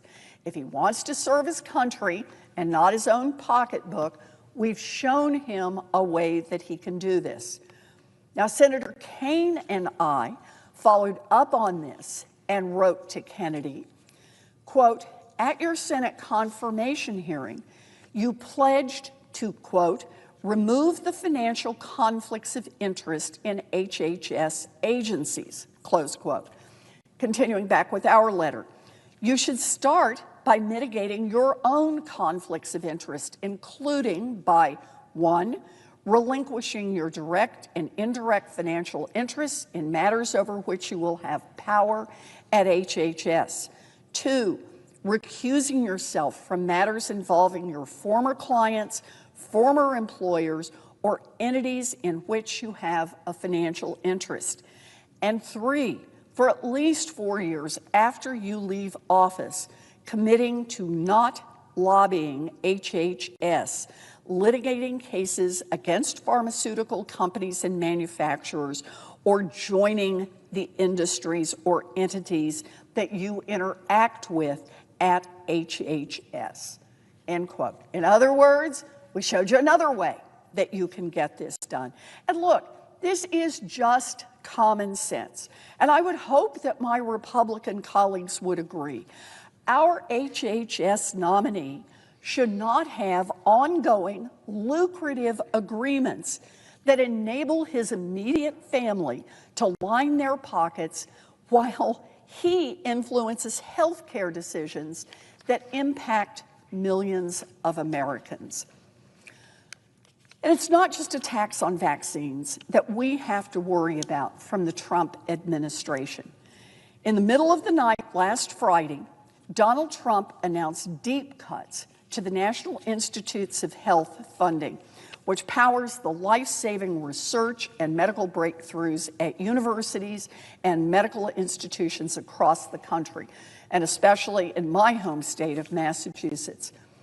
These Trump cuts will stop research that is working to help cure diseases.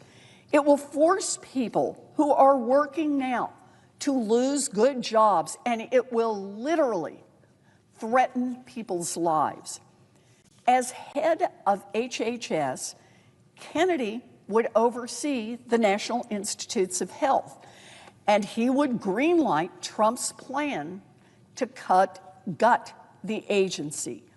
And he has made no commitments to protect the critical life-saving research that NIH funds, and maybe that should be no surprise given his years of attacking basic scientific facts. Listen to what experts have had to say about what these cuts will mean for families across America. Quote, people are not able to do their work if there isn't an infrastructure. This will have a huge impact on health research in this country, end quote. Quote, we're all reeling. This would decimate medical research, end quote. Quote, this is a surefire way to cripple life-saving research and innovation. America's competitors will relish this self-inflicted wound, end quote. One expert said, quote, if you're a cancer patient in a clinical trial, it's not a theoretical undertaking, it's a treatment. For so many rare diseases and illnesses where research is already underfunded, like childhood cancer, researchers have said, quote, if it's not federal funding, there's nowhere else to go. That's a real impact in the short term and the long term. I don't know how you make that up. These funding cuts are putting scientists in a position where they have to default on the promises they made. Promises they made to people to join their studies, promises they made to other researchers to join them, promises they made to build up the labs and to build up the work that would make a difference in our world.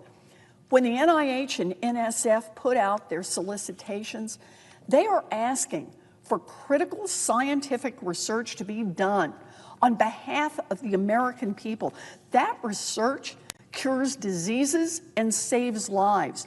And the institutions who apply for these solicitations are saying enthusiastically, yes, we can do that. Yes, we share that dream. Yes, we believe that we can make a better product, that we can make a better medicine, that we can make a better treatment for people who are suffering, and we want to be part of that.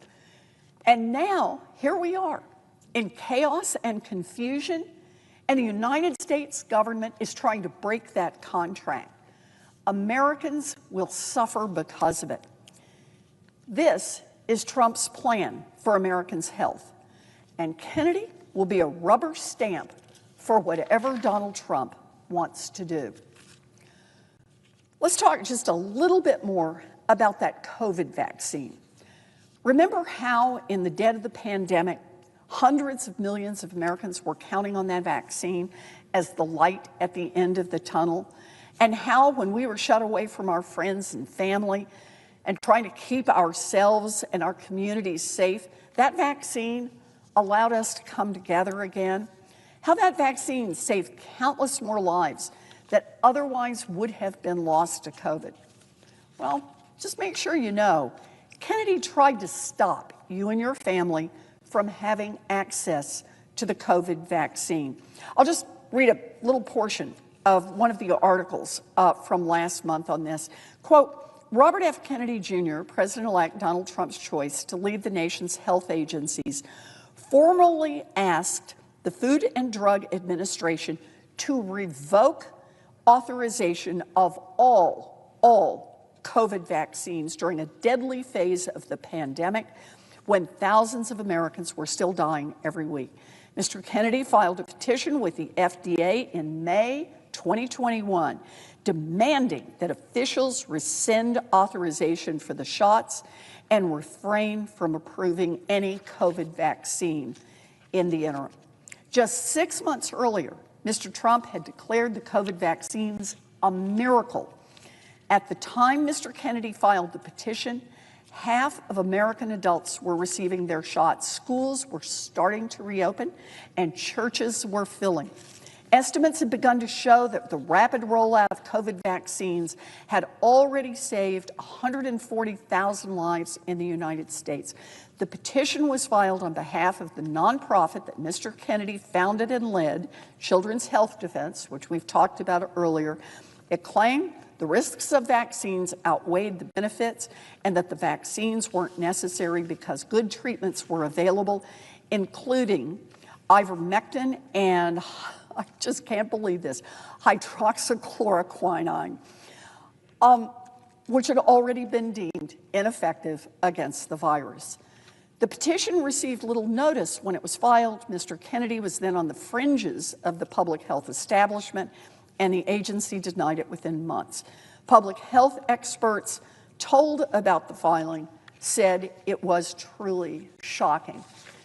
You know, I want to underscore this one because Mr. Kennedy is saying now, not only is he saying he's not an anti-vaxxer, he's saying he wants you to still be able to vaccinate your children if you want to do that. And yet, look at Mr. Kennedy's own actions. Mr. Kennedy tried to stop all of us, everyone in America, from getting access to the COVID vaccine. He cites junk science. It was already known to be junk science at the time that he cites it. He cites junk science in order to say not just that he doesn't want to take the vaccine, or not just that he doesn't want to give it to his kids, but he doesn't want anybody in America to be able to get that. So that's the man that the Republicans will be voting on to decide whether or not he makes healthcare policy in the United States.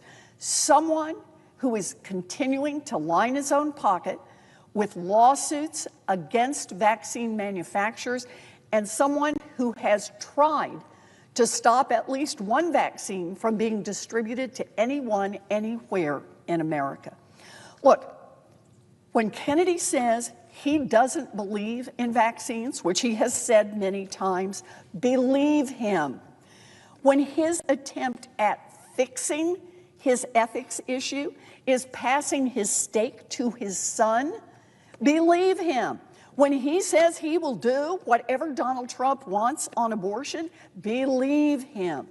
Don't say no one will let him go that far, because they will let him go that far. Republicans voting for Kennedy know exactly who they are voting for. Someone who spreads baseless conspiracy theories, someone who profits off making our kids sicker, someone who will do whatever Donald Trump tells him to do, whether it's cutting off cancer research funding or banning abortion medication. Let us be very clear. When it comes to your health and your well-being and the health and well-being of your friends, your family, your community, Kennedy is disqualified, dangerous, and cannot be given the power to make critical health care decisions. I urge my colleagues to vote no on his nomination.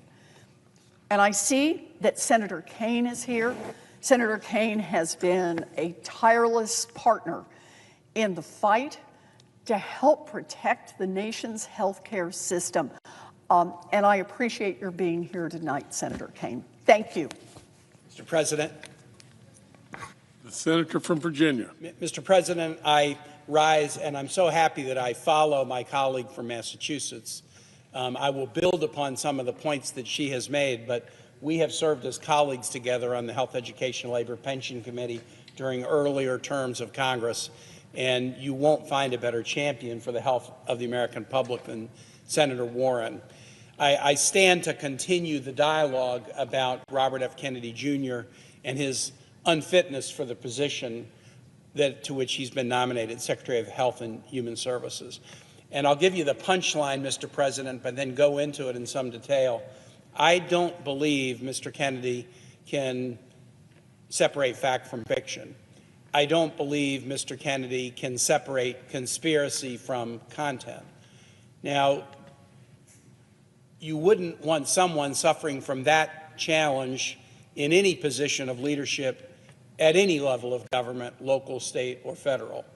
But this particular position, the Secretary of Health and Human Services, one of the most important positions in the nation as it respects people's physical and mental health, is exactly the wrong kind of a position for someone who can't tell fact from fiction or content from conspiracy.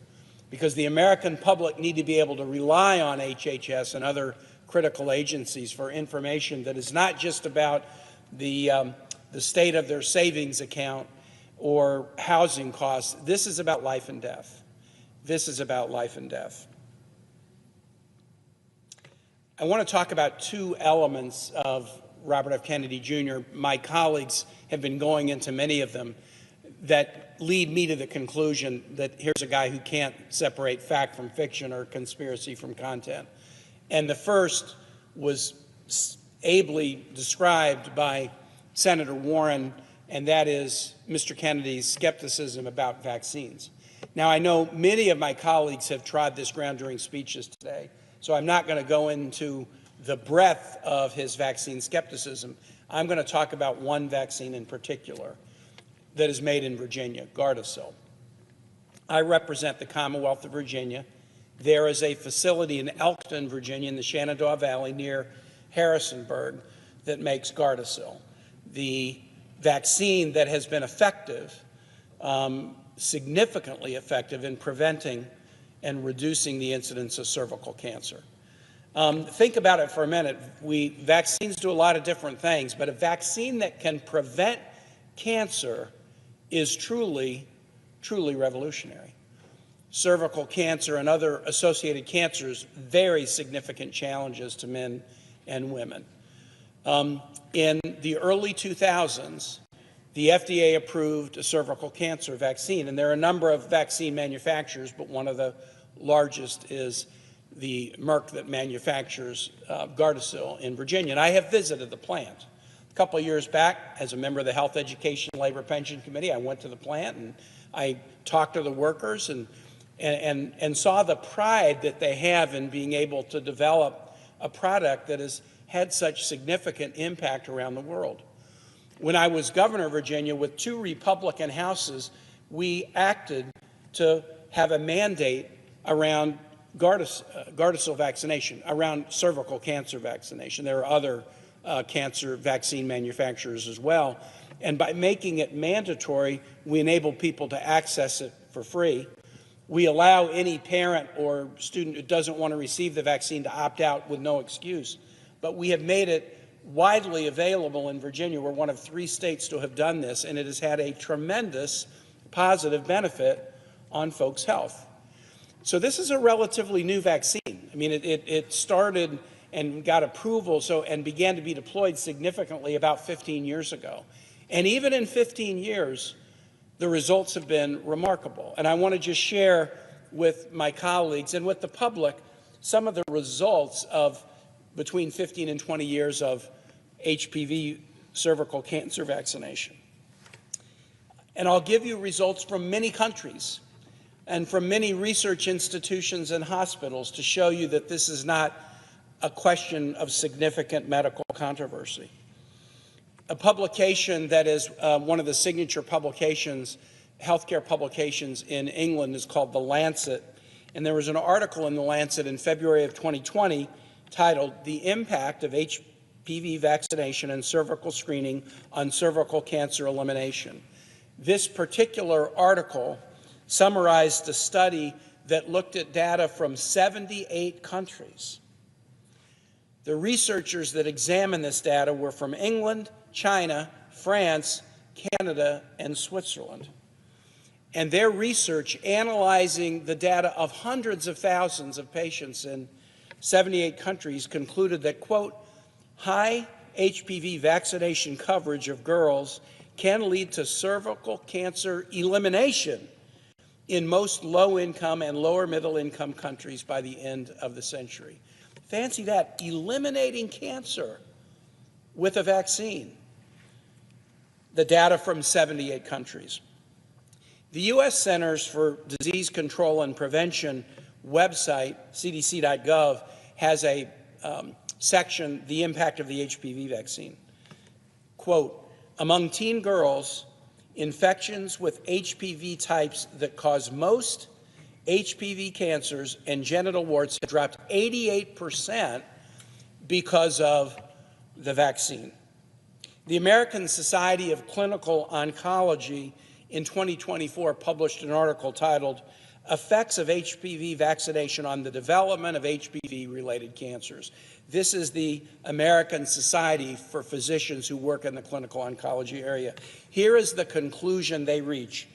Quote, males vaccinated for HPV were at decreased odds for HPV-related cancers.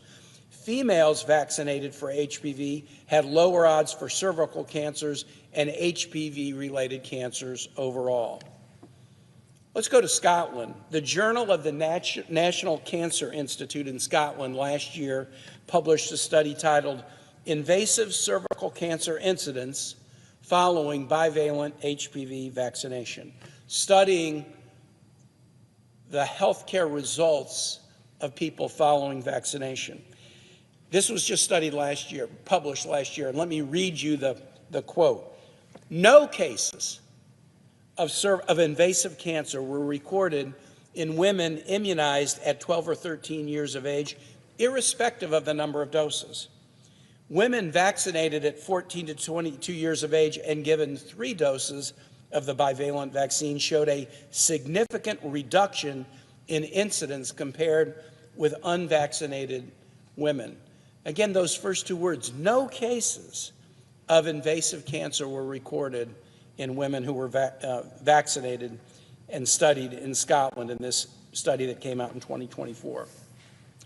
Another article in The Lancet looked not at 78 countries, but it looked at the effect of HPV vaccination programs in England. This article was published in 2021. Quote, the HPV vaccination program in the UK has almost successfully eliminated cervical cancer in women born since September 1, 1995. The elimination of cervical cancer. No cases of invasive cancer. There was a study done in Australia in 2013 by BMC Medicine. The article is entitled, Impact of a Population-Based HPV Vaccination Program on Cervical Abnormalities. This was still relatively early in the mass vaccination because Gardasil wasn't, and the other HPV vaccinations weren't used until the mid-2000s, 2007, 2008. And here is the conclusion reached about the Australians' experience.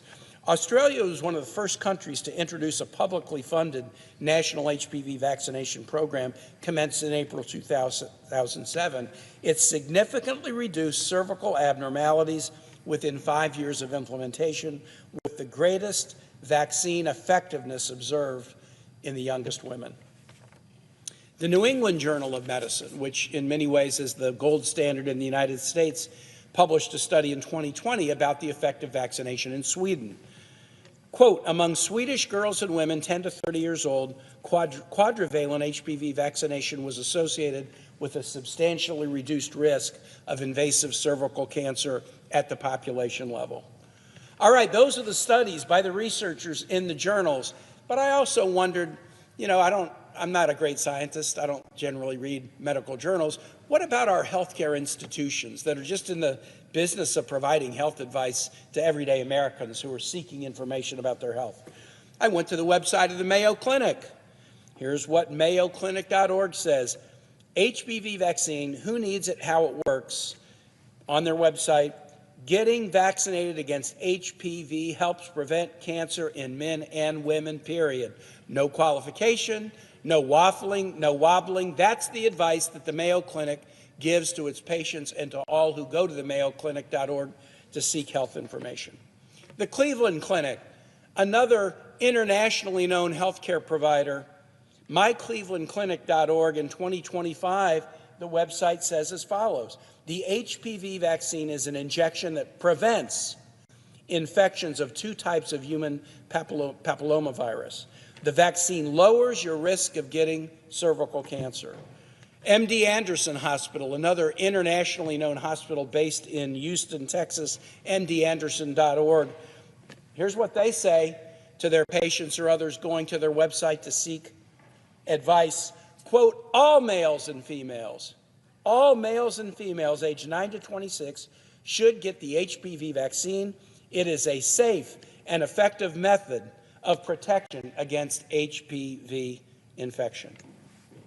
So what I've just done is read you a variety of conclusions from a variety of researchers and healthcare providers from a variety of countries, all pointing to the effectiveness of HPV vaccinations to prevent HPV infections that lead to cancers and other serious medical conditions. But what does Robert F. Kennedy Jr. say? He has said that the vaccination is one of the most dangerous vaccines ever created. He has said that it's dangerous and defective. On one of his website articles on his blog, he said, quote, it is inescapable that Gardasil kills girls. The weight of medical evidence is that this is an effective tool to prevent cervical cancer. Robert F. Kennedy, with no medical training, with no scientific research background, he claims otherwise. He cannot separate fact from fantasy, content from conspiracy. Now, is that just because his brain doesn't wrap itself around facts, or is there something more serious? I needn't repeat at length what my colleague Senator Warren said, but she laid out the facts that Robert F. Kennedy Jr. has a massive financial stake in lawsuits against the manufacturer of HPV vaccine. In fact, he disclosed it on his ethics form that if there are recoveries against HPV vaccine manufacturers in lawsuits, he's entitled to 10% of the recovery in massive class action lawsuits.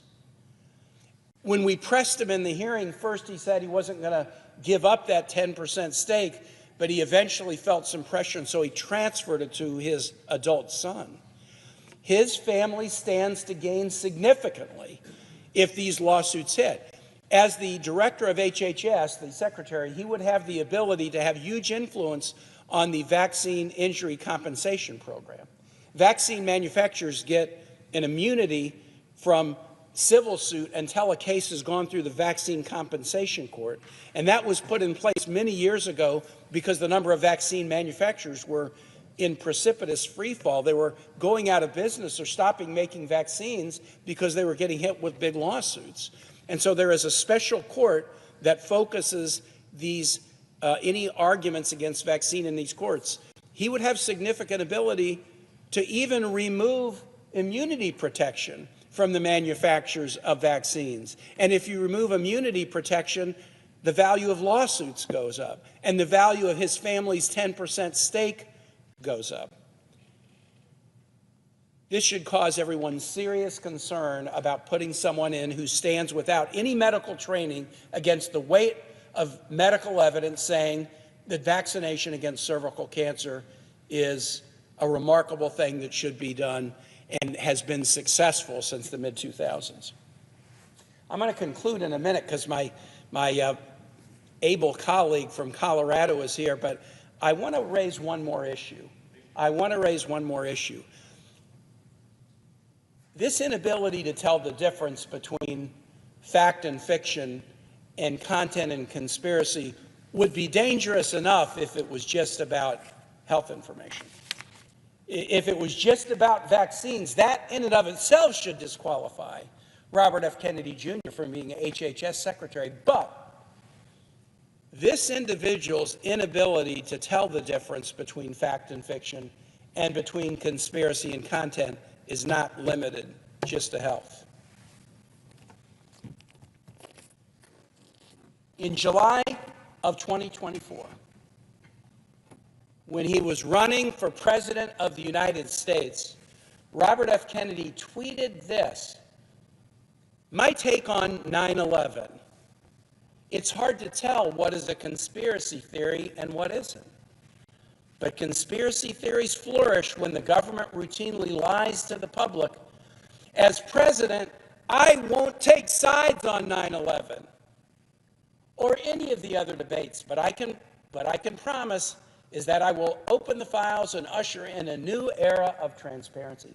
I won't take sides on 9/11. I represent the Commonwealth of Virginia. The Pentagon was attacked on 9/11. The World Trade Center in New York was attacked on 9/11. A plane went down in a farm field in Pennsylvania on 9/11. A lot of Virginia families lost loved ones that day. I know people who were in the Pentagon at 9/11 who had to race through a burning building to go to the child care center to make sure they could get their child out and that their child was safe. I don't take it very well when someone says they won't take sides about 9/11. When someone admits it's hard to tell what is a conspiracy theory and what isn't. I asked Robert F. Kennedy Jr., is this a common problem for you? I mean, that's kind of a candid thing to admit. It's hard to tell what is a conspiracy theory and what isn't. No, it's not. It's not hard for Virginians to understand what happened on 9/11. They lost loved ones. They went to funerals. Their family members never came home. And then in the aftermath of 9/11, we were in 20 years of war where tens of thousands of Virginians were deployed to battle against al-Qaeda, the perpetrators of 9/11, and many lost their lives then. I won't take sides on 9/11? Well, like, what side is there? What side is he talking about? I mean, it's a bad thing. Does he think it's a good thing? It was an attack by Osama bin Laden and al-Qaeda. Does he think it was an inside job or something else? And why would he even do this? This tweet is dated July 5, 2024. It was 23 years after 9/11. 23 years after 9/11, for some reason on July 5th, he just, well, why don't I just share with people that I won't take sides on 9/11, that I still can't tell 23 years later what is a conspiracy theory and what isn't. If you cannot tell what happened on 9/11, if you decide to just freelance an opinion 23 years later and tell the American public, and he's running for president at the time, I will not take sides on 9/11, you should not have been nominated for this position in the first place. And I am finding it very hard to believe that my colleagues in this body, who I've sat with on the Armed Services Committee, who I've sat with on the Foreign Relations Committee, who have invested their time and energy in making investments to battle terrorism around the world, to battle al-Qaeda and other terrorist groups, the group that perpetrated the 9/11 attack. My colleagues many of my colleagues served in the military and were deployed in the war on terror in the aftermath of 9/11. They're now going to be okay with a guy who says he won't take sides on 9/11, who says he can't tell the difference between what is a conspiracy theory and what isn't. This is a very, very dangerous vote that we will cast tomorrow. Of any position in the federal government that needs somebody who can tell the difference between fact and fiction, conspiracy and content, HHS Secretary is that position. And Robert F. Kennedy Jr. so badly flunks the test of what is needed: careful, reasoned information that people can count on, that I urge my colleagues, even if you voted in a committee, even if you voted on a procedural resolution to move this to the floor, stop now. You can still stop now. Don't hurt this country. Don't hurt the health of this country by putting someone in office who can't even understand what happened on 9/11. With that, Mr. President, I yield the floor.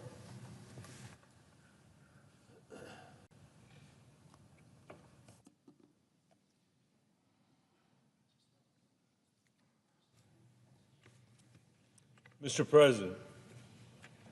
The senator from Colorado. Thank you, Mr. President, and I'd like to take this opportunity to welcome the President to the U.S. Senate. I hadn't had a chance really to do that as you sit in the chair. We're now going to get somebody else, but thank you for being here. And I also want to thank my colleague from the Commonwealth of Virginia, Senator Kaine, for his heartfelt remarks. You know, I think we are through the looking glass in many ways, and there's a pattern here that is reflected in what you were talking about, this idea of being able to tell the difference between fact and fiction. Fact and fiction. I mean, I know that when you were the mayor of Richmond, it probably was pretty important for people that were working with you to know the difference between fact and fiction.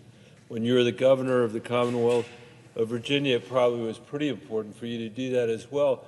And it does seem like in President Trump's administration, he's really at war with the facts and trying to muddle what is fact and fiction, to be kind about it. I can't think of a time, Mr. President, in the history of this country when families have wanted to know more about what is real and what is false. With their kids, what is real and what is false. I was the superintendent of schools in Denver, as the senator from Virginia knows, and you know, it is a great irony that at a time when parents want their kids to be able to distinguish between what's real and what's false because of all the falsehoods that are coming over social media and other places, the president has decided to nominate the head of the WWE to be the Secretary of Education in this administration. And you're talking about the inability of Bobby Kennedy to pick which side he was on, and when it came to what happened on 9/11, it reminds me exactly of the situation with Congressman Gabbard, who decided over and over and over again that she was going to choose not America's side, but our adversary's side. You know, whether it was the chemical weapons in Syria, I mean, hard to even contemplate that, or the fact that at 12:30 at night, or I guess it was 11:30 at night, literally the night that Putin invaded Ukraine, a country that was at peace, crossing a peaceful border, the first time a tyrant had done that in Europe since World War II, when the United States had led the international and global order that created these incredibly important institutions, NATO being one of those. And she had to reach out at 11:30 at night to basically mimic the talking points from Vladimir Putin. And I'm not saying that she was, you know, a Russian spy or anything. I'm just saying that it's the same stuff that he was using. 2 days later, the Russian propaganda television in Moscow was running that stuff on the TV in Moscow. And so I think it really does matter that people are telling the truth to the American people, and that where possible, where there are differences of opinion, that we try to get to the bottom of the truth. There are a lot of reasons to have differences of opinion. We live in a democracy. And we have the freedom to have differences of opinion. We have freedom to have different understanding of the facts, but we need to be pretty certain about that when it comes to public health, when it comes to health care in this country. Mr. President, we live in the richest country in the world. We are blessed to live in the richest country in the world. If you look at our national wealth as a function of our population, there is nobody who's remotely even close to us. That is the reflection of an economy that has been much more dynamic than economies across the world, innovation that is much more dynamic, I would say a culture that is not beset by corruption in the way many countries around the world are. But even though we are the richest country in the world and the richest per capita, shockingly, we have some of the worst health outcomes of any country that's wealthy.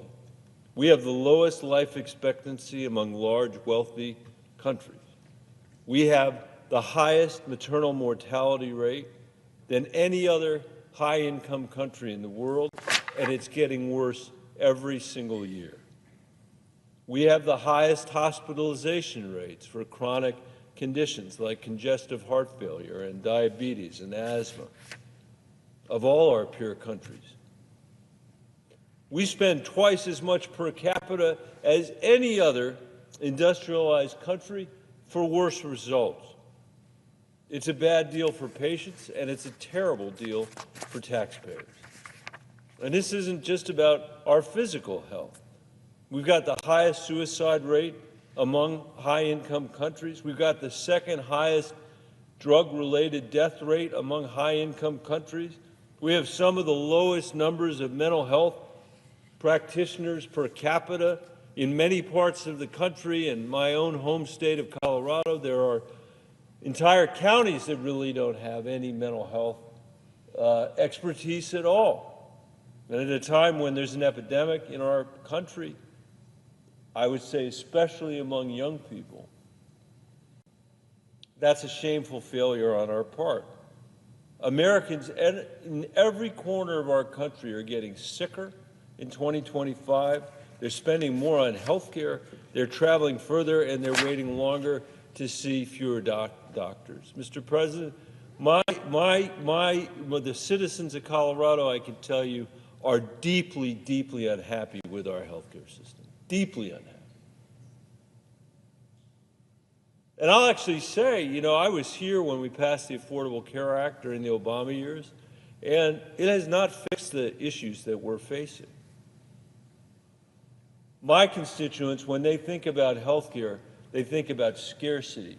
They think about the unavailability of drugs that their moms and dads have been prescribed, but they either can't get or they can't afford, even though they've been prescribed. Unlike other countries around the world, this is a nation where our senior citizens actually spend their retirement going from pharmacy to pharmacy to pharmacy to get the drugs they've been prescribed by a doctor, to be able to get the inhaler that will keep them healthy so that they don't end up in the emergency room. This is a country, unlike our competitors, where it is very common for moms and dads to spend 2 hours or 3 hours or 4 hours on the phone with an insurance company denying their claim, their legitimate claim for their kid. This is a country, as I mentioned, where we do not have ready access to mental health care, which people living in other countries far less wealthy than we are have as a reasonable expectation of being a citizen of that country. And when we're in the midst of a physical and mental health care crisis like this, unlike many of the other cabinet positions we're going to fill, and for some of them it's true as well, the Secretary of Health and Human Services is a job of life and death. And that's why Mr. Kennedy's confirmation, I think, would be so dangerous. We are on the precipice of allowing a practice trafficker of vaccine conspiracy theory admitted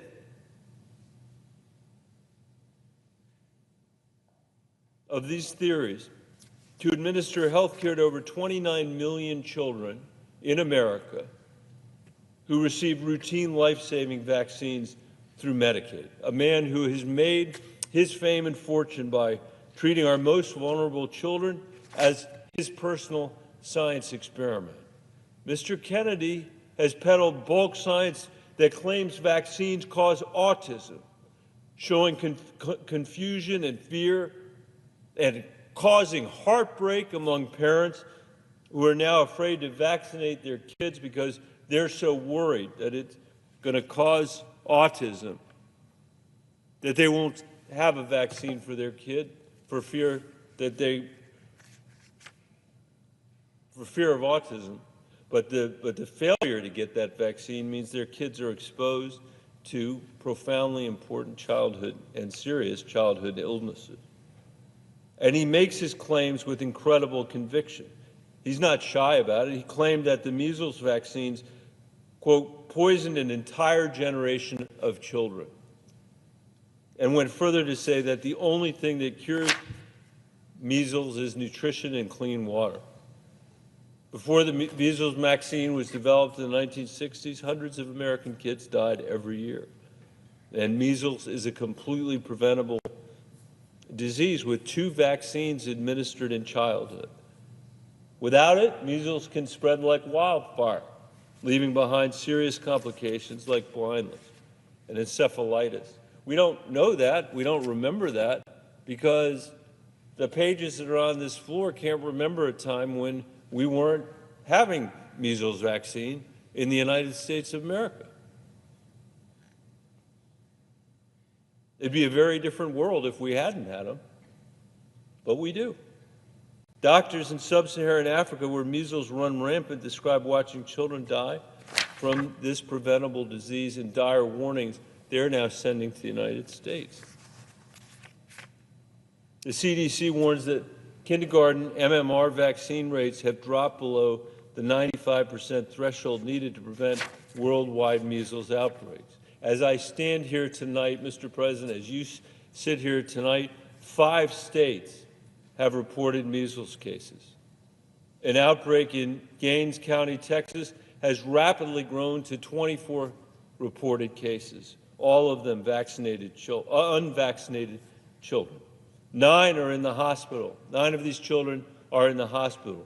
Vaccine exemptions in Gaines County are among the highest in the state of Texas. 7.5% of Gaines County kindergartners have vaccine exemptions. That's almost 20%. It's not just Mr. Kennedy's vaccine conspiracies that are a grave concern, however.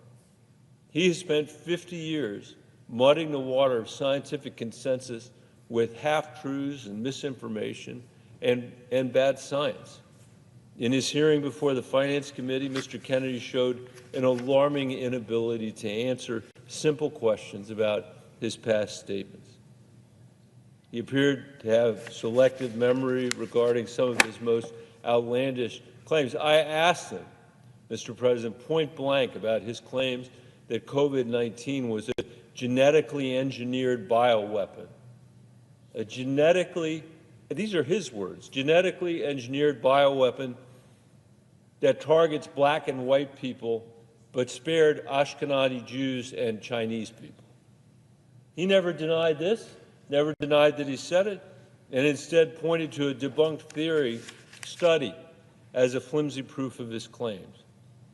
I asked him further, based on what he had said, again quoting him, did you say Lyme disease is a highly likely militarily engineered bioweapon?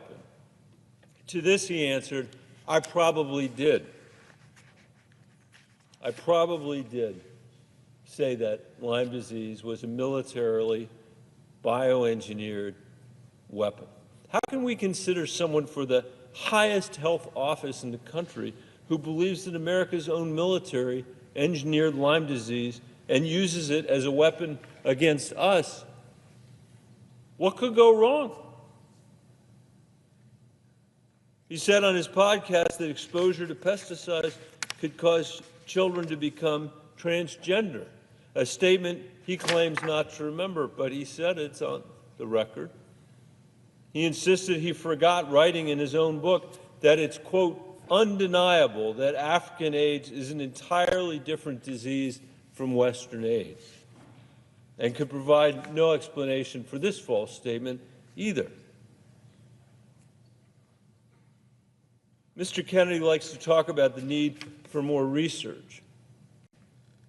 In fact, that was his answer to many of my colleagues' questions. He even told me to look at an NIH study when I asked him about some of his unfounded claims about COVID-19. Now, the NIH, as you know, is under attack tonight as we're here, and all Mr. Kennedy has to say about that is that he'll look into that.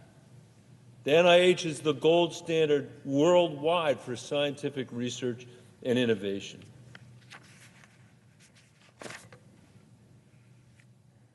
The University of Colorado is telling me, Mr. President, that the system could lose $85 million a year in research dollars to study Alzheimer's, brain injuries, mental illness, and heart disease. They've confirmed Mr. Kennedy would oversee NIH.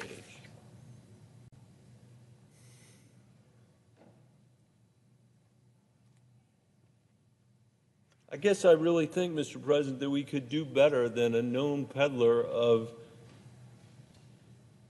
junk science to run the most important medical research in the country. As a vaccine denier, the best we can do for our doctors who are working around the clock, and our nurses too, in the midst of the worst flu outbreak in 15 years. Is a man who became a millionaire many times over by claiming vaccines cause autism, the best we really can do for our kids? Do we really want parents making a choice that is unsafe for them and for their communities because people at the highest offices in the country are making false statements about science? Out of 330 million Americans, Mr. President, we can surely do better than this. I appreciate the presiding officer's patience, and I yield the floor.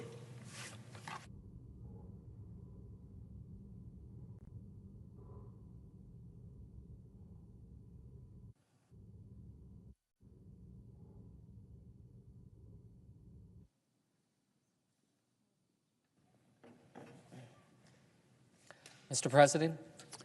Chair recognizes the senator from New Jersey.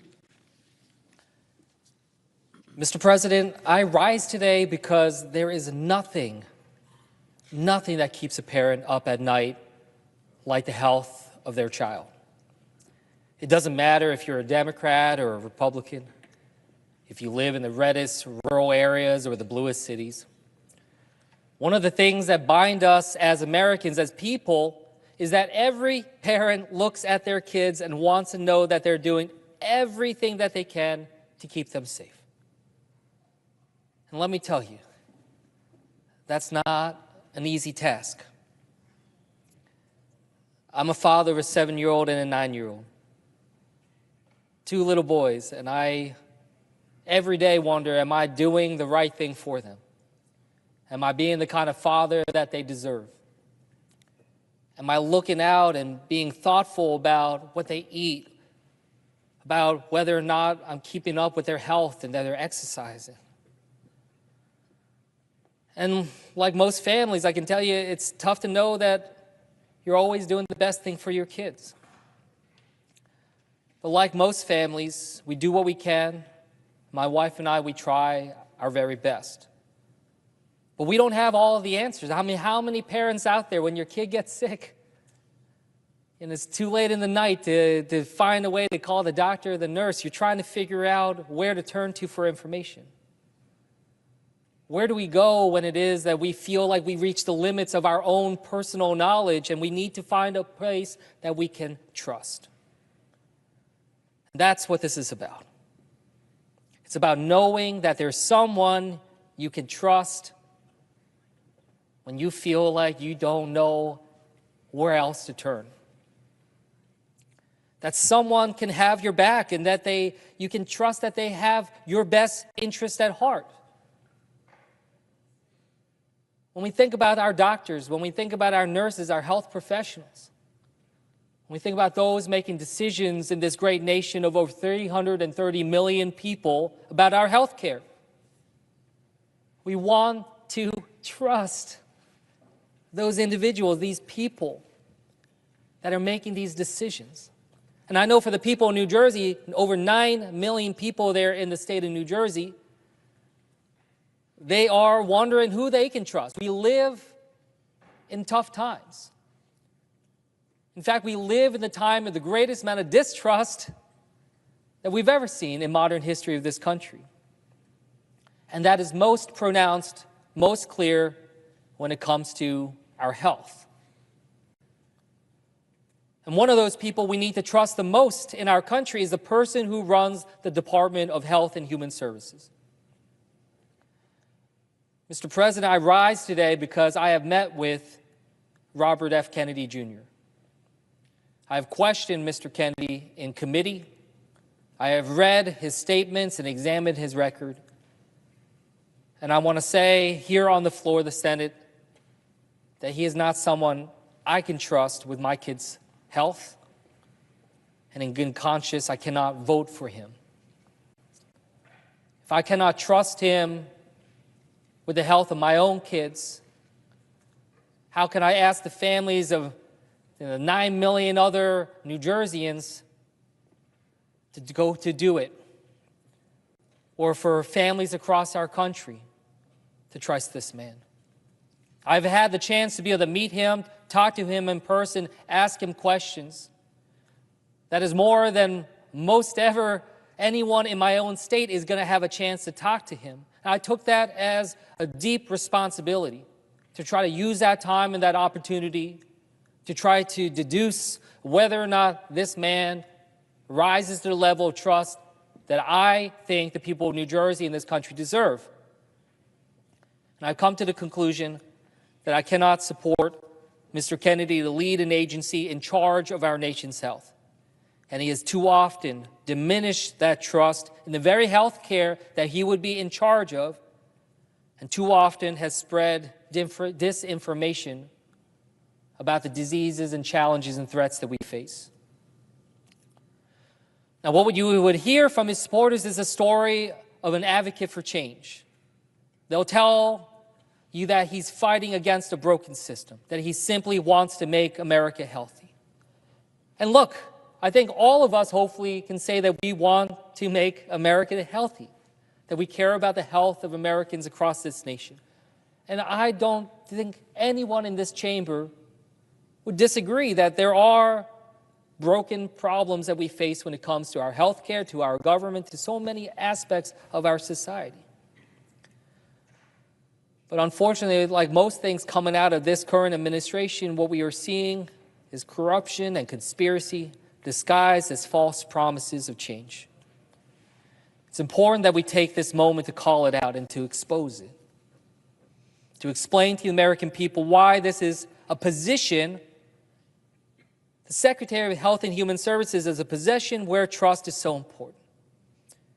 Because if he's confirmed, Mr. Kennedy will have an incredible platform, well beyond the strong platform that he already has developed, a bully pulpit. But this would be an official platform of the United States, of our government, paid for by the taxpayers, to shape the health of my children and yours. Let's begin with the agency he's nominated to lead. HHS employs more than 80,000 people across the United States and around the world. Their mission is simple: to enhance the health and well-being of all Americans. And to put that another way, their job is to make it easier for parents to sleep at night by making sure their kids can stay healthy. Now, I'm not going to go over every single one of the 13 operating divisions of HHS, but let me name a few that you've probably heard of. The Centers for Disease Control and Prevention. They are on the front lines of preventing the next pandemic. The Centers for Medicare and Medicaid Services. They operate Medicare, Medicaid, the Children's Health Insurance Program, otherwise known as CHIP, and the health insurance marketplaces. All of these provide health care for more than 100 million Americans, including my mother and my father, who are under Medicare. That's about 1 in 3 people under the services of the Centers for Medicare and Medicaid Services. Then there is the Food and Drug Administration, or the FDA. You probably know them because when there's some sort of outbreak that impacts the food supply, they issue the recalls. But they do a lot of other stuff too, from improving new medicines to countering bioterrorism. Now, those are three of the divisions you've heard of. Maybe you haven't heard of the National Institutes for Health, an agency that sits at the cutting edge of medical research, not just in this nation, but around the world.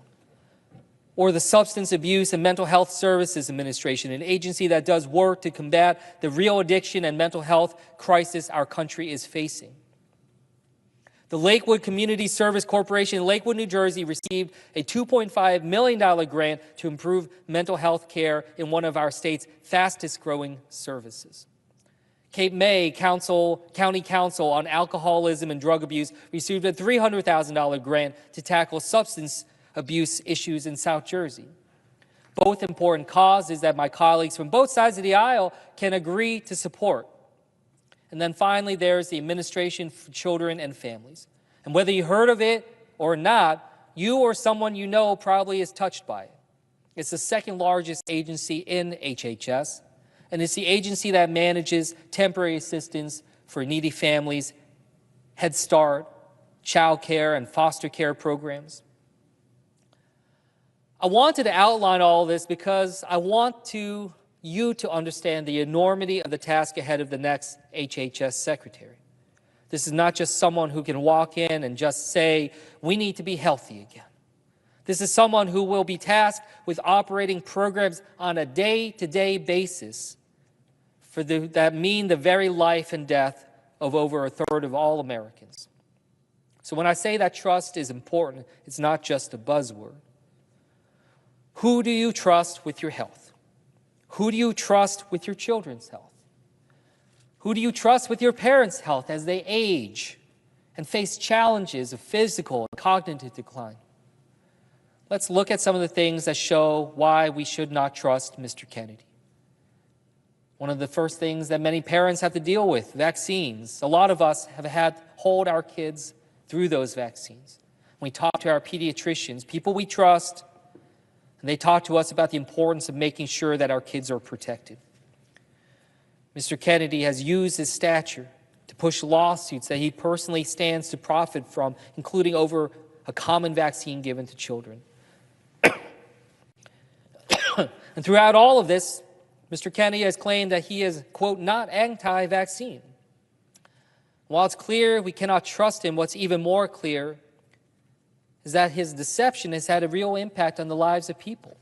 Mr. Kennedy pushed to sow distrust in Samoa in 2019, helped lead to a measles epidemic that claimed the lives of 83 people, mostly children under the age of 5. And while Kennedy said in his hearing that, quote, we don't know what was killing them, the Samoan Director General of Health, Dr. Alec Ekeroma, called his words, quote, a total fabrication. The doctor said that if Mr. Kennedy is confirmed, he would be, quote, a danger to us, a danger to everyone. That is not someone we can trust. Mr. Kennedy, in his speech on the Senate floor in the 1960s, then Senator John F. Kennedy said that, quote, the treatment of its older citizens is said by anthropologists to be one of the most basic tests of how civilized a society or nation has become. I would broaden that test to be our most vulnerable, our neighbors who are targeted simply because of who they are. And when Mr. Kennedy spreads false claims like the COVID-19 virus was engineered to spare Jewish Americans and Asians, he used the trust that he has been given to divide and spread anti-Semitism and anti-Asian hate. And when Mr. Kennedy, in response to the questions asked of him by members of this body, refused to acknowledge the importance of taking common sense steps in our foster care system to protect trans youth, he said that the trust he has been given to divide, he uses the trust he has been given to divide and spread hate and fear. That is not someone we can trust. Mr. President, my reasons for opposing Mr. Kennedy's nomination doesn't just come from the concerns I have for my children. It comes from an understanding I have from my parents.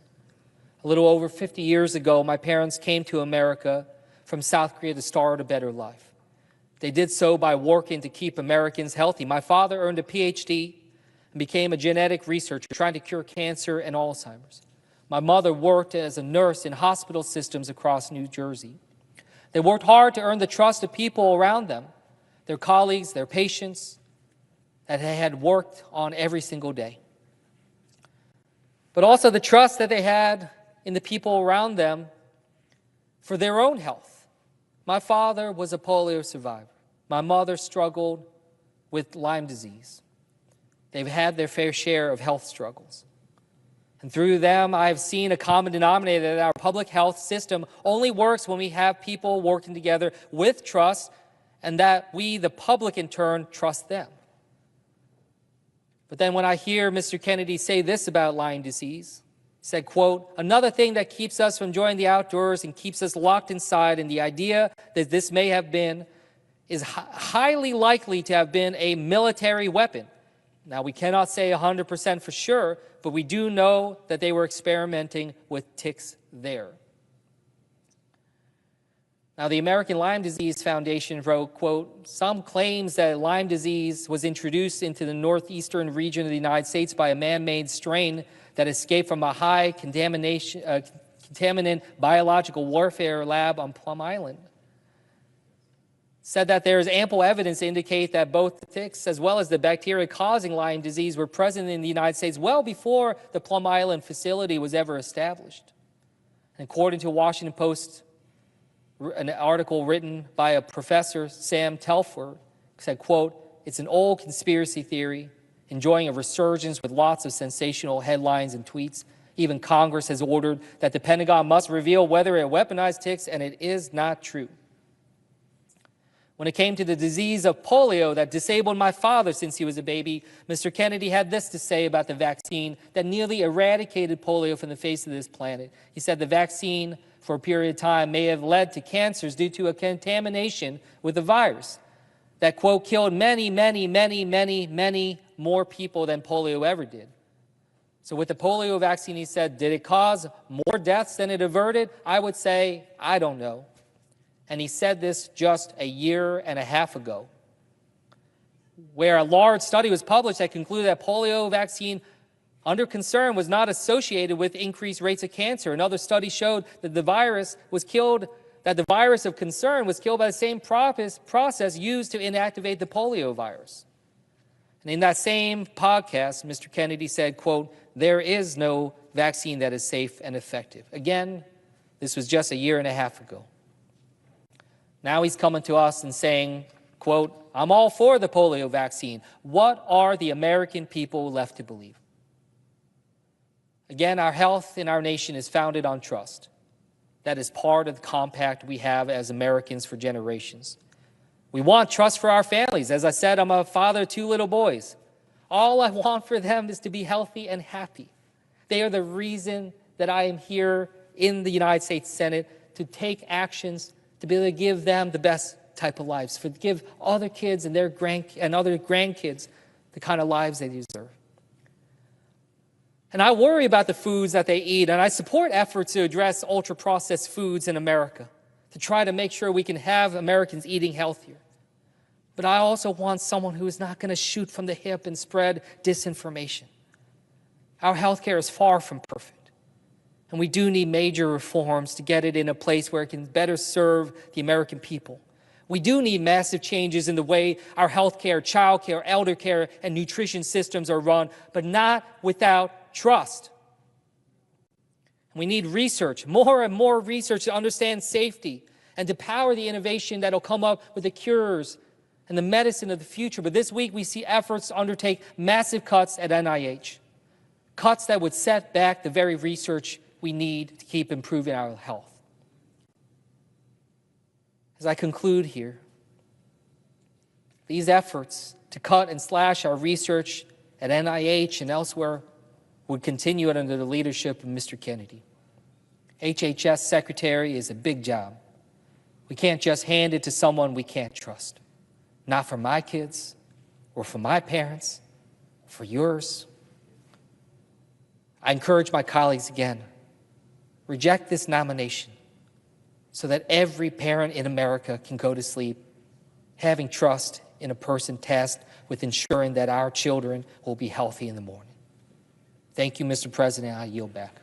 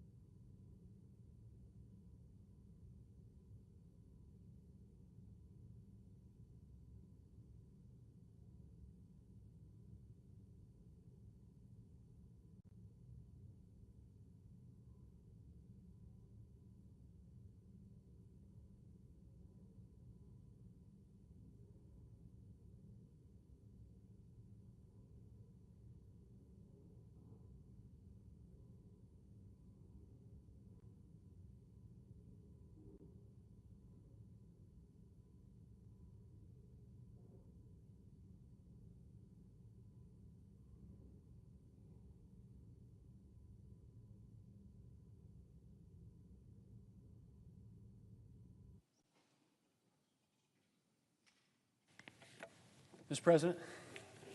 Chair recognizes the Majority Leader. Thank you, Mr. President. Mr. President, I ask unanimous consent that notwithstanding Rule 22, the post-cloture time with respect to the Kennedy nomination expire at 10:30 a.m. Thursday, February the 13th.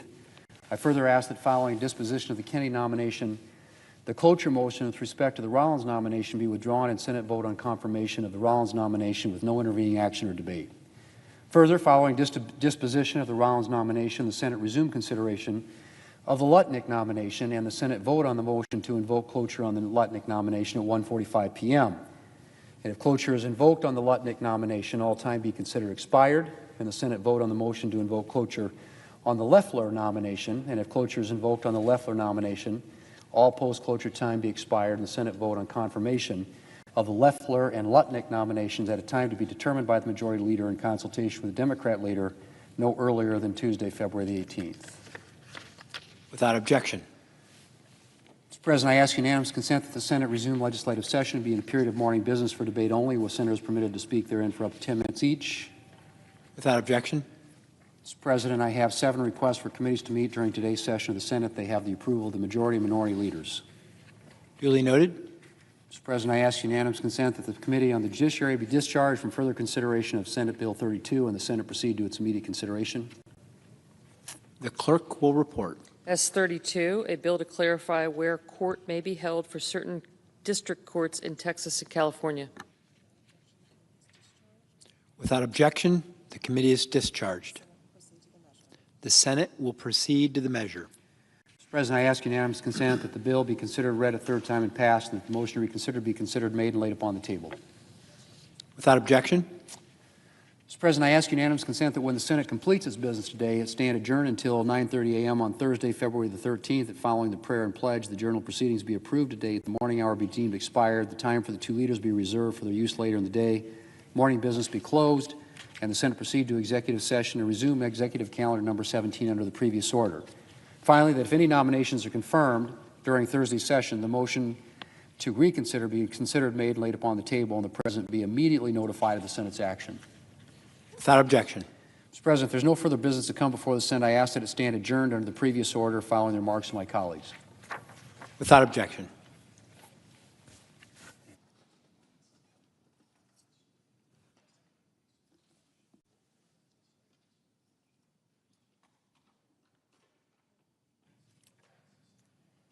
Mr. President. Chair recognizes the senator from Delaware. Thank you, Mr. President. On the eve of the vote for the nominee for the Department of Health and Social Services, I stand before you acknowledging that I will vote no on the confirmation of Mr. Robert F. Kennedy. I stand before you tonight after looking at his abilities, his background and qualifications, and his character. For me, I listen to my constituents and the calls that we have received into our office. And I've read articles, I've looked at petitions and lawsuits, listened to podcasts, even watched a video that he produced. There were inconsistencies in his positions. And so that's one reason that I could say no to this candidate. Even as the former Deputy Secretary of Health and Social Services from Delaware, I thought about the potential for another pandemic in our country, and would he be ready for the job? I thought about the fact that I come from a state that's also an agriculture state, and we are right now dealing with issues and concerns and fears about avian flu. Would he be ready for the job? I thought about senior citizens in my state who are on Medicare, and children with special needs who may be on Medicaid, and the fact that in our hearing and also in my one-on-one conversation with him, he confused the two. Even within a week's time, did not learn the differences between the two. That was concerning enough. But tonight, in the time that I have, I want to also say I stand here as a grandmother. And I think about my granddaughter, Lennox, and her ability to, number one, be safe in school because she's vaccinated and she is with other children who are vaccinated and no longer have to worry about things like polio. I think about her ability to have reproductive freedom over her own life when Mr. Kennedy has changed his positions so many times on where he stands on reproductive freedom and the right for her to choose what she wants for her life. But I think one of the most troubling things that took place during our meeting was that he was not familiar with the Emergency Medical Treatment and Labor Act, EMTALA. While we literally have a crisis in maternal mortality, it is important to me that the person who holds this job understands those basic things, Medicare, Medicaid, EMTALA, and that we face a challenge for women's lives being saved. I asked him specifically if he agreed about making sure that if someone was having complications during their pregnancy, that they should get the care that they need. This is both something that is being experienced across the country, but it's also personal for me. A few years ago, after my son and daughter-in-law went through so much to get pregnant through IVF, Christmas morning, I remember beginning to make the family dinner. And I got a call from my daughter-in-law saying, "Mom, something's wrong. My water broke." She was only about 5 months pregnant, and she went to a hospital. And I got to that hospital, and because I knew from my former jobs of the statistics, particularly for Black women and maternal deaths, I saw her sitting in a wheelchair in the waiting room, not being attended. The hospital ended up telling her she needed to go home and just basically waited out. For that whole month afterwards, my son and my daughter-in-law stayed in my house. They slept in my bed. We supported each other. But because of the miracle of IVF, they were able to conceive again. And 2 years ago this weekend, I became a grandmother of my granddaughter, Lennox. Tonight, I stand here on behalf of the children who want and need to be healthy. I stand here on behalf of the women across the country who need to know that there is a cabinet secretary who understands the need for emergency care, who understands the rights of women to make choices with their doctors and their families, and if they have a pastor or a rabbi, with their rabbi and their pastor. As someone who has focused much of my career on health and social services and dealing with health disparities, it is important that we do better as a country with our health status and that we are healthier. But I go back to the beginning. Does the candidate have the qualifications, the background, the character, and the ability? For this candidate, unfortunately, the answer is no. And tonight, I stand here for all of the children of our country, all of the families of our country, and I will be voting no on this nomination. I yield back.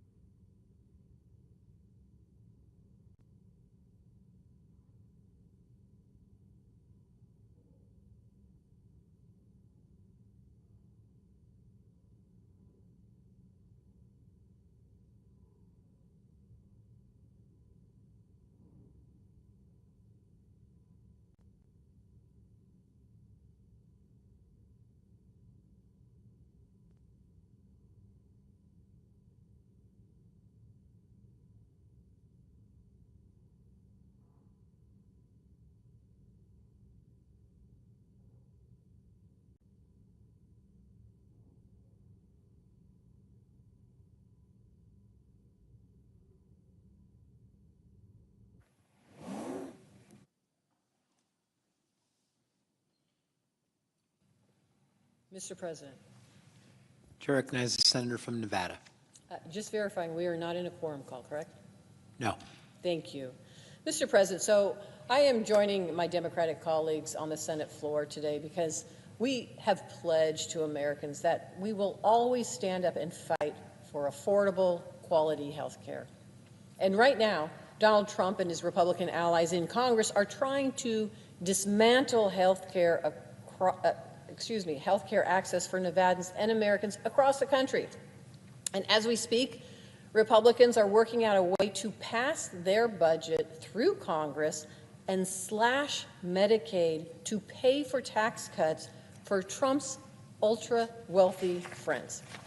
Their budget for these billionaire tax cuts was just released this morning, and they want to give away trillions of dollars to the richest Americans and add about $3 trillion to our national debt in exchange for nearly $1 trillion in health care cuts for working families.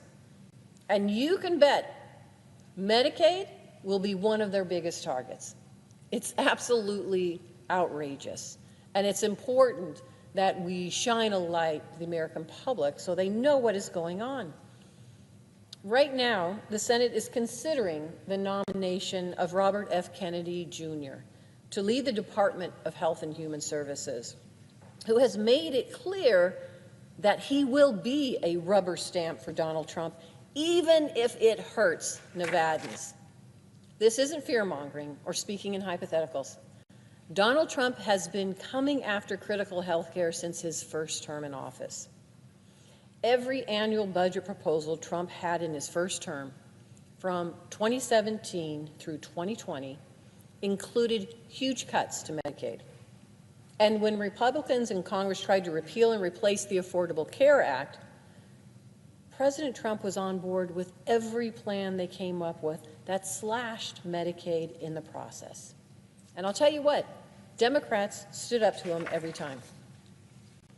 But even after multiple failed attempts, it doesn't seem like President Trump has learned that Americans don't want him to roll back Medicaid. His Project 2025 manifesto calls for the Centers for Medicare and Medicaid Services to impose lifetime caps on Medicaid. What does that mean? That means a person can only receive Medicaid benefits for a limited period of time, no matter their income or their health care needs. That would leave about 92,800 Nevadans who are low income and depend on Medicaid for health care at risk of losing their coverage. We know RFK Jr. will just let this happen if he becomes the Secretary for Health and Human Services. Now, HHS oversees the Centers for Medicare and Medicaid Services, which means Mr. Kennedy would have control over what happens with these essential health care programs. Now, what's ironic is that Mr. Kennedy doesn't seem to even know the difference between Medicare and Medicaid. He confused the two multiple times during his confirmation hearing before the Senate Finance Committee. And also during that hearing, he made it very clear to me, and he made it very clear to the general public who was watching, that he would refuse to even tell me he wouldn't be a rubber stamp for this administration, that he could have an independent thought and fight for any harm that would occur to Nevadans or across this country. He would stand up with them. He made it very clear he would not, that he would stand with Donald Trump. Now, I cannot support someone who would let Donald Trump give his billionaire friends tax cuts at the expense of Nevadans' health care. And I know some of my colleagues on the other side of the aisle have argued that their plan to cut Medicaid is about getting rid of waste and fraud. Well, listen, I'm all for reducing government waste and fraud and streamlining our bureaucracy. I will tell you, I served for 8 years as the Attorney General in the state of Nevada, and during that period of time, the Medicaid fraud unit was in my office. And we prosecuted and we went after individuals and we held people accountable for that waste and fraud in the Medicaid program. So I am all about addressing waste and fraud. In fact, I know that my Democratic colleagues and I have offered to work in a bipartisan way to cut wasteful spending. Instead, however, Trump and Republican leadership want to gut Medicaid, which millions of Americans depend on to access health care. And it's just wrong. But let me talk about why. Let me tell you a little bit about the history of this. Medicaid was created in 1965 as a way for the federal and state governments to provide health care coverage to low-income people who need it. That includes children, pregnant women, seniors, people with disabilities, and adults across the United States. It helps veterans, new moms and their babies, rural hospitals, primary care providers, mental health care workers, and more. And as of June 2024, 788,481 Nevadans were enrolled in Medicaid and its initiatives like the Children's Health Insurance Program, or CHIP. And nearly 800,000 people in Nevada, and that's just Nevada, depend on Medicaid to keep themselves and their families healthy. This includes 1 in 6 adults, 3 out of 8 children, 4 in 7 nursing home residents, and 1/3 of people with disabilities. 43% of our births are covered by Medicaid. But here's the deal, 66% of adults in Nevada who benefit from Medicaid work for a living. So I cannot say enough about this program and its impact in my state and how important it is. You know, people over the age of 65 and disabled rely on Medicaid for their long-term care. And people with disabilities rely on Medicaid for their long-term care. Let me say, there are seniors who helped build this country and make America what it is today. They worked hard, they raised their families, and they contributed to our economy. And some are veterans of our armed forces. And now, in their senior years, they have chronic illnesses. And they aren't able to move around the house like they used to. But they cannot take care of themselves alone. That is what Medicaid is for. In Nevada, 17,600 Medicaid enrollees used home and community-based services and long-term services to support themselves. That means nursing facility care, adult daycare programs, home health aid services, personal care services, transportation, and supported employment. It is a common misconception that Medicare, and private insurance covers long-term nursing facility care or home care. They just don't. That's Medicaid. And that's what Donald Trump and Republican leadership and RFK Jr. want to cut. To thank our seniors for everything they've done for our country, they want to roll back the health care benefits that are giving them the dignity that they deserve in their retirement. But that's not all. Medicaid also supports low-income children and working families, including pregnant women and children with disabilities. Nearly 40% of all children in Nevada are covered by Medicaid and CHIP. This is a crucial program for Nevada's kids, making sure that they get their annual checkups, their vaccines, the hospital emergency care, dental and vision care, and the medications that they need. All of this is key to ensuring that our kids grow and they develop at a healthy rate. Now, Medicaid also covers more than 40% of all births in Nevada. In 2023, that was 13,206 babies and their mothers who had access to essential health care that they wouldn't have been able to afford otherwise. These are the children, babies, mothers who are now being targeted by Donald Trump so he can pay for tax cuts for the ultra-rich. Another key component of Medicaid coverage includes people with mental health challenges and substance use disorders. Nevada Medicaid provides screening and early intervention, outpatient and community services, crisis and emergency response, and residential and inpatient treatment to children and adults. Now, I know we have a mental health care crisis and a drug epidemic in this country. I see it. I hear about it from Nevadans every single day. I think both Democrats and Republicans agree that we are just not dedicating enough resources towards Americans' mental health. And when there's a shooting at a school or a place of worship or a music festival, the first thing I hear is that we need to invest more in mental health.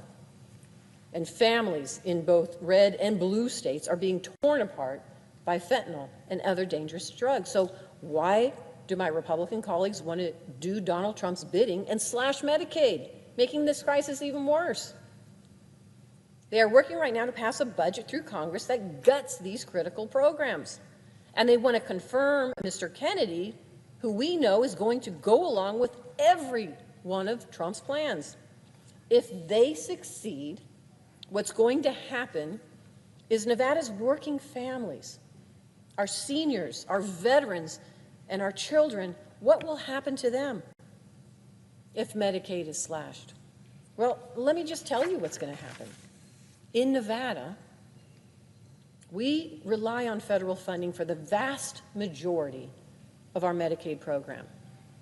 Without it, policymakers in my state will be forced to cut coverage and leave hundreds of thousands of Nevadans uninsured without access to affordable, quality health care. I've said it before, nearly 800,000 Nevadans will be in danger now, who have Medicaid now, will be in danger of being kicked off their health insurance. 17,600 seniors and disabled people in Nevada will be at risk of losing their coverage, leaving even more families with nowhere to turn to take care of their elderly loved ones. When Nevadans lose their coverage, the already expensive cost of health care shoots up. Now, Nevada HealthLink has a list of costs for people without health insurance. Let me tell you what that looks like now if they were no longer to have the benefit of Medicaid. Mammograms will cost $212 now. Brain MRIs have a copay of $20 to $100 with insurance, but it will become $1,000 to $5,000 without insurance. A visit to the emergency room will cost Nevadans who are insured a $50 or $150 copay, but Nevadans who don't have insurance could pay as much as $3,000. A baby's visit to the doctor for a wellness checkup costs $10 to $30 if they have insurance. But without insurance, it costs about $95 per visit. These are the kinds of costs the average Nevada family cannot afford to pay. But Donald Trump is threatening to make this a reality. If Donald Trump cuts health insurance in Nevada, even more healthcare providers may be forced to close up shop because their patients can't pay for their care. And let me just stress this even more. Nevada's rural hospitals rely heavily on Medicaid. If Medicaid is cut, these hospitals that are already understaffed and overwhelmed would have to reduce their services, if not shut down entirely. Now, that is not unique to Nevada. Every rural community that relies on Medicaid is going to have the same problem. And if you know our rural communities, you know that this is very rarely is there access to health care in a rural community. And when those providers are there, that is the place for our rural Americans to go. And sometimes they have to drive, in my state, 2 to 3 or 4 hours just to get access to health care. If we take away those areas and the location for health care in our rural communities, that will devastate rural Americans.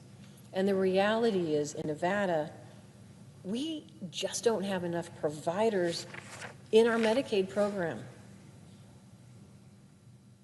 It's one thing to have a clinic to open that door. It's another to have a hospital to be able to open those doors to communities. But if you don't have the providers, that's essentially shutting down health care for individuals and people across this country. Now, I will say my state is working to build out networks and encourage providers to come to Nevada, but we can't do it without critical funding from Medicaid. And if Donald Trump cuts Medicaid, one of the first things my state will have to do is cut payment rates for healthcare providers, which will make our shortage of providers even worse. And it will disincentivize providers coming to live and work in Nevada. And the ripple effect that will have on my state's economy will be disastrous. We just can't let this happen. This is going to affect Americans in every state across the country. We have to come together as a Congress and protect our working families from Donald Trump's billionaire tax cuts. And that includes voting no on RFK Jr., who Trump handpicked to lead HHS because he knew that Mr. Kennedy wouldn't do a thing to stop him. And with RFK Jr. running our Department of Health and Human Services, it's not just Medicaid that is in danger. Trump also wants to dismantle the Affordable Care Act. As we all may remember, he has concepts of a plan to do just that. But let's talk about what that means. Before the ACA, if you were an adult with no dependents, even if you were low income, you had no access to Medicaid. Unless your employer provided health insurance, you had none. Now, thanks to the ACA, more people than ever before can get the health care they need. Over the last 11 years, that's amounted to 20 million low-income adults enrolling in affordable, quality health care coverage through Medicaid. This has been a huge gift to our economy. Think of it this way. If you were an adult who had a chronic illness that kept you from working, you didn't used to have access to health insurance. But because of the ACA, you can now get the care and treatment you need and get back into the workforce. The ACA has helped Medicaid support our workers to boost our healthcare workforce, and it's made us stronger and healthier nation. But once again, Donald Trump wants to roll this expansion of Medicaid back and strip health care from thousands of Nevadans so he can pay for tax cuts for his elite billionaire friends.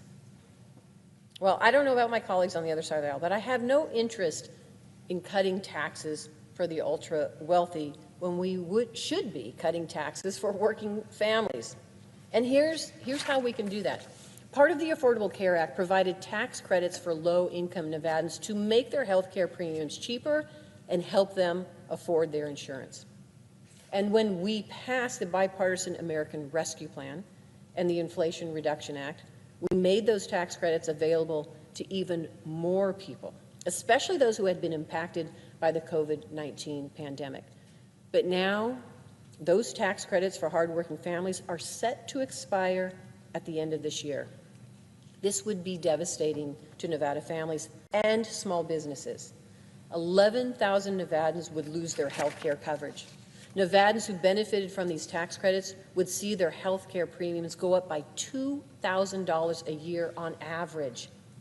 And 250,606 small businesses and self-employed workers in Nevada who qualified for these tax credits will see their premiums increase. I'll tell you what, my Republican colleagues in the majority now have a decision to make. Instead of letting these tax credits for working families and small businesses expire and throwing thousands of lives into chaos, they could renew them. This should be simple. Let's come together and prioritize hardworking families and small businesses over billionaires. That's what we were elected to do, and it's what the American people expect of us. We cannot give our country over to the elite, to the wealthiest people like Robert F. Kennedy Jr., who will do whatever President Trump wants him to do to our healthcare system. My Democratic colleagues and I stand here today and every day, ready to continue pushing back against Donald Trump's attacks on Americans' health care. Now, Trump can say whatever he wants about not touching Medicaid and making America healthy, but the truth is that he'll do whatever it takes to lift up his elite billionaire friends and then tell you it's for your own good. Robert F. Kennedy Jr., it will be just a rubber stamp for that agenda. And because of that, I will be voting no on his confirmation. And with that, Mr. President, I yield the floor.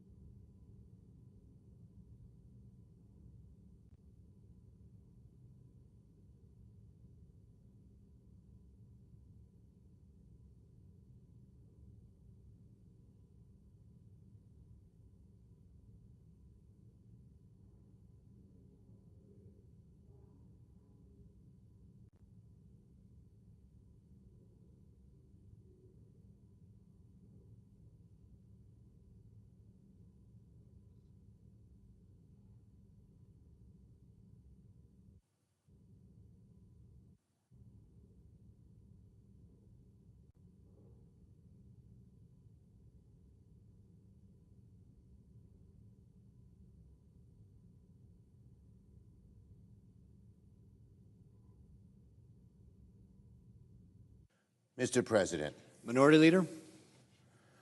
Mr. President, unfortunately and sadly, we are witnessing an alarming abdication of duty from Republicans here in the Senate. The job of the Senate, when it comes to nominees, is very simple. When a nominee is obviously qualified and experienced, we should consider them seriously, even if we don't agree with their political views or ultimately vote for them. But when a nominee comes before the Senate who is obviously unqualified, who is obviously fringe, whose views are obviously detrimental to the well-being of the American people, well, senators have a duty to reject them and to tell the president to send someone better. We were faced with one such nominee earlier today in Tulsi Gabbard, and now we are faced with another such nominee right now. Robert F. Kennedy Jr. is not remotely qualified to become the next Secretary of Health and Human Services. In fact, I might go further. Robert F. Kennedy might be one of the least qualified people the president could have chosen for the job. It's almost as if Mr. Kennedy's beliefs, history, and background were tailor-made to be the exact opposite of what the job demands. A few weeks ago, it seemed like maybe Senate Republicans would have drawn the line on nominees like Robert F. Kennedy Jr. and Tulsi Gabbard. But the past few days have been a stunning capitulation by Senate Republicans. At this point, they're just rubber stamping people, no matter how fringe they are. If the Senate had a secret ballot, I bet you that Robert F. Kennedy Jr. would never have come close to confirmation. His unfitness for the job are simply too obvious and too glaring. HHS is an agency that depends on science, on evidence, and impartiality to ensure the well-being of over 330 million Americans. HHS ensures we eat safe food, purchase reliable medications, oversee Medicare benefits, and approve the use of life-saving vaccines. Most importantly, a good HHS secretary makes sure the American people have access to affordable, high-quality health care. Mr. Kennedy, unfortunately, is not qualified to oversee any of these things. He is neither a doctor, nor a scientist, nor a public health expert, nor a policy expert of any kind. If Mr. Kennedy is confirmed, given that lack of background, it's my deep fear that he will rubber stamp Donald Trump's war against health care, meaning we will see more of the disastrous funding cuts of the past few weeks, meaning that more people will lose health coverage, meaning that the interests of for-profit corporations and big pharma will come before the needs of working Americans. Now, when I saw Mr. Kennedy and asked him certain views, like on abortion, he said, well, I'm going to defer to the president on something as personal, as heartfelt, as talked over within ourselves even, as abortion. He will follow the whims, the wishes of the president. Well, then how do we know he won't do it on everything else?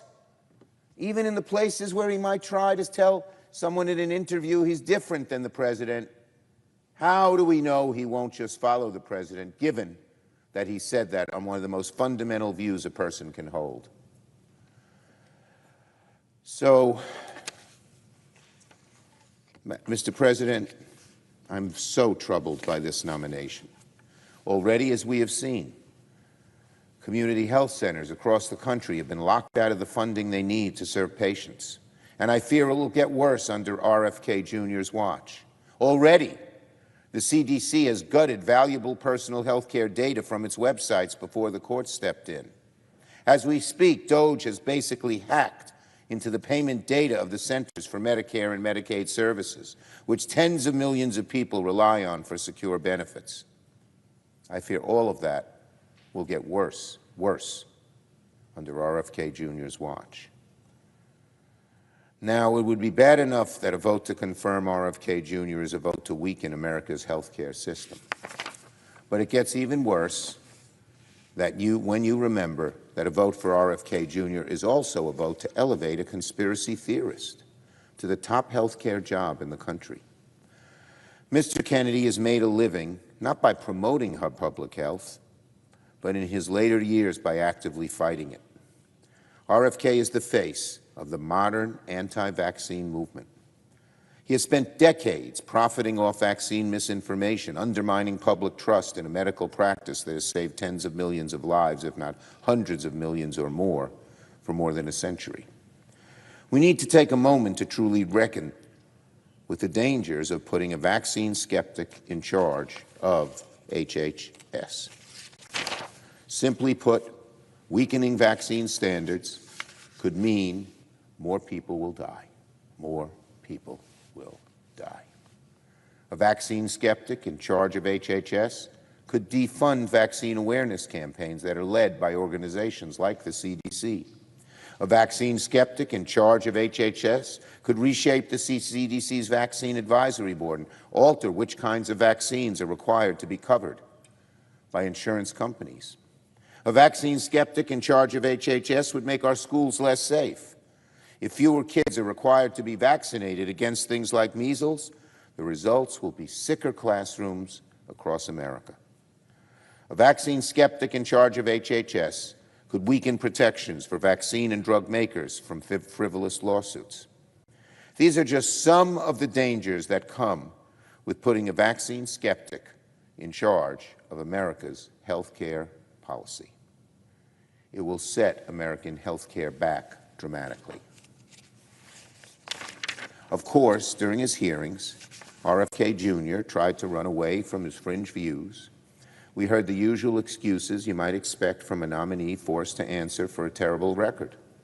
He suggested perhaps he was misquoted here and there, or that he had been misunderstood, or that he never meant to come across as anti-vaccine of all, and that, of course, he would follow the science.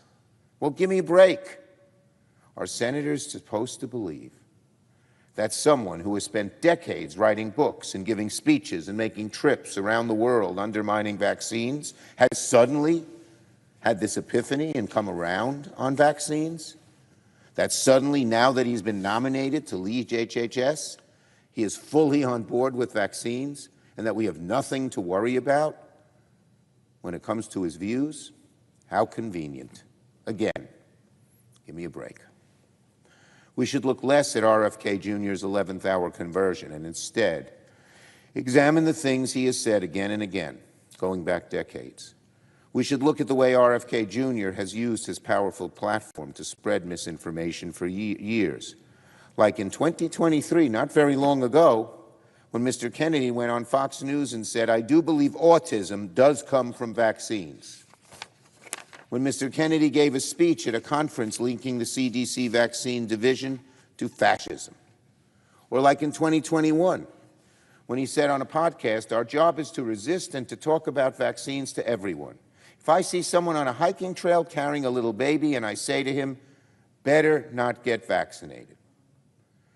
And of course, you could try reading Mr. Kennedy's numerous books against vaccines, like the one claiming parents have been misled on the measles vaccine. Or you could go to the online store of one of his anti-vaccine groups and check out the merchandise they sell for kids, like the onesie that says, "Unvaxxed and unafraid," a onesie for a little one, putting this propaganda on him or her.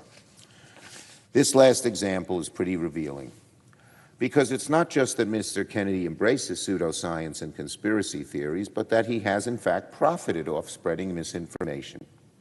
And he's been involved with no fewer than 5 lawsuits filed by anti-vaccine groups against drug companies. In fact, his primary source of income from the last year came from the fees he collected by referring clients to a civil lawsuit against vaccines. And by the way, he didn't originally disclose those connections to ethics officials. Worse, he refused to give up his financial stake in any settlement agreement that comes from one of these lawsuits.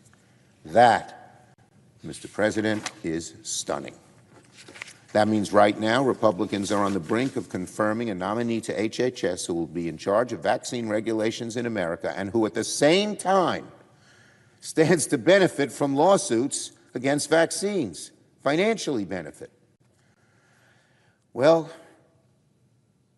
Donald Trump says he wants to get rid of the swamp.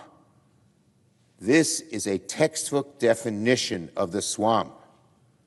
To benefit from lawsuits against vaccines while you're HHS secretary and have power over what vaccines are, which vaccines are needed and how they are distributed and talked about to the American people. Now let me repeat what I said a few weeks earlier.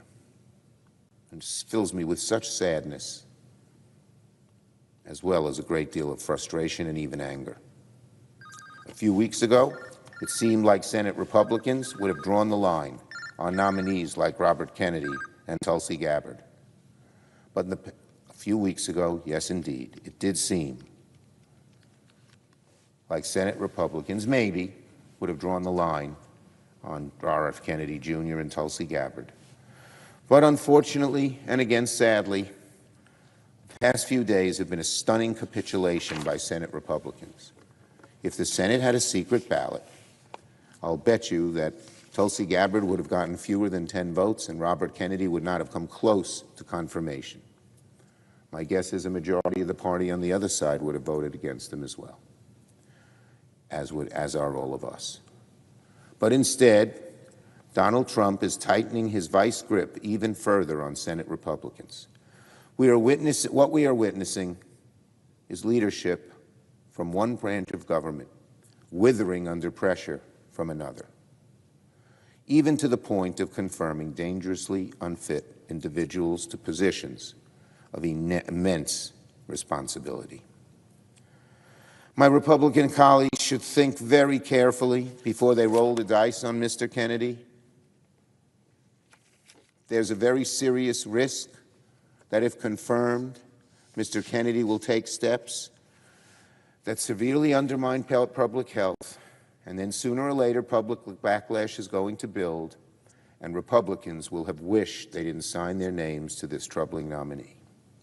So, I implore my Republican colleagues, reject the nomination of Robert F. Kennedy to be Secretary of HHS. There are certainly better individuals for the job, even if many of our side may not agree with them politically. But a vote to confirm Mr. Kennedy is a vote to make America sicker. A vote to confirm Mr. Kennedy is a vote to make America sicker.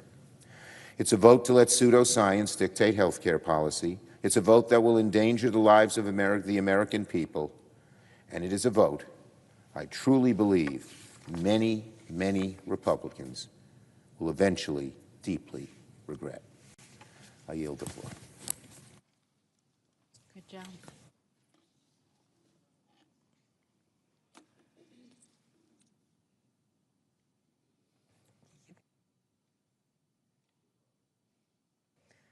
Mr. President. Senator from Minnesota. Mr. President, I rise today alongside Senator Schumer and Senator Cortez Masto and so many others that have come to the floor today in opposition to the President's nomination of Robert F. Kennedy Jr. to lead the Department of Health and Human Services. The Secretary of Health and Human Services is the top health official in our country and is in charge of everything from preventing disease outbreaks to making sure our kids are healthy and have a good start in life. Americans need and deserve a secretary who is guided by facts and science in decision-making. After all, this is someone who will be in charge of overseeing the Centers for Disease Control and Prevention's critical efforts to fight disease outbreaks, the Food and Drug Administration's work to ensure the safety of the medications Americans rely on and the food on our grocery shelves, the National Institute of Health's groundbreaking, life-saving medical research, the Administration for Community Living support for older adults and people living with disabilities, as well as their families and caregivers, and the Administration for Children and Families work to oversee the foster care system and child adoption programs, something I care deeply about as the co-chair of the Adoption Caucus for the United States Senate, as well as work to prevent human trafficking. Through these efforts and more, the Department of Health and Human Services directly touches more lives, actually, than any other cabinet agency. The building that houses the department is named for Minnesota's happy warrior, Vice President Hubert Humphrey, former U.S. Senator for the state of Minnesota. He was a champion for expanding access to health care. Grew up in South Dakota, grew up at a drugstore, went on to get his degree in Minnesota, and eventually became a U.S. Senator, always fighting for those, in his words, in the shadows of life. Inscribed in the entrance hall of that building are words from Humphrey's final speech in 1977. He said, "The moral test of government is how that government treats those who are in the dawn of life, the children, those who are in the twilight of life, the elderly, and those who are in the shadows of life, the sick, as well as, of course, those with disabilities."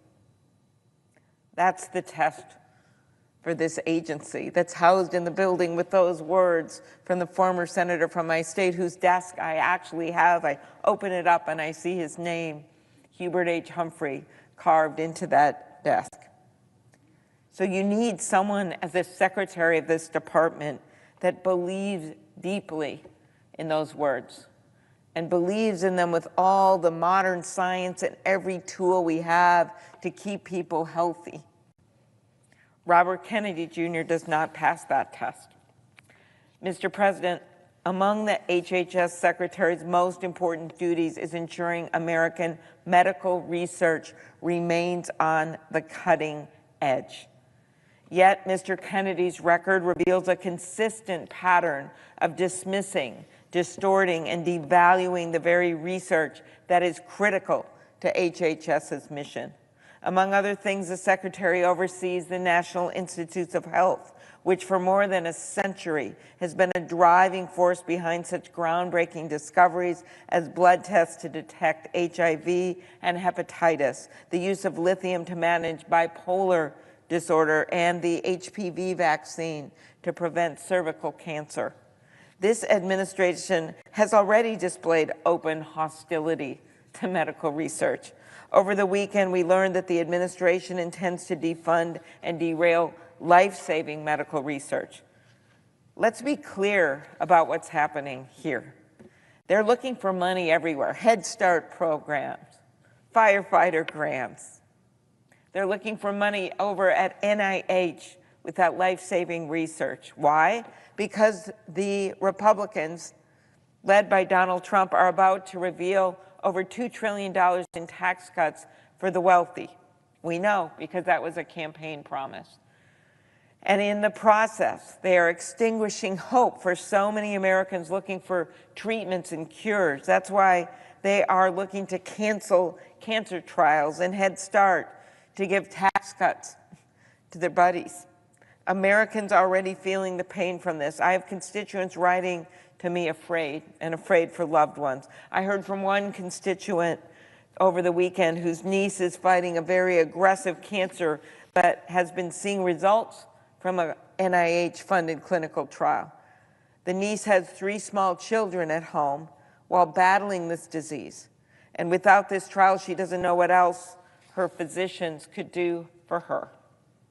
I also heard from a constituent whose daughter got treatment at the NIH last year. She said it was a great experience with great doctors and services, but she can't imagine how patients enrolled in NIH studies for life-threatening conditions are feeling right now. Another constituent told me one of her kids is living with a rare cancer, and the administration's directive to suspend NIH funding threatens the prognosis. Simply put, this constituent wrote, this administration's policy will lead to many unnecessary deaths. Everyone knows someone in their life who has benefited from that medical research. For me, this is personal. I'm standing here today because of one of the types of research that's on the chopping block. That's research on breast cancer. As many of our colleagues know, following a routine mammogram in February of 2021, I learned that I had stage 1A breast cancer. I'm lucky I only had stage 1A. I still remember what it felt like to walk in here about 15 minutes after finding out what the test had shown. And I had to walk in here like everything was fine and vote. But then after that, I got treatment at the Mayo Clinic. All I had to have was a lumpectomy and radiation. I never even had to go through chemo, and I was in remission. And when it popped up again, same thing, lumpectomy, radiation, no chemo. That would have never happened 50 years ago. That would have never happened 25 years ago. That was because of research. There are many in this chamber who either themselves or had loved ones that have had cancer that have gotten through it successfully because of the research that occurred years and years back. Because our nation decided we want to be in the lead. We're not going to be a follower. We're going to be in the lead when it comes to life-saving research. We're going to do it in our great universities and medical institutions all over this country. And we're going to make sure that we put the funding into that research. Not just Democrats said this, no, quite the contrary. All of these moves to invest in NIH and to understand how that research just can't occur in one place with a famous name, but has to occur all over the country. That was bipartisan work under presidents that have been both Democratic and Republican. And we have built that research, and we are now on the cusp of finding out not just ways to make this easier to deal with and easier treatments and go into remission, but ways to eradicate this once and for all. We are on the cusp of that with the mapping of the human genome and with all the information that we've gotten out of that. We have seen what this has done for America. It has put us in the lead. NIH funding spurs. Studies have shown this. Every dollar, $2.50 in economic activity.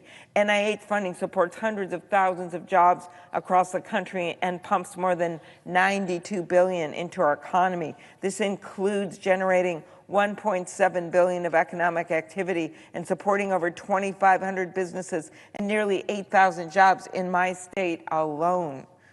I've heard from a number of constituents who are researchers, who solve things, scientists, entrepreneurs, microbiology lab technicians. One is worried that blocking federal research funding will put the research on hold, prevent her from employing lab personnel. This administration's reckless freeze on NIH funding is a threat to not just jobs, but to those life-saving cures. It will extinguish hopes. It will extinguish what will be lives that will come after that and after that. It will set back American innovation and put us at a competitive disadvantage with countries like China. And this is just the beginning of the assault on healthcare. So it will be the HHS Secretary's job to push back against these attacks. Haven't seen that happen. Not with this nominee. Mr. Kennedy has demonstrated open hostility to science. At an event in Arizona days before the president nominated him, Mr. Kennedy said that 600 people are going to, this are his quote, are going to walk into offices at NIH and 600 people are going to leave. On top of his desire to deprive our government of the great work done every day by the men and women who keep Americans healthy, Mr. Kennedy has expressed his intent to roll back the agency's focus on combating infectious diseases and remove funding that improves our understanding of how, why, and where diseases are spreading. Don't take my word for this if you want. Just take his. These are quotes. I'm going to say to NIH scientists, he said, we're going to give infectious disease a break for about 8 years. That's his plan for overseeing the NIH, give infectious disease a break. Well, Mr. President, measles doesn't take a break. Tuberculosis doesn't take a break. Polio doesn't take a break. And the reason we have largely eliminated those diseases in the country is because medical research can never take a break. Unfortunately, Mr. Kennedy's animosity toward the NIH does not come to us in a vacuum. He's long been a vocal opponent of medical research. When influential voices promote the idea that data-backed, evidence-based research is unreliable, it breaks down trust in medicine and public health science as a whole.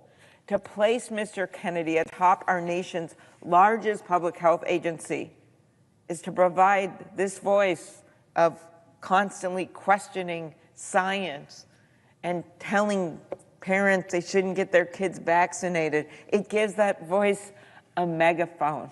People are welcome to their opinions. Certainly they are in this chamber and walking down the street, and that's fine. This is America. But it is giving this voice that is not based in science a megaphone. For generations, America has led the way on medical research and global health. Our nation's scientists gave the world penicillin, anesthesia, the pacemaker, and more.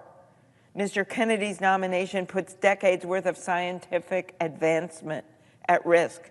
So much so, in fact, that the Wall Street Journal editorial board, not exactly a bastion of liberalism, called it a threat to American medical innovation. Of course, Mr. Kennedy's opposition to science is hardly a secret. Over the years, he has repeatedly chosen to ignore scientific evidence in favor of conspiracy theories, most notably those involving vaccines.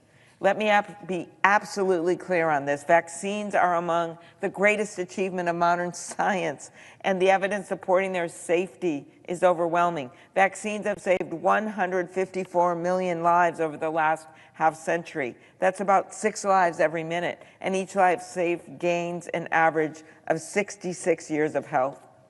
In spite of that, Mr. Kennedy has long promoted baseless theories about vaccines, including most notably during the pandemic. During a period in our nation and world history when trust in science was more important than ever, Mr. Kennedy instead chose to stir up doubts about life-saving vaccines. Mr. Kennedy actively sought to halt the rollout of the vaccines just 6 months after President Trump, the same president who has now nominated him to oversee healthcare in our country, declared the vaccines a miracle. That's from President Trump. You all remember those days when we were trying to get the vaccines out as soon as possible. In May 2021, Mr. Kennedy filed a petition with the FDA demanding that the agency end authorization for the vaccines and avoid approving any future COVID vaccine. Mr. Kennedy's denial of basic science goes beyond his opinions on vaccines. He has on numerous occasions spread misinformation about the origins of diseases, claiming without evidence that humans rather than bacteria or viruses cause infectious diseases. For example, he has claimed that Lyme disease, which is spread by ticks, big deal in Minnesota, he claims it was created by the U.S. military in a lab on Long Island in the 1950s. The fact is that the bacteria that causes Lyme disease has been around for at least 60,000 years, and the ticks that spread the disease have been around for at least 99 million years. I also want to bring attention to Mr. Kennedy's denial of avian flu, key for me on the Agriculture Committee. Last year, Mr. Kennedy said the World Health Organization, quote, fabricated the 2006 bird flu outbreak, which of course never happened. This is what he said. Now, my state is the largest producer of turkeys, and Minnesota turkey farmers will tell you that avian flu isn't fabricated. It is all too real. I remember hugging a turkey producer who had just had to eradicate all of his birds. He was so proud of the operation he had. He was a small turkey producer. And just like that, because of the avian flu, he had to eradicate and kill those birds. I've heard from one constituent who teaches farm business management at a rural Minnesota community college. Several of his students are turkey farmers, and they've seen firsthand the devastating impact of that bird flu virus when it comes in. Turkey dies, they know it's trouble, they get it tested, they know it's going to go to the whole flock and beyond, and they have to take immediate action. Part of the result of that is, of course, higher prices at the grocery store. When my constituent met with his students to complete their 2025 cash flow projections, he said it was devastating to see the results, and I have great concerns that this virus may cause bankruptcy for turkey farmers. We all know that those young farmers are not alone. For 3 years now, poultry farmers in my state and across the country have been fighting a new outbreak of avian flu, which has affected 156 million birds and counting. Following the 2015 avian flu outbreak, our colleague Senator Cornyn and I worked to establish an animal vaccine bank and disease response program as part of the 2018 Farm Bill. This has given farmers and public health agencies critical resources for containing outbreaks, but it is clear we need to be doing more, not less. That's why I'm working with Senator Bozeman. I hope we can pass a Farm Bill and really upgrade our work when it comes to avian flu. But to do all that and the potential of having vaccines here for various animals, We're going to need people in the government that believe in science. Placing Mr. Kennedy in charge of public health in our country could unravel that progress and more. He has already said he didn't believe in the avian flu, that it was somehow manufactured. What more evidence do you need, I say to my colleagues across the aisle? Facts are the foundation of medical science, and our next HHS secretary must commit to making decisions based on facts, not personal beliefs. I also have concerns that Mr. Kennedy will be a rubber stamp for the administration's plans to undo the progress that we've made on bringing down the sky-high cost of prescription drugs. For decades, big pharma companies had a sweetheart deal written into law that allowed them to charge our seniors whatever they wanted for life-saving prescription drugs. That was unacceptable, and along with my colleagues, we successfully led the legislation to end it. Taking on the big drug companies wasn't easy. I did it for years and years and years. They had 3 lobbyists for every member of Congress and spent hundreds of millions of dollars. I'm sure many watching tonight have seen those ads trying to stop us. That was a great deal they got written into law. I don't know how they got it, but they got it. And then we said, wait a minute, why are these drugs in other industrialized nations, why are they half the price of the drugs that we have in America? Especially when we paid for a lot of the research with our taxpayer money. And then we found out, well, for the biggest drug buying group in the country for prescription drugs, our seniors, they get locked in profits on that. Not like the VA where they can actually negotiate for our brave veterans, but when it comes to all the seniors, no negotiation was allowed. The power of over 50 million American seniors negotiating, that's a pretty strong block. And finally, our constituents finally said enough is enough. Major issues when people were running for office, and together we ended Big Pharma's sweetheart deal, Democrats only, in the Inflation Reduction Act, and gave Medicare the power to negotiate better prices for prescription drugs.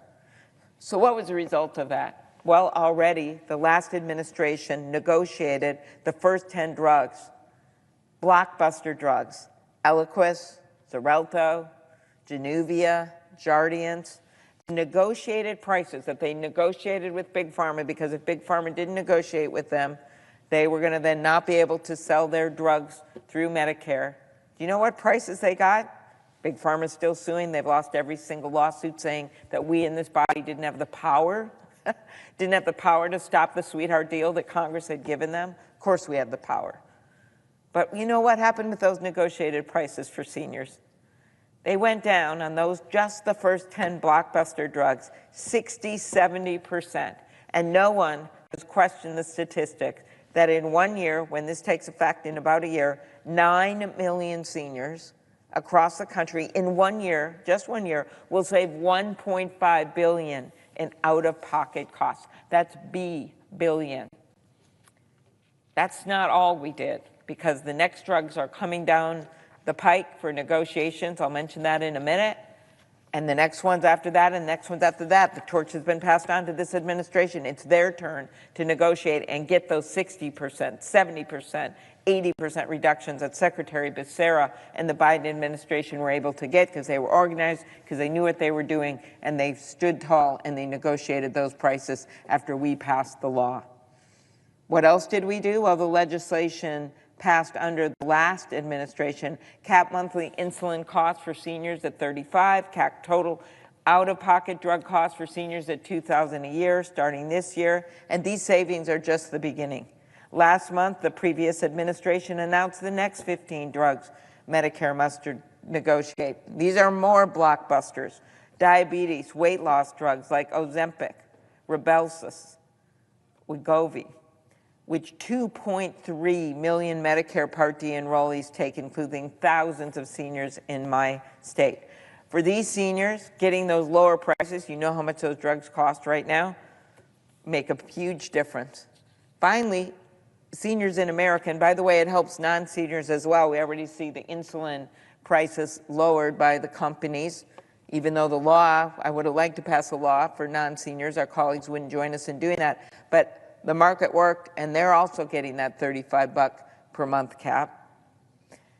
Think about what these next drugs will mean, though.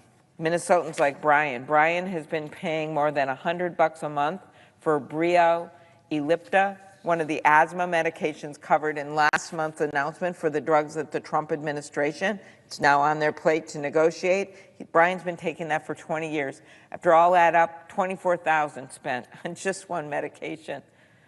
Think about if that was reduced 60 to 70%.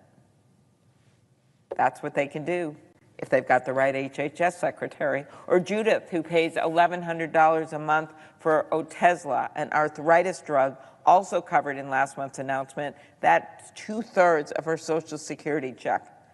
Relief could be on the way for Judith, for Brian, and for millions of seniors like them, but only if this administration follows the law and commits to continuing Medicare drug price negotiation. This task, of course, doesn't fall to the Veterans Secretary, doesn't fall to the Commerce Secretary. It is the HHS Secretary. And I know I speak for many of my colleagues when I say I have serious doubts of this nominee when it comes to this. Why? Well, Mr. President, to discuss Mr. Kennedy's testimony before the Finance Committee last week and his responses to questions submitted in writing. He could even have clarified it in writing. What did he say? Our colleague, Senator Cortez Masto, who just spoke, pointed out that the President, our Republican colleagues in Big Pharma, wanted to repeal the law we passed. That's the Inflation Reduction Act. That contains the Medicare negotiation. She asked Mr. Kennedy if he would commit to following the law and negotiating a good deal for our seniors. This is his response. Let me quote. President Trump has asked me to end the chronic disease epidemic and make Americans healthy again. Oh, come on. It's a very straightforward question. Congress passed a law. The former president signed it into law. It is the law that you have to follow, and the law says you have to negotiate these drug prices. And not to mention that your Attorney General is going to have to defend the lawsuits that Big Pharma is bringing to try to upend the law that they are losing left and right. And you sure better continue the track record of the Biden administration and win those cases. So when Catherine Cortez Masto received this answer, which was a non-answer, in fact, he actually said something that makes you think, is he really going to follow the law and negotiate a good deal for our seniors? So she asked him to clarify his comments. His response, President Trump asked me to end that. End what? I don't know. Mr. President, that is not leadership. He should have known all about the prescription drug program and Medicare Part D. He is taking over a major agency that does this work for 50 million seniors under Medicare. 50 million seniors. Out-of-pocket savings, $1.5 billion in just 1 year on only the first 10 drugs. Then there's going to be 15 more and 15 more and 15 more. This is not the answer of someone who is prepared to stand up and lower drug prices. That is the answer of someone who will do whatever the president asks him to do.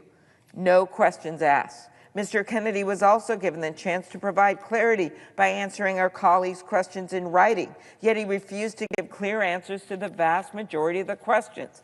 When asked if he would refrain from making policy changes that would raise drug costs for seniors with cancer, diabetes, cardiovascular diseases, psoriasis, rheumatoid arthritis, or chronic kidney disease, Mr. Kennedy refused to answer. He also refused to provide a clear answer when asked if he supported policies that hold big pharma companies accountable for price gouging. From the person nominated to shape health policy in our country for the next 4 years, we need someone who will commit to bringing down drug costs. This is particularly important after the actions the administration has taken in the last few weeks. On his first day in office, the president signed an executive order that cut Affordable Care Act enrollment periods short and reversed policies that make it affordable for parents to add their kids to their health insurance. He's also making it harder for 24 million people to keep coverage year to year by revoking automatic re-enrollment in affordable health care plans. The Affordable Care Act is the law of the land, whether the president likes it or not, and the Secretary of Health and Human Services must follow the law, because guess what? The American people like this law. But when Mr. Kennedy was asked about the Affordable Care Act, he attacked it, saying Americans don't like it, instead of promising to uphold the law. The president's efforts to overturn the ACA are only the beginning. He's also taking away new initiatives that are lowering prescription drug prices, including one that offers seniors a flat $2 copay for drugs that treat common chronic conditions. In less than a month, this administration has made clear that it intends to do Big Pharma's bidding, instead of sticking to common sense policies that have brought down healthcare costs. Reversing them won't bring down prices. It will raise them. We have problems with healthcare, access, costs, and the like. So we need someone at the HHS who is actually going to work with us to take this down. Whether it is the denial of care of way too many patients under insurance policies, or whether it is the expense of these prescription drugs, where still more work needs to be done on patents and some of the reforms on a bipartisan basis that we've gotten out of judiciary. But we need an HHS secretary that supports reform. And reform, I mean bringing down prices. If you've been able to keep your health care coverage year to year through the Affordable Care Act, then this nominee will not fight for you. If you're a young adult who's been able to stay on their patient's health care till you're 26, don't look at this nominee to fight for you. And if you're a senior shelling out thousands of dollars a month because of that sweetheart deal I just mentioned, he's not going to fight for you. He wouldn't even have to answer the question if he was going to keep negotiating. None of this that he has talked about in these hearings, from my perspective, whether it is a rubber stamp for withdrawing the United States from the World Health Organization, whether it is upending the work of the Interagency Autism Coordinating Committee, whether it is what I've just spoken about tonight about not believing in vaccines or in not carrying on the work of negotiating prescription drugs, none of this will bring down healthcare costs. None of this will make Americans healthier. President Eisenhower, who established the agency that is now HHS, President Eisenhower, trusted Republican president, said in his 1954 State of the Union address that the department symbolized the government's permanent concern with the human problems of our citizens. The person at the helm of this department must, above all, share that concern that President Eisenhower put out there so clearly. He must prioritize the well-being of his fellow Americans, must be guided by facts and science, not politics or personal opinions. That's why 17,000 doctors have sounded the alarm about Mr. Kennedy's nomination. It's why more than 700 public health experts called his nomination dangerous. And it's why, for the first time in living memory, more than 70 Nobel Prize winners across the fields of medicine, chemistry, physics, and economics came together in public opposition to this cabinet pick. Mr. President, I believe in listening to experts. I trust doctors. I trust public health researchers. I trust Nobel Prize winners. That is why, on behalf of every senior who relies on medications to live and age with dignity, every child who deserves the promise of a future free from preventable diseases, and every American whose health and safety depend on sound scientific guidance, I will be voting no on his nomination, and I urge my colleagues to do what they know is the right thing and vote no as well. Thank you, Mr. President. I yield the floor. Mr. President. Senator from Minnesota? Oh, Wisconsin, sorry. Mr. President, I rise today in opposition to Robert F. Kennedy Jr.'s nomination to lead the Department of Health and Human Services. Healthcare is not just a policy to me. It is deeply personal. I got into public service because of my own healthcare journey. When I was 9, I was hospitalized with a serious childhood illness. It was similar to spinal meningitis. That wasn't the exact diagnosis, but similar.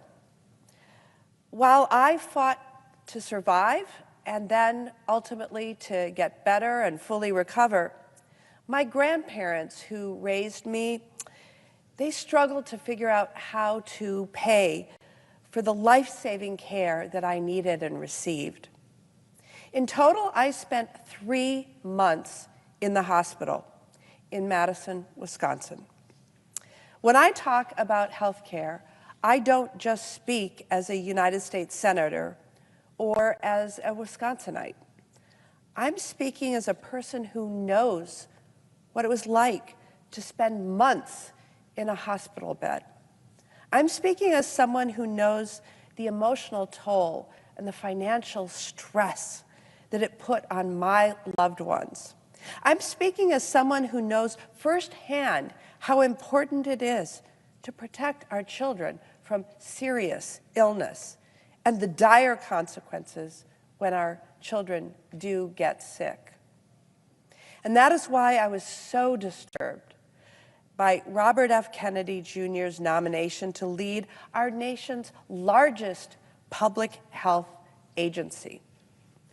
As a member of the Health, Education, Labor, and Pensions Committee, I was able to question Mr. Kennedy at one of his nomination hearings.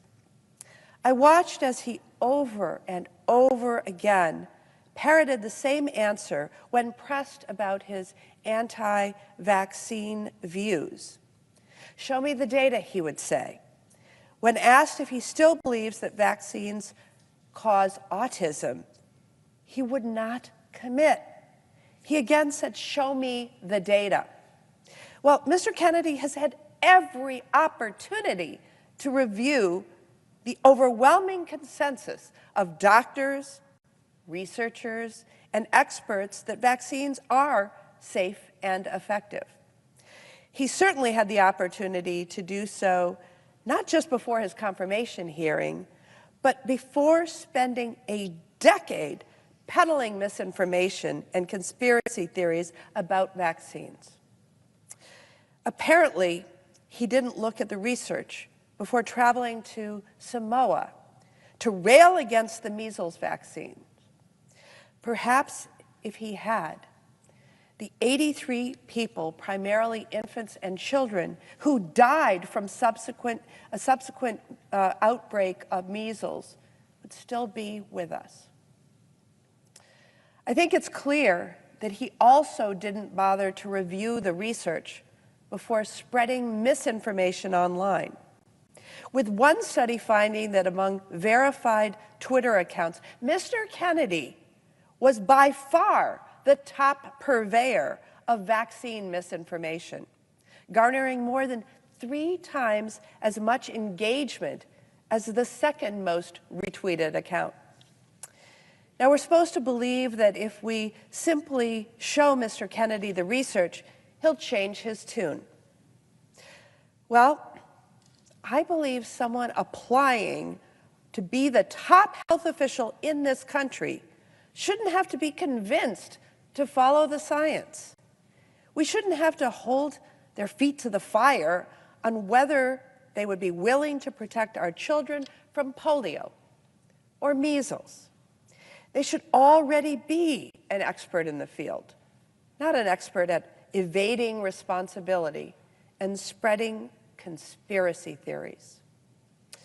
Americans deserve a leading health official who believes in science, not in conspiracies. If Mr. Kennedy is not willing to believe or even review the overwhelming data on vaccines before spreading dangerous lies about their safety, then I highly doubt that he will change his tune when leading the Department of Health and Human Services. And it's not just his statements like, "No vaccine is safe and effective." And by the way, he really did make that statement. I've seen it on a podcast. But he's repeatedly made claims with no evidence. He said Wi-Fi causes cancer. He said antidepressants cause school shootings. He questioned whether HIV does in fact cause AIDS. And time and again, he is showing us who he is. By his own admission, he is not interested in the research. He has no time for the data. And these claims may seem outlandish, they may seem harmless, but they all point to a fundamental truth about Mr. Kennedy. He not only does not believe the science, but he's willing to actively undermine it. he spreads dangerous conspiracy theories, and he puts families' health and safety at risk. RFK Jr. will put Americans in harm's way. Kids will be at risk of getting preventable diseases like measles and mumps. Women will have essential health care ripped away. Families will be further away, not closer, to having cures to diseases like cancer. And sadly, the list goes on and on. So I urge my colleagues, especially those who understand how dangerous vaccine skepticism is, to ask themselves a simple question. Will this nominee keep your constituents safe, or will he harm them? For Robert F. Kennedy Jr., the answer is clear. I oppose this nomination on behalf of Wisconsin families and encourage my colleagues to vote no. I yield the floor.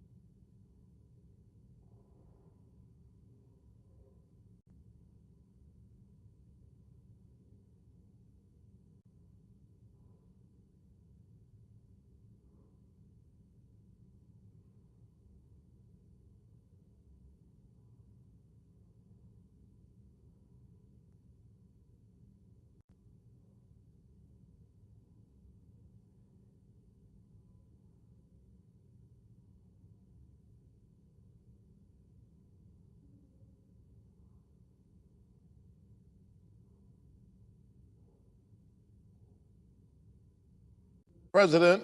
The senator from Georgia. Mr. President, I rise tonight in strong opposition to the nomination of Robert F. Kennedy Jr. to lead the Department of Health and Human Services. It's no overstatement for me to say that it's hard for me to imagine a nominee less qualified that would actually be presented for the job of HHS Secretary. Robert F. Kennedy, not only does he not pass muster, this is not even close. I still can't believe we're even having this discussion. He is a conspiracy theorist who is so focused on his conspiracy theory. When you think of what we need the HHS Secretary to do, Robert F. Kennedy is a hazard to our health. Certainly we can do better than this. He's just manifestly unqualified. I don't know how else to put it. This is not a partisan exercise for me. In fact, some of the nominees that have been presented, I voted for some of them. But I can't vote for Robert F. Kennedy.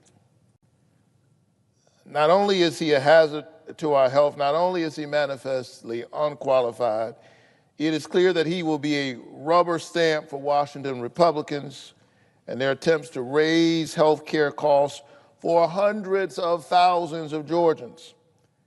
He's a threat to public health and the thousands of Centers for Disease Control and Prevention employees who work tirelessly every single day to keep us safe.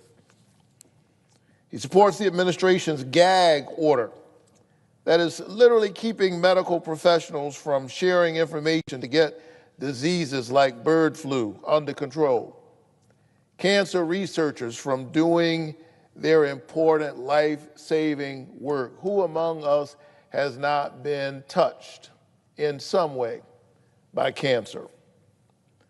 Doctors and their ability and hospitals from accessing resources to lower the maternal mortality rate, which is abysmally high in this country, particularly in a state like Georgia. I will be voting no on Mr. Kennedy's nomination to lead HHS, and I urge my colleagues on both sides of the aisle to somehow find a way to do the right thing and vote no with me.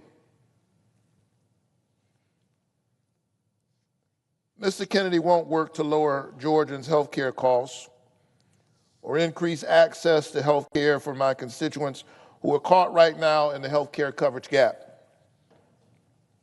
I was so proud that in my first few months in the Senate, I was able to play a critical role in passing the American Rescue Plan, which, among other things, lowered Georgians' health care premiums by hundreds of thousands of dollars on average. It is quite frankly the kind of thing that makes this job worth it for me, being able to help ordinary folks. That tax cut literally helped bring health care into reach for tens of thousands of Georgians and millions of Americans. These tax cuts are so critical that the nonpartisan Congressional Budget Office said that the number of Americans without health care would grow by 3.8 million in just 1 year. In just 1 year, 3.8 million without health care if the premium subsidies that we now enjoy were allowed to expire. We know that that would impact thousands of Georgians who have only recently been able to receive health care coverage. If these tax credits are allowed to expire, a 45-year-old in Georgia with $62,000 annual income would see premiums go up by $1,414 a year.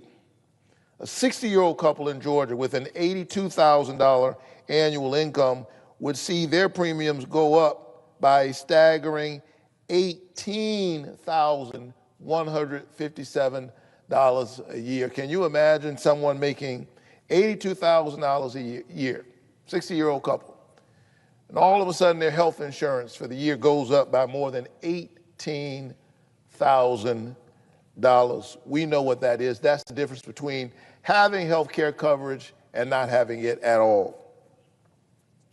Nearly 1/3 of Americans have less than $500 in savings in their bank account. And so these folks don't have that kind of extra dough.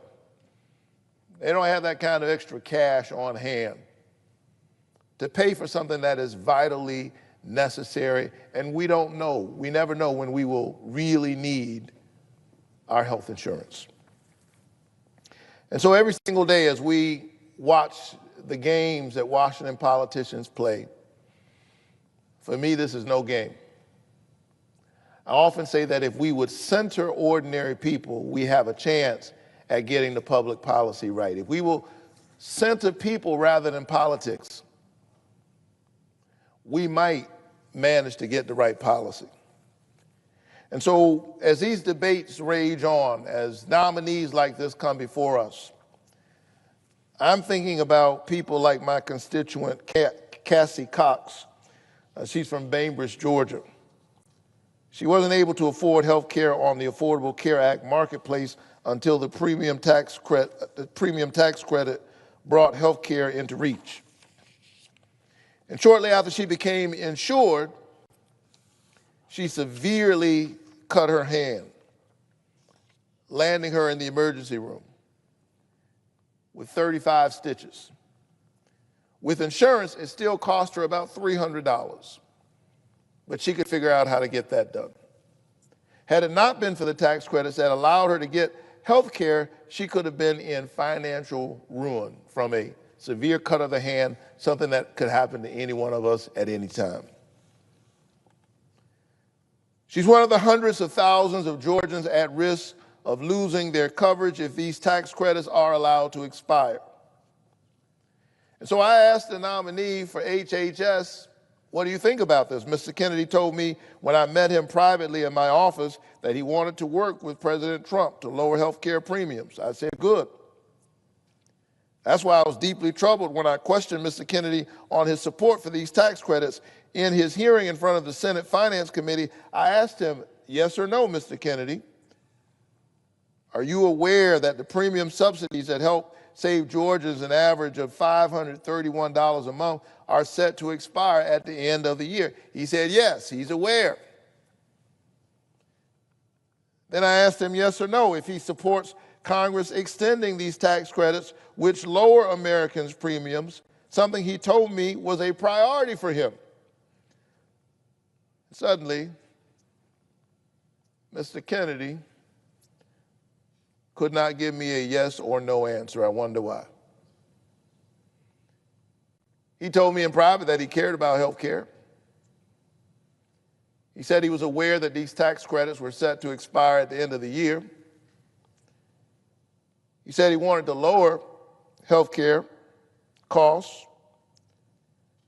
When I asked him whether he would support Congress extending these tax credits, the crusader all of a sudden became politician and couldn't give me a yes or no answer. That's not a good sign. It's a pretty simple question to the nominee to run the federal agency tasked with protecting the health of all Americans. Do you support lowering health care premiums and keeping millions of people insured? But that question apparently was a bit too challenging for Mr. Kennedy. So if a nominee to run the Department of Health and Human Services cannot tell me if he supports preventing Georgians' health care costs from spiking and keeping people like Cassie Cox on her health care plan, I cannot support his nomination. I don't work for him. I don't work for the insurance companies. I work for Cassie Cox and other Georgians like her. We know that these subsidies, which expire this year, are at serious risk of not getting renewed. And if there's anybody in the federal government who ought to be advocating for the patients, advocating for public health, reminding the president of how important this is, surely it ought to be the Secretary of Health and Human Services. And so I'm very concerned about this. Because right now, my colleagues on the other side of the aisle are already starting to put together a tax bill that I would describe as Robin Hood in reverse. They want to take tax credits needed by ordinary, hard-working Georgians in order to give a unneeded tax cut to their wealthy friends. That's Robin Hood in reverse. It's bad public policy. It's bad for our health. And I would argue it's bad for our economy as we create the circumstances for having a workforce that will be sicker, less productive, less competitive on the global stage. And Mr. Robert Kennedy, I'm afraid, will simply aid and abet this process. He will hold the door open for Washington Republicans while thousands of Georgians get kicked off their health care. for Cassie Cox, and for the hundreds of thousands of Georgians who risk losing their health care coverage if premium tax credits are allowed to expire, I'm voting no on Secretary Kennedy's nomination for HH Secretary. But that's not the only reason I'm voting no. You see, every Sunday I return home to Georgia to preach in the Ebenezer pulpit. Ebenezer Baptist Church is the spiritual home of Martin Luther King Jr. Sometimes folks ask me why I continue to hold that job. Well, I return to Georgia and I return to my church every Sunday because I don't want to spend all my time talking to politicians. I'm afraid I might accidentally become one. I serve in politics, but in a real sense, I tolerate politics so that I can do the important work for the people. Work that I've tried to do long before I came to the Senate. It was Martin Luther King Jr., after all, the co-pastor of our church, who said that of all the injustices, Dr. King said, of all the injustices, inequality in health care is the most shocking and the most inhumane. And it was that conviction that inspired me in 2014, years before I decided to run for elected office, to protest state politicians in Georgia as they were refusing to expand Medicaid and close the health care coverage gap, which would improve health care access for over 640,000 Georgians. We had just passed the Affordable Care Act. We were caught up in the throes of the debate around that policy. Georgia refused to expand Medicaid, leaving 640,000 Georgians in the health care coverage gap. And because I preach every Sunday morning in honor of one who spent much of his ministry, according to the Gospels, healing the sick, even those with pre-existing conditions. That's what leprosy was, a pre-existing condition. I could not preach the gospel that I try to preach every Sunday and then allow Georgia politicians to leave hardworking Georgians in the cold when we literally had a prescription that could provide healing. And so I and members of my pastoral staff and other volunteers, other activists, went to the office of the then governor of Georgia. And we staged a sit-in in the governor's office. And when we were arrested and taken to the Fulton County Jail, another wave of protesters came in and sat down and took our place. I was here in the Senate again in 2017, protesting the fact that Washington Republicans were getting ready to pass a $2 trillion tax cut for the wealthiest Americans while cutting needed resources from the children's health care program, while refusing to accept the necessary levels of support for those facing food insecurity in the Farm Bill. And so I was arrested in an act of civil disobedience that day also, because I believe that health care is a human right. But it is also one of the reasons I decided to go and run for office myself, to move from agitator to legislator, to translate my protests into public policy. Perhaps I could get a few more tools to help the people that I've always advocated for. And so in my first few months in office, I made it a priority to sweeten the deal and further incentivize Georgia politicians to finally do the right thing and expand Medicaid. I thought to myself, if I could get additional resources in federal legislation to further incentivize states like Georgia to expand Medicaid, surely they will expand Medicaid. It only makes sense. Not only is it the right thing to do, it'd be the smart thing to do. And I remember standing up to Democrats. many of whom, unlike me, represent blue states. I'm from Georgia, purple state. Georgia that had not elected Democrat senators in years. I think they sent me and my friend John Ossoff to represent them in the Senate because they understand we're not focused on partisan politics. We're focused on the people we were sent here to represent. And I remember standing up to Democrats in the Democratic caucus, talking to many of my colleagues who represent blue states. And I began to make the case for Georgia, and they responded to me. They said, why should we put more federal dollars towards states who don't want to help their own constituents? Why should we reward Georgia for digging in its heels? And I reminded them that the people of Georgia were literally being held hostage by their legislature. It was standing between them and access to health care. And maybe if we just sweeten the pot a little bit more, we could encourage the legislature to do the right thing, encourage the governor to do the right thing. Sadly, after I was able to secure $14.5 billion for non-expansion states, including $2 billion for Georgia alone to just incentivize Medicaid expansion, they left that money on the table and 600,000 Georgians in the Medicaid coverage gap. Who are they working for? I work for Georgia.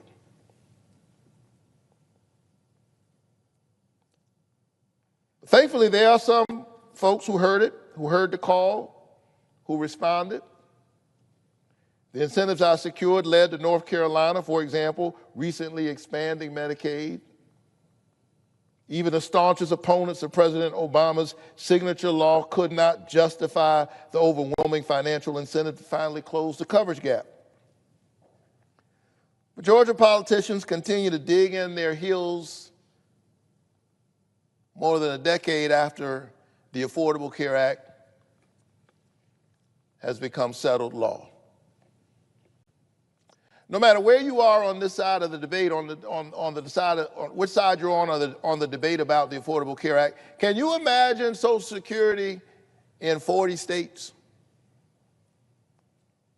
Can you imagine Medicare or Medicaid in 40 states, and whether you get it or not depends on which state you're in? Well, while craven politicians are still fighting the fights of more than a decade ago, literally millions of Americans, most of them hard-working Americans, it's the working poor, that's who we're talking about. They are in the health care coverage gap while politicians play the games that politicians play. It's shameful. It's immoral. It's unjustifiable.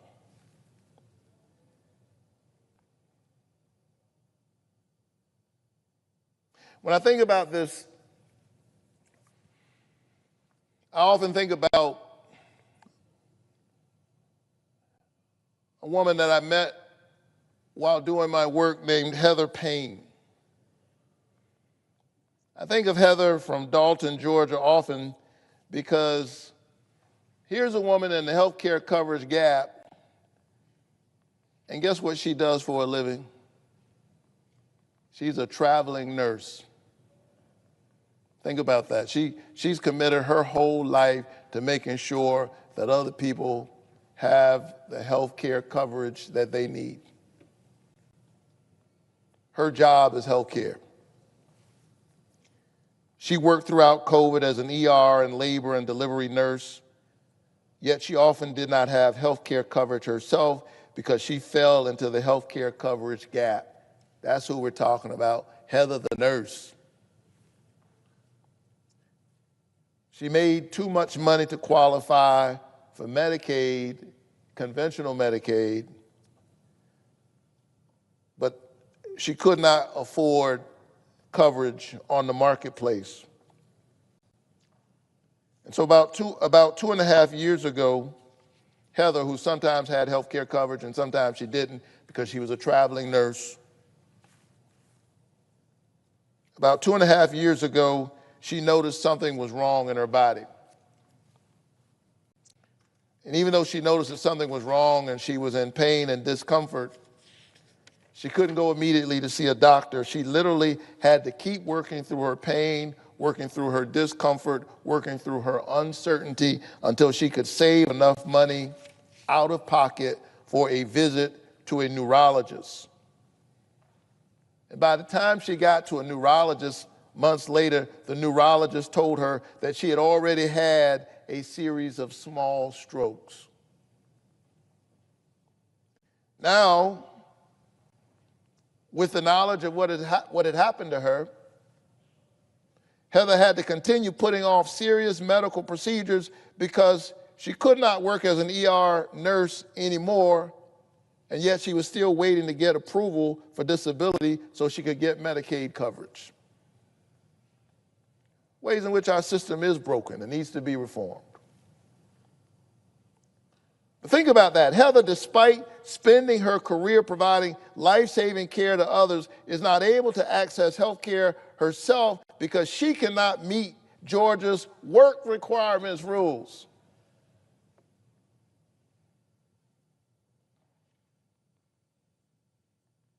I don't see how anybody could think that that's right. I think it's wrong that in the richest country on the planet, we don't want to lower the cost of health care for people who worked hard serving our community and, in Heather's case, literally keeping us healthy. And because I think about Heather quite often, I asked Robert Kennedy, what does Heather need? Because our governor has set up his own program with these work requirements that just create red tape.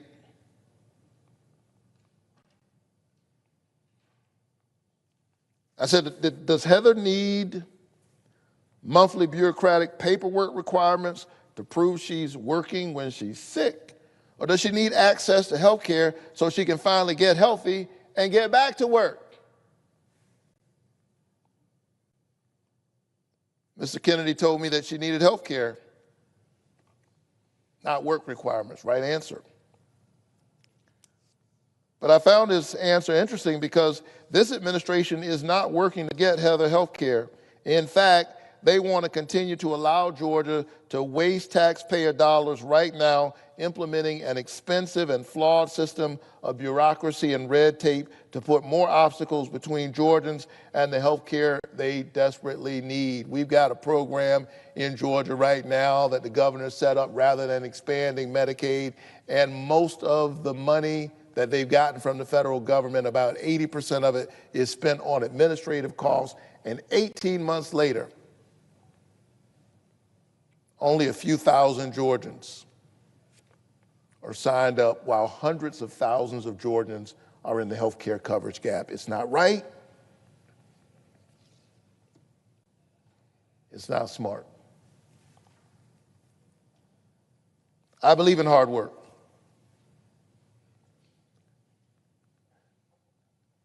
My late father had a fierce work ethic. I watched him and my mother wake up early every morning, and they woke us up. My dad just had this thing, you didn't sleep late in his house. He didn't care if it was Saturday or Sunday. As a little kid, he would wake us up, say, get ready, put your shoes on. I said, get ready for what? He said, I don't know, just get up and get ready. Be ready for whatever. I believe in hard work. It was drilled in me.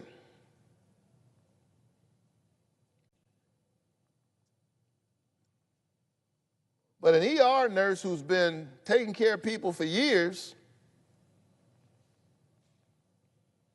she doesn't need somebody to put a fire under her to get her to go to work. She needs to be able to get basic health care so she can get healthy and go back to work.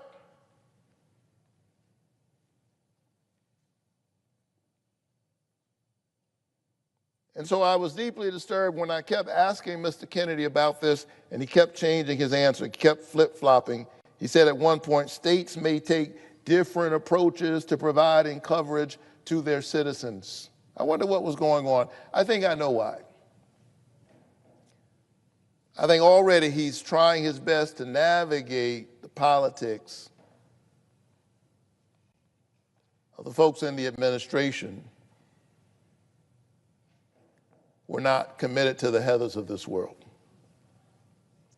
And so if Mr. Kennedy can't decide if the ER nurse from Dalton, Georgia, who spent years saving other people's lives and now needs health care insurance to save her own life, deserves health care, if he can't decide that, then how in the world am I supposed to vote yes on him being the HH secretary?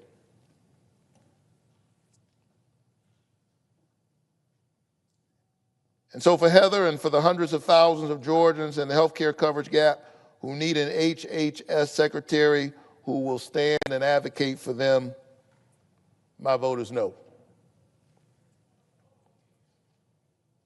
But not only that,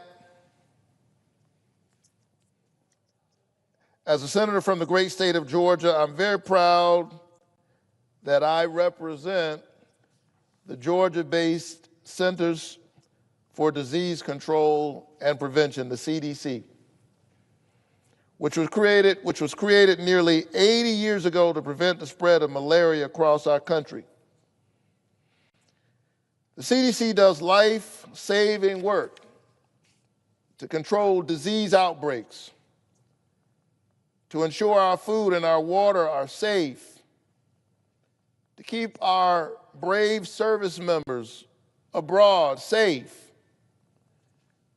and to prevent leading causes of death such as heart disease, cancer, stroke, and diabetes. CDC is one of those entities that I think is vastly underrated and underappreciated because we don't see most of the time the bad stuff that they've saved us from. It's hard to get credit for the bad stuff that you prevent from happening, but where in the world would we be without the CDC? I think we got a glimpse of how important their work is as we were all dealing with the COVID-19 pandemic. There are many other bugs like that out there. Thank goodness for their work, for the scientific method, for their discipline. The CDC employs 10,000 Georgians. Their work is so critical for every American. But in addition to that, the CDC has a great economic impact on Georgia as well. For every one job at the CDC, 3 jobs are created. One job at the CDC creates 3 jobs in the Georgia economy. And that's why students come from all over the world to study in Georgia research institutions because of its proximity to the CDC. They come to Emory University. They come to Georgia Tech. They come to Morehouse College because it's near CDC, the Morehouse School of Medicine. The center hosts over 125,000 visitors on its campus every year. The CDC invests hundreds of millions of dollars into Georgia organizations and institutions to partner on research. In fact, for every dollar the CDC spends, the Georgia economy sees $2 in growth. Healthy people, healthy economy. If the CDC were a business, it'd be the 7th largest business in my state. And so last June, I visited the CDC, carrying on the spirit of my predecessor in my seat, my friend, the late Republican Senator Johnny Isakson. Johnny Isakson was a good man. We didn't agree on everything, but he was just a good human being. And he was a fierce advocate for the CDC. And I'm honored to carry on that tradition in his memory because he understood, as do I, that the CDC, again, is saving us from so many bad things that we don't even see. There's a way in which, because of their work, we are blessed and privileged into cluelessness. He understood not just the economic benefits of the CDC, but also the tremendous importance of investing in our public health. During the first Trump administration, Senator Isaacson, a Republican, questioned all HHS nominees about how they would support the critical work of the CDC. Think about that in sharp contrast to what we're seeing on the other side of the aisle these days. Johnny Isaacson would be questioning whoever was the nominee for the HHS. What do you think about the CDC? Because imagine that. He actually believed in advise and consent.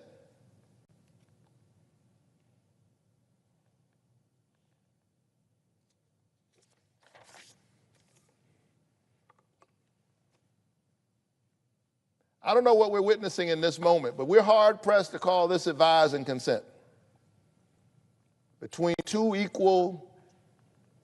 co-equal branches of government.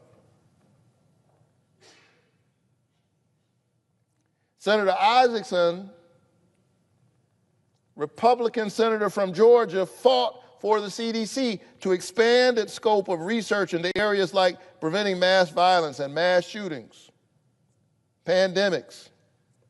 And because the CDC was equipped to expand its research, it turned federal investments into cures and treatments and lives that are saved, not Republican lives, not Democratic lives, human lives.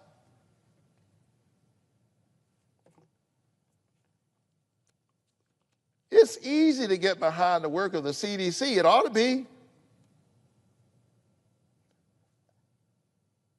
After all, look what the CDC has accomplished over the past 80 years because the centers have been well funded and has always received support on both sides of the aisle, eradicating smallpox globally and nearly eradicating polio, measles, and mumps, which is responsible for saving the lives of at least 42,000 Americans, finding treatments and supporting preventive care for our HIV-positive brothers and sisters, creating an 18% drop in infections by helping hospitals implement safety standards that save 4,500 lives each year so you don't die of some bug in the hospital that kills you while you're trying to get well. You can thank the CDC for that.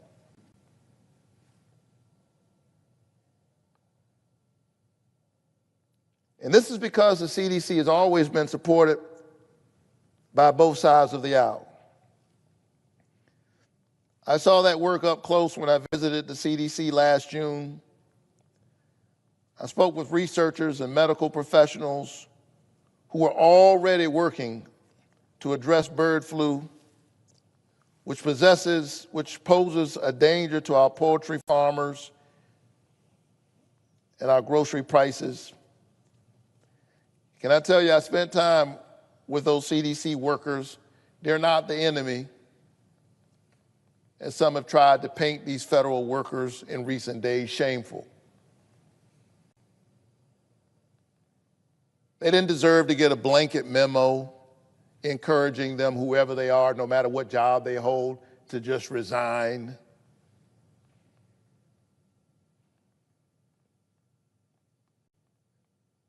They're the wall. They've been protecting us. They're the reason why we're able to go to sleep at night and not even think about certain things. It's hard to get credit for saving people from the bad stuff they don't even see.